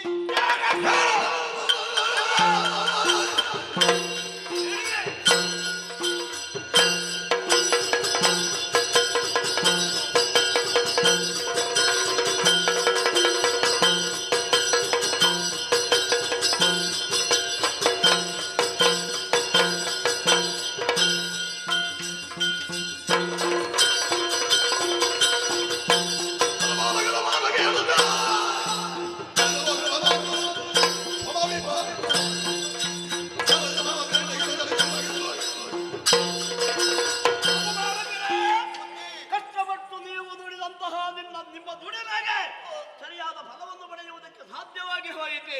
ವರ್ಷಂಪ್ರತಿ ಕಾಡನ್ನು ಸೇರಿ ಬೇಟೆಯನ್ನು ಆಡಿ ದುಷ್ಟ ಮೃಗಗಳನ್ನು ಸಂಹರಿಸಿ ನಿಮಗೆ ಕಷ್ಟ ಬಾರದ ಹಾಗೆ ನಾನು ನೋಡಿಕೊಳ್ಳುತ್ತಿದ್ದೆ. ಈ ಸಲ ಸ್ವಲ್ಪ ಉದಾಸೀನ ಆಯಿತು ಅಂತ ಕಾಣುತ್ತದೆ. ಹಾಗಲ್ವ? ಬೇಟೆಯಿಂದ ಹಿಂದೆ ಉಳಿದಿದ್ದೇನೆ. ಆದ್ದರಿಂದಲೇ ದುಷ್ಟ ಮೃಗಗಳು ಅಹಂಕಾರದಿಂದ ಭಯ ಇಲ್ಲದೆ ಸುತ್ತಿ ಮೆರೆಯುತ್ತಾ ಇದ್ದಾವೆ. ನಿಮ್ಮದಾದಂತಹ ಕೃಷಿಯನ್ನೆಲ್ಲ ನಾಶ ಮಾಡುತ್ತದೆ ಅನ್ನುವಾಗ ನಿಮಗೆ ಬಂದ ಕಷ್ಟವನ್ನು ಪರಿಹಾರ ಮಾಡಬೇಕಾದ್ದು ನನ್ನ ಕರ್ತವ್ಯ. ಹೆದರದಿರಿ, ಈ ಕ್ಷಣವೇ ಹೊರಡುತ್ತೇನೆ. ನಮ್ಮವರೆಲ್ಲ ಸಿದ್ಧರಾಗಿದ್ದಾರೆ. ನಿನ್ನವರು ಆಯುಧಗಳನ್ನು ಹಿಡಿದುಕೊಂಡು. ಆಯುಧ ಬಲೆ ಉಂಟು, ನಾಯಿ ಬೇಡ. ಯಾಕೆ? ನಾನಿದ್ದೇನೆ. ನಾಯಿಯ ಬದಲಿಗೆ ನೀನೇ ಹೇಗಾಗುವುದು? 27 ವರ್ಷ ಆಯ್ತು ಮೂಸಲಿಕ್ಕೆ ಶುರು ಮಾಡಿ. ಕೇವಲ ಮೂಸಿದ್ರೆ ಸಾಲದು. ಎಷ್ಟು ದೂರ ಯಾವ ಪ್ರಾಣಿ ಉಂಟಂತ ಹೀಗೆ ಮೂಸಿ ಹೇಳ್ತಾರೆ. ಕೇವಲ ಆಗ್ರಾಣಿಸಿದ್ರೆ ಪ್ರಾಣಿ ಇದೆ ಎಂಬುದು ಗೊತ್ತಾಗುತ್ತದೆ. ಆದರೆ ಪ್ರಾಣಿ ಹೇಳ್ಬೇಕಲ್ಲ. ಹೊಗಳಿಕೆ ಅವ ಹೊಗಳ್ತಾನ. ಅದೇ ಜಾತಿ ಅವನು ಅಲ್ಲ, ನಾಯಿ ಅದೊಂದು ಅಲ್ಲ ಹೇಳಿದ್ದು ನಾನು. ಹೌದು, ನಾಯಿಯ ಕೆಲಸ. ನಾಯಿ ಅಲ್ಲದಿದ್ದರೂ ನಾಯಿಯ ಕೆಲಸ ಮಾಡುದು. ನಾಯಿ ಮಾಡುವ ಎಲ್ಲ ಕೆಲಸ ಮಾಡೋದಿಲ್ಲ.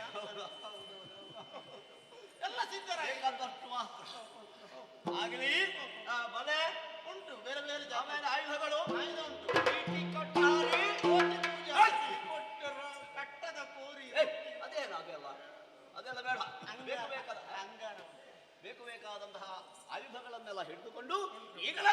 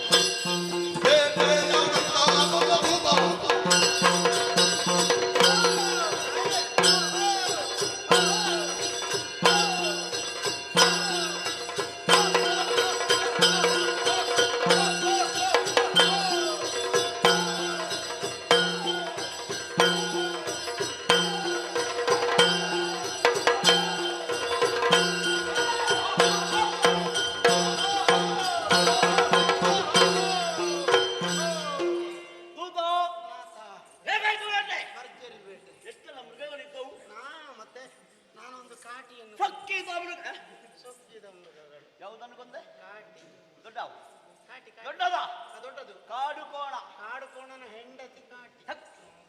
ಅದು ಗಂಡಿಗೆ ಕಾಡು ಕೋಣ ಅಂತ ಹೇಳುದು, ಹೆಣ್ಣಿಗೆ ಕಾಟಿ ಅಂತ ಹೇಳುದು. ಹೌದಾ? ಅದು ಗೊತ್ತಾಗ್ತದೆ. ಅದಕ್ಕೆ ಮದುವೆ ಆಗ್ತದ? ಅದು ಉಂಟದು. ಈಗ ಮನುಷ್ಯರಲ್ಲಿ ನೋಡಿ ಎಂತದ ಮನುಷ್ಯರಲ್ಲಿ ಮನುಷ್ಯರಲ್ಲಿ ಅದು ಗಂಡ ಮುಂದಿನಿಂದ ಹೋಗುದು, ಹೆಂಡತಿ ಹಿಂದಿನಿಂದ ಹೋಗುದು. ಹೌದು. ಪ್ರಾಣಿಗಳಲ್ಲಿ ಹಾಗಲ್ಲ. ಮತ್ತೆ ಹೇಗೆ? ಹೆಂಡತಿ ಹೆಣ್ಣು ಮುಂದಿನಿಂದ ಹೋಗುದು, ಕಾಟಿ ಕೋಣ.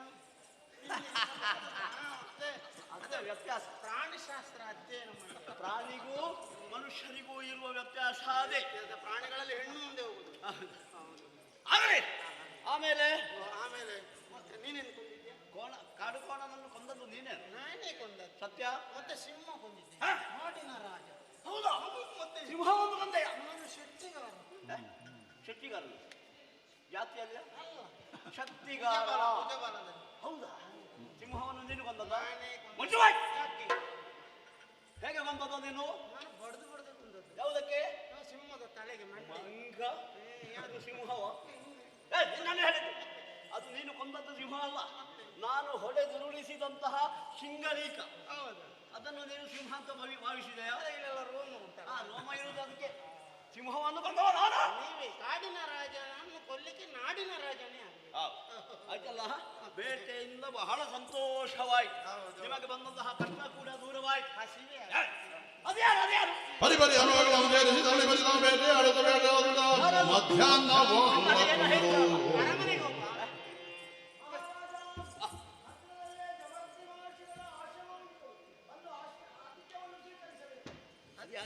ಅದು ಓಟು ಬಂದದ್ದು. ಓಟು ಓಟು ಬಂದದ್ದು. ಯಾವಾಗ ಓಟು ಬಂದದ್ದು? ಈಗ ಅದು ಮುಖ್ಯ. ಬ್ರಾಹ್ಮಣರ ಓಟು.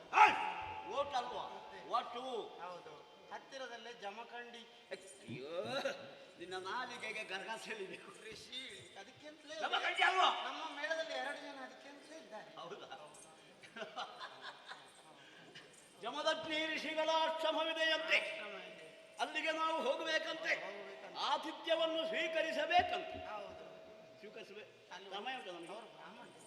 ಮತ್ತೆ ಋಷಿಗಳ ಊಟ ಕೊಡ್ತಾರಂತೆ. ಕೊಟ್ಟಾರೆ. ಹೌದೇನೋ? ನಾವು ಅಲ್ಲಿಗೆ ಹೋಗಿ ಊಟ ಮಾಡಿ ಮತ್ತೆ ಮರಳುವಾಗ ಸಮಯ ಎಷ್ಟು ಹೋದಿತ್ತು? ತುಂಬಾ ಸಮಯ ಕಳೆದಿದೆ. ಅವರಿಗೆ ಸಿಟ್ಟು ಬಂದರು. ಯಾರಿಗೆ? ಓ, ಅದು ಹೌದು. ಋಷಿಗಳಲ್ವಾ? ಒಂದು ವೇಳೆ ಸಿಟ್ಟು ಬಂದ್ರೆ ಶಾಪ ಕೊಟ್ಟಾರು.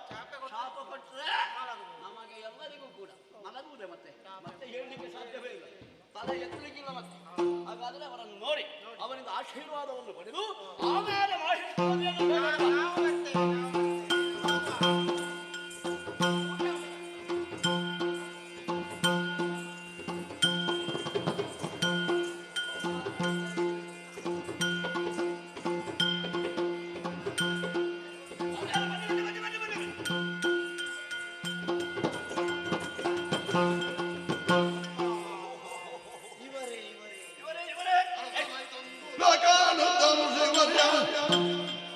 ಹರುರಾಗಿ ಕರೆದೊಯ್ದು ಗರ್ಭಾದನ ಬಲಿತು ಮನ್ನಿರಿ ಪರಬಿದೆನೆನಲೆಂದು ಅರ್ಧಮೈಗುಂದುದ ಕಾಣುತ್ತ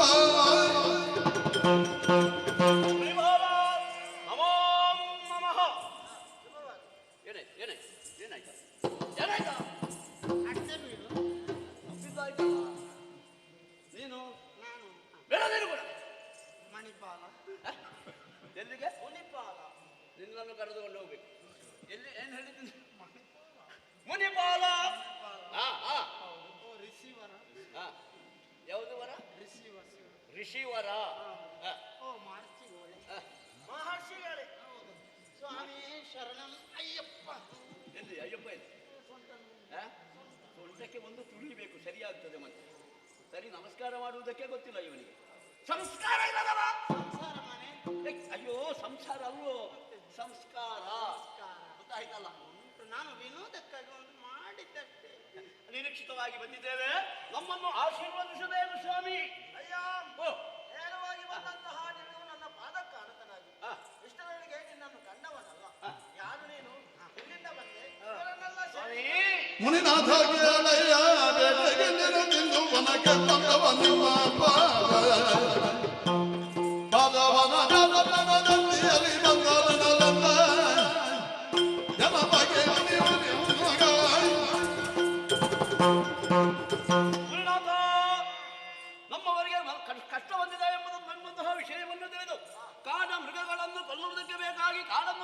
ನಾನು ಬೇಟೆಯನ್ನು ಮಾಡಿದೆ, ದುಷ್ಟ ಮೃಗಗಳನ್ನೆಲ್ಲ ಕೊಂದು ಮರಳಿ ಅರಮನೆಯನ್ನು ಸೇರಬೇಕು ಎಂಬಂತಹ ಆ ಸಂದರ್ಭದಲ್ಲಿಯೇ ಯಾರೋ ಒಬ್ಬರು ಬಂದು ಹೇಳಿದ್ರಂತೆ, ಜಮದಗ್ನಿ ಋಷಿಗಳ ಆಶ್ರಮ ಹತ್ತಿರವೇ ಇದೆ ಎಂಬ ಹಾಗೆ ನಿಮ್ಮ ಆಶೀರ್ವಾದವನ್ನು ಪಡೆಯಬೇಕು ಎಂಬಂತಹ ಉದ್ದೇಶದಿಂದ ಇಲ್ಲಿಯವರೆಗೆ ಬಂದಿದ್ದೇವೆ.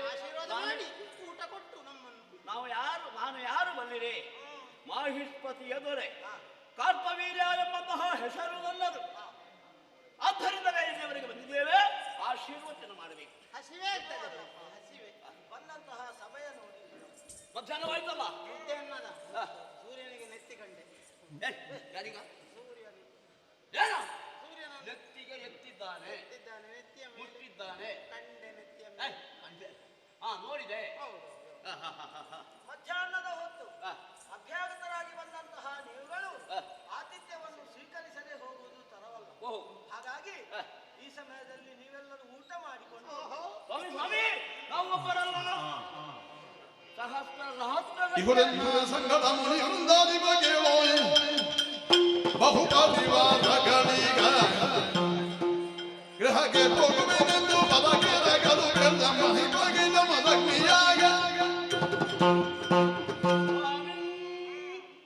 ಇಲ್ಲಿಯವರೆಗೆ ಬಂದಂತಹ ನಮ್ಮನ್ನು ಆಶೀರ್ವಾದ ಮಾಡಿ ಕಳುಹಿಸಿಕೊಳ್ಳುವಂತಹ ಈ ಸಂದರ್ಭದಲ್ಲಿಯೇ ಮಧ್ಯಾಹ್ನವಾಗಿದೆ, ಊಟವನ್ನು ಮಾಡಿ ಹೋಗಬೇಕು ಎಂಬ ಮಾತನ್ನು ಹೇಳುತ್ತಾ ಇದ್ದೀರಲ್ಲ.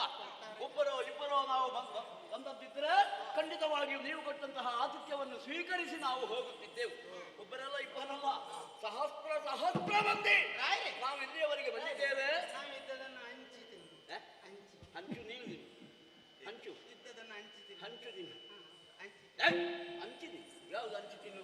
ಇಷ್ಟು ಮಂದಿಗೆ ಒಮ್ಮೆಲೆ ಉಣಬಡಿಸುವುದಕ್ಕೆ ನಿಮ್ಮಿಂದ ಸಾಧ್ಯವಾಗದು ಸ್ವಾಮಿ. ಆದ್ದರಿಂದ ನಾವು ಬರುತ್ತೇವೆ, ಆಶೀರ್ವಾದ ಮನದೊಮ್ಮೆ ಮಾಡಿ. ಮಹಾರಾಜ, ನೀವು ಎಷ್ಟೇ ಮಂದಿ ಇದ್ದರೂ ಸಹ ಆಶ್ರಮ ಧರ್ಮಕ್ಕೆ ಅನುಗುಣವಾಗಿ ನಾವು ಅತಿಥಿ ಸತ್ಕಾರ ಮಾಡಲೇಬೇಕು. ಹಾಗಾಗಿ ಭೋಜನದ ವ್ಯವಸ್ಥೆಯನ್ನು ನಾನು ಮಾಡ್ತೇನೆ, ಹೋಗಿ ಮಿಂದು ಬೇಡ ಭೋಜನ ಏನು ಮಾಡುವುದಾ? ಕೊಡ್ತಾರೆ ಅವರು ಊಟ ಕೊಡುವಾಗ ನಾವು ಬೇಡ ಬೇಜಾರಾದಿತ್ತು ಅವರಿಗೆ ಚಾಪೆ ಕೊಟ್ಟರೆ ಇಲ್ಲಿ ಅದು ಊಟ ಕೊಡುತ್ತಾರೆ, ಹೌದು, ಈಗಲೇ ಬಡಿಸುವುದಿಲ್ಲ. ಮತ್ತೊಂದು ಮಾತು ಹೇಳಿದ್ದಾರೆ ಗೊತ್ತಾ? ಸ್ನಾನ ಮಾಡಿ ಅರಮನೆಯಿಂದ ಹೊರಡು ವಾಸನೆ ಬರ್ತೀಯ ನೀನು. ವಾಸಣ್ಣೆ ಅಲ್ಲ, ವಾಸನೆ.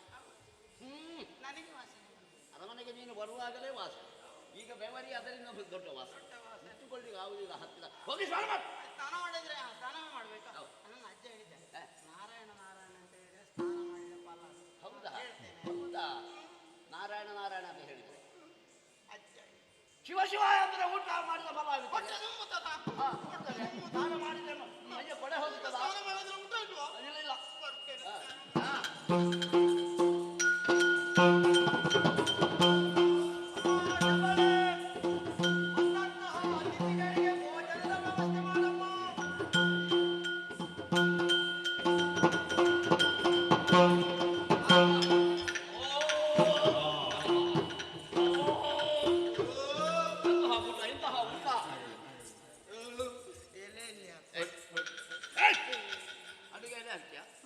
ಅದು ತುಳಸಿ ಕಟ್ಟೆ ಅಲ್ಲಿ ಹಾಕಿ ಮಾಡಿದ್ದಾರೆ.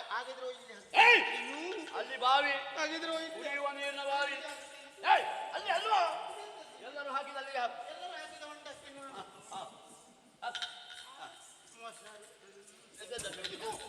ಕೈಗೊಳೆ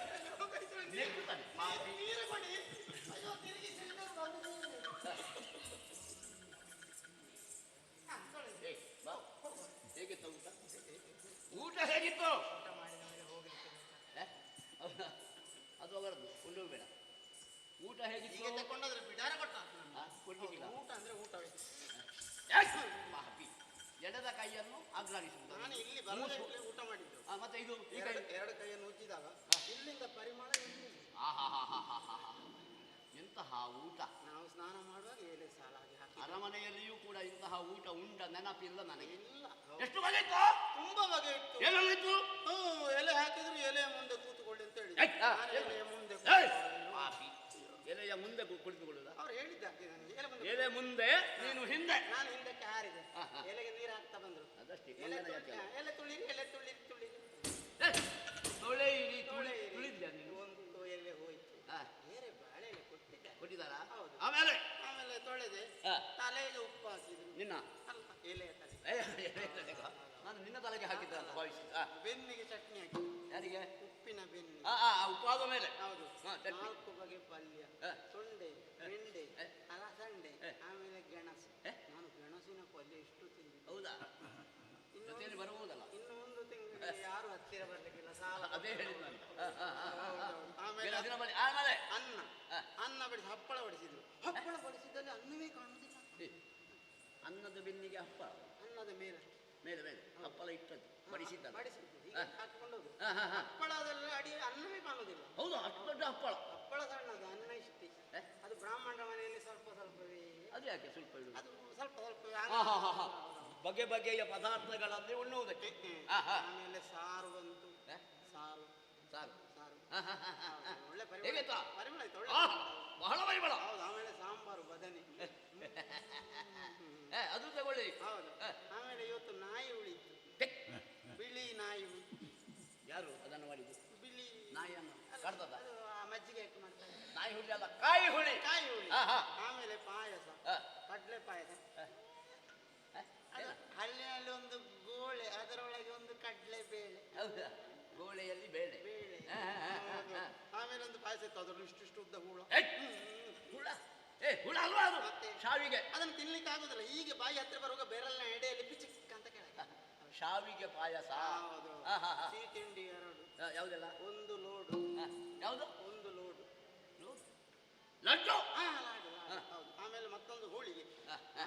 ಹೋಳಿಗೆ ತಿನ್ನಲಿಲ್ಲ. ಅದಕ್ಕೆ ಅಲ್ಲಿ ಕೇಳಿದೆ 25 ಹೋಳಿಗೆ ಕಟ್ಟಿ ಕೊಟ್ಟಿದ್ದಾರೆ ನನಗೆ. ಜೋಳಿಗೆಯಲ್ಲಿ ಹಾಕಿ ನಿನ್ನಂಥವರಿಗೆ ಅದೇ ಅಭ್ಯಾಸ ಅಂತ ಕಾಣ್ತದೆ. ಹೌದು. ಅಲ್ಲ ಕೊಡುವಾಗ ತಿನ್ಲಿಕ್ಕಿಲ್ಲ, ಇಂಥದನ್ನು ಕಟ್ಟಿ ಕೊಡಿ ಅಂತ ಹೇಳುದು. ಅದು ನಾನು ಕಟ್ಟಿಕೊಂಡು ಹೋಗುವಾಗ ತುಂಬಾ ಜನ ನೋಡ್ಲಿಕ್ಕೆ ಇದ್ದಾರೆ. ಏನೆಲ್ಲ ತೆಕ್ಕೊಂಡು ಹೋಗ್ತಾರೆ. ಹೌದೌದು. ಅವರು ತೆಕ್ಕೊಂಡು ಹೋಗುದು ಅವರಿಗೆ ಗೊತ್ತೇ ಆಗ. ನಿನ್ನ ಜೊತೆ ಇರುತ್ತವರ ತೆಕ್ಕೊಂಡು ಹೋಗುದು ಎಲ್ಲರೂ ತೆಕ್ಕೊಂಡು ಯಾವುದನ್ನು ಅಂತ ಇರುದು. ಆಮೇಲೆ ಹೋಳಿಗೆ 25 ಮಾಳಿಗೆ ಮನೆಯಲ್ಲಿ ತಿನ್ನುವ ಅಂತ ಹೇಳಿಗೆ ಆಗ್ತದೆ. ಯಾರ ಮಾಳಿಗೆ ಮನೆ? ನಮ್ಮ ಮನೆಗೆ ಬಂದ್ರೆ ಉಂಟಲ್ಲ ಅರಮನೆಗೆ. ನಿನಗೆ ಮಾಳಿಗೆ ಉಂಟೇನಾದ್ರು? ಮಾಳಿಗೆ ಮನೆ ಆಗುವಲ್ಲಿವರೆಗೆ ಜೋಳಿಗೆಯಲ್ಲಿ ಇಟ್ಟುಕೊಂಡು. ಅಷ್ಟರವರೆಗೆ ಅದು ಹುಳ ಆಗಿದ್ವಾ? ನಿಮಗೆ ಎಷ್ಟು ಅಪ್ಪ? ನನಗೆ 3 ಅಪ್ಪ. ನನಗೆ ಒಬ್ಬನೇ ಅಪ್ಪ. ಅಲ್ಲ ಅಪ್ಪ ಅದು ಕಜ್ಜಾಯ. ಅಪ್ಪ ಕಜ್ಜಾಯ. ಒಂದೇ ಹಾಕಿಕೊಂಡು ಬಂದದ್ದು. ಮಾಡಿ ಬಿಟ್ರು. ನನ್ನ ಬಾಳೆ ಹತ್ತಿರ ಕೈ ಬರುವಾಗ 3 ಅಪ್ಪ ಜಾರಿ ಕೆಳಗೆ. ಹೌದಾ? ಮತ್ತೆ ಹೆಗ್ಲಿಕ್ಕಿಲ್ಲ. ಎಂಜಲಾಗಿದೆ. ಆಮೇಲೆ ಮೋಸ ಎಂತ ಅಲ್ಲ, ಈ ಸಣ್ಣ ಎಲೆ ಮನೆಯಲ್ಲಿ ಇಷ್ಟೆಲ್ಲ ಬಗೆ ಬಗೆಯ ಅಡುಗೆ ಮಾಡಿ ಬಡಿಸಿದ್ದಾರಲ್ಲ, ಹೇಗೆ ಹೇಗೆ ಮುನಿಪದಾನಿಸೋ ಕ್ಷಣಮಾಂಬುಳನುನಯ ಇದು ಸೈನ್ಯವನ್ನು ನೀನು ವಿನಯದೋಣಿದಿಂದ ಪರಿಯದು ಪ್ರೇಮದೊಡೆ ನಗದನು ಮುನಿಪದ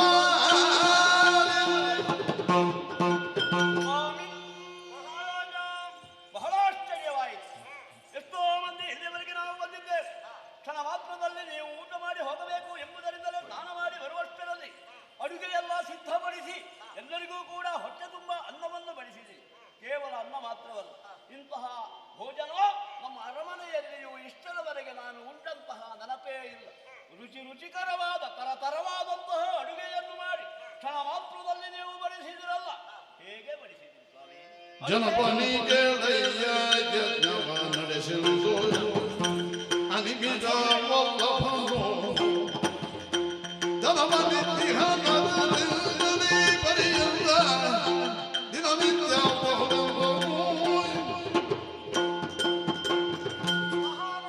ಸ್ವಾಮಿ, ಯಾಗ ಯಜನಾದಿಗಳನ್ನೇ ನಡೆಸುತ್ತಾ ಜೀವನವನ್ನು ಸಾಗಿಸುವವರು ನಾವು. ಅಂತಹ ನಮಗೆ ಅನುಕೂಲವಾಗಲೆಂದು ದೇವೇಂದ್ರನಿಗೆ ಈ ಶಬಳೆಯನ್ನು ನಮಗಿದ್ದುದರ ದೆಸೆಯಿಂದಲಾಗಿ ಇಷ್ಟೆಲ್ಲ ಭೋಜನವನ್ನು ಮಾಡುವುದಕ್ಕೆ ಸಾಧ್ಯವಾಯಿತು. ಇದಕ್ಕೆಲ್ಲ ಕಾರಣ ಈ ಶಬಳೆ. ಕಾಮಧೇನುವಿನ ಮಗಳು ಸಬಲೆಯಿಂದಲಾಗಿ ಉಣಬಡಿಸುವುದಕ್ಕೆ ಸಾಧ್ಯವಾಯಿತು. ಅರ್ಜುನರಾಯ ವಿನಯದೊಳಿಂದನು ನಿರ್ಜರ ಪತಿ ಯಜ್ಞ ಅದು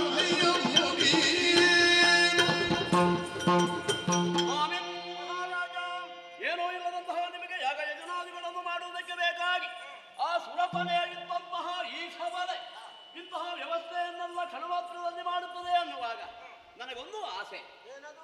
ಎಲ್ಲಾ ದೇಶವನ್ನು ಕೂಡ ಆಳುವ ಚಕ್ರವರ್ತಿ ನಾನು. ಎಲ್ಲರಿಗೂ ಕೂಡ ಸುಖವನ್ನೇ ಕೊಡಬೇಕು ಎಂಬಂತಹ ಆಕಾಂಕ್ಷೆಯುಳ್ಳವ. ಆದ್ದರಿಂದ ಈ ಧೇನುವನ್ನು ನನ್ನ ಜೊತೆಯಲ್ಲಿ ನೀವು ಕಳುಹಿಕೊಟ್ರೆ ಬಹಳ ಉಪಕಾರವಾಗುತ್ತಿತ್ತು. ಅಂದರೆ ನೀವೇನು ಬೇಸರ ಪಡುವಂತಹ ಅಗತ್ಯವಿಲ್ಲ. ಒಂದು ಧೇನುವನ್ನು ನೀವು ಕೊಟ್ಟರೆ 101 ಧೇನುವನ್ನು ನಾನು ನಿಮಗೆ ಕೊಡುತ್ತೇನೆ. ಅಷ್ಟೇ ಅಲ್ಲ, ಬೇಕಾದಂತಹ ಸಂಪತ್ತು ಎಷ್ಟು ನೀವು ಕೇಳುತ್ತೀರೋ ಅಷ್ಟನ್ನು ಇವರ ತಲೆಯಲ್ಲೇ ಹೊರಿಸಿಕೊಂಡು ನಾನು ಬಂದು ನಿಮ್ಮ ಪಾದಕ್ಕೆ ನಾನು ಒಪ್ಪಿಸುತ್ತೇನೆ. ಆ ಧೇನುವನ್ನು ನನಗೆ ಕೊಡಿ ಸ್ವಾಮಿ. ಮಹಾರಾಜ, ನೀನು ಕೇಳಿದ ಪ್ರಕಾರವಾಗಿ ಈ ಸಬಲೆಯನ್ನು ಕೊಡುವುದಕ್ಕೆ ನಮಗೆ ಅಧಿಕಾರವಿಲ್ಲ. ಹೌದೇ? ಈ ಹಿಂದೆ ಸಮುದ್ರ ಮಥನ ಕಾಲದಲ್ಲಿ ಶ್ರೀಮನ್ನಾರಾಯಣನೇ ಸಮುದ್ರವನ್ನು ಮತಿಸುವಂತಹ ಕಾಲದಲ್ಲಿ ಮೇಲೆದ್ದು ಬಂದಂತಹ ಕಾಮಧೇನು, ಆ ಕಾಮಧೇನುವನ್ನು ದೇವಲೋಕಕ್ಕೆ ತಪ್ಪಿಸಿ ಮುಂದೆ ಋಷಿಗಳು ಮಾಡುವಂತಹ ಯಾಗ ಯಜನಾದಿಗಳಿಗೆ ಸಹಕಾರಿಯಾಗಲಿ ಎಂಬ ಹಾಗೆ ಮಾತನ್ನಿಟ್ಟಿದ್ದಾನೆ. ಆ ರೀತಿಯಲ್ಲೇ ದೇವೇಂದ್ರ ನಮಗೆ ಕರುಣಿಸಿದಂತಹ ಇದನ್ನು ಕೊಡುವಂತಹ ಅಧಿಕಾರ ನಮಗೆ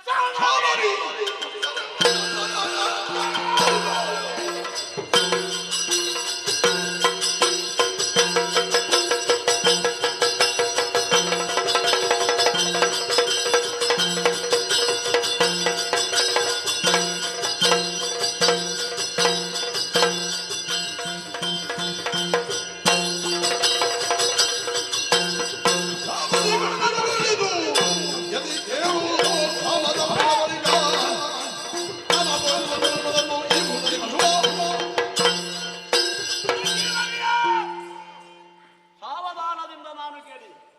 ಬಲಾತ್ಕಾರ ಮಾಡುವುದಕ್ಕೆ ಮುಂದಾಗಲಿಲ್ಲ. ಚಕ್ರವರ್ತಿಯಾದಂತಹ ನನ್ನ ಮಾತಿಗೆ ಮಾನ್ಯತೆಯನ್ನಿತ್ತು. ಧೇನುವನ್ನು ನೀವು ಕೊಡಬೇಕಿತ್ತು. ಕೊಡುವುದಕ್ಕೆ ನಾನು ಮಾಡುವುದಿಲ್ಲ.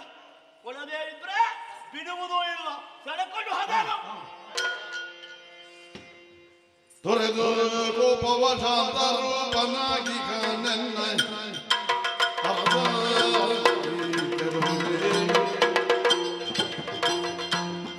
ಧರಣೀರ ದುಷ್ಕಾರ್ಯ ವಿರತಿಸೆ ಕೆಡುವಿಗೆ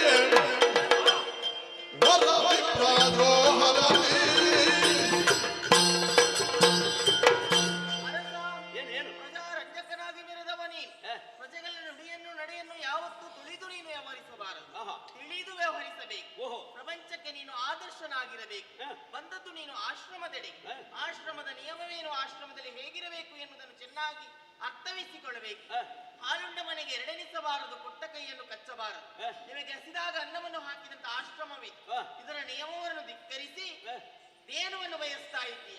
ಕೊಡುವುದಿಲ್ಲ ಎಂದ ಮಾತ್ರಕ್ಕೆ ಬಲಾತ್ಕಾರದಿಂದ ಸೆಳೆದು ಹೋಗುವುದಕ್ಕೆ ಮುಂದಾಗುತ್ತಾ ಇದೆಯಲ್ಲ. ಈ ಹೊತ್ತಿಗೆ ನಿನ್ನ ಪುಣ್ಯ ಅಂತ ಭಾವಿಸಬೇಕು. ಯಾಕೆ? ಒಂದೊಮ್ಮೆ ನನ್ನ ನರಸನಿಗೆ ಸಿಟ್ಟು ಬಂತು ಆದ್ರೆ ಆಯುಧಗಳ ಅವಶ್ಯಕತೆ ಇಲ್ಲ. ನೀನು ಮತ್ತೆ ಶಾಪ ಕೊಟ್ಟಾರು ಅಂತಲ್ಲೇ ಭಸ್ಮವಾಗಿ ಹೋಗ್ತೀಯ. ಎಚ್ಚರ. ಇವಾಗ ಅವರು ಸಿಟ್ಟನ್ನು ಬಿಟ್ಟಿದ್ದಾರೆ.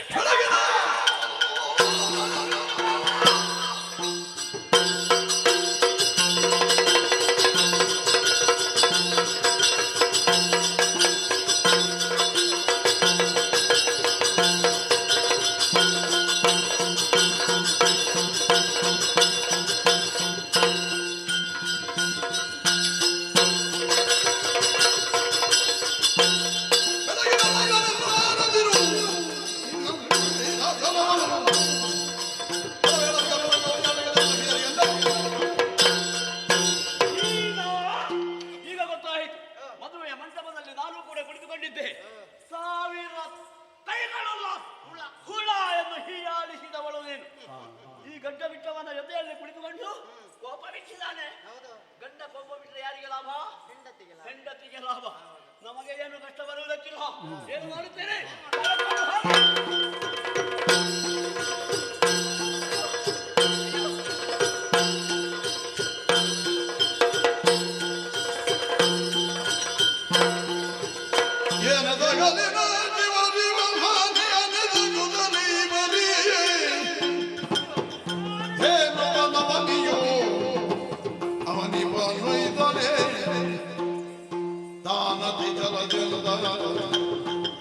ಏನದಾಗಲಿ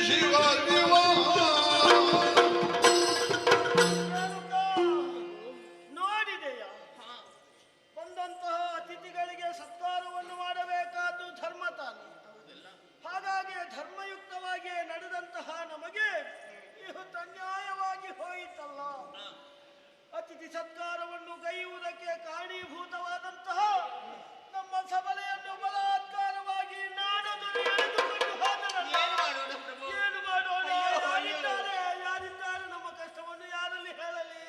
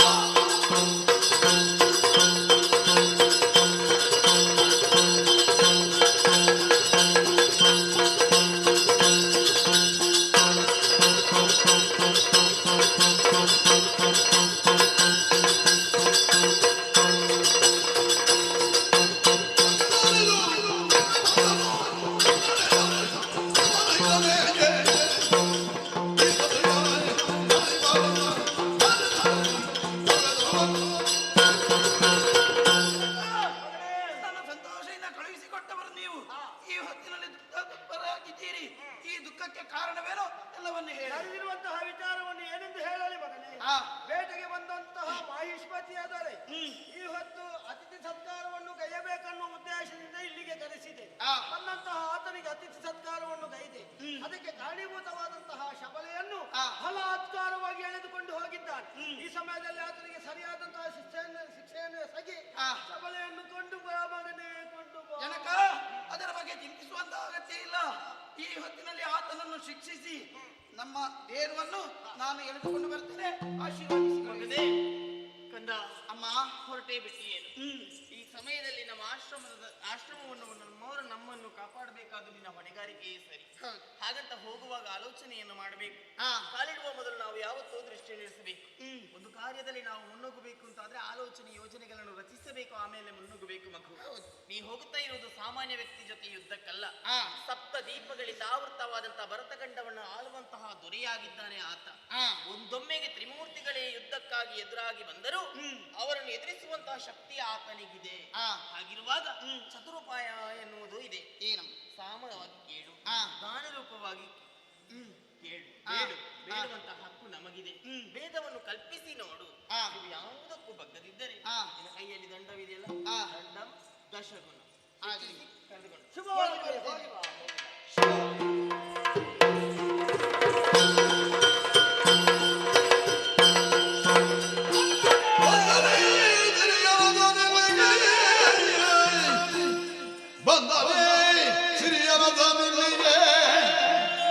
ಚಂದದಿಲ್ಲಲಿ ವಿಪ್ರರೂಪದಿಯೇ ಹಿಂದೆ ಜಗವಗರ್ವವ ಹರಿದುವೆನೆಂದ ಮಾತಿಗೆ ಬಂದನೆ ಹಿರಿಯರ ಜನಿಗೆ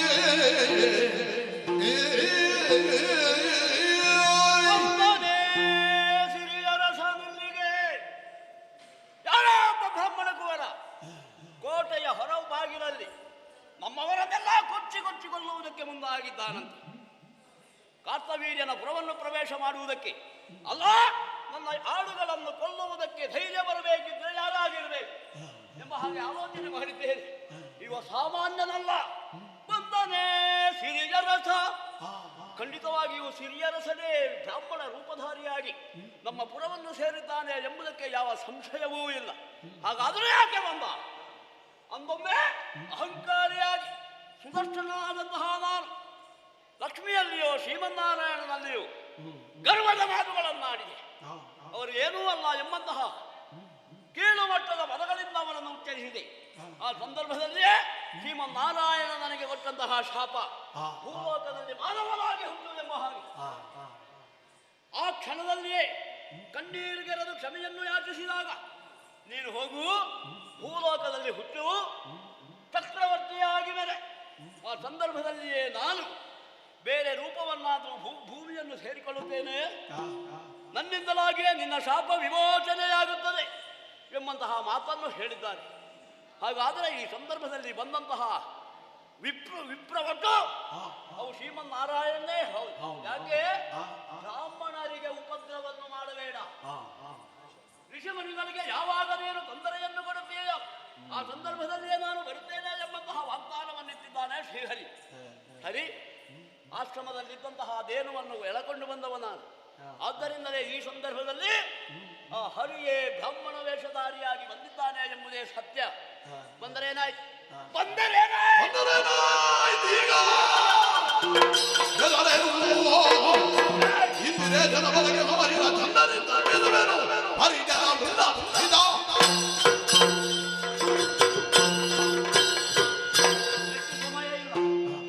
ಸಮಯ ಹತ್ತಿರ ಬಂದಿದೆ. ಮಾತಾಡುವಂತಹ ಕಾಲವೂ ಇದಲ್ಲ. ಬಂದಿದ್ದಾಳಂತೆ. ಬಂದರೆ ನಾತೀಗದನು ಇಂದಿರೇಶನ ಪದಕ್ಕೆ ಮಮ ಶಿರವನು ನಮ್ಮ ಜೊತೆಯಲ್ಲಿರುವಂತಹ ಎಲ್ಲವರನ್ನೂ ಕೂಡ ಅವರ ಪಾದಕ್ಕೆ ನಾವು ಅರ್ಪಿಸುತ್ತೇವೆ ಎಂಬಂತಹ ನಿರ್ಧಾರವನ್ನು ಕೈಗೊಂಡಿದ್ದೇನೆ. ಇಂತಹ ಕಾರ್ಯವನ್ನು ಮಾಡುವುದಕ್ಕೆ ಹೋಗುವಾಗ ನಾನೊಬ್ಬನೇ ಹೋಗುವುದಲ್ಲ, ನನ್ನ ಸಹಪಾಠಿಗಳಿದ್ದಾರಲ್ಲ, ಯಾರಲ್ಲಿ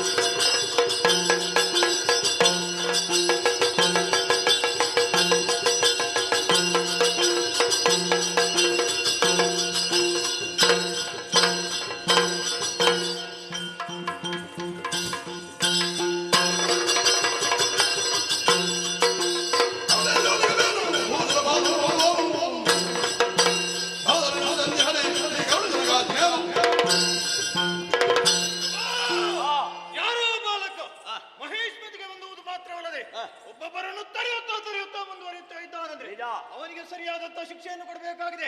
ಕೊಡಿ ಅಪ್ಪಣೆ, ಈ ಕ್ಷಣವೇ ತೆರಳುತ್ತೇನೆ. ಅವನಿಗೆ ಸರಿಯಾದ ಶಿಕ್ಷೆಯನ್ನು ಅವನಿಗೆ ಸರಿಯಾದ ಶಿಕ್ಷೆಯನ್ನು ಕೊಡುವುದಕ್ಕೆ ಬೇಕಾಗಿ ನಮ್ಮ ಸೇನೆಯನ್ನು ಅರ್ಥಚಕ್ರಾಕೃತಿಯಲ್ಲಿ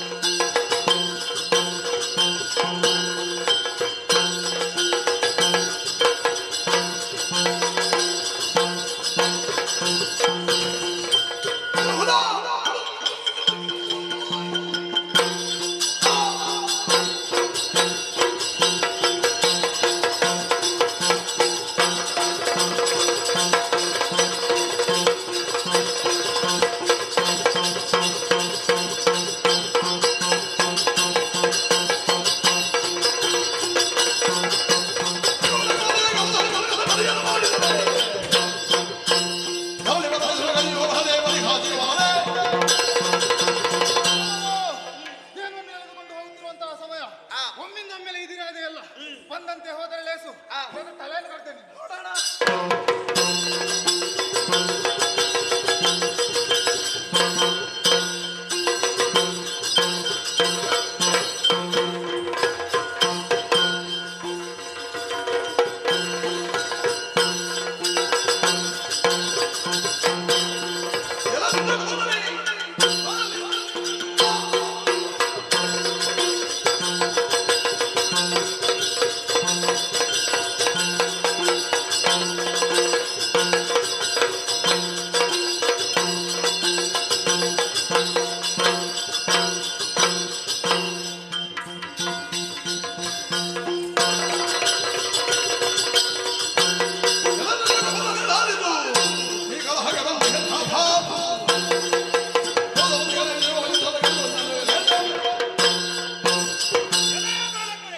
ಮಾಹಿಷ್ಮಂದು ಪ್ರವೇಶ ಮಾಡುವುದು ಮಾತ್ರವಲ್ಲದೆ ಒಬ್ಬೊಬ್ಬರನ್ನು ಕರೆಯುತ್ತಾ ಮುಂದುವರಿಯುತ್ತಾ ಇದೆಯಾ?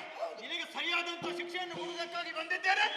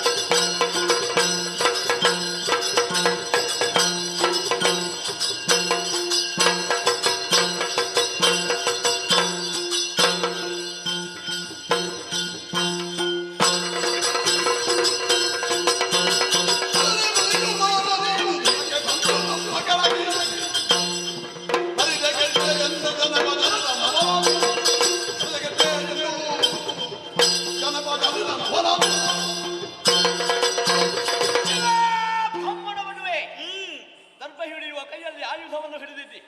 ಮಂಗಳಾರತಿ ಮಾಡುವಂತಹ ಕೈಗಳಿಂದ ನಮ್ಮವರನ್ನೆಲ್ಲ ಕಡಿದು ಉರುಳಿಸುತ್ತಾ ಮುಂದೆ ಬರುತ್ತಾ ಇದ್ದೀಯಲ್ಲ. ಯಾರು ನೀನು? ಯಾಕೆ ಬಂದೆ?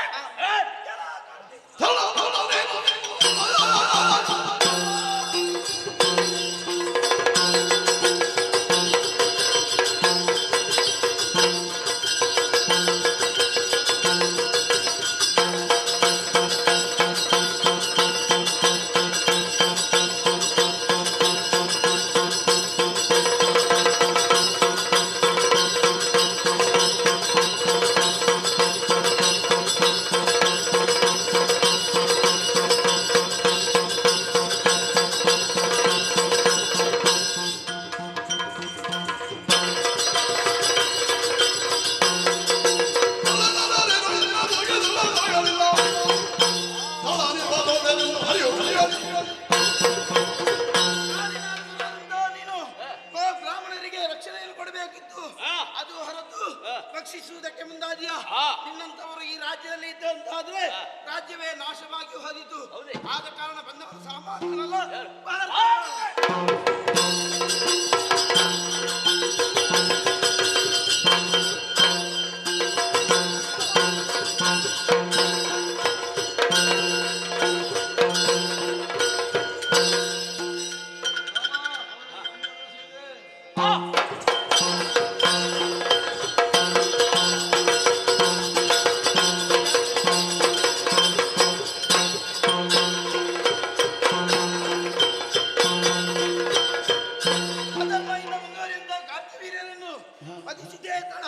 ಎಲ್ಲರೂ ಭಯಭೀತರಾಗಿ ಓಡ್ತಾ ಇದ್ದಾರೆ. ಭಯಭೀತರಿಗೆ ಎಲ್ಲರಿಗೂ ಅಭಯವನ್ನು ನೀಡಿದ್ದೇನೆ. ಗೋವನ್ನು ಕರೆದುಕೊಂಡು ಹೋಗಬೇಕು. ಮುಂದುವರಿಯುತ್ತೇನೆ.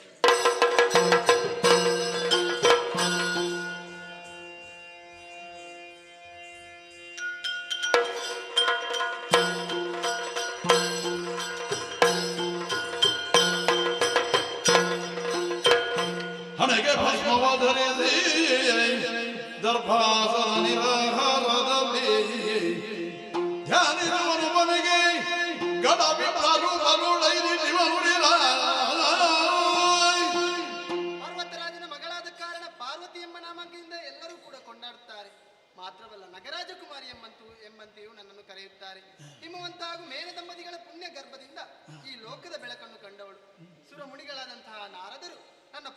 ಜನ್ಮದ ಬಗ್ಗೆ ತಿಳಿಸಿ ಹೋಗಿದ್ದಾರೆ. ಈ ಹಿಂದೆ ದಾಕ್ಷಾಯಿಣಿಯಾದಂತಹ ನಾನು ಈಗ ಪರ್ವತರಾಜನ ಮಗಳು ಪಾರ್ವತಿಯಾಗಿ ಹುಟ್ಟಿಕೊಂಡಿದ್ದೇನೆ. ತಪಸ್ಸಿನ ಮೂಲಕ ಹರನನ್ನು ಮೆಚ್ಚಿಸಿಕೊಳ್ಳಬೇಕೆಂಬುದಾಗಿ ಹೇಳಿದ್ದಾರೆ. ಅದಕ್ಕಾಗಿ ಇಲ್ಲಿ ಬಂದು ಸೇರಿದ್ದೇನೆ. ಮಿಂದು ಶುಚಿರ್ಭೂತಳಾಗಿದ್ದೇನೆ. ಹಣೆಗೆ ಭಸ್ಮವನ್ನು ಧರಿಸಿದ್ದೇನೆ. ರುದ್ರಾಕ್ಷಿಯನ್ನು ಕೊರಳಿನಲ್ಲಿ ಹಾಕಿಕೊಂಡಿದ್ದೇನೆ. ಇನ್ನೇನು ಪದ್ಮಾಸನವನ್ನು ಬಳಿದು ಶಿವ ಪಂಚಾಕ್ಷರಿಯನ್ನು ಪಡಿಸಬೇಕು. ಆದರೆ ಅದಕ್ಕೂ ಒಂದು ಕ್ರಮವಿದೆಯಲ್ಲ.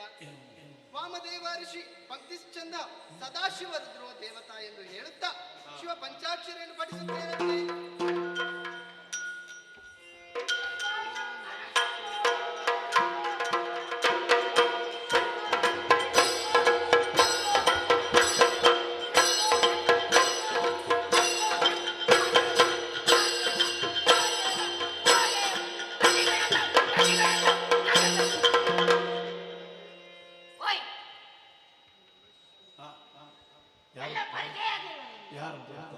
ನಾನಲ್ಲೋ ಪರಮೇಶ್ವರ. ಪರಮೇಶ್ವರ ಗಂಗನಾಡಲ್ಲ, ಮೇಲೆ ದಂಗೇರಿ ಕೈಲಾಸ. ಕೈಲಾಸ. ಹೌದಪ್ಪ, ನಾನು ಈಗ ವೇಷ ಮಾಡಿದ್ದೆ. ಹೌದು, ಯಾಕೆ ವೇಷ ಮಾಡಿದ್ದೆ? ವೇಷ ಮಾಡೋದಕ್ಕೆ ಕಾರಣ ಉಂಟು. ನನ್ನ ಹೆಂಡತಿಯನ್ನು ಪಡೆಯುವುದಕ್ಕೆ. ಹೌದಪ್ಪ, ಈ ಹಿಂದೆ ದಕ್ಷಿಣ ಮಾಡಿದಂತ ಯಾಗದಲ್ಲಿ ದಾಕ್ಷಾಯಿಣಿ ಅಗ್ನಿಗೆ ಆಹುತಿಯಾಗಿದ್ದಾಳೆ. ಈಗ ಪರ್ವತರಾಜನ ಮಗಳಾಗಿ ಪಾರ್ವತಿಯಾಗಿ ಜನಿಸಿದ್ದಾಳೆ. ಅವಳು ನನ್ನಲ್ಲೇ ಪಡಿಬೇಕೆಂದು ತಪಸ್ಸು ಮಾಡ್ತಾ ಇದ್ದಾಳೆ. ಹಾಗೆ ಅವಳು ತಪಸ್ಸು ಮಾಡೋದನ್ನು ನಾನೊಮ್ಮೆ ಪರೀಕ್ಷೆ ಮಾಡ್ಬೇಕಲ್ಲ, ಹಾಗೆ ಆಗ್ತದ? ಪರೀಕ್ಷೆ ಮಾಡ್ಬೇಕು. ಎಲ್ಲಿದ್ದಾಳೆ ಅವಳು? ನೋಡುವ ನೋಡುವ ನೋಡುವ. ಕೇಳ್ತಾ ಉಂಟಲ್ಲ ಓಂ ನಮಃ ಶಿವಾಯ. ಇವಳನ್ನು ಎಬ್ಬಿಸ್ಬೇಕಲ್ಲ. ಹೇಗೆ ಮುಟ್ಟುವುದಾ? ಲೆಕ್ಕಲ್ಲ.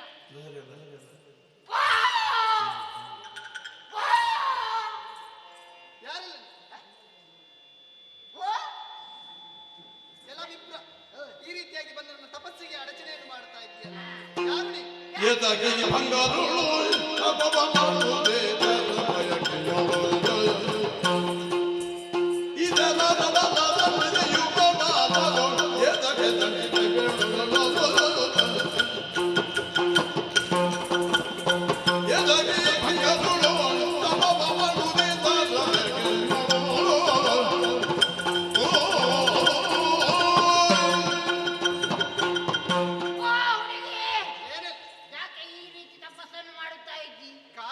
ತಪಸ್ಸನ್ನು ಮಾಡಿ ಮಾಡಿ ಹೇಗೆ ಆಗಿದ್ಯೆ ನೋಡು. ನೀನು ಈ ಪ್ರಾಯದಲ್ಲಿ ಹೀಗಿರಬೇಕಿತ್ತ? ನೀನು ಹೀಗಿರುವುದಲ್ಲ, ಹೀಗೆ ನನ್ನ ಬಗ್ಗೆ ನೀನು ಹೇಳಿದ್ರು. ಹೌದಪ್ಪ, ಇಷ್ಟು ಪ್ರಾಯದವಳು ನೀನು ಇಲ್ಲಿ ತಪಸ್ಸನ್ನು ಮಾಡುತ್ತಾ ಇದ್ದಿ. ನೀನು ಈ ಪ್ರಾಯದಲ್ಲಿ ತಪಸ್ಸು ಮಾಡೋದನ್ನು ಬಿಡು, ಯಾರನ್ನಾದ್ರೂ ಮದುವೆಯಾಗಿ ಸುಖವಾಗಿ. ಎಂಥ ಮಾತನ್ನಾಡ್ತಾ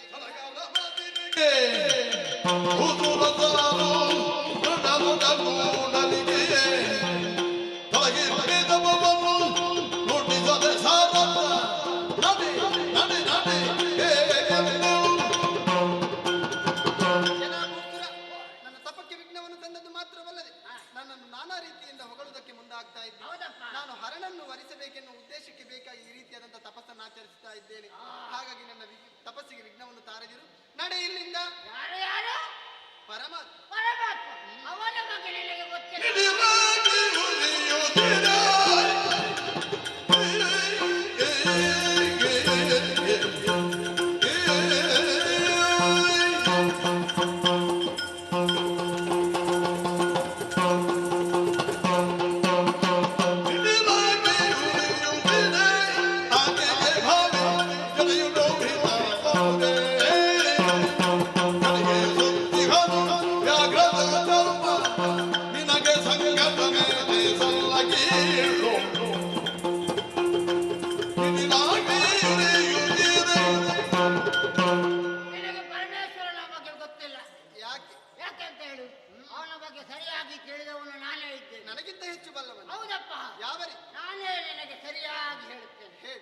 ಪರಮೇಶ್ವರನಿಗೆ ಒಂದು ಬಟ್ಟೆ ಉಂಟ ಉಡುವುದಕ್ಕೆ? ಬಟ್ಟೆ ಇಲ್ಲ ಅವನಿಗೆ. ಯಾವುದು? ಯಾಕೆ? ವ್ಯಾಘ್ರ ಚರ್ಮವನ್ನೆಲ್ಲ ಸುತ್ತಿಕೊಳ್ಳುವುದು. ಅದಕ್ಕೂ ಒಂದು ಸಂಕೇತ ಎಂಬುದಿದೆ. ಭಕ್ತ ವತ್ಸಲ ಎಂಬುದಾಗಿ ಲೋಕ ಕೊಂಡಾಡುತ್ತಾ ಇದೆ. ಅದನ್ನೇ ಸಾರುವುದಕ್ಕೆ ಬೇಕಾಗಿ ಗಜ ಚರ್ಮ ಹಾಗೂ ವ್ಯಾಘ್ರ ಚರ್ಮವನ್ನು ಉಟ್ಟುಕೊಂಡವರು. ಅವನು ತಲೆಗೆ ಎಣ್ಣೆ ಹಾಕುವುದಿಲ್ಲ. ಅವನ ತಲೆ ನೋಡ್ಬೇಕು ಹೀಗೆ ಹಕ್ಕಿಯ ಗೂಡಿನಾಗಿ. ಅವರಿಗೆ ಅದೇ ಭೂಷಣ. ಹೌದಾ?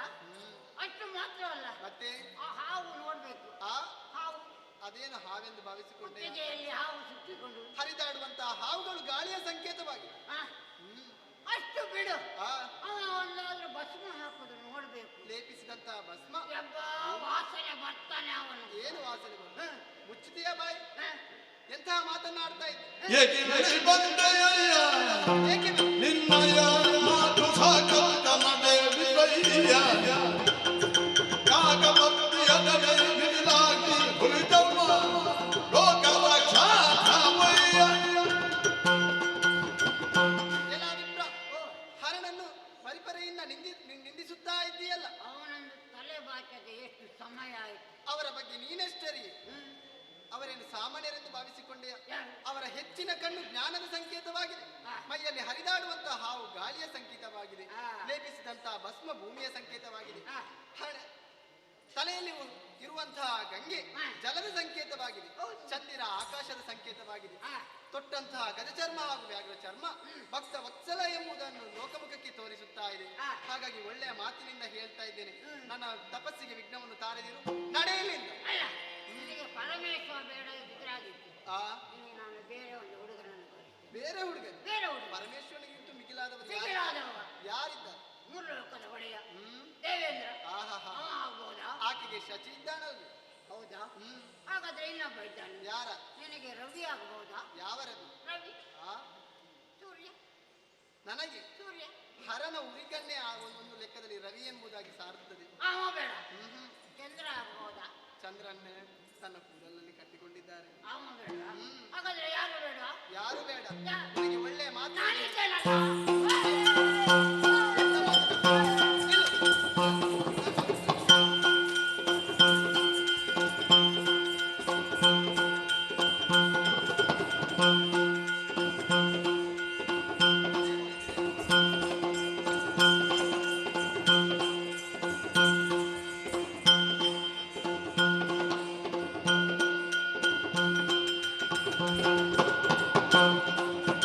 ದೇವರ ದೇವನೇ ನಿನ್ನ ಭಾವದಿ ಭಜಿಸಿದೆ ಈ ವಿಪ್ರ ನುಡಿಸಿದ ತಪವಗಿಳಿಸಿದ ದೇವರ ಸ್ವಾಮಿ, ಈ ರೀತಿಯಾದಂತಹ ಪರಿಪರೆಯ ಪರೀಕ್ಷೆಯನ್ನು ನನಗೆ ಮಾಡುತ್ತಾ ಇದ್ದೀರಲ್ಲ. ನಿಮ್ಮನ್ನು ಒಲಿಸಬೇಕು, ನಿಮ್ಮನ್ನು ವರಿಸಬೇಕೆನ್ನುವ ಉದ್ದೇಶಕ್ಕೆ ಬೇಕಾಗಿ ತಪ ಮಾಡುವಂತಹ ವೇಳೆಯಲ್ಲಿ ಯಾರೋ ಆತ ಭೂಸುರನಿಂದ ವಿಘ್ನವನ್ನು ತರುತ್ತಾ ಇದ್ದಾರೆ. ಹಾಗಾಗಿ ಕಾಯಿಸದಿರಿ ತಂದೆ, ಆದಷ್ಟು ಬೇಗ ಬಂದು ನನ್ನನ್ನು ವರಿಸಬೇಕು ಸ್ವಾಮಿ, ವರಿಸಬೇಕು. ನಿನ್ನ ಸ್ವಾಮಿ ನಾನು ಇಲ್ಲಿದ್ದೇನೆ, ಈ ಕಡೆ ತಿರುಗುತ್ತೀಯಾ?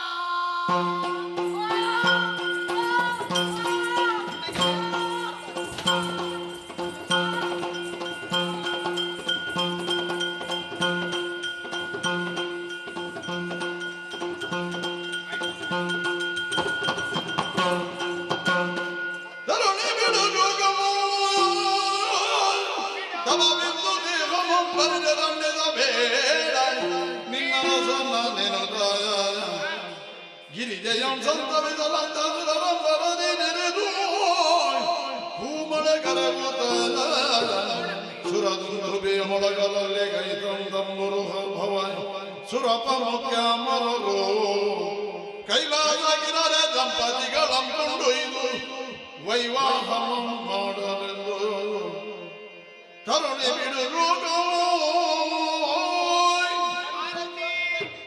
ಶೋಕವ ಬಿಡು. ನಿನ್ನನ್ನು ಪರೀಕ್ಷೆ ಮಾಡೋದಕ್ಕಾಗಿ ವೈರಾಗಿಯ ರೂಪದಲ್ಲಿ ಬಂದವ ನಾನು. ಪರೀಕ್ಷೆ ನನ್ನ ಪರೀಕ್ಷೆಯಲ್ಲಿ ನೀನು ತೇರ್ಗಡೆ ಹೊಂದಿದ್ದಿ. ತಪಸ್ಸನ್ನು ನೀನು ಆಚರಿಸ್ತಾ ಇದ್ದ, ಮತ್ತೊಂದು ಕಡೆಯಲ್ಲಿ ನಾನು ಆಚರಿಸ್ತಾ ಇದ್ದವ. ಇಬ್ಬರು ತಪಸ್ಸನ್ನು ಆಚರಿಸ್ತಾ ಇದ್ದರೆ ಲೋಕ ಕಲ್ಯಾಣ ಆಗುವುದಕ್ಕೆ ಸಾಧ್ಯವೇ ಇಲ್ಲ. ನಾವಿಬ್ಬರು ಒಂದುಗೂಡಬೇಕು, ಆ ಮೂಲಕವಾಗಿ ತಾರಕಾಸುರ ಎಂಬಂತ ರಕ್ಕಸನ ವಧೆ ಆಗಬೇಕು ಎಂಬುದಾಗಿ ನಮ್ಮಿಬ್ಬರ ಮದುವೆಯು ನಡೆದು ಹೋಯಿತು. ಒಬ್ಬ ಮಗನಿಗೆ ನೀನು ಜನ್ಮ ಕೊಟ್ಟವ, ಆತನಿಗೆ ಸುಬ್ರಹ್ಮಣ್ಯಂ ಅಂತ ಹೆಸರನ್ನು ಕೂಡ ಇರಿಸಿದ್ದೇವೆ. ತಾರಕಾಸುರನ ವಧೆ ಕೂಡ ಆಯಿತು. ನೋಡಿದ್ಯಾ, ಅಂಬರದಲ್ಲಿ ನಿಂತು ದೇವತೆಗಳು ಸುಮ್ಮ ವೃಷ್ಟಿಯನ್ನು ಸುರಿಸ್ತಾ ಇದ್ದಾರೆ. ಇದರಿಂದ ಲೋಕಕ್ಕೆ ಕಲ್ಯಾಣವಾಯಿತು ಎಂಬುದಾಗಿ ಸತ್ಯ ತಾನೇ. ಆದ್ದರಿಂದ ಗಿರಿಜಾ ಕಲ್ಯಾಣ ಸುದರ್ಶನೋಪಖ್ಯಾನ ಎಂಬಂತ ಪುಣ್ಯಕೃತವಂತ ಕಥೆಯನ್ನು ಯಾರು ನೋಡ್ತಾರೋ, ಯಾರು ಆಡುತ್ತಾರೋ ಅವರೆಲ್ಲಿಗೆ ನಾವು ನಂಬಿಕೊಂಡಂತ ಕಲಾಪ್ರಿಯಳಂತ ಕಟೀಲು ಭ್ರಮರಾಂಬಿಕೆಯು ಆಯುಷ್ಯ, ಆರೋಗ್ಯ, ಸಂತಾನ, ಸಕಲ ಸೌಭಾಗ್ಯವನ್ನೆಲ್ಲ ಕರುಣಿಸಲಿ ಎಂಬುದಾಗಿ ಅಮ್ಮನಲ್ಲಿ ಬೇಡಿಕೊಳ್ಳುತ್ತಾ ಪುಣ್ಯ ಕತ್ತೆಗೆ ಮಂಗಲವನ್ನು ಹಾಡುವರಿ. ಸತ್ಯರಲ್ಲಿ ಅಪ್ಪಣೆ. ಭದ್ರಂ ಶುಭಂ ಮಂಗಲಂ.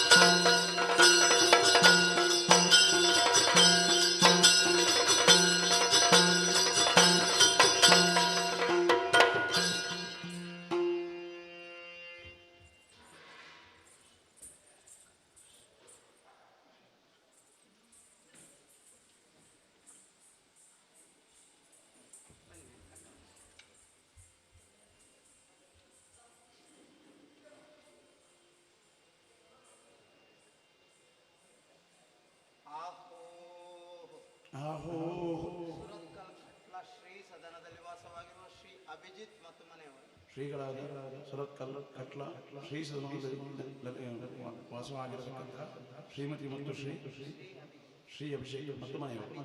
ಅಭಿಜಿತ್ ಮತ್ತು ಮನೆಯವರು ಮತ್ತು ಕಟ್ಲ ಸುರತ್ಕಲ್ ಶ್ರೀ ಸದನದಲ್ಲಿ ವಾಸವಾಗಿರತಕ್ಕಂಥ ಶ್ರೀ ಅಭಿಜಿತ್ ಮತ್ತು ಮನೆಯವರು. ಪ್ರತಿಗಾರ ಕುಶಾಲಗಾರ ಮೋಜುಗಾರ ತಮ್ಮ ಕೀರ್ತಿಯನ್ನು ಮೂರು ಲೋಕಗಳಲ್ಲಿ ಕೊಂಡಾಡಲು ಮುಂದಾಗುವಂತಹ ಕಾಂಚನ ದೇವರಪ್ಪ.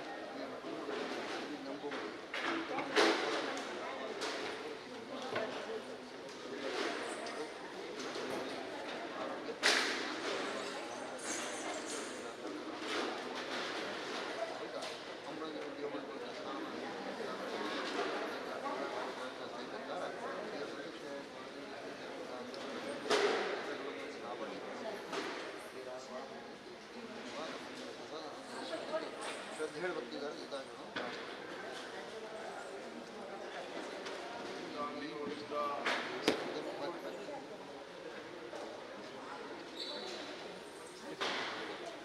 ಕಟ್ಟಿ